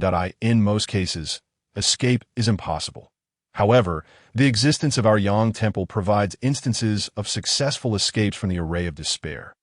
Aside from those who deciphered it, no one else retains any memory of this event. Yang Wanya remarked, casting a puzzled glance at Lin Feng. How did you manage to unravel it? The handprints and incantations from that book? Lin Feng replied, taking an apple from the table and taking a bite before continuing. Yang Wanya stared at Lin Feng in shock, his voice trembling slightly. You mean to say you learned it? Indeed. Otherwise, how would I have escaped? But it has only been a day and a night. Yang Wanya's mind churned with tumultuous waves. He had never expected Lin Feng to master it in such a brief span and successfully evade the formidable array. I only learned the first 4 layers. Lin Feng said nonchalantly, a genius. Yang Wanya exclaimed silently, his eyes suddenly brightening. There's a task here that requires your assistance. Lin Feng instantly felt the apple in his hand lose its sweetness. He placed the partially eaten fruit on the table. Regarding Yang Wanya with scrutiny, I refuse. Refuse? Yang Wanya smirked, a slight smile gracing his lips. I am aware that you are investigating the matters concerning your parents. I can assist you with that. Lin Feng fixed his gaze on Yang Wanya, as if pondering something. What are the conditions? 10 tasks. I agree. Lin Feng replied decisively, without hesitation. State the task, the day after tomorrow. I shall inform you, Yang Wanya said mysteriously, like a cunning old fox. Very well. If there is nothing else, I shall take my leave. Yang Wanya squinted, waving his hand dismissively. Lin Feng rose, preparing to depart, when he suddenly paused. Is there something else? Yang Wanya inquired as Lin Feng halted. The emergence of this array related to one's strength. Lin Feng recalled that during his previous venture to the Corpse Mountain, he had not encountered such a situation. Well, how should I put it? It is somewhat related to strength, particularly for those at the True Essence realm and the Yuan-Si realm. Yang Wanya nodded sagely. However, luck plays a significant role as well. Some may go their entire lives without encountering such a scenario, while others may face it the moment they leave their sect. Lin Feng nodded, refraining from further inquiry, and returned to the side hall. Yang Wanya watched Lin Feng's retreating figure, a smile on his face, pondering his thoughts. Lin Feng sat cross-legged on his bed, opening the system to check the task details. The side quest 6 had commenced, and the Sword Sect had already arrived at the 10 Sects mountain range, though it remained uncertain whether they were aware of the array's existence. If they are unaware, it could lead to some amusing events, though the likelihood of that is quite low. Chapter 62. Zheng Ruo, the objective of the side quest 6, concerning the impending arrival of the Sword Sect, was simply to survive. However, Lin Feng had no intention of merely surviving. His inclination was to take the initiative, for passively enduring attacks was not in his nature, that he resolved to set the mission's goal as total annihilation of the Sword Sect's party. Indeed, he aimed for them to come and never return. Initially, he had contemplated utilizing a peak True Essence Realm experience card, but now he had devised a better plan. After meticulously outlining his strategy, Lin Feng began to cultivate with the Essence Stones. Though his progress remained slow, he had only reached a storage capacity of 154, still a considerable distance from the 200 required for the second level of the True Essence Realm. He needed to ponder where he could find corpses to examine that a night passed without incident. And when Lin Feng's Essence Stone capacity reached 155, he opened his eyes, resolved to visit Gu Changtong. Naturally, he first had to see Gu Yueling. However, he remembered that during their last encounter, for reasons unknown, their conversation had been abruptly cut short, leaving her seemingly upset. Upon exiting the side hall and entering the main hall, Lin Feng found Yang Wanya in the same position as before, seated in a rocking chair, sipping on a small drink accompanied by snacks. Lin Feng shook his head, choosing not to greet him as he exited the Yang temple. For reasons unknown, he felt that he would inevitably have to confront Yang Wanya one day. After leaving the barrier, Lin Feng glanced back at the back mountain, still perplexed as to why a mere barrier could separate the Yang Temple from the mountain behind it. Gui Welling resided near the law enforcement pavilion, in an exquisite loft. Lin Feng knocked on the door, and shortly thereafter, he heard the sound of footsteps approaching. When the door opened, Gui Welling's expression was one of delight. "Senior brother Lin, what brings you here?" "What? Am I not allowed to visit?" Lin Feng smiled. Gui Welling quickly waved her hands and ushered him inside. No, I was just a bit surprised. Gui Welling, now at the 9th level of the Blood Chi realm, resided here due to her father being the head of the law enforcement pavilion, which afforded her a tranquil living environment. Upon entering the loft, Lin Feng was greeted by an overwhelming sense of youthful charm. The pink-themed decorations elicited nostalgic reflection on the unchanging nature of female aesthetics. Whether in his past life or this one, the senior brother, "Please take a seat," that Gui Welling said, before rushing to brew tea for Lin Feng, which she subsequently placed before him. Lin Feng watched her bustling about, a faint smile gracing his lips. "I came primarily to see you, and if possible, to ask for your assistance with something." Gui Welling's expression shifted from joy to a tinge of disappointment. "I am not sure how I could possibly help you, senior brother. Please, do tell." Lin Feng lifted the teacup, blowing gently before taking a sip, exclaiming, "Excellent tea." Gui Welling's face brightened at his compliment. "That if you like it, I can fetch some more for you later." "Very well," Lin Feng nodded, then inquired, "Might I ask where Elder Gu is at the moment?" The head of the law enforcement pavilion, Gu Changtong, was a prominent figure within the Shenyang sect, often elusive, which prompted Lin Feng to seek out Gui Welling's assistance. "My father?" Gui Welling opened her mouth as if to speak, but then hesitated. If she divulged this, would senior brother depart? She quickly formulated a new thought. "My father usually comes here for dinner in the evenings and leaves afterward," Gui Welling replied truthfully. "That works too. If you don't mind, may I wait here for a while?" Lin Feng asked Gui Welling, initially wanting to call her Xiaoye, but recalling Lu Ruoxing's earlier words, he refrained. "Absolutely," Gui Welling exclaimed, jumping up in excitement. Then, realizing her exuberance was excessive, she calmly took a seat across from Lin Feng. The two lapsed into silence, Lin Feng sipping tea as if savoring its flavor, while Gui Welling gazed at him, visibly conflicted. She was unsure of what to say, her mind racing with various topics that remained unvoiced. "Junior sister, how old are you this year?" Lin Feng set down his teacup, observing the myriad expressions flitting across Gui Welling's face. After asking, he felt a twinge of regret. Inquiring about a girl's age seemed rather impolite. Yet the words had already escaped his lips. Gui Welling, however, was not overly concerned.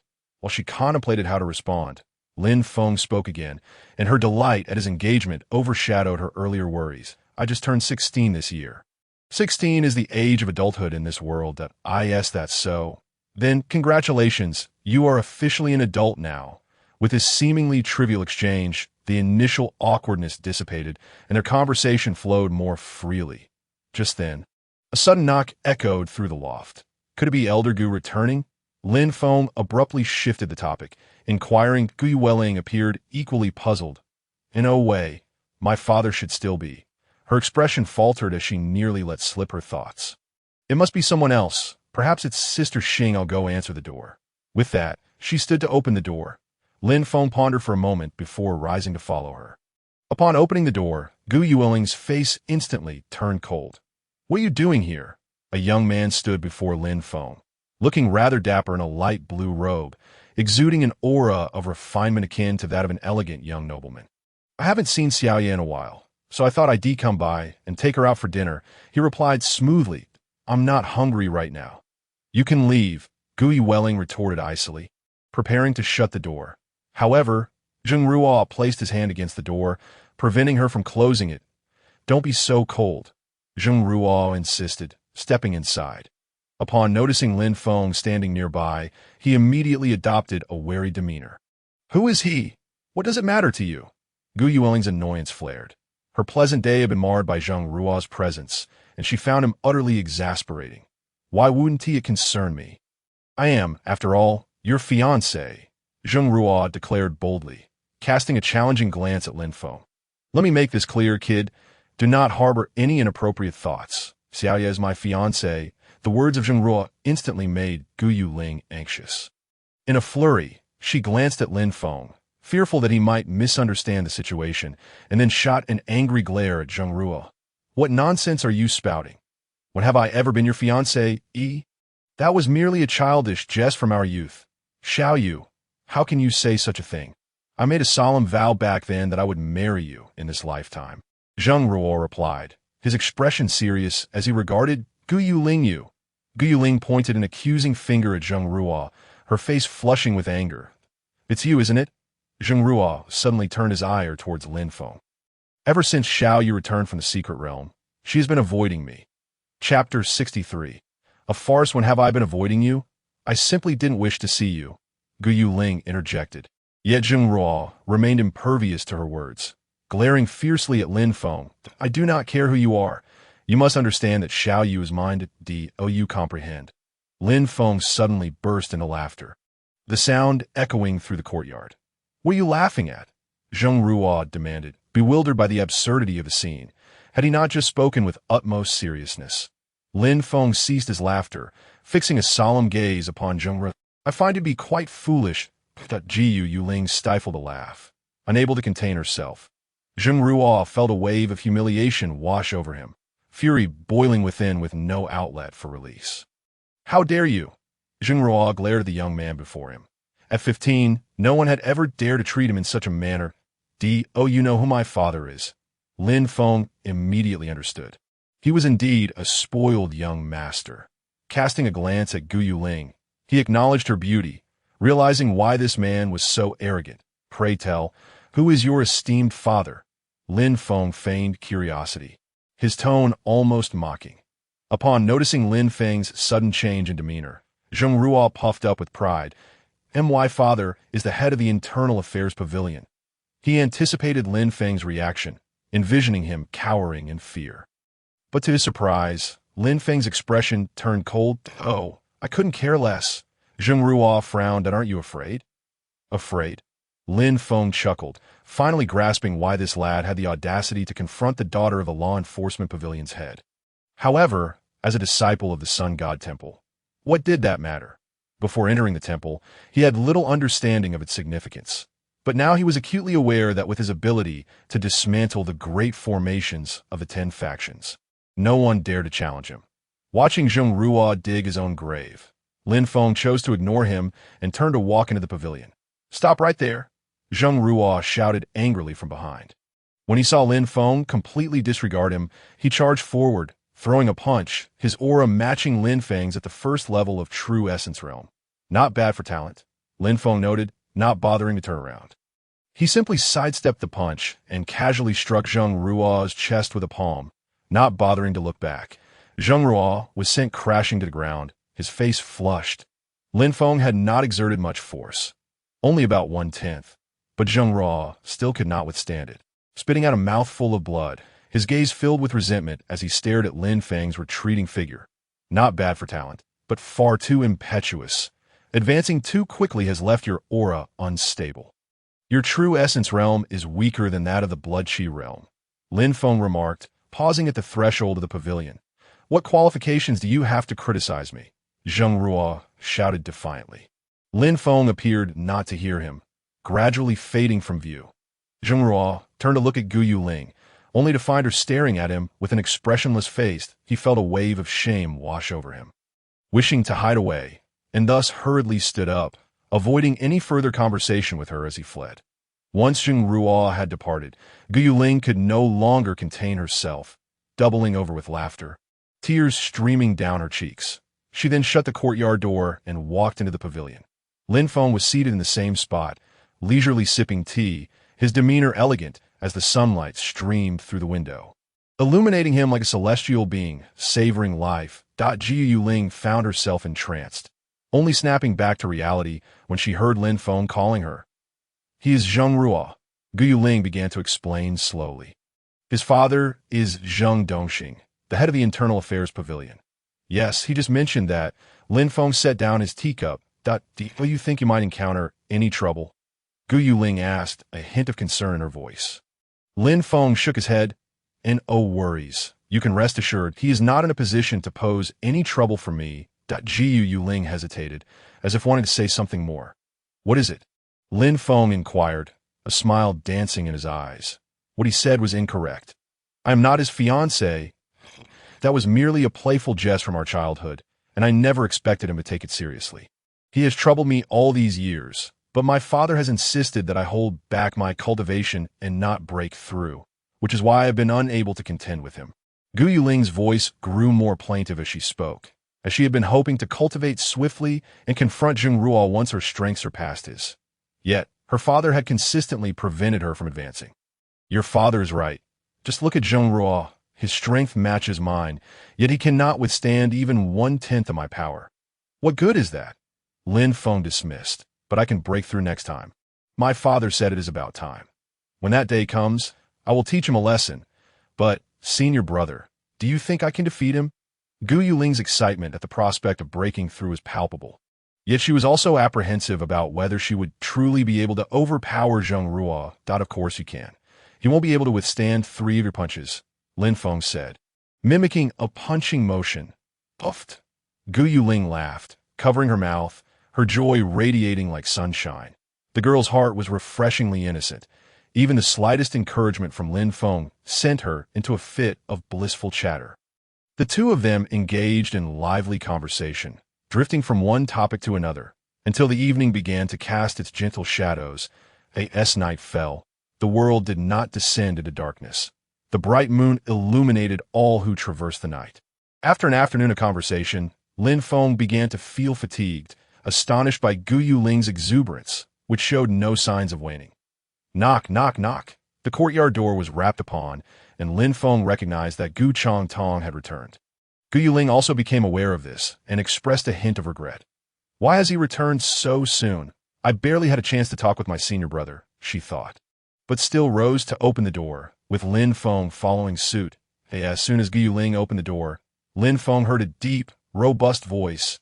Why, girl, today I have brought you your favorite apricot flower pastries. Gu Changtong looked at his daughter, standing in the doorway, yet he bore a somber expression that lacked his usual smile. What is wrong? Gu Changtong asked, reaching out to stroke Gu Ling's head. Has someone bullied you? Suddenly, he noticed Lin Feng standing nearby, and his expression darkened. Who are you? Who permitted you to come here? Did you bully Xiaoyu? The barrage of questions left Lin Feng speechless. While Gu Ling appeared anxious, clearly aware that her father had misunderstood the situation. Father, no one has bullied me. This is senior brother Lin. He came to speak with you about something, Gu Ling explained, nodding toward Lin Feng. Speak with me about something? Gu Changtong's face softened upon hearing Gu Ling's clarification. Come inside, we can discuss it further. With that, he took Gu Ling by the hand and, without a glance at Lin Feng, strode into the house. Chapter 64. You are too weak. Once inside the pavilion, Gu Changtong placed the box of apricot flower pastries on the table and turned to face Lin Feng. Speak, what is it? Gu Changtong's commanding presence was palpable, and Lin Feng felt as if a heavy weight had settled upon him, reminiscent of his previous encounter with Feng Changgu, summoning his courage against the pressure. Lin Feng clasped his hands together and stated, I am Lin Yition, and this is my mother, Chen Wanxiang. Rather than presenting his purpose, he chose to reveal his parents' names. As expected, Gu Changtong's expression shifted dramatically, and the tension in the air dissipated, leaving Lin Feng feeling considerably lighter. What was bound to happen has finally occurred. Gu Changtong sighed, then added, You two sit here for a moment. I will go prepare dinner. You, young man, are quite fortunate. His demeanor had transformed. Lin Feng exhaled in relief, knowing he had successfully passed the first hurdle. Now he sought to discern whether he could glean any truth from Gu Changtong's words. Seeing her father inviting Lin Feng to share a meal, Gu Ling's eyes sparkled with delight. She eagerly pulled Lin Feng to sit down next to her, beaming as she said, Senior brother, I must tell you, my father's cooking is absolutely delicious. Is that so? Lin Feng replied with a gentle smile. Noting Lin Feng's skepticism, Gu Ling vigorously nodded. Of course. Of course. She then opened the box of apricot flower pastries, and an enticing aroma filled the air. How delightful! Gu Ling leaned over the table, resting her head close to the pastries, her face alight with bliss, Yes, Lin Feng gazed at Gu Yuling's charmingly innocent demeanor. He felt a sudden flutter in his heart, a subtle blush gracing his cheeks, which he promptly dismissed, striving to banish the thoughts swirling in his mind. I could see that moment. Gu Yuling also became aware of Lin Feng's presence beside her. Her cheeks flushed, and in a flurry, she seized a piece of apricot flour pastry and offered it to him. "Senior brother, do give it a try. This is my favorite," she said, a hint of shyness coloring her tone. "Why the bashfulness?" Lin Feng teased lightly. Accepting the pastry, he took a bite, closed his eyes, and savored it meticulously. The sweetness was just right, leaving a delightful crispness that seemed to elevate his spirits. "Delicious," he exclaimed, his eyes widening in admiration. "Hee, I'm glad you like it. Have another." Gu Yuling, seeing Lin Feng's joy, felt her own spirits lift, and she handed him another piece of the pastry. Lin Feng, using his other hand, took it, urging her, "You should have some too." "All right." Gu Yuling nodded obediently, biting into the pastry, her eyes closing in satisfaction, a look of pure bliss adorning her face. "And no matter how many times I eat this, I never tire of it." Upon hearing her words, Lin Feng couldn't help but nod in agreement. Finishing the piece he held at tea that moment, Gu Chong Tong approached, carrying dishes in both hands. Noticing that only one piece of apricot flour pastry remained on the table, he paused, then caught sight of the remnants at the corner of Gu Yuling's mouth, chuckling. "Oh, so you remember to leave one for me." Gu Yuling, licking her lips, seemed to still be relishing the taste of the pastry. Hearing Gu Chong Tong's words, she burst into laughter. "Lu Yu loves her father the most. Of course I had to save one for you." "Oh, spare me." Gu Chong Tong scoffed, clearly unconvinced. "You never leave even a single one behind. I suspect you didn't anticipate that I would finish cooking so early, and the last piece was yet to be eaten."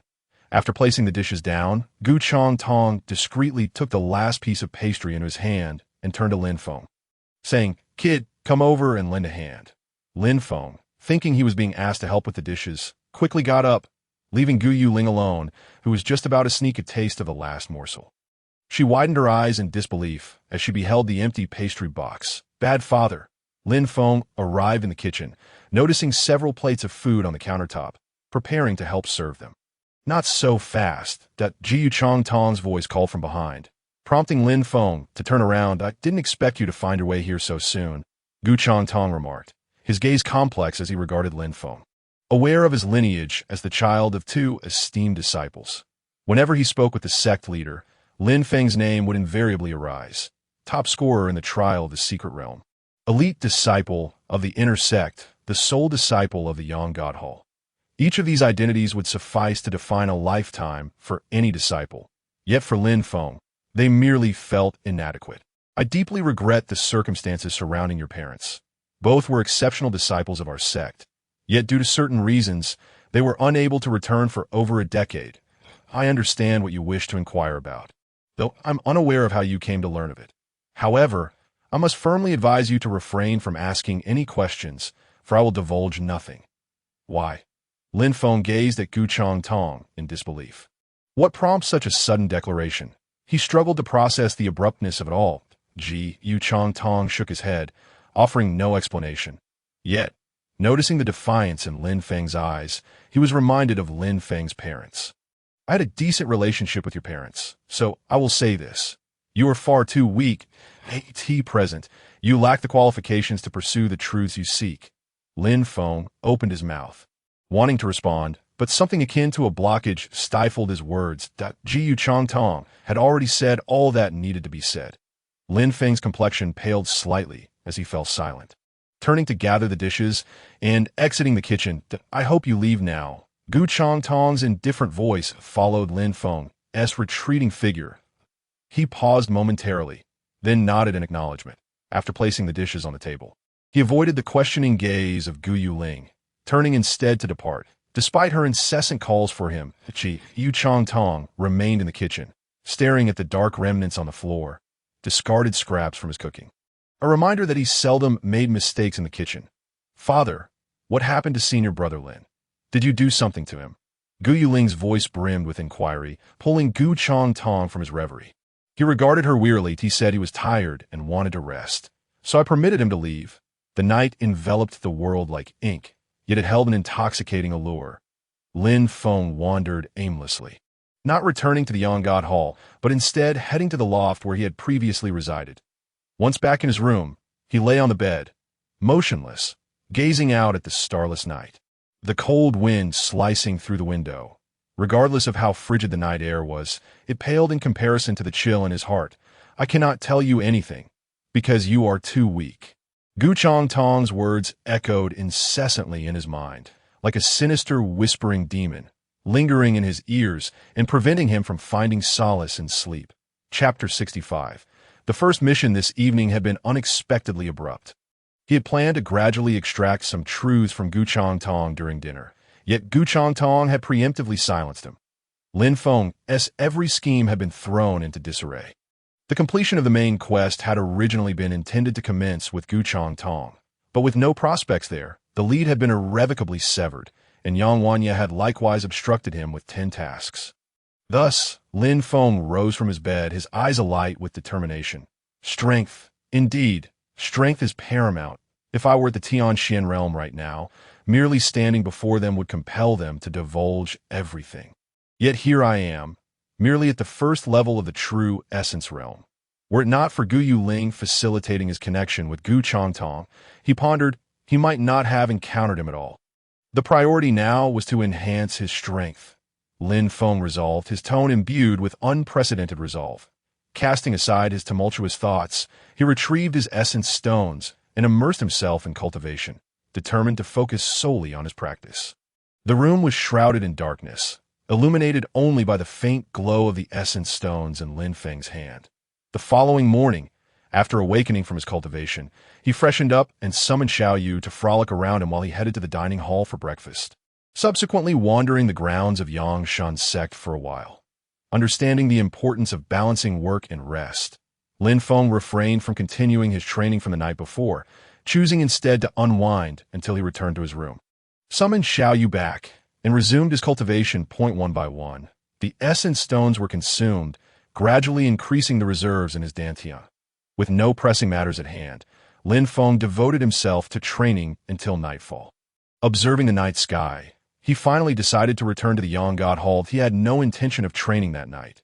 Tomorrow, Yang Wanya would assign him a task, so it was prudent to conserve his energy, especially after the dangers he had encountered in the 10-sect mountain range. Upon returning to the Yonggod Hall, he found Yang Wanya sitting in a rocking chair, eyes closed, as if in slumber. Lin Feng chose not to disturb him and proceeded straight to the side hall. After Lin Feng exited the main hall, Yang Wanya suddenly opened his eyes, only to close them again that a silence enveloped the night. Though Lin Feng had not trained, he awoke at the break of dawn as per his usual routine. After washing up, he sought out Yang Wanya in the main hall. This time, Yang Wanya was absent. Unlike before, when he would leisurely sip from his cup while reclining, Lin Feng paid it no mind and approached the bookshelf frequented by Yang Wanya. The shelves held only a few books. 4 rows in total, each row containing 2 or 3 scattered volumes. Lin Feng casually picked one up, Blood Demon and Night Ghost. Lin Feng recognized the significance of the title, as the Blood Demon and Night Ghost were the 9th and 10th formations.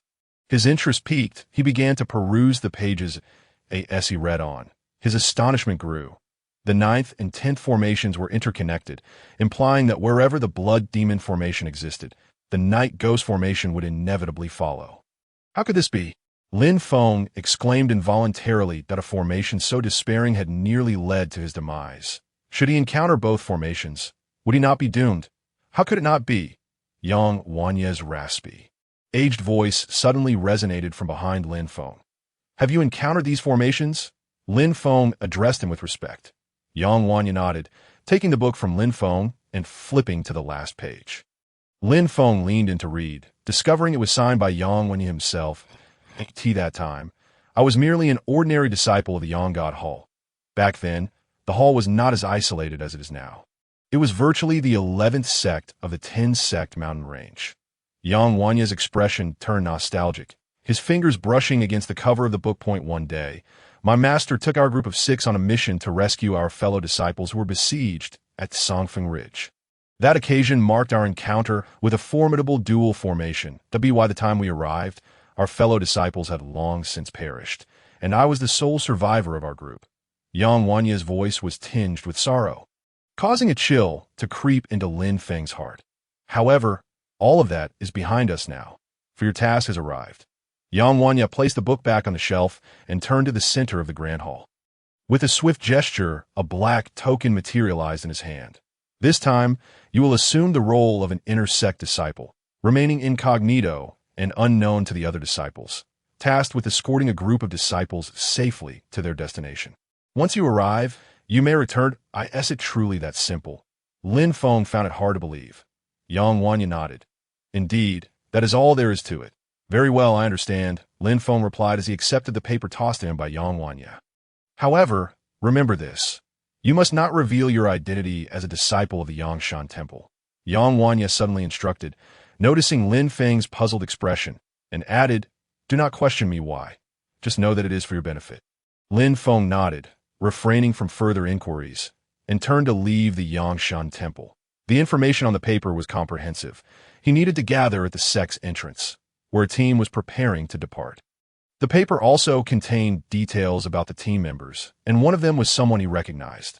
This was an inner sect disciple named Lu Ruoxing, who was leading the team, accompanied by 5 other disciples at various stages of their cultivation, heading to a place called Eagle Cliff Gorge. Their specific mission details were not disclosed, but such information was unnecessary for Lin Feng, that he merely needed to ensure that they had a reasonable chance of escape when they encountered the formation. This notion irked Lin Feng. Was he merely sacrificing his life to ensure their safety? Upon reaching the sect's entrance, Lu Ruoxing and the 5 others were already waiting. Lu Ruoxing had just received instructions from above that a person would accompany them, though it was not specified who, only that it was an inner sect disciple. However, there was something familiar about the approaching figure. As Lin Feng drew nearer, Lu Ruoxing recognized him. I asked the person the elder wanted me to wait for you. Lu Ruoxing inquired as Lin Feng approached. Lin Feng scratched his nose that it should be. Mind your tone when speaking to my senior sister, Lu Ruoxing warned, and before she could continue, a male disciple beside her stepped forward, casting a glance at Lu Ruoxing, his eyes brimming with admiration. Silence. Lu Ruoxing shot a glare at the male disciple before turning away. Let us depart. The male disciple glared at Lin Feng before hastily following Lu Ruoxing, oblivious to the indifference in Lin Feng's gaze. Once outside the sect, they headed north. Eagle Cliff Gorge lay directly north of the sect, near Shantian's sect. Not too distant, yet not close either.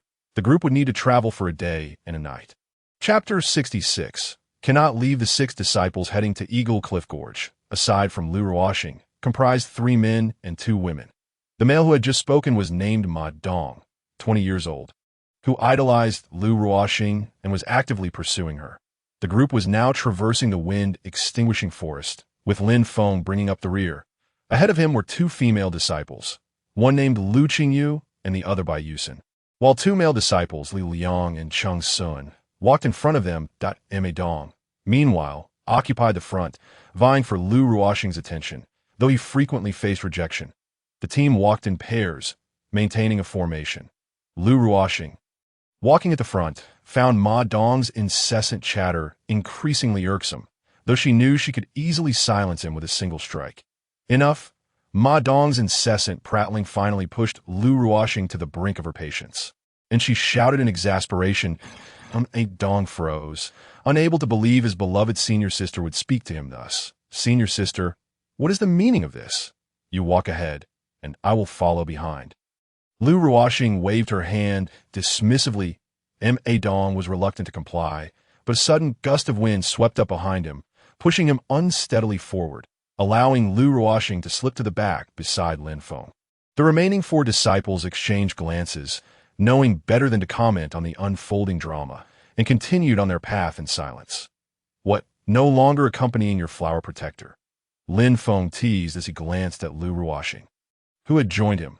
Lu Ruoxing rolled her eyes. Flower protector? He is merely relying on his father's reputation without any restraint. She scoffed at Ma Dong's father was an elder within the sect, holding considerable power, which made Lu Ruoxing wary of him. Haha.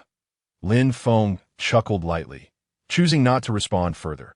The two continued to follow the front of the group, and just as they were about to exit the wind-extinguishing forest, Ma Dong, walking ahead, spotted a strikingly beautiful flower.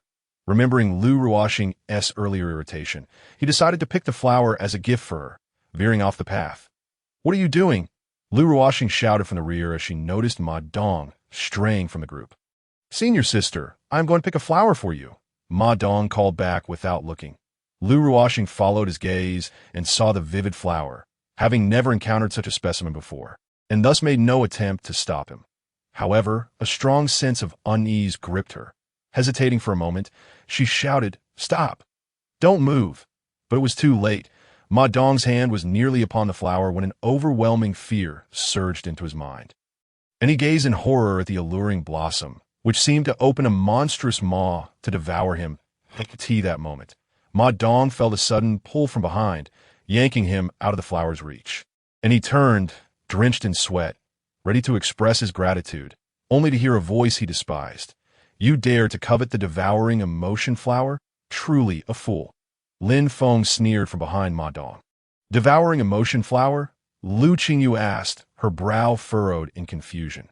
Lin Feng turned to look at her, seeing the same bewilderment mirrored in the other's expressions. Indeed, this flower is highly toxic and exudes a potent aura. Had you touched it today, none of us would see the sun rise tomorrow. Furthermore, it is exceedingly malevolent. Aside from its venom, it consumes all human emotions and can even parasitize within the human body. Lu Ruoxing stepped forward, taking over Lin Feng's explanation, her expression a mix of complexity as she regarded him. "That I read of this in an ancient tome long thought lost. How did you come to know of it?" "I, too, have encountered it in an ancient text," Lin Feng replied nonchalantly. "That in truth, he had gleaned this knowledge from you Bianxiong's memories. That that's so." Lu Ruoxing sounded skeptical. Liang, you two go help Ma Dong up. "We must hurry along." Liang and Chung Sun nodded, moving to assist Ma Dong, who had not sustained any injuries but was visibly shaken, his complexion pale. Now, Lin Feng and Lu Ruoxing walked at the forefront, while Lu Qingyu and Bai Yusin stayed in the middle, with the remaining 3 disciples at the rear, all bearing vigilant expressions. After traversing the wind-extinguishing forest and crossing the dry water bay, they finally arrived at Eagle Cliff Gorge. Lu Ruoxing had prepared beforehand, taking out a small boat from her storage ring, and the 7 of them crossed the waters with ease, reaching Eagle Cliff Gorge at last. Eagle Cliff Gorge was not always known by this name. It was once called Eagle Beak Gorge, as its shape resembled an eagle's beak. However, many years prior, 2 powerful figures battled here, and the eagle's beak was cleaved off, resulting in the current name. Upon entering Eagle Cliff Gorge, Lin Feng let out a sigh of relief. Regardless of the circumstances, his mission had been accomplished. Aside from the incident with Ma Dong, nothing else had transpired. "Well, you have arrived at Eagle Cliff Gorge, and I must take my leave," Lin Feng said to Lu Ruoxing. Lu Ruoxing nodded, then turned her attention away from him, while the other disciples nodded in acknowledgement. Except for Ma Dong. Lin Feng paid no mind and turned to leave, but suddenly felt an unsettling sensation igniting within him. Not good. Lin Feng's expression shifted, sensing something amiss. "What is it?" Lu Ruoxing asked, noticing Lin Feng had turned back but remained stationary for an unusually long time. Lin Feng turned around, forcing a wry smile. "Your luck is truly unfortunate." "Unfortunate luck?" Lu Ruoxing was puzzled. "Have we encountered some danger?" Bai Yusin, standing beside Lu Ruoxing, suddenly inquired. Lin Feng nodded. "From this moment on, it would be wise for you to stay close to me." "What nonsense is this? If you're leaving, then leave. Stop trying to frighten us." Ma Dong interjected, having remained silent until now. "I see nothing amiss, so stop your theatrics." The words of Ma Dong caused a noticeable change in the expressions of Liang and Chung Sun, clearly indicating their disbelief in Lin Feng. Observing their reactions, Lin Feng remained composed, having anticipated this scene and feeling no surprise that as you wish, but when trouble arises, do not come seeking me, he said nonchalantly. "Let us proceed. You need to retrieve it." Upon hearing this, Lu Ruoxing pondered for a moment, refraining from questioning Lin Feng's words, for deep within her heart, A persistent voice urged her to trust him, to believe in Lin Feng. Head in that direction, Lu Ruoxing said slowly, pointing towards a narrow path on the right. Lin Feng acknowledged her with a soft and followed her lead along the winding trail she had indicated. Yet, an intensifying heat surged within him, making him increasingly uneasy. Chapter 67. The illusory beast. As the group set foot on the path, a furious roar echoed ahead, and a long-haired, blood-red-eyed, ferocious monkey emerged into view. The seven did not panic. This was merely part of their training. Unless confronted with an absolute power exceeding 5 individuals, Lu Ruoxing would refrain from intervening, choosing instead to observe with a detached demeanor. "I'll take the lead." Ma Dong's aura erupted as he unleashed his third level of true origin, causing the surrounding stone walls to tremble. The others stepped back, leaving him alone to face the beast. Ma Dong cast a taunting glance at Lin Feng before drawing his blade and pointing it at the ferocious monkey. The golden-blooded, long-haired monkey, one of the notorious beasts of Eagle Cliff Gorge, is renowned for its golden blood and possesses immense strength, boasting a 9th level in the Qi and Blood realm during its youth, and reaching the 5th level of the True Origin realm in adulthood. This particular beast was in its semi-adult stage, possessing the 2nd level of True Origin, a challenge Ma Dong could easily handle. He simply needed to demonstrate how to tackle it swiftly with minimal energy expenditure. Lu Ruoxing explained to the remaining 4, who nodded in understanding, their attention fixed on the scene as Ma Dong approached the ferocious monkey. With a vertical slash, his true origin surged forth, aimed directly at the monkey's face. This strike was merely a preliminary test, as he did not anticipate dispatching the beast with a single blow. Lu Ruoxing continued her explanation, for her main task was to guide the disciples during their encounters with beasts, offering insights during their first experience, but remaining silent thereafter unless significant mistakes were made. This tradition was upheld within the inner sect of the Shenyang sect, where seasoned disciples led those who had been initiated for less than 2 years on expeditions. The ferocious monkey recoiled, avoiding Ma Dong's strike due to his relatively slow speed.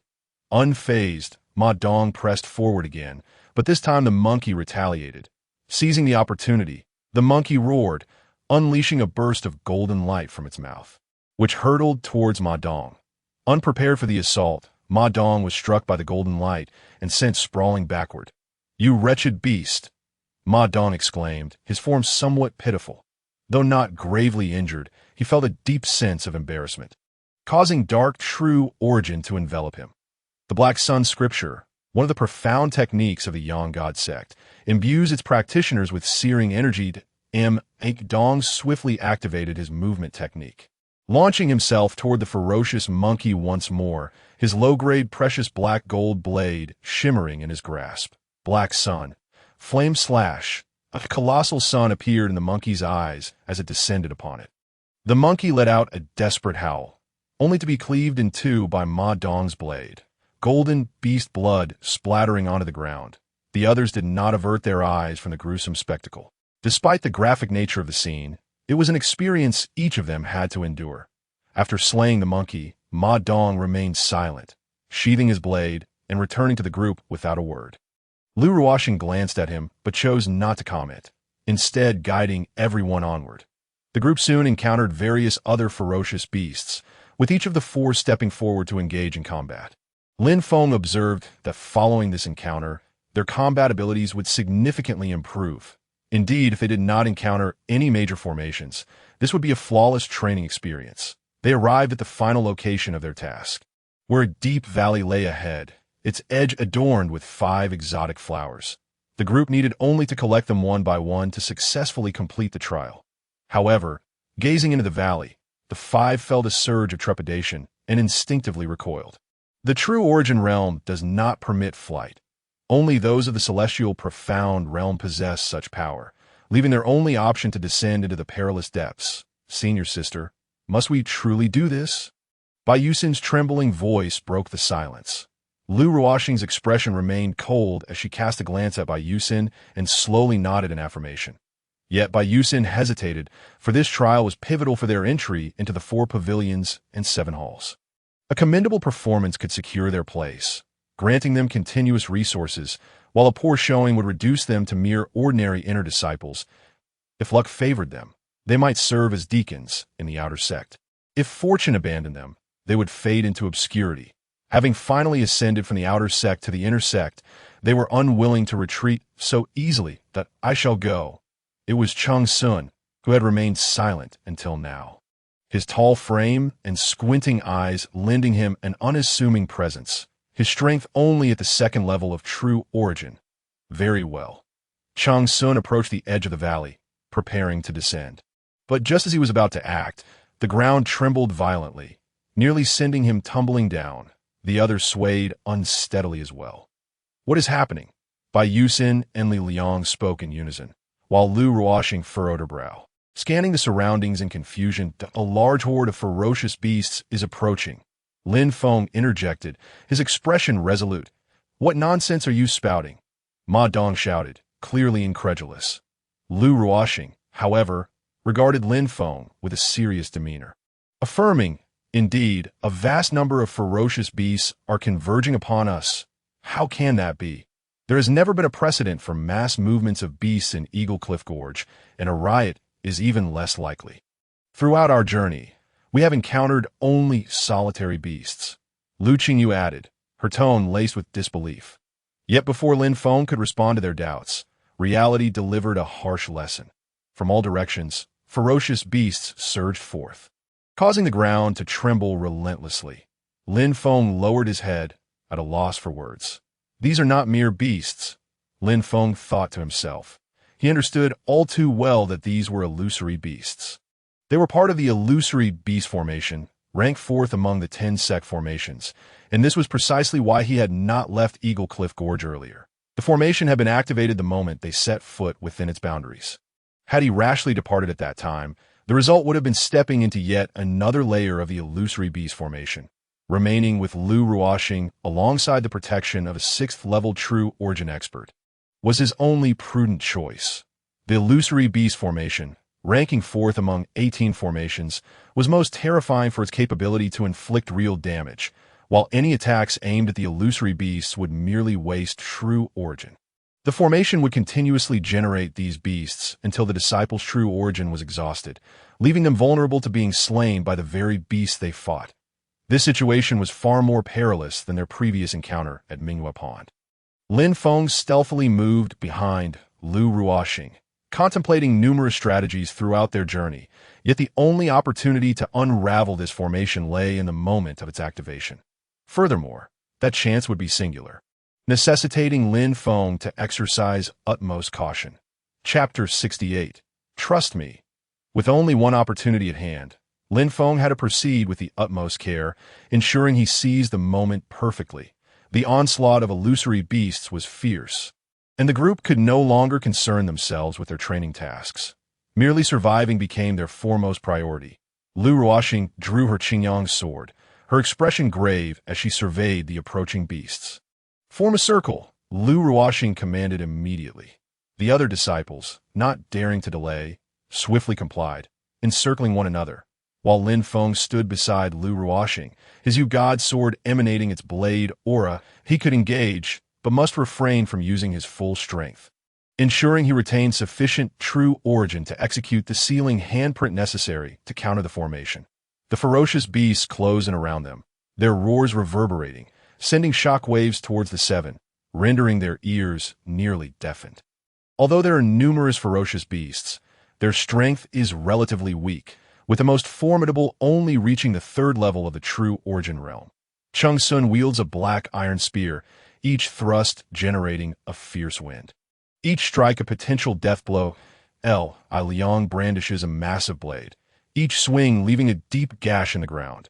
Bai Yusin and Lu Qingyu both utilize nimble blades, their techniques light and their speed impressive. However, their weapons are mere mundane artifacts. Though they are top tier among such, they do not cut through the ferocious beasts with the same ease as Lin Feng and his companions. Nonetheless, they manage to withstand the onslaught of the beasts.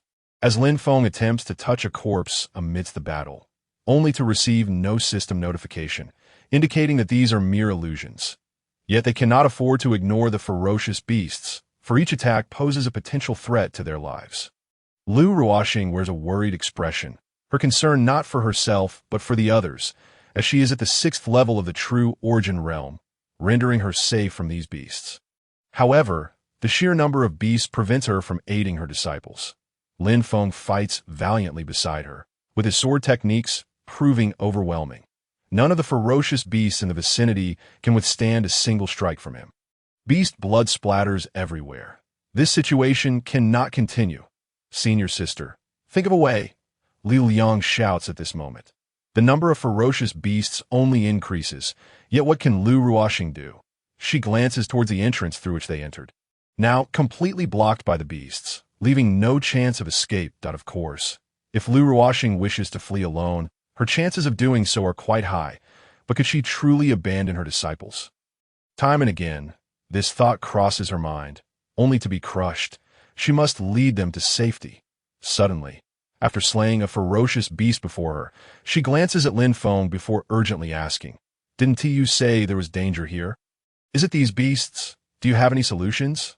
Lin Feng nods decisively without hesitation. "I need an opportunity." "What opportunity?" Lu Ruoxing inquires, dispatching another beast with her sword. "I don't know." Lin Feng shakes his head, cleaving through another beast in front of him. "You don't know? What are you talking about?"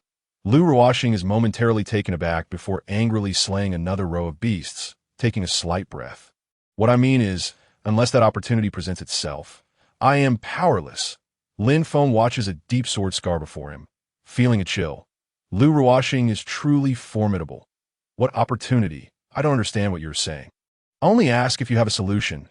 Lu Ruoxing and Lin Feng once again confront the oncoming ferocious beasts. Others hear Lu Ruoxing's inquiry, and, while slaying beasts, look at Lin Feng with hopeful eyes.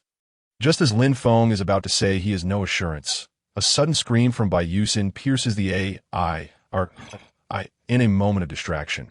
She has been surrounded and wounded by two ferocious beasts. Taking advantage of a brief respite, Chung Sun rushes to Bai Yusin's side to share the burden, and she looks at him gratefully. "Don't dawdle. Watch your left," Chung Sun whispers, and Bai Yusin turns to see the previously encountered golden-blooded, long-haired monkey gathering golden light in its mouth. Aiming it at her, just as she is about to be struck, Chung Sun yanks her away from the attack's path. "Thank you," Bai Yusin says sincerely, and Chung Sun nods in silence as the number of beasts increases once more. Their experiences mirror those of the others. Lu Qingyu and Li Liang are now together combating the beasts, while Ma Dong stands alone, having thus far evaded harm, though his pallor suggests significant energy depletion. "There is a way to resolve this," Lin Feng declares loudly, needing to instill hope in others, or the chance of an opportunity may vanish entirely. The illusory beast formation ranks fourth among the 18 formations, being quite common with a straightforward method of dismantling it, but requires a catalyst, an opportunity. The world does not possess limitless energy, so even the great formations of the 10 sect have their energy supplies. However, their capabilities are numerous that a mere change in the formation results in limited energy absorption, leading to the illusion of countless beasts transforming into a singular, immensely powerful beast, though the timing of this transformation remains uncertain. Thus, it depends on whether Ma Dong and the others can endure until that moment. He cannot disclose this to Lu Ruoxing, as their states must remain stable. Otherwise, they will be defenseless when the final illusion emerges.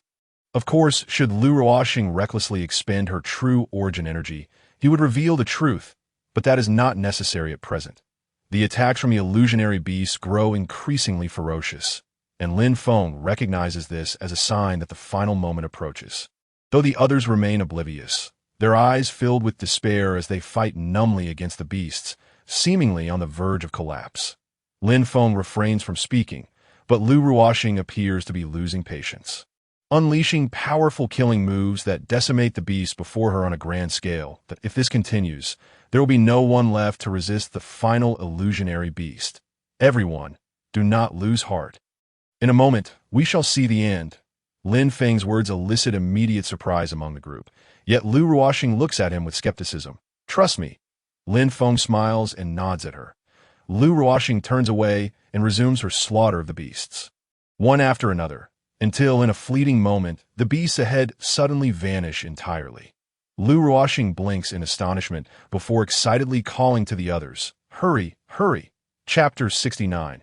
Antidote. Lu Ruoxing directs the others to flee towards the exit. But Lin Feng stands still, motionless. Aren't you coming? Lu Ruoxing halts and gazes at him. Lin Feng shakes his head, softly replying, It's not over yet. Indeed, it is not over. The true power of the illusory beast has yet to reveal itself. An extreme force poised to manifest before them. Lu Ruoxing's expression tightens as she surveys her surroundings. What do you mean? Senior sister, look! More ferocious beasts. Ma Dong's voice rings out, prompting Lu Ruoxing to look over urgently, where she sees a massive, dark shadow, slowly materializing, gradually clarifying before her. The green-eyed, poisonous snake. Lu Ruoxing gasps, covering her mouth in shock as a black serpent, over 30 meters long and extraordinarily thick, slithers into the exit, its green eyes glinting, its mouth agape, hissing ominously. How is this possible? Lu Ruoxing turns to Lin Feng, disbelief written across her face. The green-eyed, poisonous snake possesses the strength of the 7th level of the true origin realm. Yet she is only at the 6th level, having failed to break through, lingering just short of the mark. Lin Feng muses inwardly, his gaze flickering. Bai Yusin and Lu Qingyu have already begun to weep. Wally Liang and the others turn ashen, trembling with fear. You just need to draw its attention. I'll handle the rest. Lin Feng turns to Lu Ruoxing with a serious expression. This reminds Lu Ruoxing of a previous occasion at the Mingyue pool when she had said the same to Lin Feng. But then she was in control of the situation. Could Lin Feng manage it this time? Doubts flicker in her mind. After all, he faces a 7th level true origin realm beast. It seems impossible as she realizes the gravity of the situation. Lin Feng, sensing her silence and hesitation, understands her thoughts that, "Do you still not trust me?" Lin Feng's tone conveys disappointment. Lu Ruoxing quickly shakes her head that no, it's not that I don't trust you. I just don't trust myself. Have faith, Lin Feng assures her earnestly. As long as you keep the green-eyed, poisonous snake occupied, I can slay it. Lu Ruoxing hesitates for a moment, but then nods vigorously. I am counting on you. You all retreat. Having agreed to Lin Feng's plan, Lu Ruoxing urgently calls to Ma Dong and the others. The 5 stumble back towards Lin Feng and Lu Ruoxing as Lin Feng nods at Lu Ruoxing. It's in your hands. Lu Ruoxing unleashes her true origin energy to its fullest, and the green-eyed, poisonous snake retaliates, twisting its body to leave a blurred afterimage in the air, reappearing before Lu Ruoxing in the next moment. Its mouth gaping wide as a stream of venom is expelled. The venom of the green-eyed, poisonous snake guarantees death within 3 breaths of exposure. Lu Ruoxing exhibited not the slightest hint of carelessness as she swiftly darted to the left, dodging the venom that splattered onto the ground, emitting a hissing sound. The sword energy of the Qingyang sword surged forth, delivering a powerful strike against the body of the emerald-eyed viper, leaving behind a white mark. How formidable! Lu Ruoxing furrowed her brow, sensing the predicament at hand. The serpent's body was excessively resilient, rendering her efforts to inflict damage futile. The emerald-eyed viper let out a furious roar, its serpentine form thrashing about as its massive tail struck like lightning, catching Lu Ruoxing off guard and sending her crashing to the ground. As the serpent's tail swept through the air, Lin Feng and the others hastily sidestepped to avoid it. Lu Ruoxing propped the Qingyang sword on the ground and gradually rose to her feet, her true essence swirling around her. In a fleeting moment, Lu Ruoxing's figure vanished, only to reappear beneath the serpent's head, thrusting her sword forward with a speed surpassing that of the serpent's tail. The sword tip pressed against the lower jaw of the serpent, blood droplets cascading down. Lu Ruoxing lamented internally, realizing that her maneuver was primarily predicated on speed rather than power, enraged by its injury. The emerald-eyed viper threw back its head and unleashed a deafening roar, its aura swelling ominously, clearly preparing to retaliate. Lu Ruoxing glanced at Lin Feng, who met her gaze. After a brief exchange of nods, Lu Ruoxing began to tremble the Qingyang sword. With a brilliant flash, the Qingyang sword emitted a blinding light before slicing towards the emerald-eyed viper. A dark mist enveloped the serpent's mouth as its venom accumulated, ultimately directed towards Lu Ruoxing. The clash between the sword's brilliance and the venom produced a sizzling sound, each attempting to dissolve the other. Yet the sword's radiance could not withstand the onslaught of the venom. Lu Ruoxing, having exhausted her energy, felt the venom seep through the sword's luminescence, landing upon her body. Instantly, her complexion turned a ghastly black, with grotesque blue veins protruding alarmingly. The moment the emerald-eyed viper unleashed its venom. Lin Feng had already ascended atop the serpent's head, which writhed violently in an attempt to dislodge him. Command the shadows, perceive the landscape. In singularity, all directions converge. Lin Feng recited incantations repeatedly, his hands weaving intricate seals.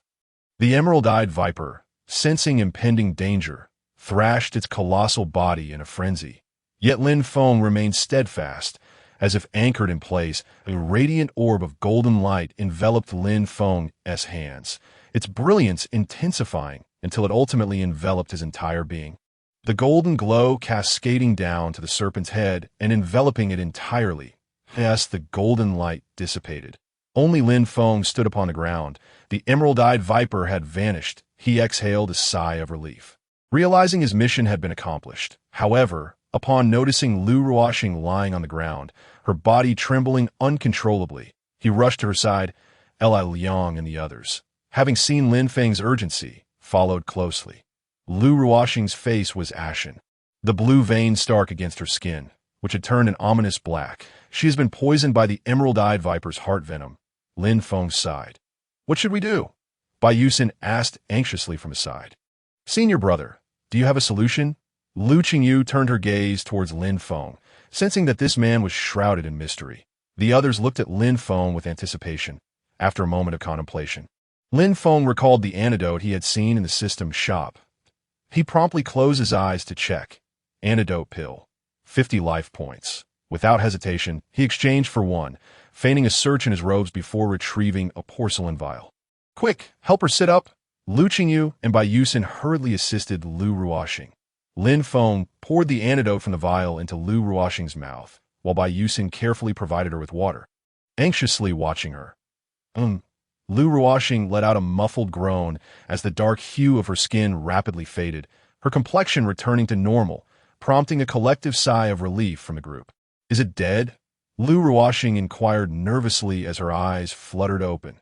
Yes, Lin Feng affirmed, and upon hearing this, Lu Ruoxing visibly relaxed, breaking into a smile. All right, let us rest here for a while before we set off. After regaining her composure, she addressed the group. Dong and the others were utterly exhausted, having not mentioned the trial task, for returning to the sect was the best outcome they could hope for. However, scarcely had they rested for a short while when Lu Qingyu felt an ominous chill enveloping the area, as though ferocious beasts could spring forth at any moment. She tugged at Bai Yusin's sleeve, who turned to her with a pale face, showing no signs of recovery, prompting Lu Qingyu to realize that the group had likely developed a psychological aversion to the place. Let us go. Senior sister, we've rested enough, Lu Qingyu said, her tone still somewhat feeble. Yes, that's so. Lu Ruoxing looked around, and, seeing everyone nodding, stood up and declared, Very well, let us depart for the sect. Her words brought smiles of relief to the faces of her companions, revealing that their trepidation was shared. Lin Feng remained silent, pondering the implications of Yang Wan sending him to protect them, suggesting he was aware of the existence of a grand formation. Yet, the emergence of such a formation was a matter of probability. How did he know? Furthermore, why send them out for training if he was cognizant of the potential dangers? Was he not concerned about a novice like him making a misstep that could cost the lives of these sect disciples? The ambiguity of these questions gnawed at him, as Lin Feng sensed there was something crucial hidden within them. Sometimes, a fleeting thought would cross his mind, only to evade his grasp. Lu Ruoxing interrupted Lin Feng's musings, urging him to rise and proceed. The group retraced their original path, encountering no further beasts along the way, though everyone was too tense to notice the tranquility. Lin Feng, however, keenly sensed it. Could this be a residual effect of the illusory beast formation? Much like the amnesia induced by the despair formation, upon stepping beyond the confines of the Eagle Cliff Gorge, Lin Feng glanced back to witness an eerie silence, but he chose not to dwell on it further and followed Lu Ruoxing and the others back to the sect. The journey back was uneventful, and they returned safely. Upon their arrival, Lu Ruoxing instructed Ma Dong and the others to leave first, as she wished to speak with Lin Feng. Once Li Liang and the others departed, Ma Dong lingered. "What is it?" Lu Ruoxing inquired, regarding Ma Dong, who nodded before bowing deeply to Lin Feng. "Thank you, Lin Shixiang, that if it weren't for you today, I might not have returned." Lin Feng was taken aback by Ma Dong's attitude. He was one to return respect in kind. With a slight smile, he waved his hand dismissively. "You need not be overly polite. It was part of my duty today," and Dong's expression softened. And he bowed once more to Lin Feng, before turning to leave. "I didn't expect his character to be commendable," Lu Ruoxing remarked softly, watching Ma Dong's retreating figure. "Recognizing one's mistakes and striving to amend them is indeed commendable." Lin Feng concurred from the side. Lu Ruoxing rolled her eyes. "That he is older than you." Indeed, Ma Dong was at the third level of true essence, having entered the sect 2 years prior, but due to familial circumstances, he had not undergone any training outside the sect. This experience could very well be one of the most significant in his life. "That I truly appreciate your help today." Lu Ruoxing beamed, clearly astonished by Lin Feng's performance. "Then you owe me a favor," Lin Feng joked. "Fine. I owe you one, to consider it a repayment for helping me with the flowers last time." Lu Ruoxing recalled, realizing she had yet to express her gratitude for his prior assistance. "I must ponder how to repay this favor properly," Lin Feng mused, stroking his chin thoughtfully. "But there's no rush. I want to ask you a question." "What is it?" Lu Ruoxing inquired curiously. "Who assigned your group this mission?" Lin Feng asked directly after deliberation. "That IT was the task pavilion. The Internal Affairs Pavilion issued the tasks through the task pavilion." Lu Ruoxing replied without hesitation. "That, oh." Lin Feng nodded, recognizing that he needed to return to Yangwanya for further inquiries, though he was uncertain if he would glean any useful information. "Well then, if there's nothing else, I shall take my leave." That, Lu Ruoxing nodded slightly. Lin Feng turned to depart, heading straight back to the Yangshan Hall without lingering in the sect. Upon entering the hall, he found Yangwanya, as usual, reclined in a rocking chair, eyes closed, seemingly asleep. "Wake up, old man." Lin Feng approached Yangwanya's desk and slammed his right hand down, producing a resounding thud. Then Yangwanya suddenly jolted awake, his eyes wide open. "Ah, it's you who's returned." A smile spread across Yangwanya's face, seemingly unperturbed by Lin Feng's earlier act of banging on the table. Instead, he appeared quite concerned for him. "What do you mean by that?" Lin Feng's tone was laced with dissatisfaction as he furrowed his brows, staring at Yangwanya. Yangwanya was momentarily taken aback before he chuckled. "I have no idea what you're talking about." "You mean you don't know what I'm saying? You're clearly aware that the 10 sect Great Formation is there. Why didn't you warn those people, allowing them to recklessly plunge into it?" Lin Feng retorted, plopping down onto the jade table. "You encountered the 10 sect Great Formation." Yangwanya's tone carried a hint of genuine surprise. "You didn't know?" Lin Feng asked, perplexed. "Of course I didn't. Such things happen spontaneously. How could I possibly predict them?" Yangwanya replied promptly. "Then you sent me there precisely because you knew a 10 sect Great Formation would appear, right? Otherwise, what was the purpose of sending me?" Lin Feng remained unconvinced that Yangwanya was unaware. "Oh, that's how it is." Yangwanya suddenly burst into laughter. "I thought you looked quite furious. Did you really think I could predict the location of the 10 sect Great Formation and not inform the sect? Sending you there to perish instead?" "Yes," Lin Feng nodded. "You are gravely mistaken. There were merely 2 reasons for sending you on this mission. Firstly, you are considered an inner sect disciple, so you must follow the standard procedures. And this opportunity serves as a trial for inner sect disciples. Secondly, if you go, you will at least have some assurance. In case you do encounter it, there might still be a chance to escape." "What if I don't return?" Lin Feng suddenly expressed his frustration. Yangwanya ceased his laughter, narrowing his eyes as he said, "How many what ifs are there?" Chapter 71. Entering the Valley of the Underworld. Bang. Lin Feng slammed his palm on the table once more. "That I almost didn't make it back." Calm down, that aren't you back safe and sound?" Yangwanya quickly reassured Lin Feng. "But I've experienced plenty of such incidents myself. And look at me. I'm still alive. So, just get used to it." Lin Feng wasn't genuinely angry. He simply needed to assert his stance that if Yang Wanye continued to hold back and not speak the truth, then the mission would be impossible. There haven't been any tasks recently, right? Lin Feng shot a sharp glance at Yang Wanye. Yang Wanye hastily waved his hands. None at all. That's good that I plan to leave the sect tomorrow. Consider this an early notice, Lin Feng said as he prepared to depart. You're going out? Yang Wanye was somewhat taken aback. You know the situation outside the sect. Do you really dare to go? Lin Feng nodded. I have matters to attend to. Yang Wanye was eager to inquire about what those matters were, but ultimately held his tongue, allowing Lin Feng to finish speaking before he left. Lin Feng's intention for the next day was to proactively seek out the Sword Sect members, taking the initiative to complete Side Mission 2 instead of waiting for them to come to him. Although the likelihood of them seeking him out was slim, the sluggish pace of his cultivation had significantly delayed his plans. Thus Lin Feng needed to make a change, and heading to find the Sword Sect was the first step.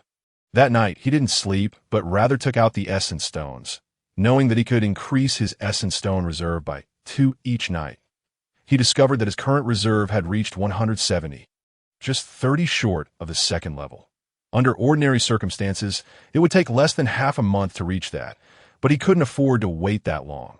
When his Essence Stone reserve hit 172, he opened his eyes that he decided not to wear the Yangshan sect uniform that day, but instead donned a tight black outfit before leaving the side hall. Upon entering the main hall, Yang Wanye appeared unchanged, but Lin Feng ignored him and strode straight out. The 10 sect mountains were vast, and there were numerous treacherous locations near the Yangshan sect. Lin Feng's destination today was the Black Wind Cave. Known for its relentless howling black winds, there were many corpses within the Black Wind Cave, which was precisely what Lin Feng prioritized. As he stepped into the entrance, a chilling gust swept over him, penetrating to the bone. The cave branched out in many directions. Lin Feng casually selected a path and proceeded, soon coming across a corpse that it seemed that too much time had passed, leaving only a skeleton. But he could still glean something from it. Approaching the remains, he reached out. Ding! Touching the corpse, he gained 30 vitality points. Lin Feng continued forward. Along the way, he touched numerous corpses, ultimately finishing the entire collection within the Black Wind Cave. His vitality points had now reached 500, with the luckiest encounter being a corpse from the 7th level of the True Essence Realm, which yielded a whopping 70 points. After leaving the Black Wind Cave, Lin Feng began to touch corpses in the surrounding areas, nearly exhausting every location with remains. By evening, his vitality points had accumulated to 1,100. Fortunately, he had not encountered the 10 sect formation, and that night he did not intend to return to the sect, but rather sought a place to rest, preparing to continue his search for corpses the next day, albeit expanding the range significantly. That night, he refrained from cultivation, opting instead to ensure ample rest at dawn the next day. Lin Feng opened his eyes, retrieved a rough map of the 10 sect mountains, confirmed his location, and began searching for suitable targets. The Valley of the Underworld. Yes, that's where I'll go. The Valley of the Underworld is located near the Ba sect and the Jin sect. From his current position, heading directly south would likely get him there by afternoon. Without hesitation, Lin Feng stowed away the map and set off towards his destination. The Ba sect and the Jun sect were 2 particularly unique sects among the 10, distinguished by their focus on the now obsolete body cultivation and the extremely intricate talisman cultivation, respectively. However, both shared a commonality. They were exceedingly difficult to cultivate, resulting in a sparse population, with each sect comprising merely 400 to 500 members, a stark contrast to the thousands in other sections.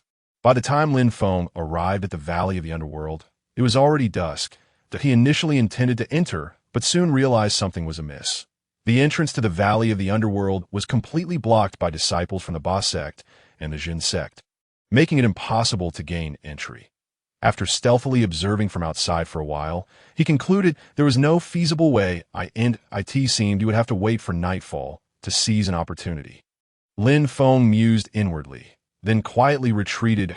It appeared to be a collective operation. Leaning against a tree, Lin Feng sensed that the situation was more complex than it seemed in the days he had spent in the 10 sect mountains. He had only encountered a few scattered individuals and had never witnessed such a large-scale mobilization. indicating that there must be treasures involved, which also suggested the presence of powerful corpses. Lin Feng felt an urge of impatience. Once night fell, he cautiously approached once more, only to find guards still on watch. He contemplated a direct confrontation, but ultimately refrained, considering the possibility of high-level cultivators being present. 4 guards were stationed at the entrance. 2 disciples from the boss sect on the left, clad in black, their hands adorned with gauntlets, and 2 disciples from the Jun sect on the right, wielding jade bone fans. However, all 4 appeared somewhat drowsy. Suddenly, Lin Feng recalled that within the system's miscellaneous shop, there was an invisibility talisman capable of concealing his body for a stick of incense's duration, albeit unstable. Nonetheless, it would suffice for the current situation. It was likely he would be discovered during the day. But at night, slipping inside would be much easier. Spending 10 vitality points, he acquired an invisibility talisman, affixing it to his body that he watched as his form began to flicker, eventually merging into the darkness. Utilizing the cold shimmer step, Lin Feng moved silently across the ground, seamlessly slipping through the midst of the 4 guards and into the valley. The Valley of the Underworld is steeped in numerous legends. The most widely circulated being that is the birthplace of the ancient underworld king, though few believe it. Nonetheless, it remains the most talked-about tale. Upon entering the valley, Lin Feng chose not to remove the invisibility talisman, as the area was teeming with disciples from the boss sect and the Jin sect. As he approached 2 disciples from the Jin sect who were engaged in conversation, Lin Feng aimed to eavesdrop on their discussion, only to discover it pertained to him. It confirmed that this person offended the sword sect. The left disciple inquired skeptically. Of course. You were brought in because we were short-handed, but I was not. The right disciple seemed to reminisce about past events. This person was pursued by the sword sect to this point and fled into the valley, due to the sword sect's insufficient manpower. We were asked to assist in capturing him. Oh, you know who he is, senior brother? The left disciple asked again, but this time the right disciple shook his head. Chapter 72. 1,000 faces. Upon hearing the conversation between the 2 Jun sect disciples, Lin Feng realized that the sword sect had made a mistake in identifying him. But this also presented an opportunity. Lin Feng's gaze flickered momentarily. It appeared that the sword sect had entirely failed to discover any potential leads. And given the desolate nature of a place like the Corpse Mountain, it was hardly surprising that no one remained there, nor had he left any traces behind, which indeed posed a challenge for the sword sect's party. As the time for his concealment talisman drew to a close, Lin Feng departed from the 2 disciples, seeking an uninhabited area. He removed the now-defunct concealment talisman, discarding on the ground, and began to search for corpses. He pondered silently whether the sword sect had any presence in the King of Hell Valley. If so, he might be able to carry away a few, thus preemptively resolving some troubles. As he ventured deeper into the King of Hell Valley, he noticed the scarcity of corpses, only gaining 100 points of vitality. However, Lin Feng was not overly concerned. His current objective was to locate the unfortunate soul being pursued by the sword sect. The night in the King of Hell Valley was shrouded in darkness, prompting disciples from the boss sect and the True Gate to wield torches in their search, demonstrating considerable diligence. Yet this made it exceedingly easy for Lin Feng to evade capture. Realizing he was nearing the heart of the valley, Lin Feng observed the noticeably dwindling number of disciples from the 2 sects and quickened his pace, aware that the target might very well be nearby. He leaped across a precipice, landing on the opposite side where a cave awaited him. Engaging in aimless actions, his speed and agility were commendable. Upon entering the cave, he was met with a wave of damp, foul odor that was quite nauseating. However, just a few steps in, Lin Feng's expression brightened. Upon touching a corpse, he acquired a fragment of the True Essence 3 Realms secret technique. Memories related to the technique surged into his mind. What a treasure! Lin Feng perused the contents of the technique. It was a method that allowed for a temporary elevation of 1's realm, albeit only to the 1st level. This meant he could indeed fight at the 2nd level of the True Essence realm, a significant enhancement that would effectively double his capabilities across the board. Lin Feng couldn't help but chuckle, the sound echoing through the cave. Suddenly, a faint glimmer interrupted his mirth, hurtling towards him. Remaining composed, Lin Feng deftly shifted to the right, evading the attack. Who goes there? He inquired in a low voice, but immediately deduced the identity of his assailant.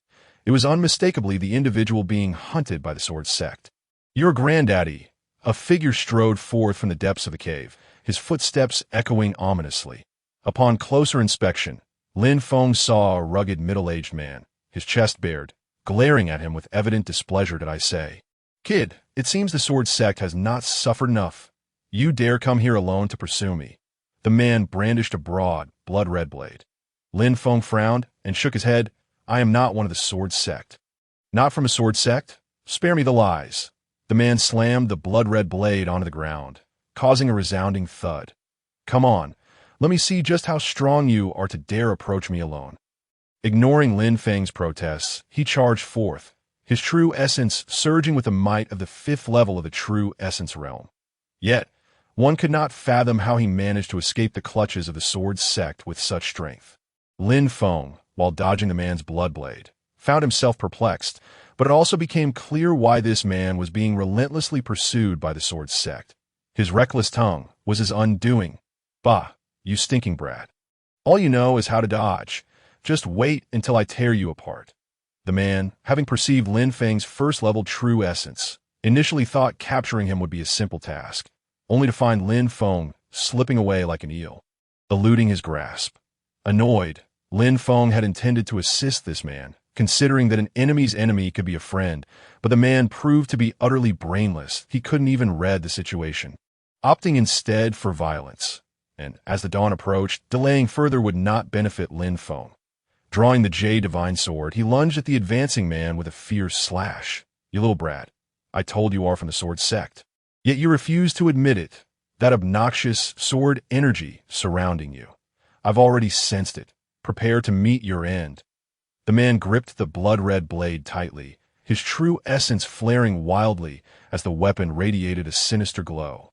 Blood demon, blood shadow. The man transformed into a blurred blood shadow, appearing around Lin Feng, attacking relentlessly, forcing Lin Feng to adopt a defensive stance. True essence secret technique. First level, Lin Feng's aura surged, elevating him to the 2nd level of the true essence realm, allowing him to counter the man's onslaught with greater efficiency. "What of your 2nd level? Die." The man's speed suddenly intensified, and Lin Feng found himself struggling to keep up. In truth, he could have easily defeated this man using his sword body technique, but employing it would leave him extremely vulnerable, an ill-timed choice given the current circumstances that you've made it easy for me. Lin Feng remarked coldly, observing the frenzied assault of the man, whose form was surrounded by countless shadowy figures wielding blades, drawing ever closer to him. In that moment, Lin Feng closed his eyes, seemingly surrendering. The man's eyes lit up with anticipation, but he quickly sensed an ominous aura erupting from Lin Feng's being. Realizing things were amiss, he hastened his attacks, while Lin Feng remained with his eyes shut. The blood-red blade descended towards Lin Feng, and the man exhaled with relief. Just then, Lin Feng opened his eyes, a formidable aura radiating from him. "I had no intention of killing you. You brought this upon yourself." Lin Feng's voice was cold, reminiscent of a reaper emerging from the depths of hell. The man shivered involuntarily. Dragon's palm. Lin Feng uttered sharply. The seemingly ordinary martial art technique was executed with such finesse that, combined with his 9th level true essence strength, it became formidable. "How can this be?" The man's eyes widened in horror, unable to comprehend how Lin Feng could unleash such a powerful attack with the dragon's palm. Lin Feng's hand twisted like a dragon, instantly ensnaring the man's blood blade, shattering it, and then striking directly at the man's heart. The man had no chance to evade. The speed was overwhelming. In an instant, the entire sequence unfolded. The hand struck, and the man fell lifelessly to the ground, his body shattered. "Why must you seek your own demise?" Lin Feng pondered, perplexed by the man's reckless behavior, as he had come to assist him. He approached and kicked the corpse. Ding! Touching the corpse, he obtained 1,000 faces. Lin Feng was taken aback as a glow emanated from the man's face, ultimately coalescing in his hand. Upon further inspection, he discovered that the man possessed a countenance akin to that of a refined gentleman. 1,000 faces, low-grade spiritual artifact, capable of replicating the faces of others, albeit with an influence from their personalities. Chapter 73. Madness of killing. Lin Feng regarded the thin film in his hand with curiosity. It was indeed a sinister artifact. It required the sacrificial essence of the recently deceased to absorb their blood energy, transforming into the visage of that individual, complete with fragments of their memories. One could surmise that this man had become so unhinged while fleeing that he absorbed memories from others, leading to a deranged mental state, ultimately mistaking himself for the rugged man, acting impulsively and violently. Nevertheless, this was a valuable item. Lin Feng muttered to himself, stowing the 1,000 faces away. He paid no further mind to the man's corpse and stepped outside the cave, only to realize that trouble was brewing. A throng of individuals stood clustered outside. Quickly turning back, Lin Feng donned a mask he had prepared, for his true identity could not be revealed just yet. Facing the crowd, the atmosphere grew tumultuous. "Is it him?" the disciples of the Sword sect exclaimed, recalling promises of rewards in the form of true essence pills for capturing him. "Those are true essence pills. Taking one can elevate your realm." "Charge! Capture him!" Disciples from the Boss sect and True Gate surged towards Lin Feng, reminiscent of a previous encounter at the Eagle Cliff Gorge against numerous phantom beasts. Observing the approaching mob, Lin Feng's lips curled into a cold smile. In his eyes, they were merely living sources of vitality. Instead of drawing the Jade Divine Sword, he retrieved the sword belonging to Xue Qianqian from his storage ring, a high-grade treasure, the Snow Light Sword. Simultaneously, he unleashed the 3 snowy swords. Unseen, endless, moonfall, with casual swings, each strike claimed a disciple's life. And as Lin Feng carved a path through the throng, he unceremoniously touched each fallen body, the sound of vitality points accumulating resonating in his mind.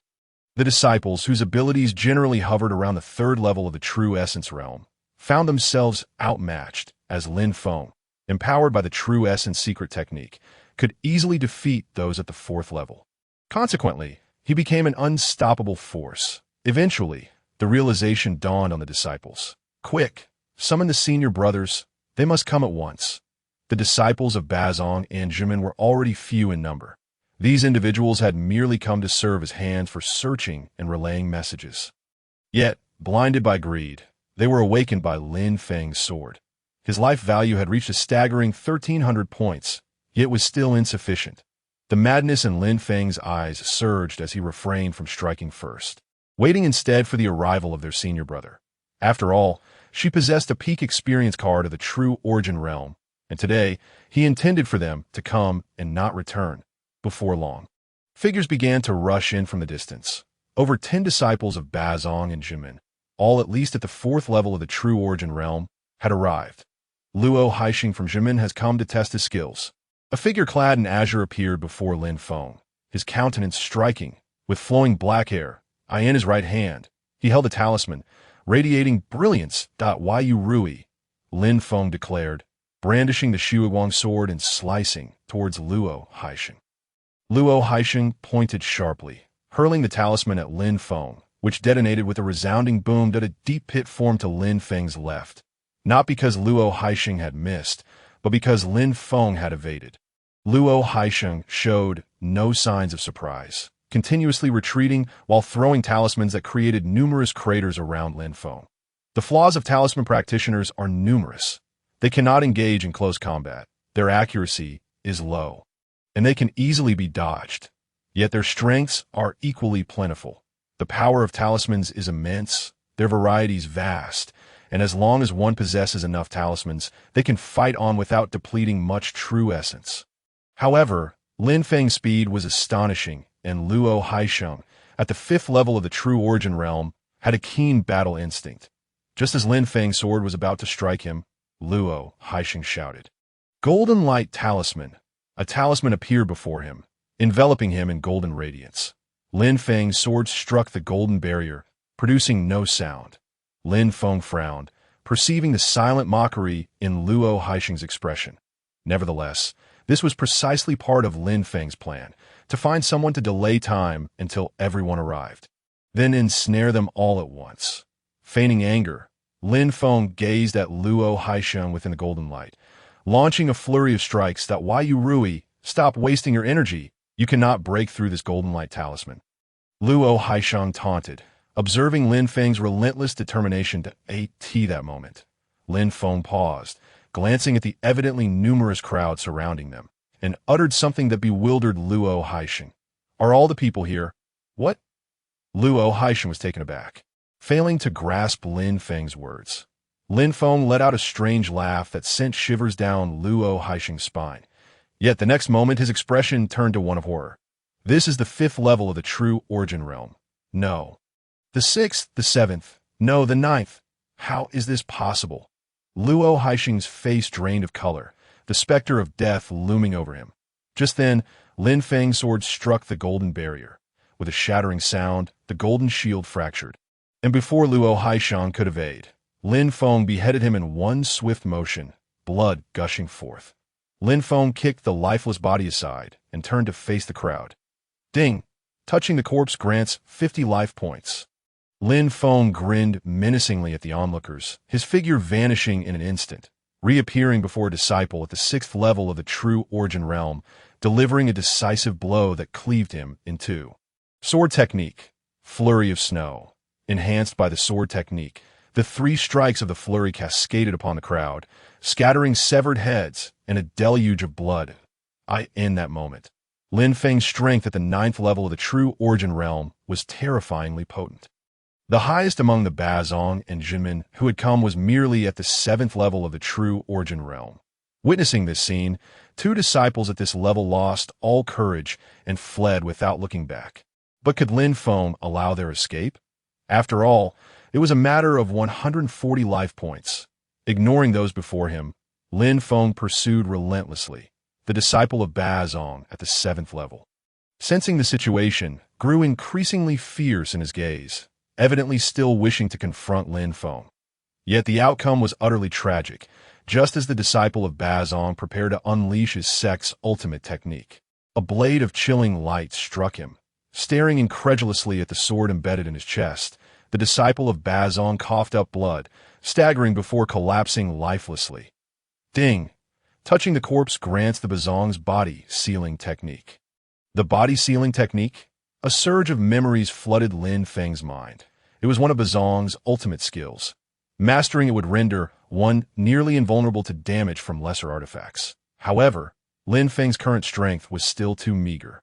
At most, he could withstand a low-grade artifact. Glancing up at the distant Jinmin disciple at the 7th level, Lin Feng licked his lips, pondering what treasure might await him. With a powerful push off the ground, he surged forth, catching up to the Jinmin disciple in less than 3 breaths. Upon seeing Lin Feng close in, the disciple hastily unleashed a talisman. The golden body talisman, superior to the golden light talisman, was meant to provide greater protection. Alas, it too failed to withstand Lin Feng's sword, which cleaved through his waist, ending his life. Ding! Touching the corpse grants 70 life points. Lin Feng felt a twinge of regret. The talismans of Jinmin were indeed impressive. He had hoped to glean some insights into their cultivation methods for additional techniques. Turning back, he saw the disciples of Bazong and Jinmin standing frozen in shock, too paralyzed to flee. Lin Feng emitted a chilling laugh, causing their faces to pale and their legs to tremble uncontrollably. They longed to escape, yet feared that the madman would pursue them if they dared to move. With half the time of the experience card remaining, Lin Feng had initially planned to toy with them a while longer. However, his gaze shifted to another side, where a group of figures appeared, each radiating formidable sword energy. It was none other than the disciples of the sword sect. Disregarding the disciples of Bazong and Jinmin, Lin Feng swiftly approached the front of the sword sect, focusing on a silver-haired man before him. Lifting his Shu Wang sword, he inquired, "Do you recognize this?" The silver-haired man, Seelin, the second disciple of the Tianxue Sword Hall, was momentarily taken aback before fixating on Lin Feng with a cruel smile. "This is my junior sister's Shu Wang sword. You're the one who killed her?" Lin Feng nodded. "It was I. What is your name?" Seelin did not immediately attack, but instead inquired about Lin Feng's identity. Under the mask, Lin Feng regarded Seelin with interest. Why you Rui? Never heard of you. Seelin slowly drew his snow-white sword. "Enough chatter. Your time as a 9th level true Origin Realm practitioner is nearly up. Isn't it?" Lin Feng was taken aback by Seeluan's perceptiveness. Indeed, his aura was subtly waning. Come. Lin Feng's Shuiguang sword flipped downward, emanating a chilling sword energy. Iluan sword, named Gushue, was part of the same lineage as the Shuiguang sword. Entirely snow-white. Flurry of snow. Unseen. Both combatants executed their strikes simultaneously, their figures shifting like shadows, the air resonating with the sound of clashing blades. The aftermath of their battle was undeniably powerful. Even the third disciple of the Tianxue Sword Hall, Go Feng, and others had to retreat to avoid the backlash. Iluan's strength was formidable, though he was at the 8th level of the true origin realm. He held a slight edge over Lin Feng, who was at the 9th level. The technique unseen relied on the opponent being unable to perceive the direction of the strike. However, both could see one another during this exchange, indicating not a lack of mastery, but rather an understanding of the technique's essence, rendering them incapable of harming each other.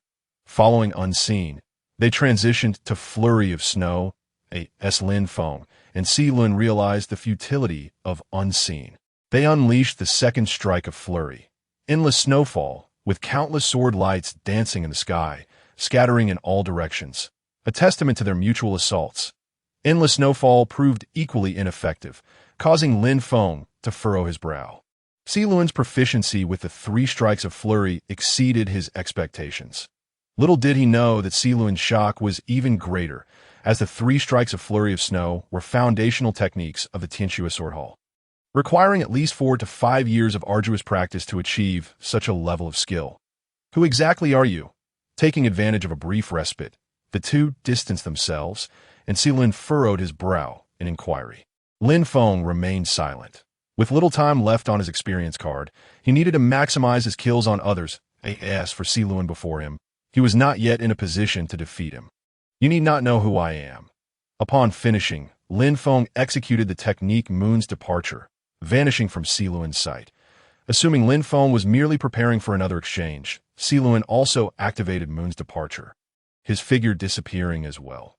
Yet the next moment, he realized that Lin Feng's target was not him, but rather the disciples of the Tianxue Sword Hall behind him. Lin Feng materialized like a specter beside a 6th-level true origin disciple, delivering a fatal blow with Moon's Departure, extinguishing yet another life. He laughed maniacally, then vanished from sight once more. Ding! Touching the corpse grants 60 life points. Damn it! Lun seethed with fury. He had not anticipated Lin Feng daring to bypass him to slay others. Go Ming, nearby, was equally furious, desperately searching for Lin Feng. Yet, every time Lin Feng appeared, he claimed another victim, only to vanish without a trace thereafter. Gather everyone. Lun called to Go Ming as he joined him, urging the remaining disciples to surround themselves together. Lin Feng, lurking in the shadows, could only sigh in regret, realizing that the opportunity had slipped away, yet he had still amassed a total of 180 life points. It is indeed time to devise the next plan. Lin Feng's figure materialized before Lun, whose expression darkened as he glared at Lin Feng. You rodent, dare you face me in a fair battle? Of course, Lin Feng replied with a hearty laugh, his Shuiguang sword twisting in his hand as he unleashed another strike of Moon's Passage. However, this technique differed from the previous one, as it was an enhanced version of the sword manual. Sword manual, snowfall, Moon's Passage. In the fleeting moment of his disappearance, Lun felt a jolt in his heart as a menacing aura drew ever closer. Lonely snow, single branch, Lun shouted. Executing the defensive move from the advanced version of the Snowfall 3 swords, he understood the power of Moon's Passage. Although he did not grasp its implications of time, his instinct screamed danger, compelling him to employ his strongest defensive technique. Lin Feng reappeared behind him, and just as Go Feng was about to offer a warning, Ming had already turned around, wildly wielding his lonely snow sword as if enveloped by solitary snowflakes. Not a single flaw was visible. The Moon's Passage struck against Lun's sword, successfully parried. That moment, Go Feng's Wang Shui sword was unsheathed, thrusting directly toward Lin Feng's heart. Wang Shui. Lost words. Lin Feng felt as though his body had been encased in ice, staring in astonishment at Go Feng. This was indeed a technique capable of hindering one's movements. However, the gap in realms could not be bridged. Within a breath's time, Lin Feng broke free, just as Go Feng's blade reached his side. "Get lost!" Lin Feng shouted, his Shuig Wang sword meeting Go Feng's Wang Shui sword with a resounding crash, sending it crashing to the ground. Yet he sustained only minor injuries and quickly rose to his feet, striding over to Si Lin's side. Wind and snow, twin swords. The two seemed to merge into one, their sword strikes remarkably synchronized, sealing off all of Lin Feng's escape routes. The cold, shaking step could not be executed, as only the snowfall techniques were viable, for he harbored no intent to kill either of them. Nevertheless, he could utilize the new technique from the sword manual. Lin Feng's gaze flickered as he hesitated over whether to employ it, uncertain of its power. After all, he was currently at the pinnacle of the true essence realm, and a careless misstep could jeopardize his ultimate plan. Wind and snow, Heart's motion, Island, and the others observed Lin Feng standing still, unsure of his intentions. They would not let such an opportunity slip by. Exchanging glances, they swiftly changed their moves. The might of this technique was unparalleled. Should they strike true, Lin Feng would surely perish. The thought filled their gazes with a cruel intent. Chapter 75. Mission accomplished. Undeniably, the wind and snow Heart's motion was formidable as soon as they engaged Lin Feng. He felt a heart-wrenching sensation wash over him in a moment of panic. Lin Feng disregarded the new move from the sword manual and instead summoned the Death Substitute Talisman. His realm reverting from the 9th layer of true essence back to the first Lin. This transformation signaled Lin Feng's impending demise. The instant the swords descended upon him, Lin Feng activated the Death Substitute Talisman, timing it exquisitely so that to Si Lin's eyes, Lin Feng appeared to disintegrate under their overwhelming power. The two halted, exhaling a sigh of relief. Go Feng stepped forward to retrieve Lin Feng's fallen Shuiguang sword, examining it before addressing Si Lin. "Senior brother, this is unmistakably Junior sister's sword. It seems that Rui is indeed the culprit." Lin nodded, his tone turning indifferent. "Those who harm members of our sword sect must pay the price. Lin Feng's disintegration is merely a stroke of luck. Had he survived, I would have made him wish for death." Go Feng shuddered at these words. He feared nothing but the tormenting methods of his senior brother, which were both numerous and exceedingly insidious. However, they had also lost 3 comrades, and he felt uneasy about reporting this to their master. Lin cast a vexed glance at the spot where Lin Feng had vanished. He could not fathom how Lin Feng had surged from the 1st to the 9th layer of true essence. When Lin Feng activated the Death Substitute Talisman, the duration of the experience card had just expired, causing a noticeable drop in his aura, easily discernible to Si Lin. "Perhaps this fellow harbors some great secret," Go Feng lamented. "Had I known, I would have spared him, leaving him half alive for thorough interrogation." Si Lin shook his head. Eliminating him outright was the best outcome. "This Rui gives me a sense of foreboding." Go Feng nodded in agreement, gazing into the vast emptiness ahead. During their skirmish with Lin Feng, the disciples of the boss sect and the Jimin had fled, leaving only their sword sect members in the arena. Unbeknownst to them, Lin Feng was observing from the very spot they believed him to have perished. Utilizing the Death Substitute Talisman to resolve this matter was a spur-of-the-moment plan. Initially, he had intended to draw everyone into the great formation of the 10 sects, believing Yang Wanye could foresee events. Alas, that was not the case, and he dismissed that possibility. He then contemplated using the pinnacle of the True Essence experience card to eliminate the sword sect in one fell swoop. However, upon reflection, that seemed unwise. Should the sword sect perish here, it would lead to a complete rout, inevitably attracting stronger forces, such as those from the Yuan Hai realm, to investigate that time. Without a pinnacle experience card for the Yuan Hai realm, would he be forced to remain in hiding within the Shenyang sect for eternity? Thus, he decided to first accrue some life value using the pinnacle of the True Essence experience card, and then, after the sword sect emerged, perfectly conceal himself with the Death Substitute Talisman. In that manner, the matter regarding Shui Qianqian would be resolved. The plan unfolded flawlessly, with everything progressing according to his design. Yet the system's voice had yet to sound, indicating that his mission remained incomplete. Lin Feng checked the system, discovering that Side Quest 6 was still marked as incomplete. Clearly, as long as Si Luan and his companions lingered in the Underworld King Valley. His task would not be deemed finished. After all, the Death Substitute Talisman had only 1 hour of efficacy. Once its time elapsed, the first layer Lin Feng would not be a match for any of those present. Therefore, his mission would fail, and he might indeed lose his life. Fortunately, after Si Luan scanned the surroundings and found nothing amiss, he departed with Go Feng and the others, yet the system's voice still did not resonate. Lin Feng fixed his gaze on the spot where they had vanished. After the passage of Stick of Incense, Si Ming returned with Go Feng and the others. "What happened, senior brother?" Go Feng inquired. Puzzled by Si Lun's sudden decision to return, "I can't shake the feeling that something is off," Si Lun murmured, furrowing his brow as he surveyed the surroundings, yet finding nothing. "You might be overthinking it." "Senior brother, there's nothing here." Go Feng also conducted a thorough inspection, yet uncovered nothing. Si Ming, lost in thought, nodded slowly. Perhaps, upon hearing this, Go Feng turned to leave, but Si Ming remained still. "Let us wait a moment," Si Ming urged, his gaze fixed intently on the area. Although Go Feng found this perplexing, he refrained from disputing it. Lin Feng quietly marveled at Si Ming's cunning and acute intuition. The Death Substitute Talisman rendered him undetectable for 1 hour.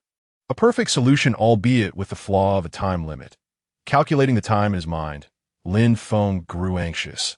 Only a stick of incense remained, and if Si Ming and the others did not depart soon, his cover would be blown. In that moment, Go Feng unexpectedly came to Lin Feng's aid. Displaying signs of impatience, Go Feng cast a furtive glance at Si Ming before donning a smile and approaching him. "Senior brother, we've already squandered considerable time these past few days. If we don't hurry back, our master may grow impatient." "Are you trying to pressure me with our master?" Si Ming replied darkly, fixing his gaze on Go Feng. Go Feng immediately shook his head, speaking carefully. "I dare not, but my words ring true. I implore you to reconsider."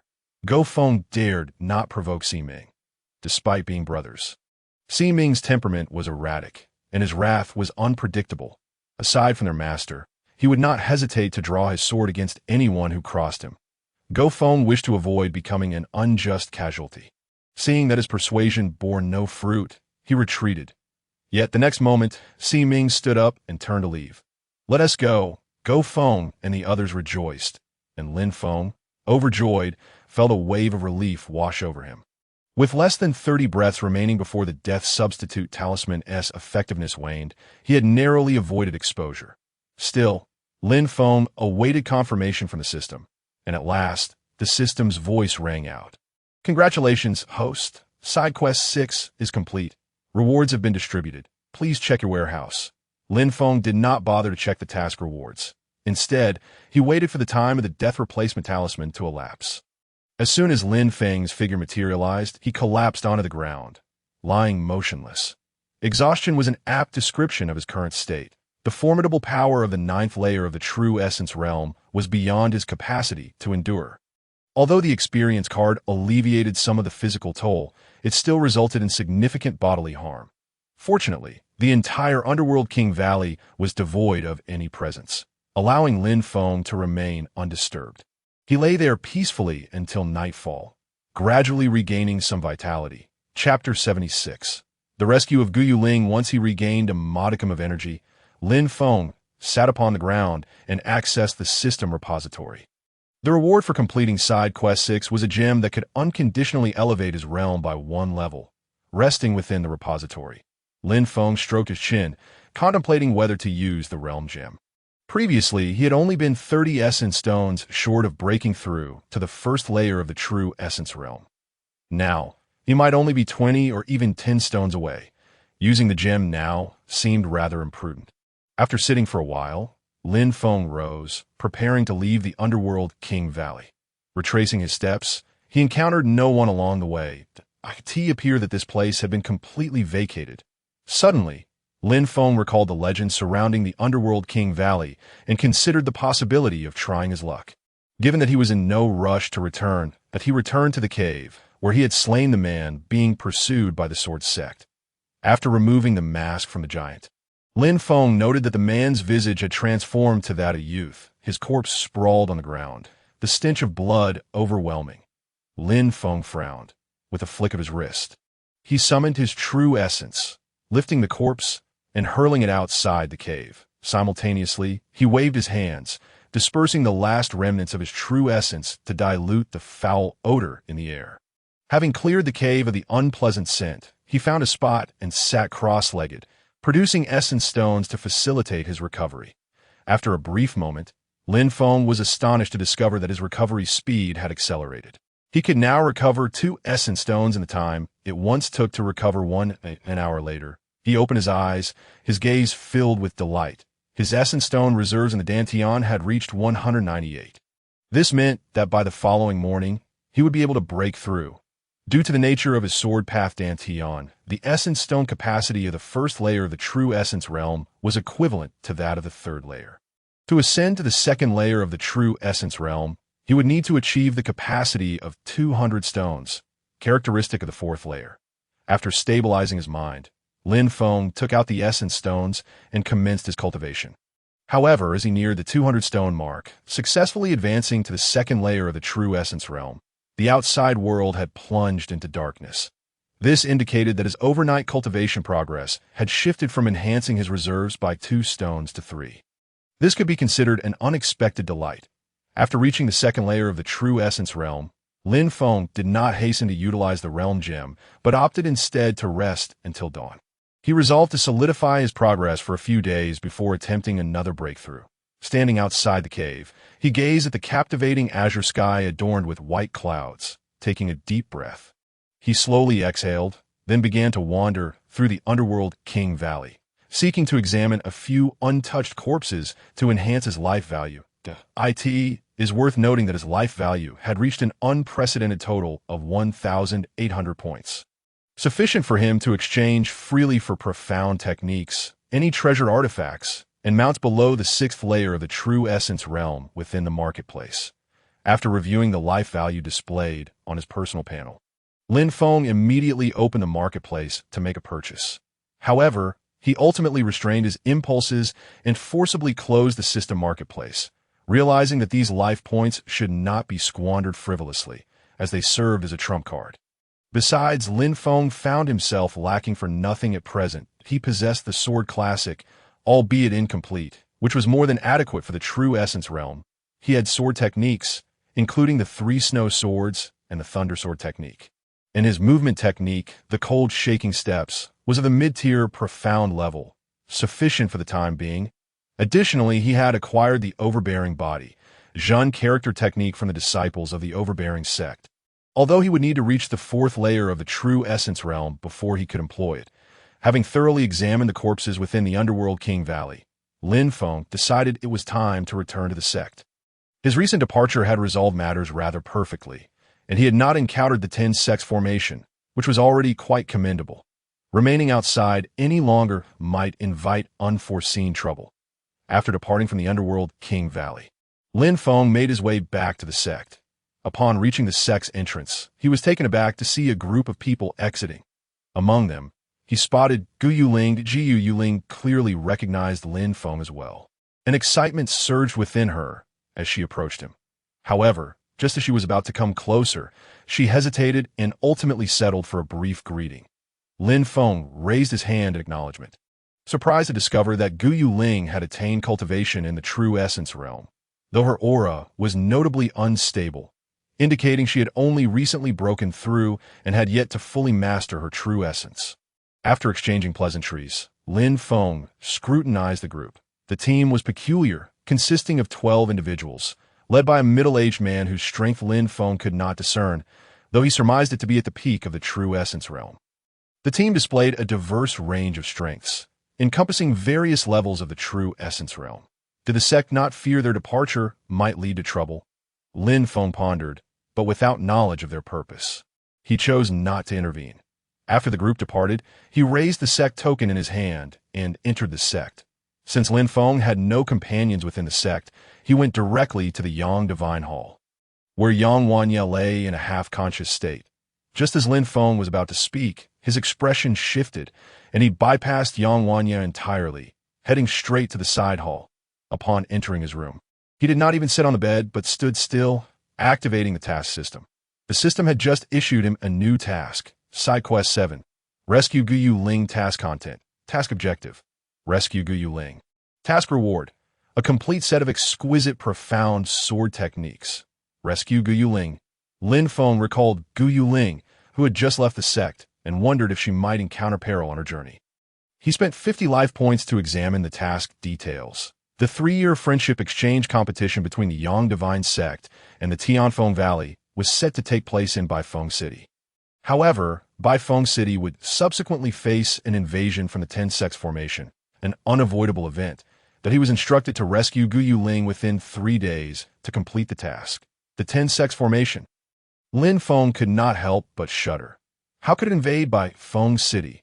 Beyond the 10 major sects within the Ten Sects mountain range, numerous human settlements existed where many families resided. Lin Feng had seen Baifeng City on the map. It lay between the Yang Divine Sect and the Tianfeng Valley, which explained its selection as a competition venue. Yet, why would it be invaded? To his knowledge, there had never been instances of the Ten Sects formation appearing in human settlements.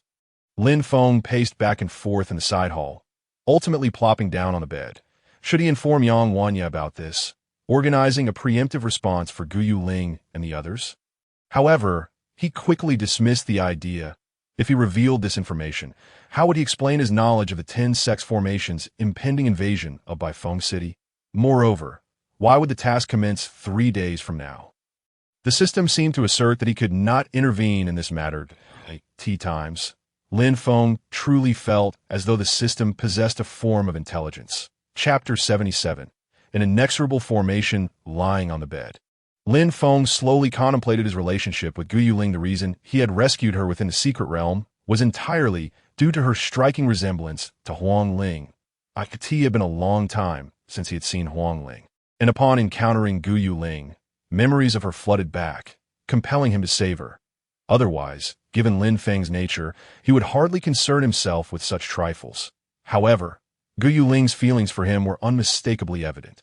Lin Feng, not being a fool, could not fail to perceive her intentions. To be honest, it was quite bothersome to him.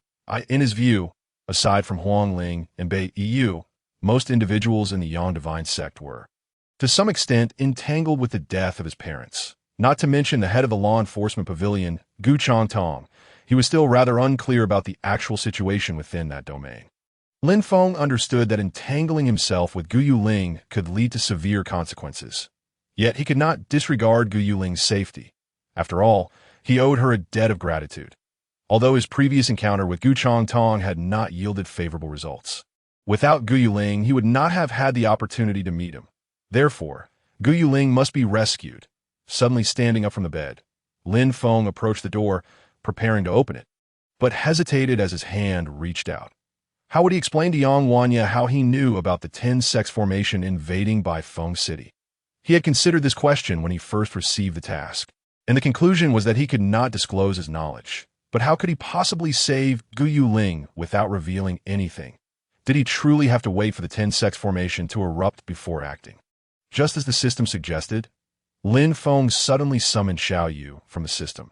Ever since Xiao Yu's inception, she had only been useful during her initial explanation of the system's functionalities. At all other times, she resembled a pet, utterly clueless about any inquiries. After Lin Feng conveyed his tasks and concerns to Xiao Yu, she burst into laughter. "Master, I believe you are overthinking. The system has designated this task for 3 days hence, which indicates that the optimal moment to rescue Guyu Ling will indeed be in 3 days. If you were to go prematurely, who knows what might transpire? Moreover, it is fortunate that you did not disclose anything to that Yang Wanya. Had you done so, it is likely that both of us would have met a dire fate long ago." Lin Feng gazed at Xiao Yu in astonishment, struggling to comprehend her meaning. With a serious expression, Xiao Yu continued, "In this world, everything adheres to the principle of cycles. Every occurrence has its cause and effect. If you were to recklessly disrupt a specific outcome, you would inevitably bear the consequences of the ensuing cause. Are you implying that if I were to intervene early for Guyu Ling, I might not only fail to rescue her, but also land myself in trouble?" Lin Feng pondered, realizing it resembled a cycle. If one disrupts a part, one must compensate with oneself. Indeed, there's another crucial matter. The existence of the system must never be disclosed. Xiao Yu's demeanor shifted to one of tension. I would never reveal it. Lin Feng replied confidently. No, master, you have misunderstood my intent. The system has a core rule. If mentioned to outsiders, an immense calamity will ensue. Xiao Yu's voice trembled slightly as she positioned herself before Lin Feng's eyes. An immense calamity? Lin Feng echoed, puzzled. Xiao Yu quickly gestured for him to refrain from further discussion. In any case, master, you must remember that no one should ever learn of the system's existence. Understood. Lin Feng raised his hand. His tone solemn that moment. He noticed Xiao Yu's complexion had turned notably pale, even exhibiting a somewhat unhealthy hue. Concerned, he asked, "What is wrong with you?" Xiao Yu shook her head, appearing quite fatigued. The reason I did not respond to your inquiries earlier was that answering those questions required energy accumulation. I have gathered a fair amount over this time, which is why I can respond today. However, Xiao Yu now needs a rest. Please send me back. All right. Lin Feng hastily replied, noticing Xiao Yu's condition deteriorating. He summoned the system to return her, finally feeling relieved. Once Xiao Yu was sent back, Lin Feng stood at the doorway, adjusting his state before stepping into the grand hall. That moment, Yang Wenye had awakened and was standing before the bookshelf, seemingly searching for a particular tome. Upon seeing Lin Feng emerge, he waved and beckoned him over.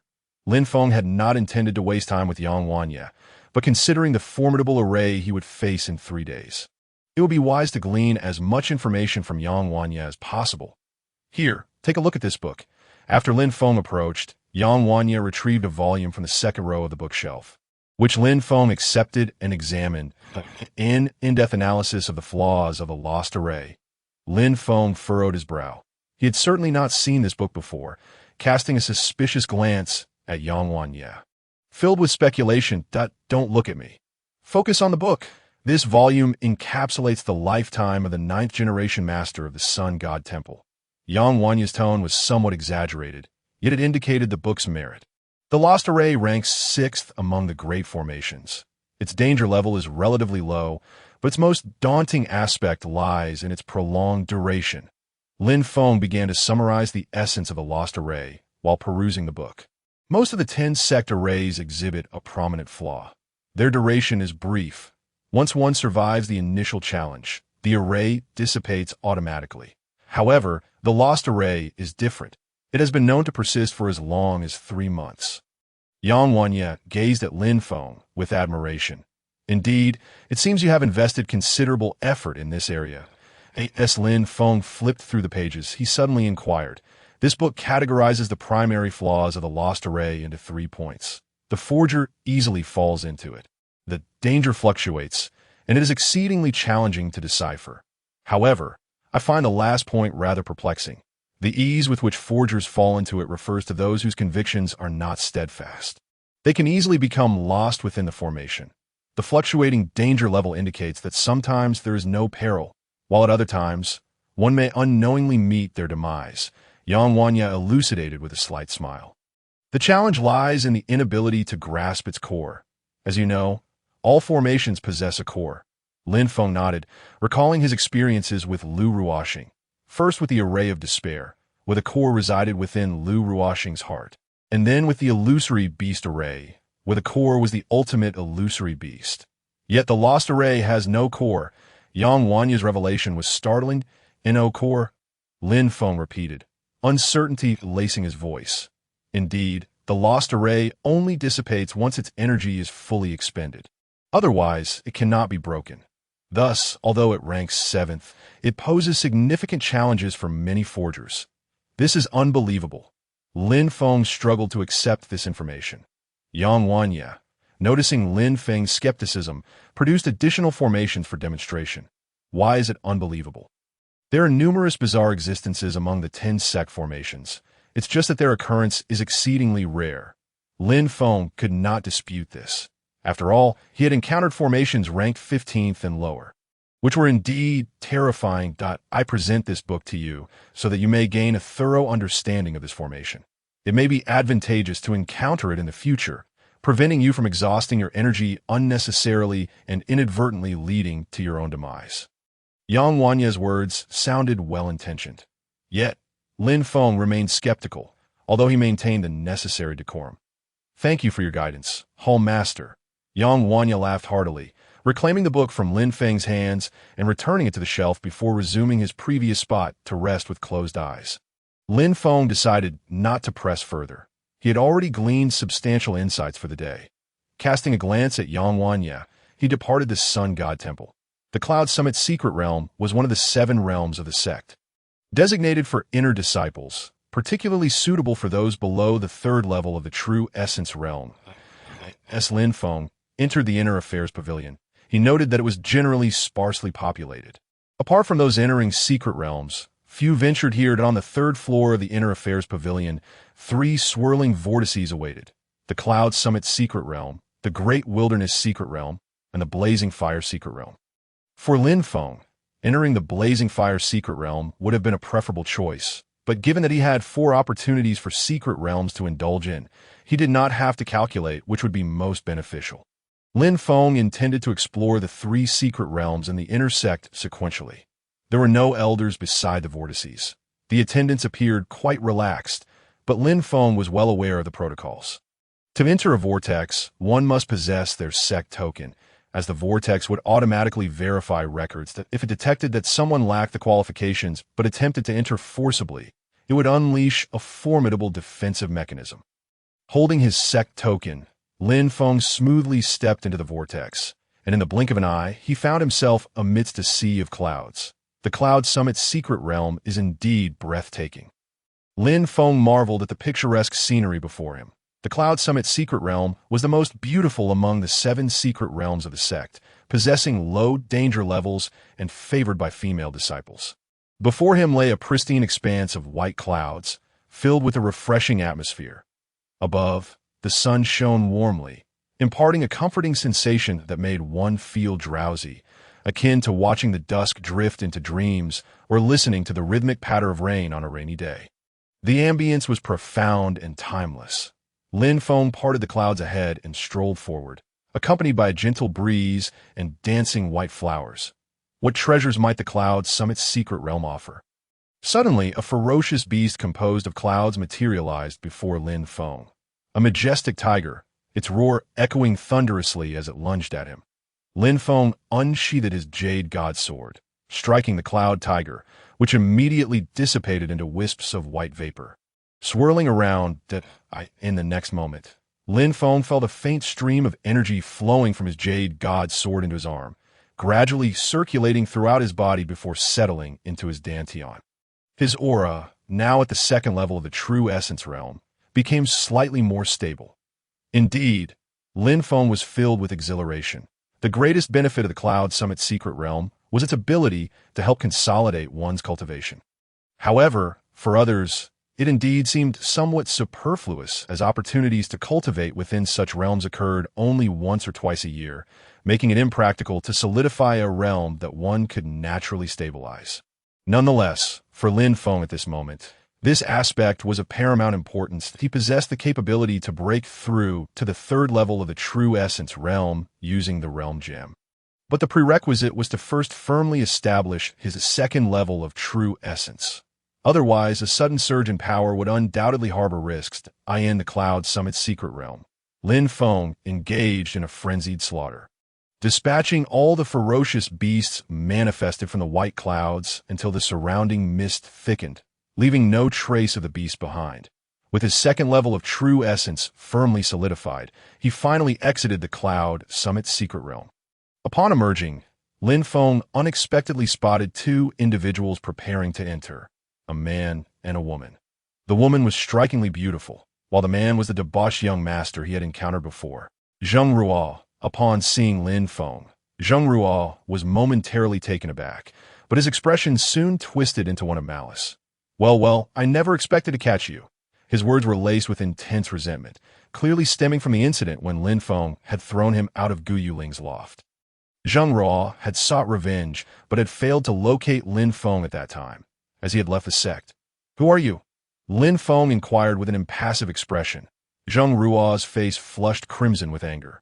Incredulous that Lin Feng did not even remember him, that a fierce flame of indignation surged within him, but was swiftly quelled. beside Zheng Ruo.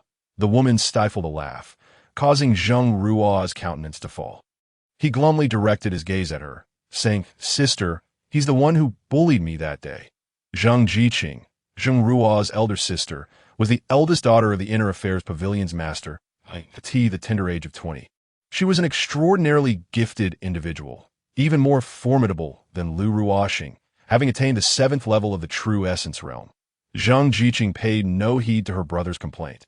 After regaining her composure, she extended her hand towards Lin Feng. "Hello, I am Zheng Jiqing." Lin Feng was somewhat taken aback by the politeness of this young woman, but he glanced at Zheng Ruo, offered a slight smile, and reciprocated her greeting.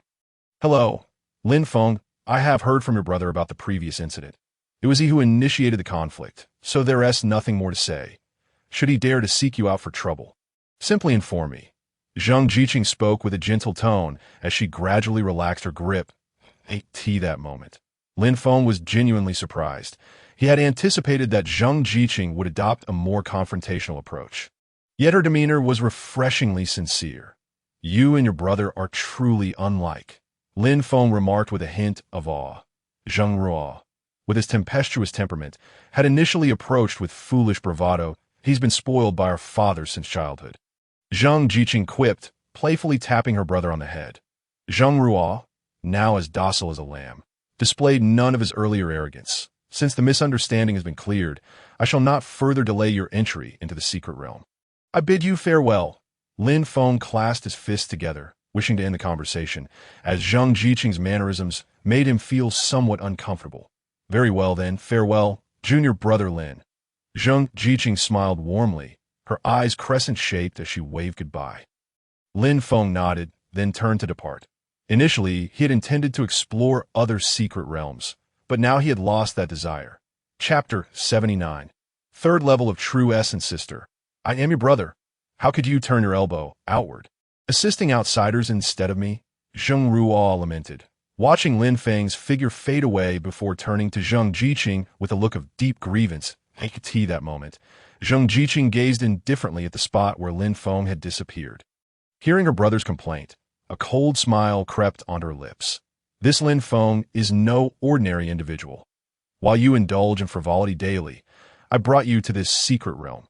You remain unaware that Lin Feng's name has already circulated within the upper echelons of our sect." Zheng Ruo scoffed, somewhat disbelieving. "Regardless, I will make sure he knows my prowess. Soon, you say?" Zheng Jiqing turned to face him, her expression grave. "Let me warn you, should I discover that you are secretly trying to provoke Lin Feng, do not expect me to spare you, for our father's sake." A chill abruptly enveloped Zheng Ruo, causing him to shiver involuntarily, his tone diminishing to a meek whisper. "Why? There is no reason. Lin Feng is akin to a quagmire. If you engage with him, it will lead to entanglements that will also implicate me and our father. It would be prudent to sever ties with him early on, for the benefit of all." Zheng Jiqing's warning was delivered without a hint of jest. Lin Feng did not return to the Sun God Hall. Instead, he returned to his loft. Logically, he was now a disciple of the Sun God Hall. Yet the sect had yet to assign any other disciples to reside in his loft. Unfazed, he sat on his bed and opened the system repository. Initially, he had planned to explore the other 2 secret realms before attempting a breakthrough that night. But his encounter with Zheng Jiqing had left him feeling uneasy, prompting him to forego further explorations. With a thought, Lin Feng activated the realm gem, which burst forth in radiant light, flowing into his dantian.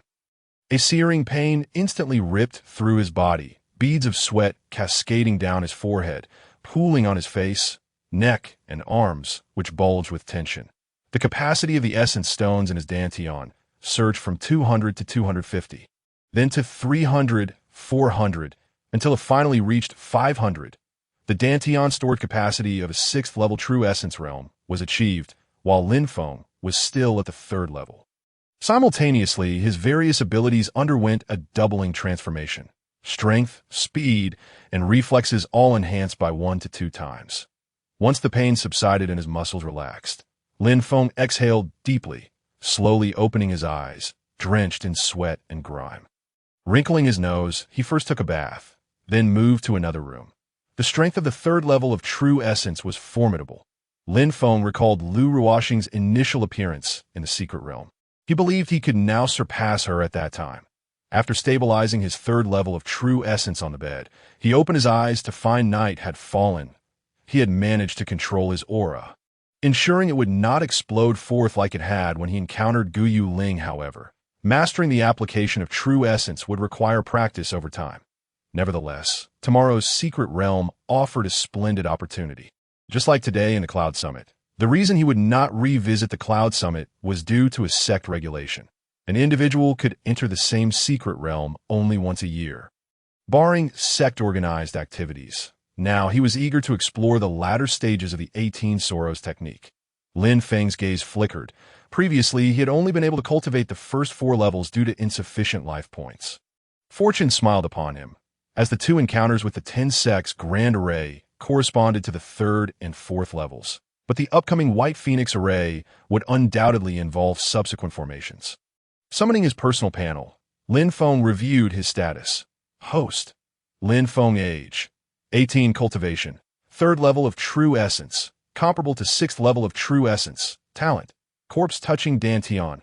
Sword doubt Dantian. An ancient cultivation method. Techniques. Sword classic. Earth rank. Ultimate skills. Basic 3 swords. Drawing the earth as a prison. 1 sword floating amongst immortals.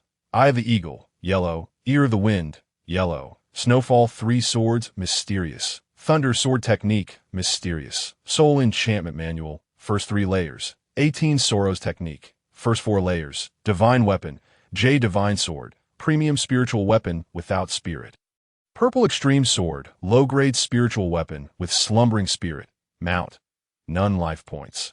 1,800. Lin Feng gazed at his personal panel, feeling a sense of awe as it gradually became luxurious.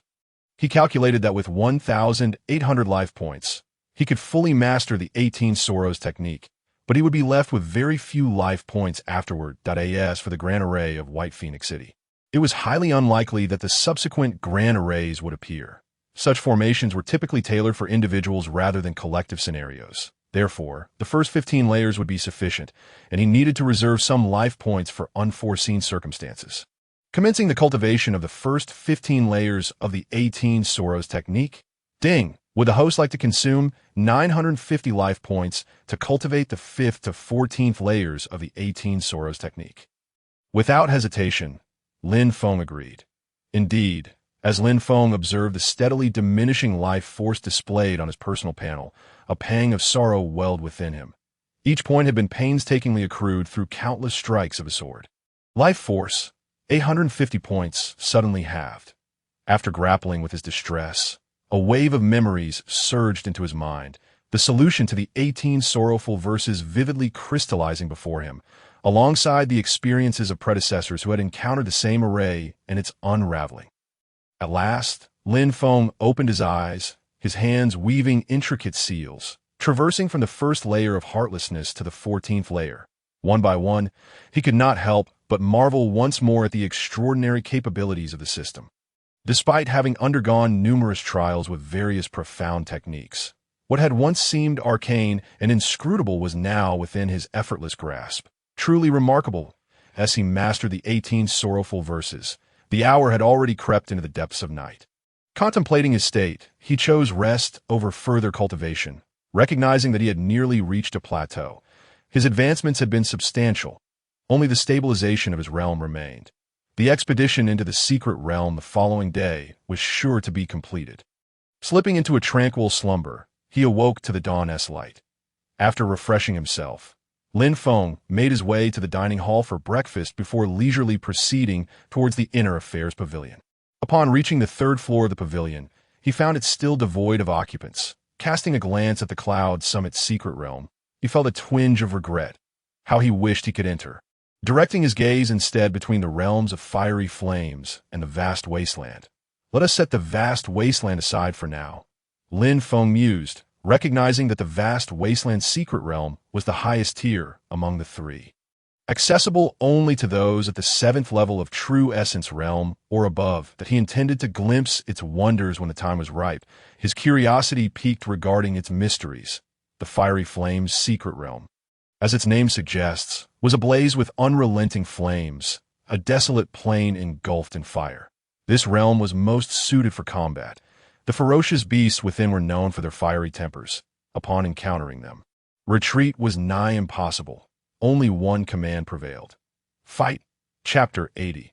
The mission begins. Lin Feng swiftly dispatched a looming flame beast with a single stroke of his sword, then retreated with haste as he beheld an increasing number of feral creatures approaching.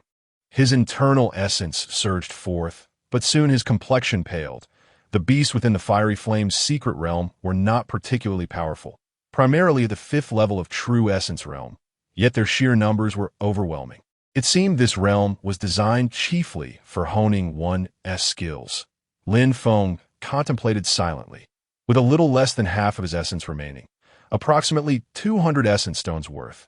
Lin Feng carefully circulated the essence within his dantian, allowing it to flow through his meridians. He selected the Snowfall 3 swords technique among all the sword arts he had mastered. Initially, as he unleashed the sword strikes, a significant amount of superfluous essence dissipated. Gradually, Lin Feng learned to control his essence, drawing precisely what he needed from his dantian. Although it felt somewhat awkward at first, with the passage of time, his proficiency grew, with his mastery of essence manipulation improving. Lin Feng sensed it was time to depart. The fiery flame's secret realm was teeming with beasts, a veritable swarm, but fortunately, they did not all surge forth at once, allowing him to manage the situation. It was time to leave. He crushed the sect token in his hand, and in a flash of light, he vanished, leaving behind a cacophony of roars from the beasts. Upon exiting the fiery flame's secret realm, Lin Feng found himself before the vortex leading to the vast wasteland's secret realm, observing it intently. The vast wasteland was reserved for advanced disciples of the true essence realm. It was not that entry was forbidden to others, but rather that it was rumored to be exceedingly bizarre and perilous. Considering that one could only enter the secret realms once a year, few would wish to squander their opportunity in a vast wasteland. Thus, the fiery flame's secret realm was the most popular among inner disciples of the true essence realm. Lin Feng retrieved the reconstituted sect token, grasping it tightly, and stepped into the vast wasteland secret realm. He merely wished to see what lay within. His figure materialized amidst a vast expanse of ruins, desolation enveloping him, an ancient aura permeating the air, with not a hint of vitality in sight. Cautiously, Lin Feng advanced, picking up a half-broken long sword at his feet.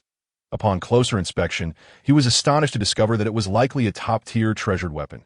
Yet as he held it, it transformed into a wisp of gray smoke and dissipated. What is this? A sudden flash of memory flickered in Lin Feng's mind, vague and indistinct, as though a figure wielding a long sword was engaged in battle. Just as he sought clarity, a sharp pain pierced his head. Compelling him to halt, the blood-red hues enveloped him, obscuring his vision in a crimson shroud, as countless long swords materialized before him, hurtling in his direction. I will die. A surge of terror gripped Lin Feng's heart. In a frantic bid to escape the oncoming barrage of swords, he hastily crushed the sect token. A brilliant white light flashed before him, and in the next moment, he found himself back at the entrance of the vast wasteland's secret realm. That was perilous, Lin Feng murmured to himself, relieved that he had not delayed even a moment longer. Had he done so, he might not have returned. Taking a deep breath, he glanced back at the vortex of the vast wasteland before departing the Inner Affairs Pavilion. This time, he returned to the Yang God Hall, where, as expected, Yang Wanya was still in his usual spot, indulging in rejuvenation. Lin Feng paid him no mind, heading directly to the side hall, where he sat upon his bed and began to cultivate with the essence stones. All necessary tasks had been completed, and now he awaited Yang Wanya's orders upon learning of the events in Baifeng City. Currently, Lin Feng's cultivation speed allowed him to increase his essence stone reserves by 3 each night. However, to break through to the 4th level of true essence realm, he needed to accumulate 1,000 stones, making his current 500 reserves feel vastly insufficient. Streams of essence flowed from the stones into his body, filling his dantian, where some successfully settled, while 4 or 5 streams escaped into the atmosphere. He continued his cultivation until the night deepened. Encountering no complications, as darkness fell, Lin Feng awoke, revisiting the 18 sorrowful verses before pausing to rest. He then resumed his practice with the essence stones, continuing until the following morning. Upon awakening, he noted an increase of 3 essence stones in his reserves. He chose not to venture outside, but remained seated on his bed, eyes closed, knowing that shortly, Yang Wanya would come seeking him at midday. A series of urgent knocks echoed at Lin Feng's door, prompting him to open his eyes. He understood that news regarding Baifeng City had returned. Rising, he opened the door to find Yang Wanya, his expression fraught with urgency. "Quickly, prepare yourself. An urgent mission requires your assistance," Yang Wanya exclaimed, his tone anxious and rapid. Lin Feng nodded, turning back to feign gathering a few items. Though he had already made his preparations, and thus followed Yang Wanya out of the Yang God Hall, making their way directly toward the Sex Mountain Gate. "Are you not going to inquire about the nature of the mission?" Throughout the journey, Lin Feng remained silent, merely following in Yang Wanya's swift footsteps. "There's no need," Lin Feng replied coolly, quickening his pace to walk alongside Yang Wanya. Yang Wanya did not press the matter further, seemingly opting to explain later. Upon reaching the Sex Mountain Gate, they found a person and a bird awaiting their arrival.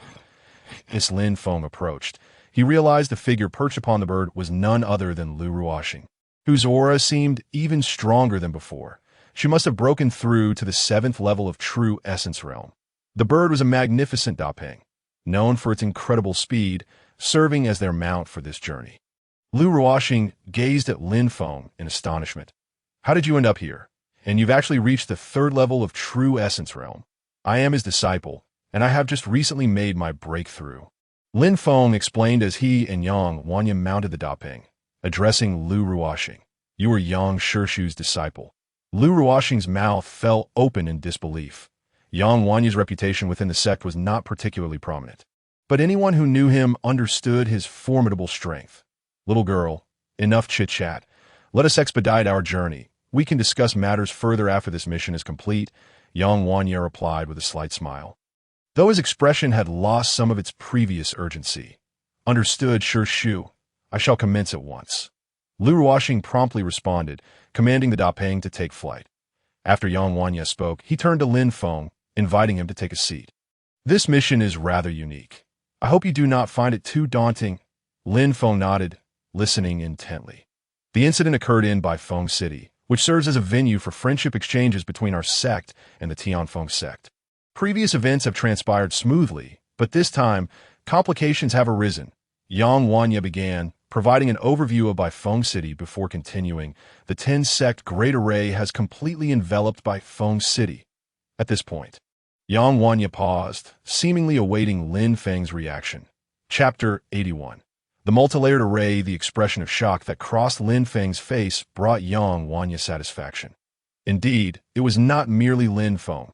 Even Yang Wanya had felt a sense of bewilderment upon first learning of the situation. Having devoted much of his life to deciphering the 10-sect Great Array, he had never encountered such a scenario. Moreover, I estimate that there may be more than one array at play in Baifeng City, Yang Wanya revealed, his words striking like a thunderclap.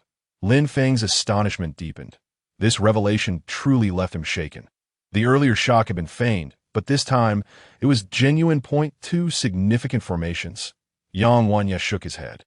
"If the situation is severe, there may be more than just two." That a sense of panic suddenly gripped Lin Feng's heart.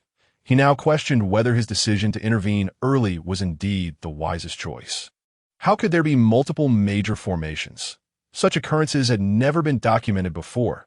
Clinging to a flicker of hope, Lin Feng inquired further, hoping Yang Wanya could confirm his assertions. "Indeed, there are two peculiarities regarding this instance in Baifeng City. One is that the scope of the formation is extraordinarily vast, a phenomenon unprecedented in history. The other is my conjecture. The formations do not appear in isolation, but rather intersect with one another." Yang Wanya's words were somewhat cryptic, failing to clarify matters, yet they did not hinder the understanding each harbored in their hearts, that this was an exceedingly perilous situation, where a moment's inattention could prove fatal. However, there is no need for excessive worry. This time, it is not solely my Yang Shen sect that will be present. The 9 phoenixes of Tianfeng Valley will also be in attendance. Noting Lin Feng's silence, Yang Wanya offered a word of comfort. "The 9 phoenixes, the renowned disarmers of Tianfeng Valley," Lin Feng's eyes brightened as he queried. Yang Wanya nodded. Indeed, you do not suppose that only our two sects possess disarmers capable of unraveling the 10-sect formation, do you? Moreover, their disciples are also present in Baifeng City. Lin Feng certainly did not believe that only the Yang Shun sect could boast disarmers. After all, the scope of the 10-sect formation encompassed the entire 10-sect mountain range. Yet, he had indeed never heard of disarmers from other sections. Disarmers are an exceedingly rare profession within the 10 sects.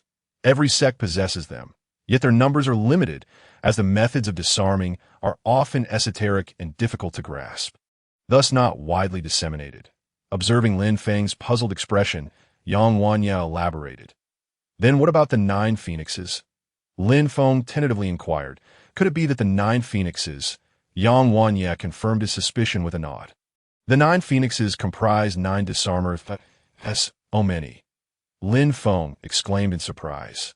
Many, during the zenith of my Yangshan Hall, there were upwards of 50 disarmers, each at varying levels of expertise, and for centuries.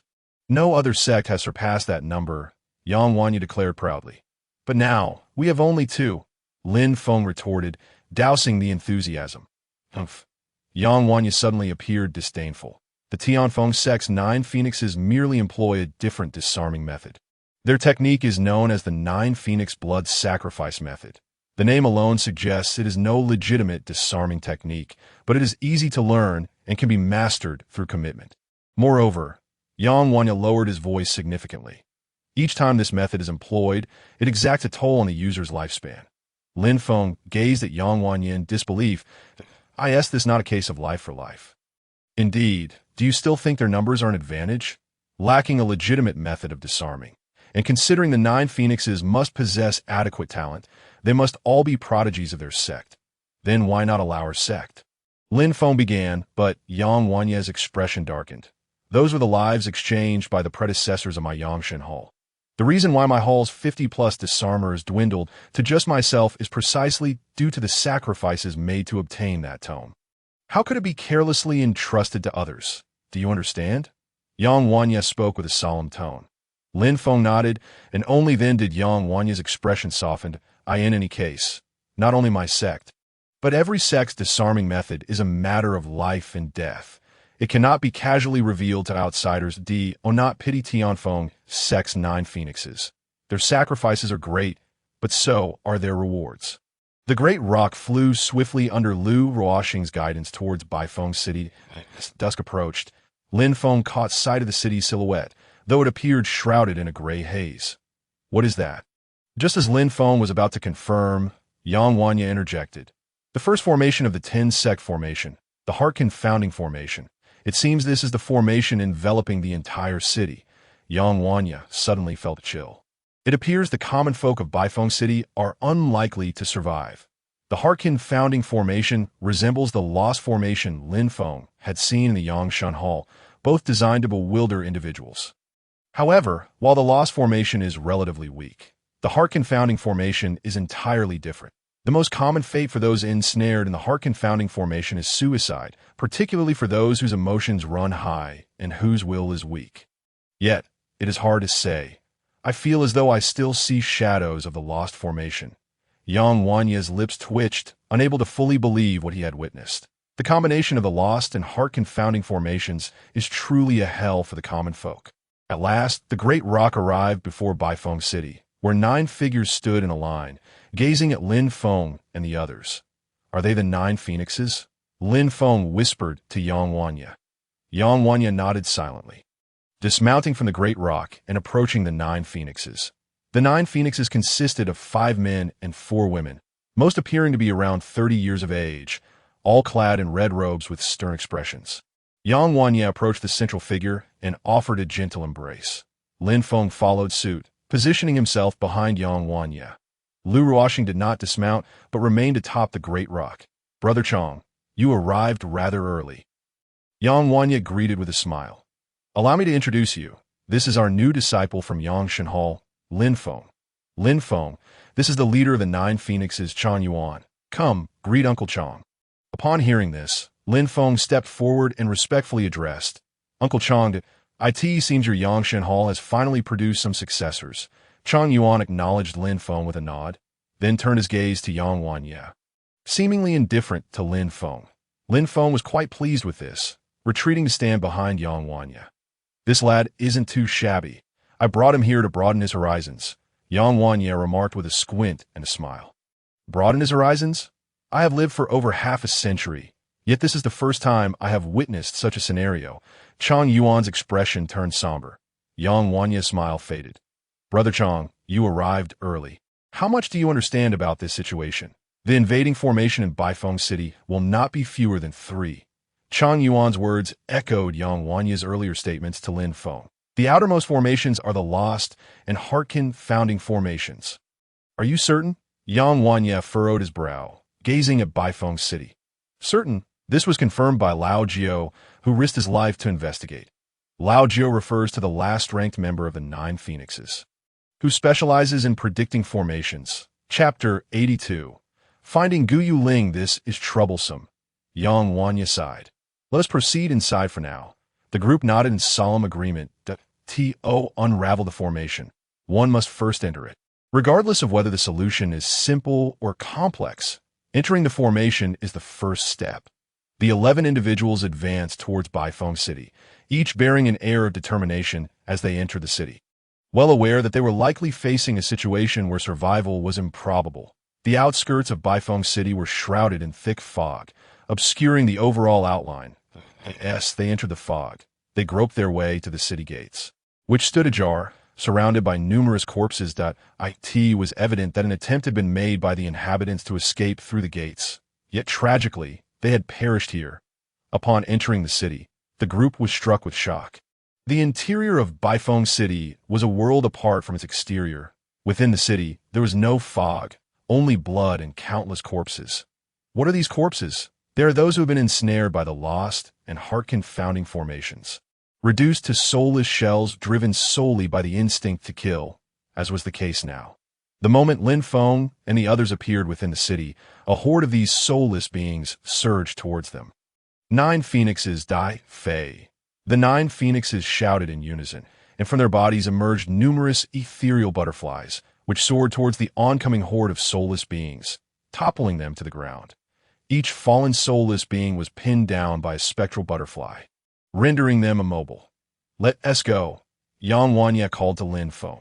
While Lin Feng was still captivated by the grand spectacle, the 9 Phoenixes had already departed ahead of him, not bothering to look back. Lin Feng followed in their footsteps. Our current task is to locate the disciples of each sect. The common folk within the city are likely all dead, but the sect disciples may still be alive. Baifeng City is not small, so splitting up is inevitable, Yang Wanya instructed as they walked. Lin Feng nodded, noticing that the 9 Phoenixes had already left, presumably to search for the Tianfeng Valley disciples. Where shall we regroup? Lin Feng prepared to search for Guyu Ling. Yang Wanya pointed eastward. There lies a square. We will assemble there. Remember, we have 12 hours. Once the time is up, regardless of whether we have found anyone, we must regroup. Understood. Lin Feng concluded his words and turned to walk in a different direction alongside Yang Wanya. Outside the city of Baifeng, night had already descended. However, within the city, darkness was but a concept, as thick fog floated above, casting an eerie glow throughout. After departing, Lin Feng and Yang Wanya made their way to a nearby tavern, ascending to the top floor where they gazed down, taking in a significant portion of Baifeng's landscape. Yet clarity eluded him, as an imposing formation evidently impaired his vision. Activating the eagle's eye, he perceived a bit more clearly, though it proved futile. System, exchange for the azure eye and wind ear. Both the azure eye and wind ear were the latest profound techniques available in the system's shop.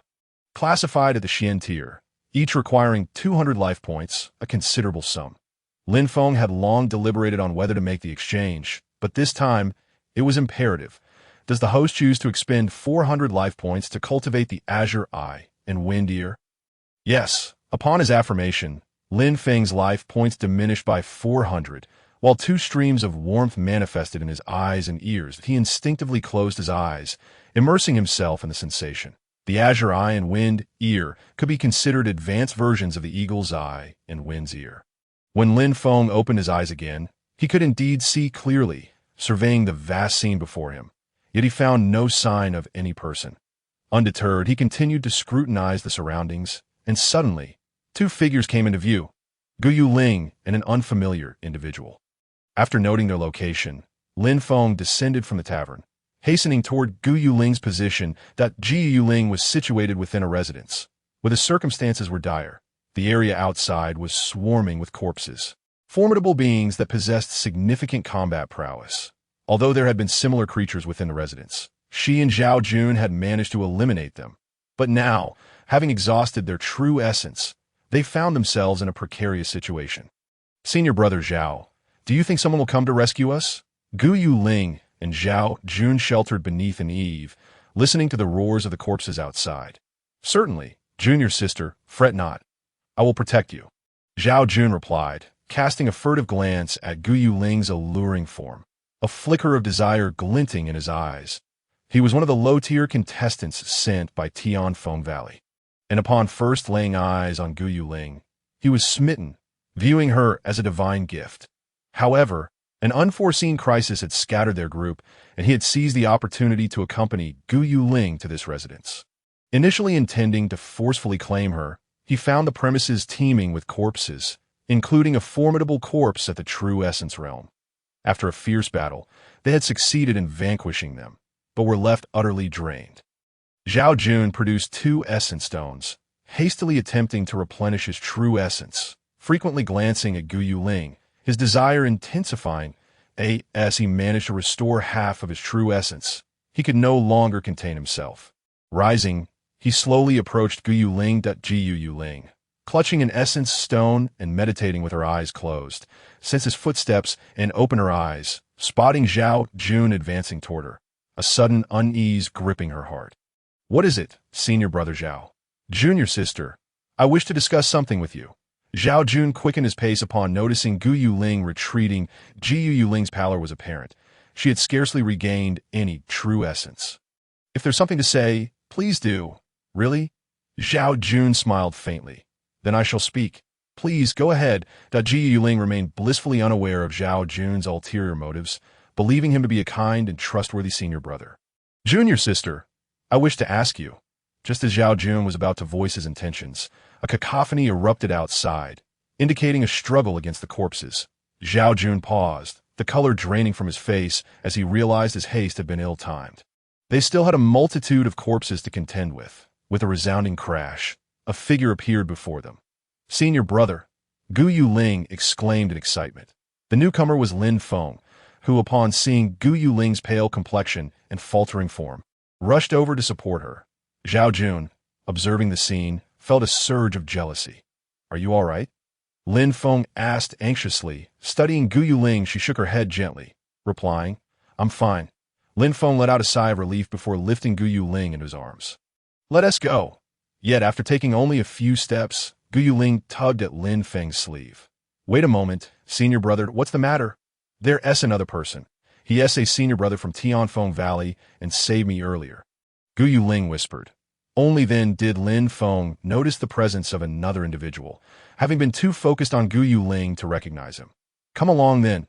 Lin Feng did not inquire about the man's name and proceeded toward the exit of the residence.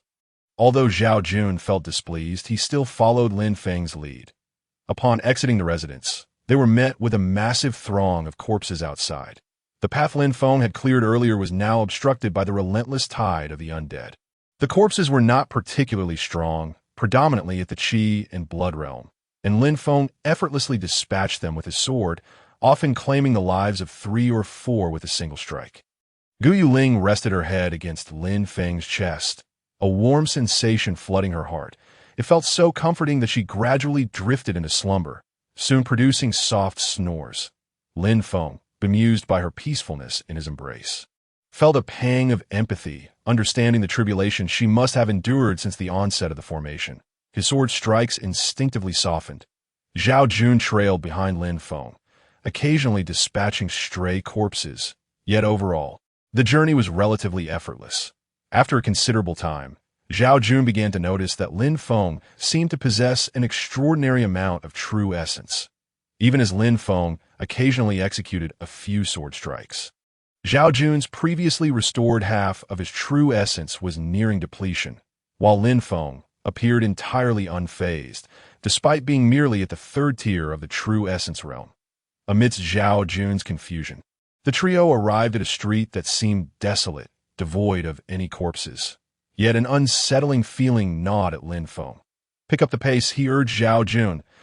Instead of quickening his step, slow down. "There are no corpses here." "Can't we rest for a moment?" Zhao Jun complained, suddenly halting in his tracks. Lin Feng furrowed his brow, pausing to regard Zhao Jun. "This place gives me a bad feeling. We should leave swiftly." "If you want to go, then go ahead. I'm staying put." Zhao Jun plopped down onto the ground. Lin Feng chose to ignore him, turning to leave the street. Zhao Jun scoffed, "Coward," as the distance between them widened. A sudden cry echoed from behind Lin Feng. He swiftly turned to see a corpse dressed in fine garments, standing before Zhao Jun True Essence Realm 5. Lin Feng's pace faltered. He had not intended to save Zhao Jun. But recalling Gu Yuling's words about him being her savior, he turned back. Zhao Jun's face paled in terror as he stared at the formidable corpse. With no true essence left, he would undoubtedly perish even if he were at full strength. "Save me!" he shouted desperately toward Lin Feng, his expression shifting to one of hope upon seeing Lin Feng return. Thank you. Thank you." Lin Feng did not respond. Instead, he placed Gu Yuling beside Zhao Jun, drawing the Jade Divine Sword and charging toward the corpse. However, his first strike was evaded by the creature, causing Lin Feng to frown, surprised by the corpse's swift reflexes. In an instant, he repositioned himself behind the creature. Sword technique, a sword floating through the immortals. This time, the corpse could not evade, and Lin Feng severed one of its arms. The corpse howled in rage, but did not charge at Lin Feng. Instead, it lunged toward Zhao Jun, and Gu Yuling ate tea that moment. Gu Yuling had awoken, her face filled with terror as she witnessed the approaching creature. Zhao Jun, in a state of panic, suddenly had a devious thought upon noticing Gu Yuling beside him. He seized her and hurled her toward the corpse before swiftly turning to flee. Lin Feng's eyes blazed with anger at this betrayal. He had saved a treacherous wolf. Sword technique, snowfall, Moon's departure. Lin Feng invoked a fragment of temporal essence contained within Moon's departure, feeling as though his body were being torn apart, and in the blink of an eye, he stood before Gu Yuling, intercepting the corpse's advance with a decisive strike. Panting heavily, Lin Feng gazed at the bisected corpse, while Gu Yuling's face was awash with tears, having narrowly escaped death. "Why?" Gu Yuling murmured, unable to comprehend that Zhao Jun could be such a person. Lin Feng gently placed his hand on her head. "Come, I will take you to find him." He then scooped Gu Yuling in his arms and ascended to a taller building nearby. Zhao Jun, his true essence depleted, could only rely on his legs to escape, albeit at a sluggish pace. Lin Feng quickly spotted him. "Found him." Lin Feng offered a faint smile to Gu Yuling before leaping down from the building in pursuit of Zhao Jun. "Run, run." Zhao Jun felt as though his legs were on the verge of giving out, yet he knew he could not afford to stop. Stopping would mean death. Lin Feng's speed was astonishing, and before long, he spotted Zhao Dong. However, at that moment, Zhao Dong was already unable to run, leaning against the wall by the street and slowly moving forward. "Why are you running? Didn't you want to rest?" Lin Feng's words reached Zhao Jun's ears like a summons from the Grim Reaper, causing his body to tremble involuntarily. "Please don't kill me. Please don't kill me. I was just too frightened." Zhao Jun halted, waving his hands frantically at the approaching Lin Feng, his voice filled with desperation. "Not going to kill you." Lin Feng laughed, then swung his right hand, the Jade Divine Sword slicing through the air, sending a head soaring into the sky. Clang, touching the corpse granted him 30 points of life value. After delivering a kick to Zhao Jun's lifeless body, Lin Feng cradled Gu Yuling and departed for the designated meeting point, no longer seeking out others. Finding Gu Yuling was sufficient for him. With Gu Yuling in his arms, he sprinted swiftly, yet suddenly, Lin Feng's gaze sharpened, and he came to a halt, staring at the headless corpse ahead. It was, "Zhao Jun, how could we have returned to this place?" Gu Yuling's voice quivered. She had clearly just left here. Lin Feng spoke in a grave tone.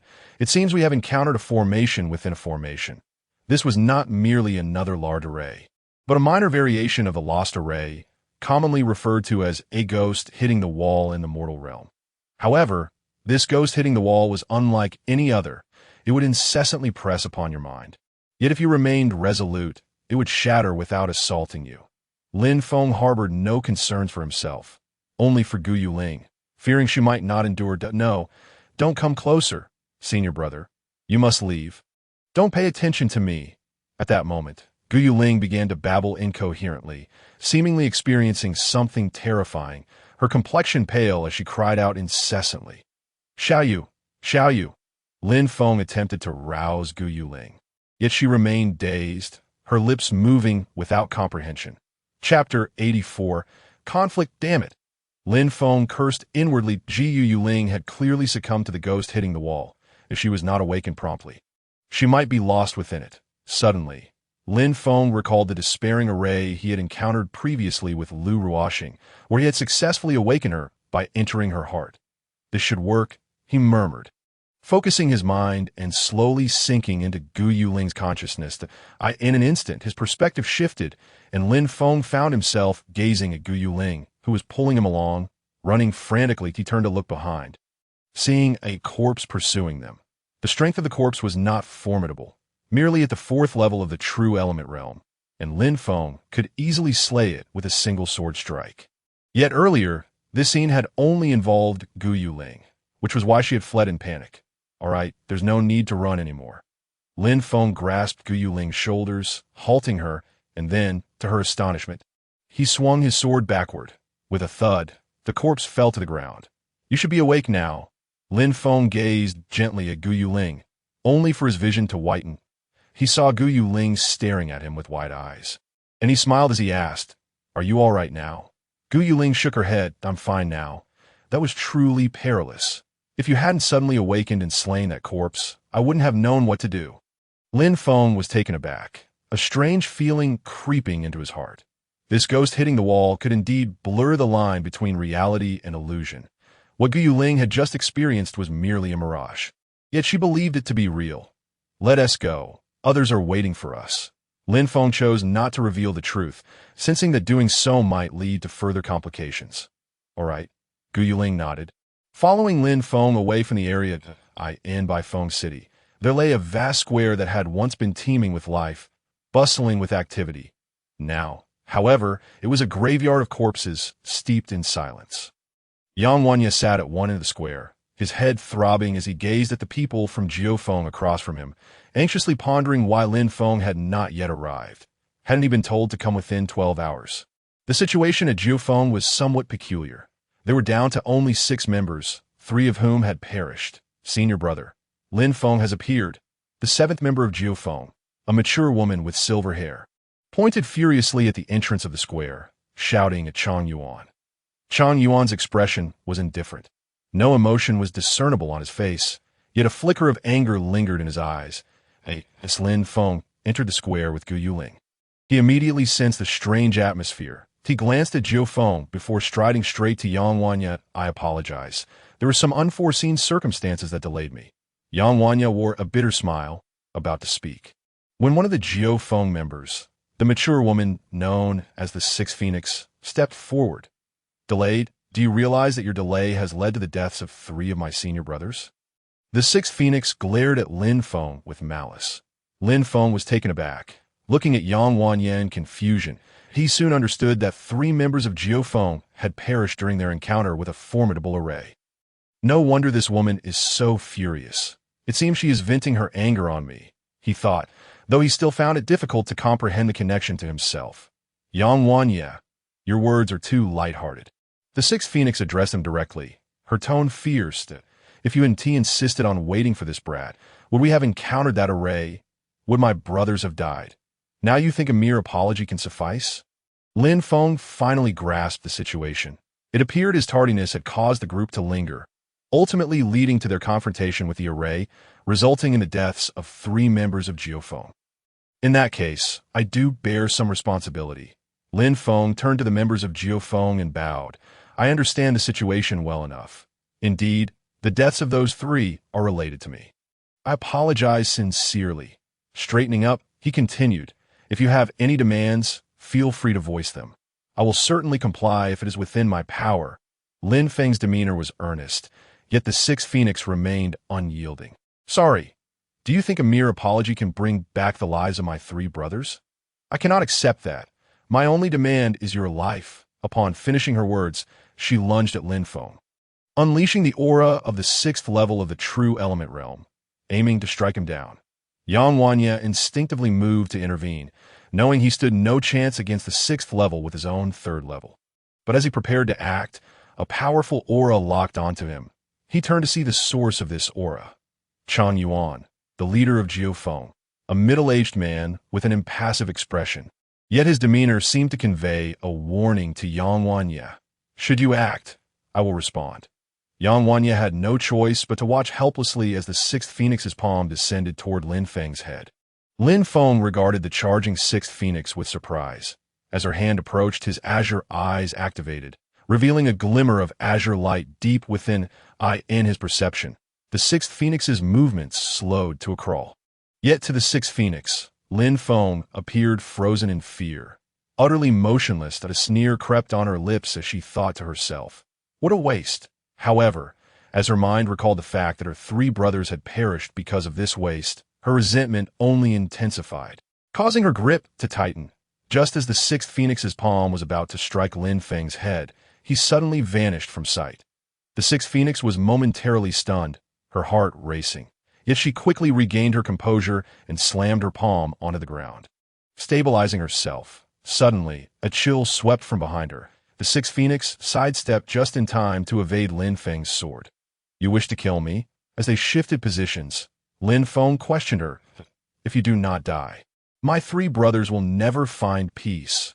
The sixth phoenix spat with hatred.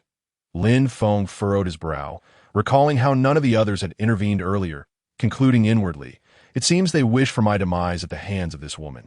If that is the case, I shall not hold back. After creating distance from the sixth phoenix, Lin Feng executed a swift step, vanishing from her sight once more, only to reappear at her left side. His speed and strength magnified beyond before. Cunning, the sixth phoenix thought, yet her reflexes were equally sharp. Her hands, honed to a hardness comparable to a mid-grade treasured artifact, were her weapons. She pressed down forcefully on Lin Feng's sword, but then abruptly released it. I underestimated you, the sixth phoenix remarked, her gaze filled with disbelief. At the shock sword. With a single stroke, Lin Feng unleashed the power of 9 tremors. When Lu Feng held the Jade Divine Sword, the force of the tremors reverberated through her body, causing her internal organs to quiver uncontrollably. Chapter 85. Encountering the Great Formation again. It is undeniable that Lu Feng's strength is formidable. Although Lin Feng had a slight advantage with his sword, in reality, he gained little from the encounter, inadvertently revealing one of his trump cards. Upon seeing Lin Feng vanish once more, Lu Feng refrained from blindly searching for him. Instead, she first calmed the chaotic energy within her, then slowly raised her hands. 9 Phoenix's divine power. Lu Feng clenched her fists and then struck fiercely to her sides. Although it appeared she had not struck Lin Feng directly, the surrounding space trembled violently. Lin Feng, sensing the danger, thought to himself that this was not good. He soon reappeared within Lu Feng's line of sight. This time, where will you run? Lu Feng exclaimed, her fists glowing with a white light. 9 Phoenixes indestructible. Lu Feng moved with blinding speed, appearing before Lin Feng in the blink of an eye, her fist descending like lightning, a terrifying gale sweeping towards him. The proximity left Lin Feng unable to execute his sword technique, plunging him into a state of crisis that he realized that if he could not evade this punch, his fate would be sealed. Yet, as he racked his brain for every sword move he knew, none seemed applicable to the present dire situation. Was he truly destined to perish? Lin Feng's gaze was filled with despair as he beheld the ever-enlarging fist.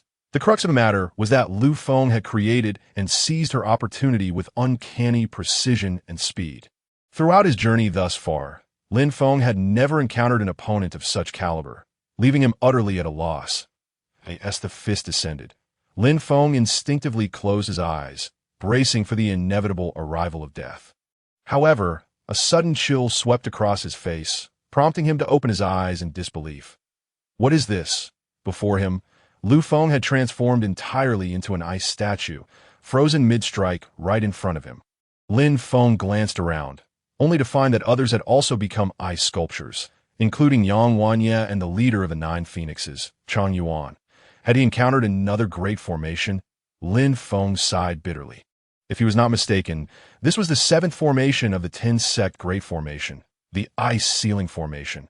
Within this formation, being encased in ice was merely the norm. A chilling sensation coursed up from his feet. And Lin Feng looked down to see his legs already encased in ice, the frost continuing its relentless creep upwards. This was just the beginning. As this thought crossed his mind, he too became an ice statue. Standing motionless in the square, time passed slowly. Crack, crack. The ice statue that was Chang Yuan was the first to emit sounds of fragmentation, pieces of ice shattering away as he emerged from within. Noticing that the others remained trapped in their icy prisons, he turned his gaze towards Lin Feng's frozen form. His eyes flickering with uncertainty, he approached Lin Feng cautiously, raising his right hand. Chang Yuan. What are you planning? A voice interjected, revealing the recently awakened Yang Wanye, who had just emerged from his ice encasement and now observed Chang Yuan poised before Lin Feng. I advise you not to act rashly. If he dies, I assure you none of us will escape this formation, Yang Wanye warned, his tone grave. Chang Yuan lowered his hand, turning to Yang Wanye with a smile. What are you talking about? Brother Yang, I am merely concerned for the safety of my dear Lu Feng. You are overreacting. Yang Wanye fixed Chang Yuan with a stern gaze. Don't think I am unaware of your intentions. However, let me make this clear. Within Baifeng City, you must not harm Lin Feng. Can you agree to that? Chang Yuan fell silent, lowering his head in contemplation. After a moment, he raised his gaze and said, Very well, I agreed. He then returned to his previous position, closing his eyes. Yang Wanye, observing this, sat down, his eyes fixed intently on Lin Feng.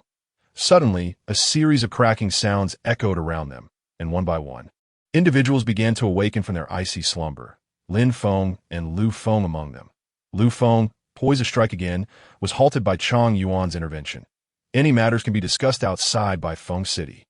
Lu Feng understood Chang Yuan's words. Even if the ice ceiling formation was broken, she could not act against Lin Feng until they had left the city. All matters would have to wait until they were beyond its borders. With a resentful glare, Lu Feng slowly retreated to Chang Yuan's side. Lin Feng also moved to join Yang Wanye and Gu Yuling. What are your thoughts on this formation? Yang Wanye inquired of Chang Yuan. Both were seasoned veterans, their conversation succinct. Chang Yuan replied, You handle the internal, I will handle the external. Agreed. Yang Wanye had no objections to this arrangement. The ice ceiling formation was primarily divided into two layers, internal and external. Both posed similar challenges in terms of breaking. However, with more people, overcoming the external seal would be more manageable. Yang Wanye turned to Lin Feng. Can you manage it? Yes, Lin Feng replied without hesitation. Excellent. I shall commence now. Yang Wanye summoned an energy flow that radiated outward from his body. Heart like rock, unyielding and indomitable. Heart like fire, consuming all. Yang Wanye chanted incantations, forming seals with his hands that a red flame enveloped his palms, which he then forcefully pressed down into the ground, instantly staining the earth crimson. Seeing this, Lin Feng took action as well. He formed his own seals, different from Yang Wanye's. Sun God manifest. Reveal yourself to the world. Spirits retreat. Let all beings ignite. Lin Feng's hands raised towards the heavens, a similar red flame emanating forth, staining the sky. Break! Break! The two shouted in unison, and the air reverberated with sizzling sounds before falling silent. Lin Feng stepped back behind Yang Wanye. Your turn. Chang Yuan nodded, then waved his long sleeves, summoning a burst of golden light. 9 phoenixes pointing to the heavens. Chang Yuan and the remaining 5 chanted in unison. And a golden phoenix appeared, spiraling above them before soaring into the clouds. Chirp! The golden phoenix suddenly released a cry of anguish, retreating in reverse. The 6 immediately recognized the insufficiency of their power and swung their sleeves again. 9 phoenixes, true phoenix. The golden phoenix was infused with renewed strength, swirling above them once more before launching skyward with even greater velocity, almost beyond the capability of the naked eye to follow. A sudden crack pierced the air, and the onlookers below exhaled in relief, realizing the formation had been breached. Indeed, the square reverted to its previous state, a scene of desolation and death. "Let us leave this place." Yang Wanya sighed. In truth, there was no need for him to say so. The 9 phoenixes were equally unwilling to linger here. The emergence of 2 distinct great formations in the same location was utterly unfathomable. The group swiftly departed the square, making their way toward the city gates. It must be noted that aside from Lin Feng's party, Baifeng City could now be deemed a dead city, with scarcely a living soul remaining within its walls. Among those who had come to participate in the friendly competition, only Gu Yuling had survived. All others had perished. Chapter 86. The Retreat of the Corpse Hordes. Lu Feng's heart was still suffused with an unquenchable resentment. A bitter lump lodged in her throat, one that she could not swallow. Every time she caught sight of Lin Feng, vibrant and alive, she was reminded of the harrowing scene of her 3 senior brothers' demise. Helplessly watching her brothers perish, despair had consumed her then, and now the murderer stood before her, yet her hands were tied. Lu Feng loathed her current self, lamenting, "I can no longer avenge you, my brothers." Lin Feng, leisurely holding Gu Yuling's hand, trailed behind the others. The distance from the central square to the city gates was not short, and the group encountered numerous corpses along the way, though their strength was minimal. The strongest among them barely reached the first level of the true essence realm. However, Lin Feng occasionally glanced at Yang Wanya and Chang Yuan, noticing the worry etched in their expressions, which confirmed to him that the journey to the city gates would not be without challenges. "Stop," Chang Yuan called, halting the advancing group. Yang Wanya, sensing the tension, asked, "What's wrong?" He understood that Chang Yuan did not speak without reason and must have sensed something amiss. There is a large group of corpses ahead, and their levels are not low. The strongest sound like they are at the peak of the true essence realm. Chang Yuan replied urgently. The crowd erupted in murmurs, exchanging glances before collectively turning to Chang Yuan, awaiting his command. Lin Feng, however, looked on in astonishment. Not expecting Chang Yuan to possess such abilities, it was only after Chang Yuan spoke that Lin Feng discerned the faint sounds of footsteps, let alone the strength of the corpses. "Retreat, take another route, quickly." Chang Yuan's complexion changed dramatically, his usually composed demeanor betraying the gravity of the situation. "Move," Yang Wanya shouted, urging the group to retreat, just as they had taken 3 or 4 steps back.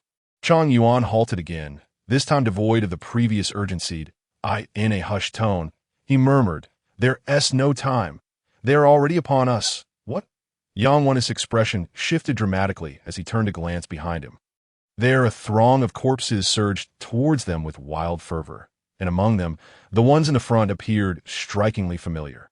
"Those are the garments of Tianfeng Valley," cried out the 4th phoenix, one of the 9 phoenixes.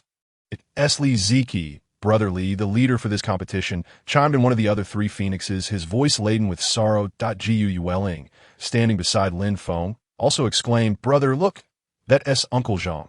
"Uncle Zhang, he's the leader from the Xinyang sect this time." She added, noting the 5 or 6 corpses dressed in Xinyang sect robes, trailing behind, that it seems the true nature of this great formation is finally revealing itself. Lin Feng murmured to himself. The great formation of the 10 sects shares a common trait. When confronted with overwhelming power, it signifies that the formation has erupted completely. Those who survive transition into life, while those who do not face a path of inevitable demise. Yang Wanya and Chang Yuan, both formidable practitioners of the Yuan-Si realm, were not particularly fearful of the approaching corpses. To them, it was merely a matter of how many would perish. Yet their earlier urgency stemmed from their awareness that this was a sign of the formation's eruption, prompting their desire to evade it. Though they ultimately failed, Chang Yuan waved his sleeve, unleashing a wave of golden light that surged towards the horde of corpses, creating a significant gap among them. At that moment, the team leader from Tianfeng Valley, a practitioner at the 9th layer of the true element realm, charged at Chang Yuan. Perhaps due to the effects of their corpse-like state, this 9th layer practitioner was surprisingly equal to a Yuan-Si realm expert in combat. A similar scenario unfolded for Yang Wanya, whose powerful strikes drew Uncle Zhang's attention, leading them into a fierce struggle. locked in combat. The ninth layer of the true element could contend with the Yuan Sea expert, rendering the remaining high-tier true element corpses as if they were in a no-man's land, forcing the 9 phoenixes to retreat repeatedly under the onslaught. Lin Feng's situation was not dire, for he had Gui Weling at his side. Thus, he initially restrained his strength, opting to engage only with lower-tier true element foes, ensuring his safety. The astonishment in Chang Yuan and Yang Wanya's eyes reflected their expectation to swiftly deal with these corpses and await the true form of the formation. Yet they found themselves ensnared in a fierce conflict. Suddenly, a member of the 9 phoenixes let out a ghastly scream before collapsing. Lifeless, the 6th phoenix, with tears in her eyes, gazed at yet another fallen comrade, her grief erupting into a furious roar as she unleashed her fury upon the surrounding corpses, each punch drawing forth a deluge of blood, marking another casualty among the 9 phoenixes. The pressure on Lin Feng also escalated as the corpses around him grew increasingly formidable, with true element practitioners of the 3rd, 4th, 5th, and even 6th layers emerging, compelling Lin Feng to unleash his full strength in combat. Brother, don't worry about me. That it seems these corpses are matched in strength, so I am not in immediate danger. Gui Weling astutely observed the unfolding situation, addressing Lin Feng directly. After a moment of hesitation, he nodded. All right, but do take care. Shout if anything happens. Understood. The jade spirit sword in Lin Feng's hand vibrated violently as he cleaved a true element corpse of the 4th layer in two, then faced another of the 5th layer. The battle intensified once more. After a while of combat with the 9th layer corpse before him, Chang Yuan discerned that while this corpse could hold its ground, it possessed an unsettling rigidity. After contemplating his approach, he closed his eyes and, with a swift motion of his sleeves, enveloped himself in a radiant golden light. 9 phoenixes. Golden phoenix. Chang Yuan seemed to transform into a golden phoenix, emitting a cry as he charged into the corpses, his speed astonishing and his power fearsome. As the golden phoenix collided with the corpses, a massive ripple erupted, dispersing the surrounding air.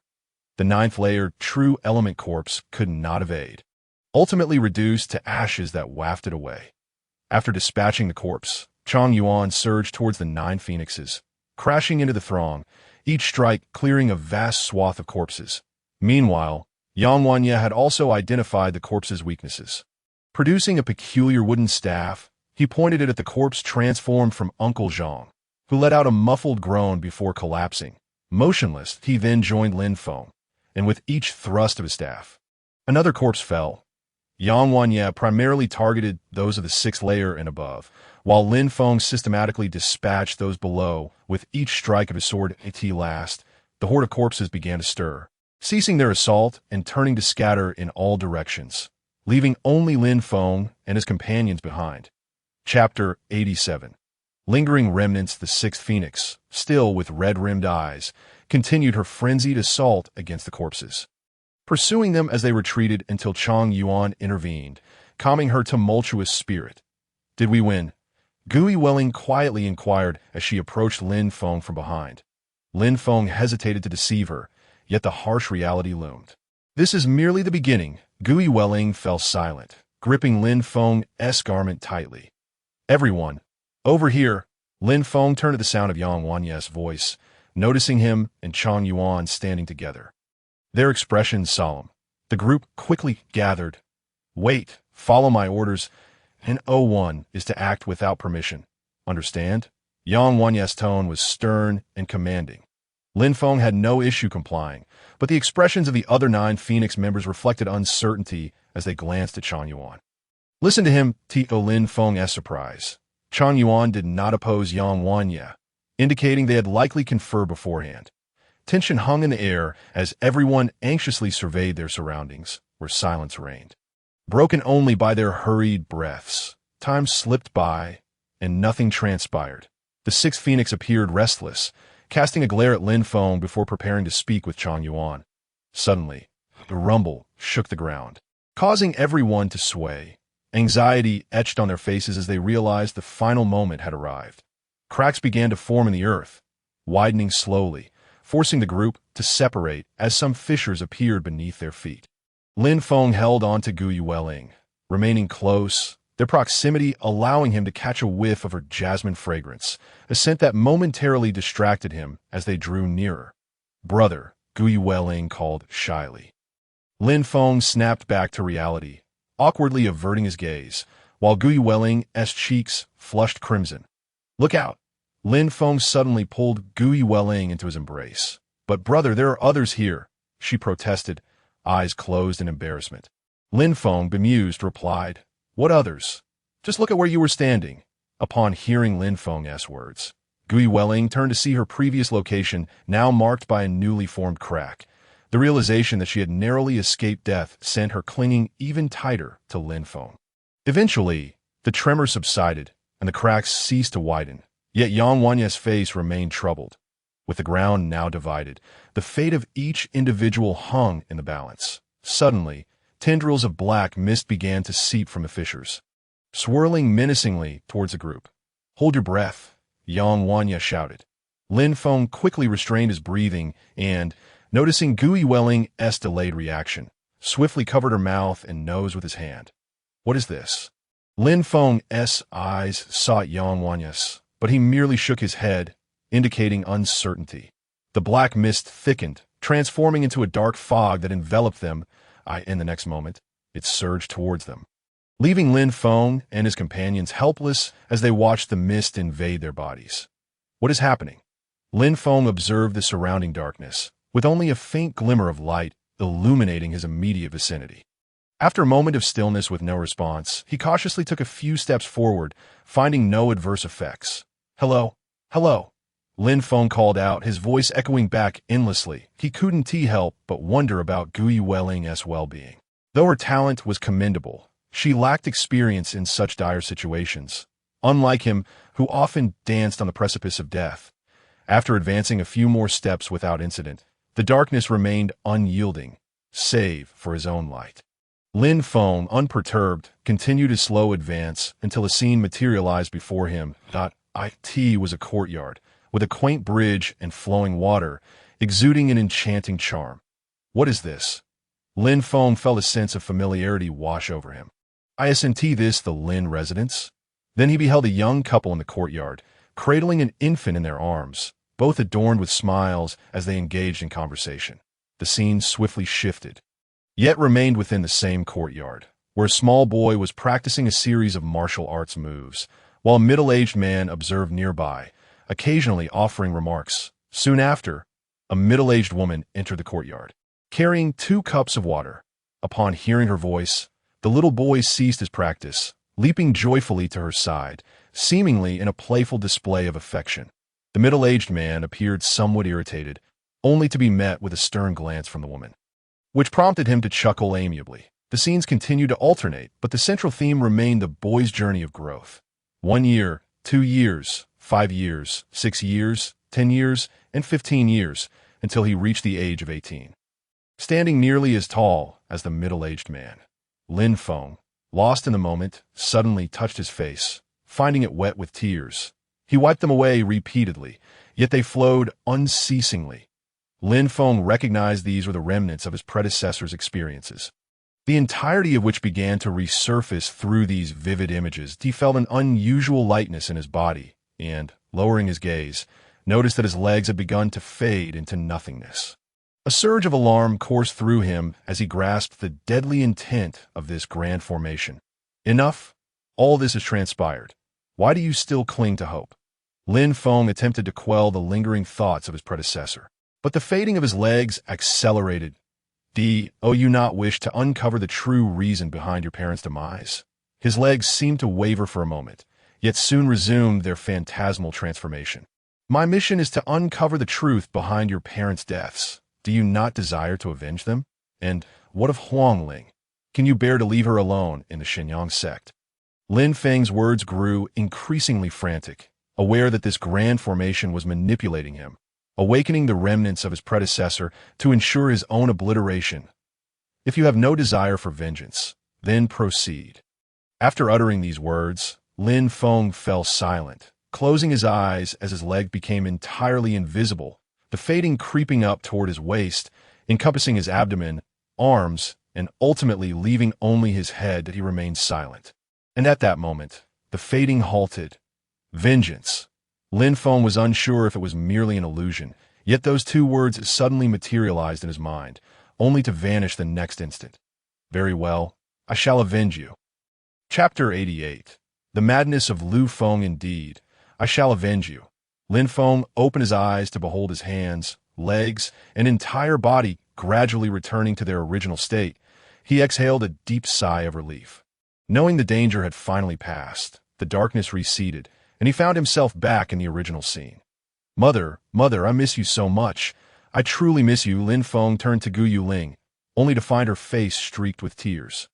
Xiao Yu, Lin Feng called repeatedly, hoping to rouse her, yet there was no response. He attempted to utilize the soul enchantment manual once more. With a swish, Lin Feng's consciousness penetrated Gu Yuling's heart. But he was immediately repelled by a force, nearly losing his balance. It truly is ineffective. Lin Feng sighed in disappointment. Realizing he could only rely on Gu Yuling's own strength, he then glanced at the others, who remained in slumber, their expressions varying, some joyful, others pained, sorrowful, or filled with rage, portraying the full spectrum of human emotion. Suddenly, Lin Feng's heart skipped a beat, as he thought he caught a flicker from Gu Yuling's body. Unsure, he focused intently on her. In the next moment, his eyes widened in horror as Gu Yuling's form vanished, only to reappear. He recalled the earlier scenes in darkness and the means employed by his predecessor to make him disappear. Indeed, this was the final tactic of the Grand Formation, exploiting the flaws in one's mindset to render the intruder non-existent. The phantasm surrounding Gu Yuling intensified, her hands becoming increasingly insubstantial. Lin Feng reached out, feeling as if he were touching sand. I must think of a solution quickly. Lin Feng thought anxiously. If he lingered any longer, Gu Yuling would surely fade away, disappearing from this world. Yet, in this dire situation, he found himself devoid of any options. This Grand Formation was not one of the 18 major formations, and aside from the heart entry technique, he possessed no other means. System, yes, the system. Lin Feng eagerly opened the system shop, flipping through all 5 pages, wiping the sweat from his brow, but found nothing that could remedy the current predicament. That Ji Yuling's hands had entirely vanished, and her expression twisted in distress, emitting faint cries. Get back. Just as Lin Feng felt utterly powerless, he heard Yang Wanya's voice from behind, prompting him to step aside. That he witnessed what appeared to be a wooden cane striking Gu Yuling's forehead. What is this? Lin Feng marveled at Yang Wanya's intervention. A radiant light burst forth from Gu Yuling's brow, a pure, healing white glow. Lin Feng felt a wave of warmth wash over him. A comforting sensation. Ji Yuling's countenance gradually relaxed, her discomfort dissipating, and she emitted a soft, muffled sound before her tightly shut eyes slowly opened. That moment, Lin Feng noticed her once insubstantial hands beginning to reappear. As the light faded, Yang Wanya breathed heavily, returning to his previous position. Ji Yuling gazed at Lin Feng in bewilderment. What happened to me? Yang Laozu saved you. Lin Feng couldn't help but admire Yang Wanya's prowess. His methods were truly remarkable. Ji Yuling's face reflected a dawning realization, yet also a hint of fear. I saw my mother, and we lived happily together. Then she appeared before me, and I was overjoyed. But when I reached out to embrace her, she drove a dagger into my body. Looking at me coldly, Ji Yuling trembled as she recounted her experience, now aware it had been an illusion, yet still gripped by fear. Everything is all right now. Lin Feng gently held Gu Yuling, soothingly assuring her like a tea. That moment, Chang Yuan also awakened, his eyes reflecting a trace of pain, which he buried deep within. He looked at the remaining members of the Jiu Feng, releasing a heavy sigh. Lu Feng and Qi Feng remained ensnared within the Grand Formation, while the last 3 members of Jiu Feng had vanished, leaving Chang Yuan aware that they would forever remain in Bai Feng City. Chang Yuan sprang into action, his sleeves billowing as 2 golden phoenixes emerged, soaring toward Lu Feng and Qi Feng before entering their bodies. Shortly thereafter, both awakened in succession. Thank you, senior brother, for saving our lives. Lu Feng and Qi Feng exclaimed in unison, fully aware that they had been rescued by Chang Yuan. However, after Lu Feng's exclamation, she suddenly felt something amiss. If Chang Yuan had rescued them, surely he would have saved everyone. Yet only two voices responded. Lin Feng anxiously scanned her surroundings, but could find no trace of the other disciples. And no need to search. They did not wait for my awakening and have already succumbed within the illusion. Chang Yuan's words struck like a thunderbolt, extinguishing the joy that had briefly blossomed within Lin Feng's heart. How can this be? Lin Feng shook her head in disbelief, her complexion paling as she stumbled backward, teetering on the edge of a chasm. Lin Feng looked at Lin Feng, now seemingly unhinged, with a twinge of pity. Although this woman had previously sought to kill him, he bore her no significant grudge. It was indeed his own failure to arrive on time that had led everyone into the formation. Lin Feng's misplaced anger had been directed at him, which was not entirely unjustified. Thus, when he saw her about to fall into the abyss, he made the decision to intervene. Once Gu Yuling was steady, Lin Feng propelled himself toward Lin Feng. Lin Feng was swift, and as Lin Feng's foot slipped into the void, he grasped her hand, pulling her back to safety. However, Lin Feng retaliated, gripping Lin Feng tightly. Why? Why are you still alive while my fellow disciples are dead? Why? Lin Feng's voice crescendoed in intensity, her grip tightening as she refused to let him go. Caught off guard, Lin Feng attempted to break free. But Lin Feng yanked him fiercely, causing him to lose his balance, and then she pushed him backward. She intended to cast Lin Feng into the chasm. Enraged, Lin Feng thought, this madwoman truly does not appreciate the kindness shown to her. He had come to save her, yet she sought to end his life. Just as Lin Feng began to plummet into the abyss, he drew the Yu Shun sword from his back, plunging it into the chasm's wall.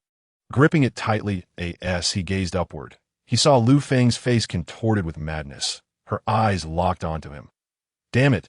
Lin Feng gritted his teeth, never anticipating that his very first act of kindness in exchange for malice would culminate in such an outcome. His hands were on the verge of giving way dead on the ground. Yang Wanya witnessed Lin Feng plummeting into the chasm, and his heart raced with urgency as he prepared to rise and rescue him. Chapter 89. Escape from Baifeng City. Just as Yang Wanya was about to spring into action, he found himself locked in by a formidable presence emanating from Chang Yuan. Are you going to stop me? Yang Wanya furrowed his brow, directing a steely gaze at Chang Yuan.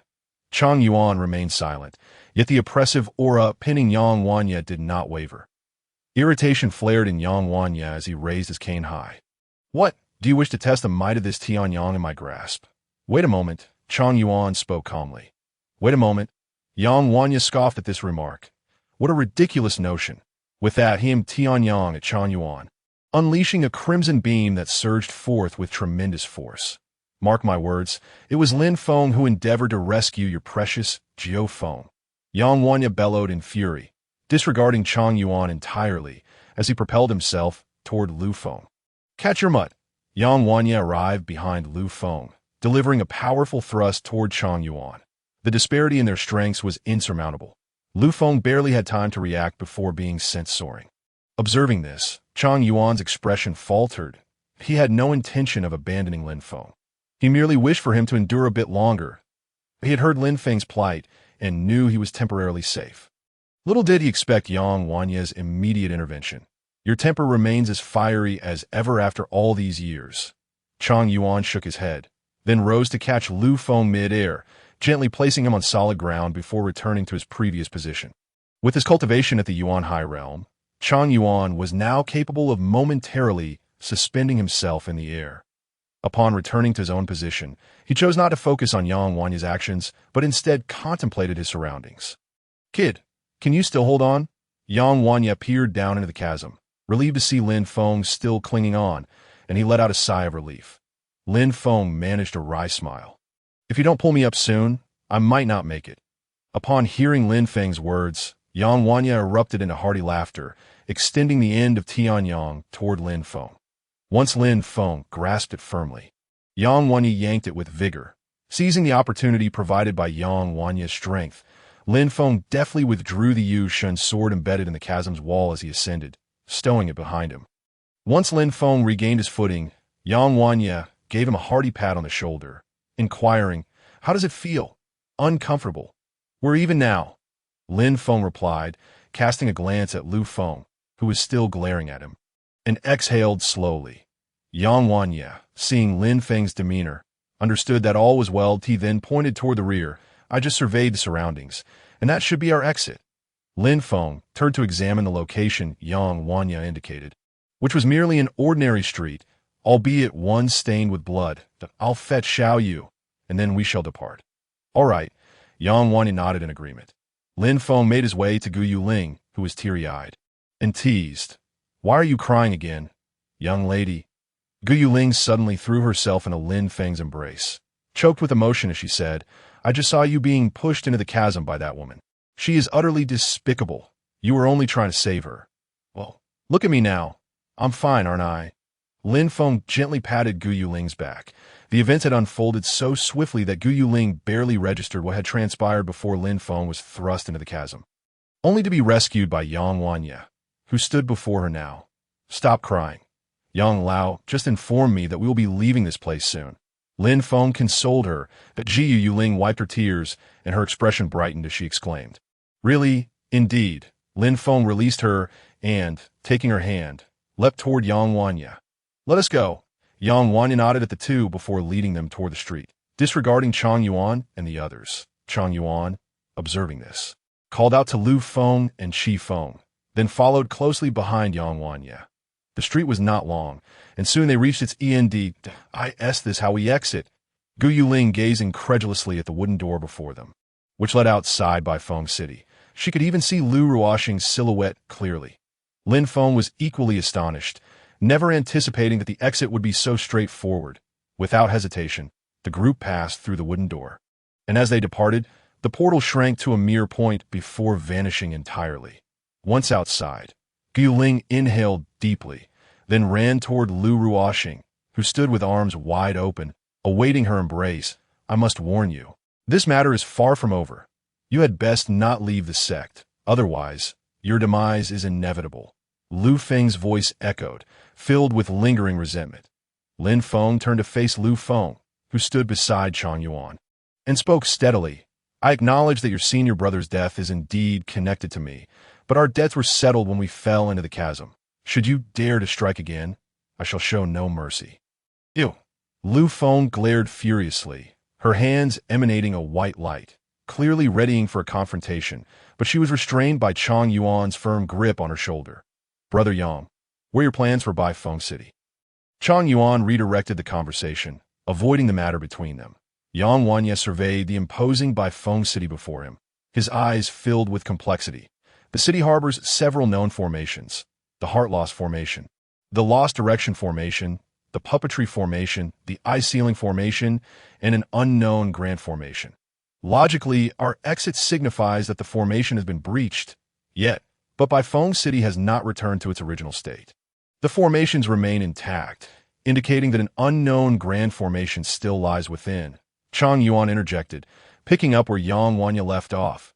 Precisely. Thus, my recommendation is to seal off this city. No one is permitted to approach. Yang Wanya asserted, nodding as he articulated his opinion. Chang Yuan fell silent for a moment before responding. I completely agree with sealing off the city, but that group of madmen will undoubtedly come. That group of madmen, Yang Wanya echoed, entrapped in contemplation, a headache forming as he recalled their erratic behavior. Always drawn to danger like moths to a flame, if they wish to enter, let them. However, I am certain that numerous deadly formations remain within the city. We were merely fortunate this time to have emerged with so many people, Yang Wanya concluded, his words resonating with Chang Yuan's agreement.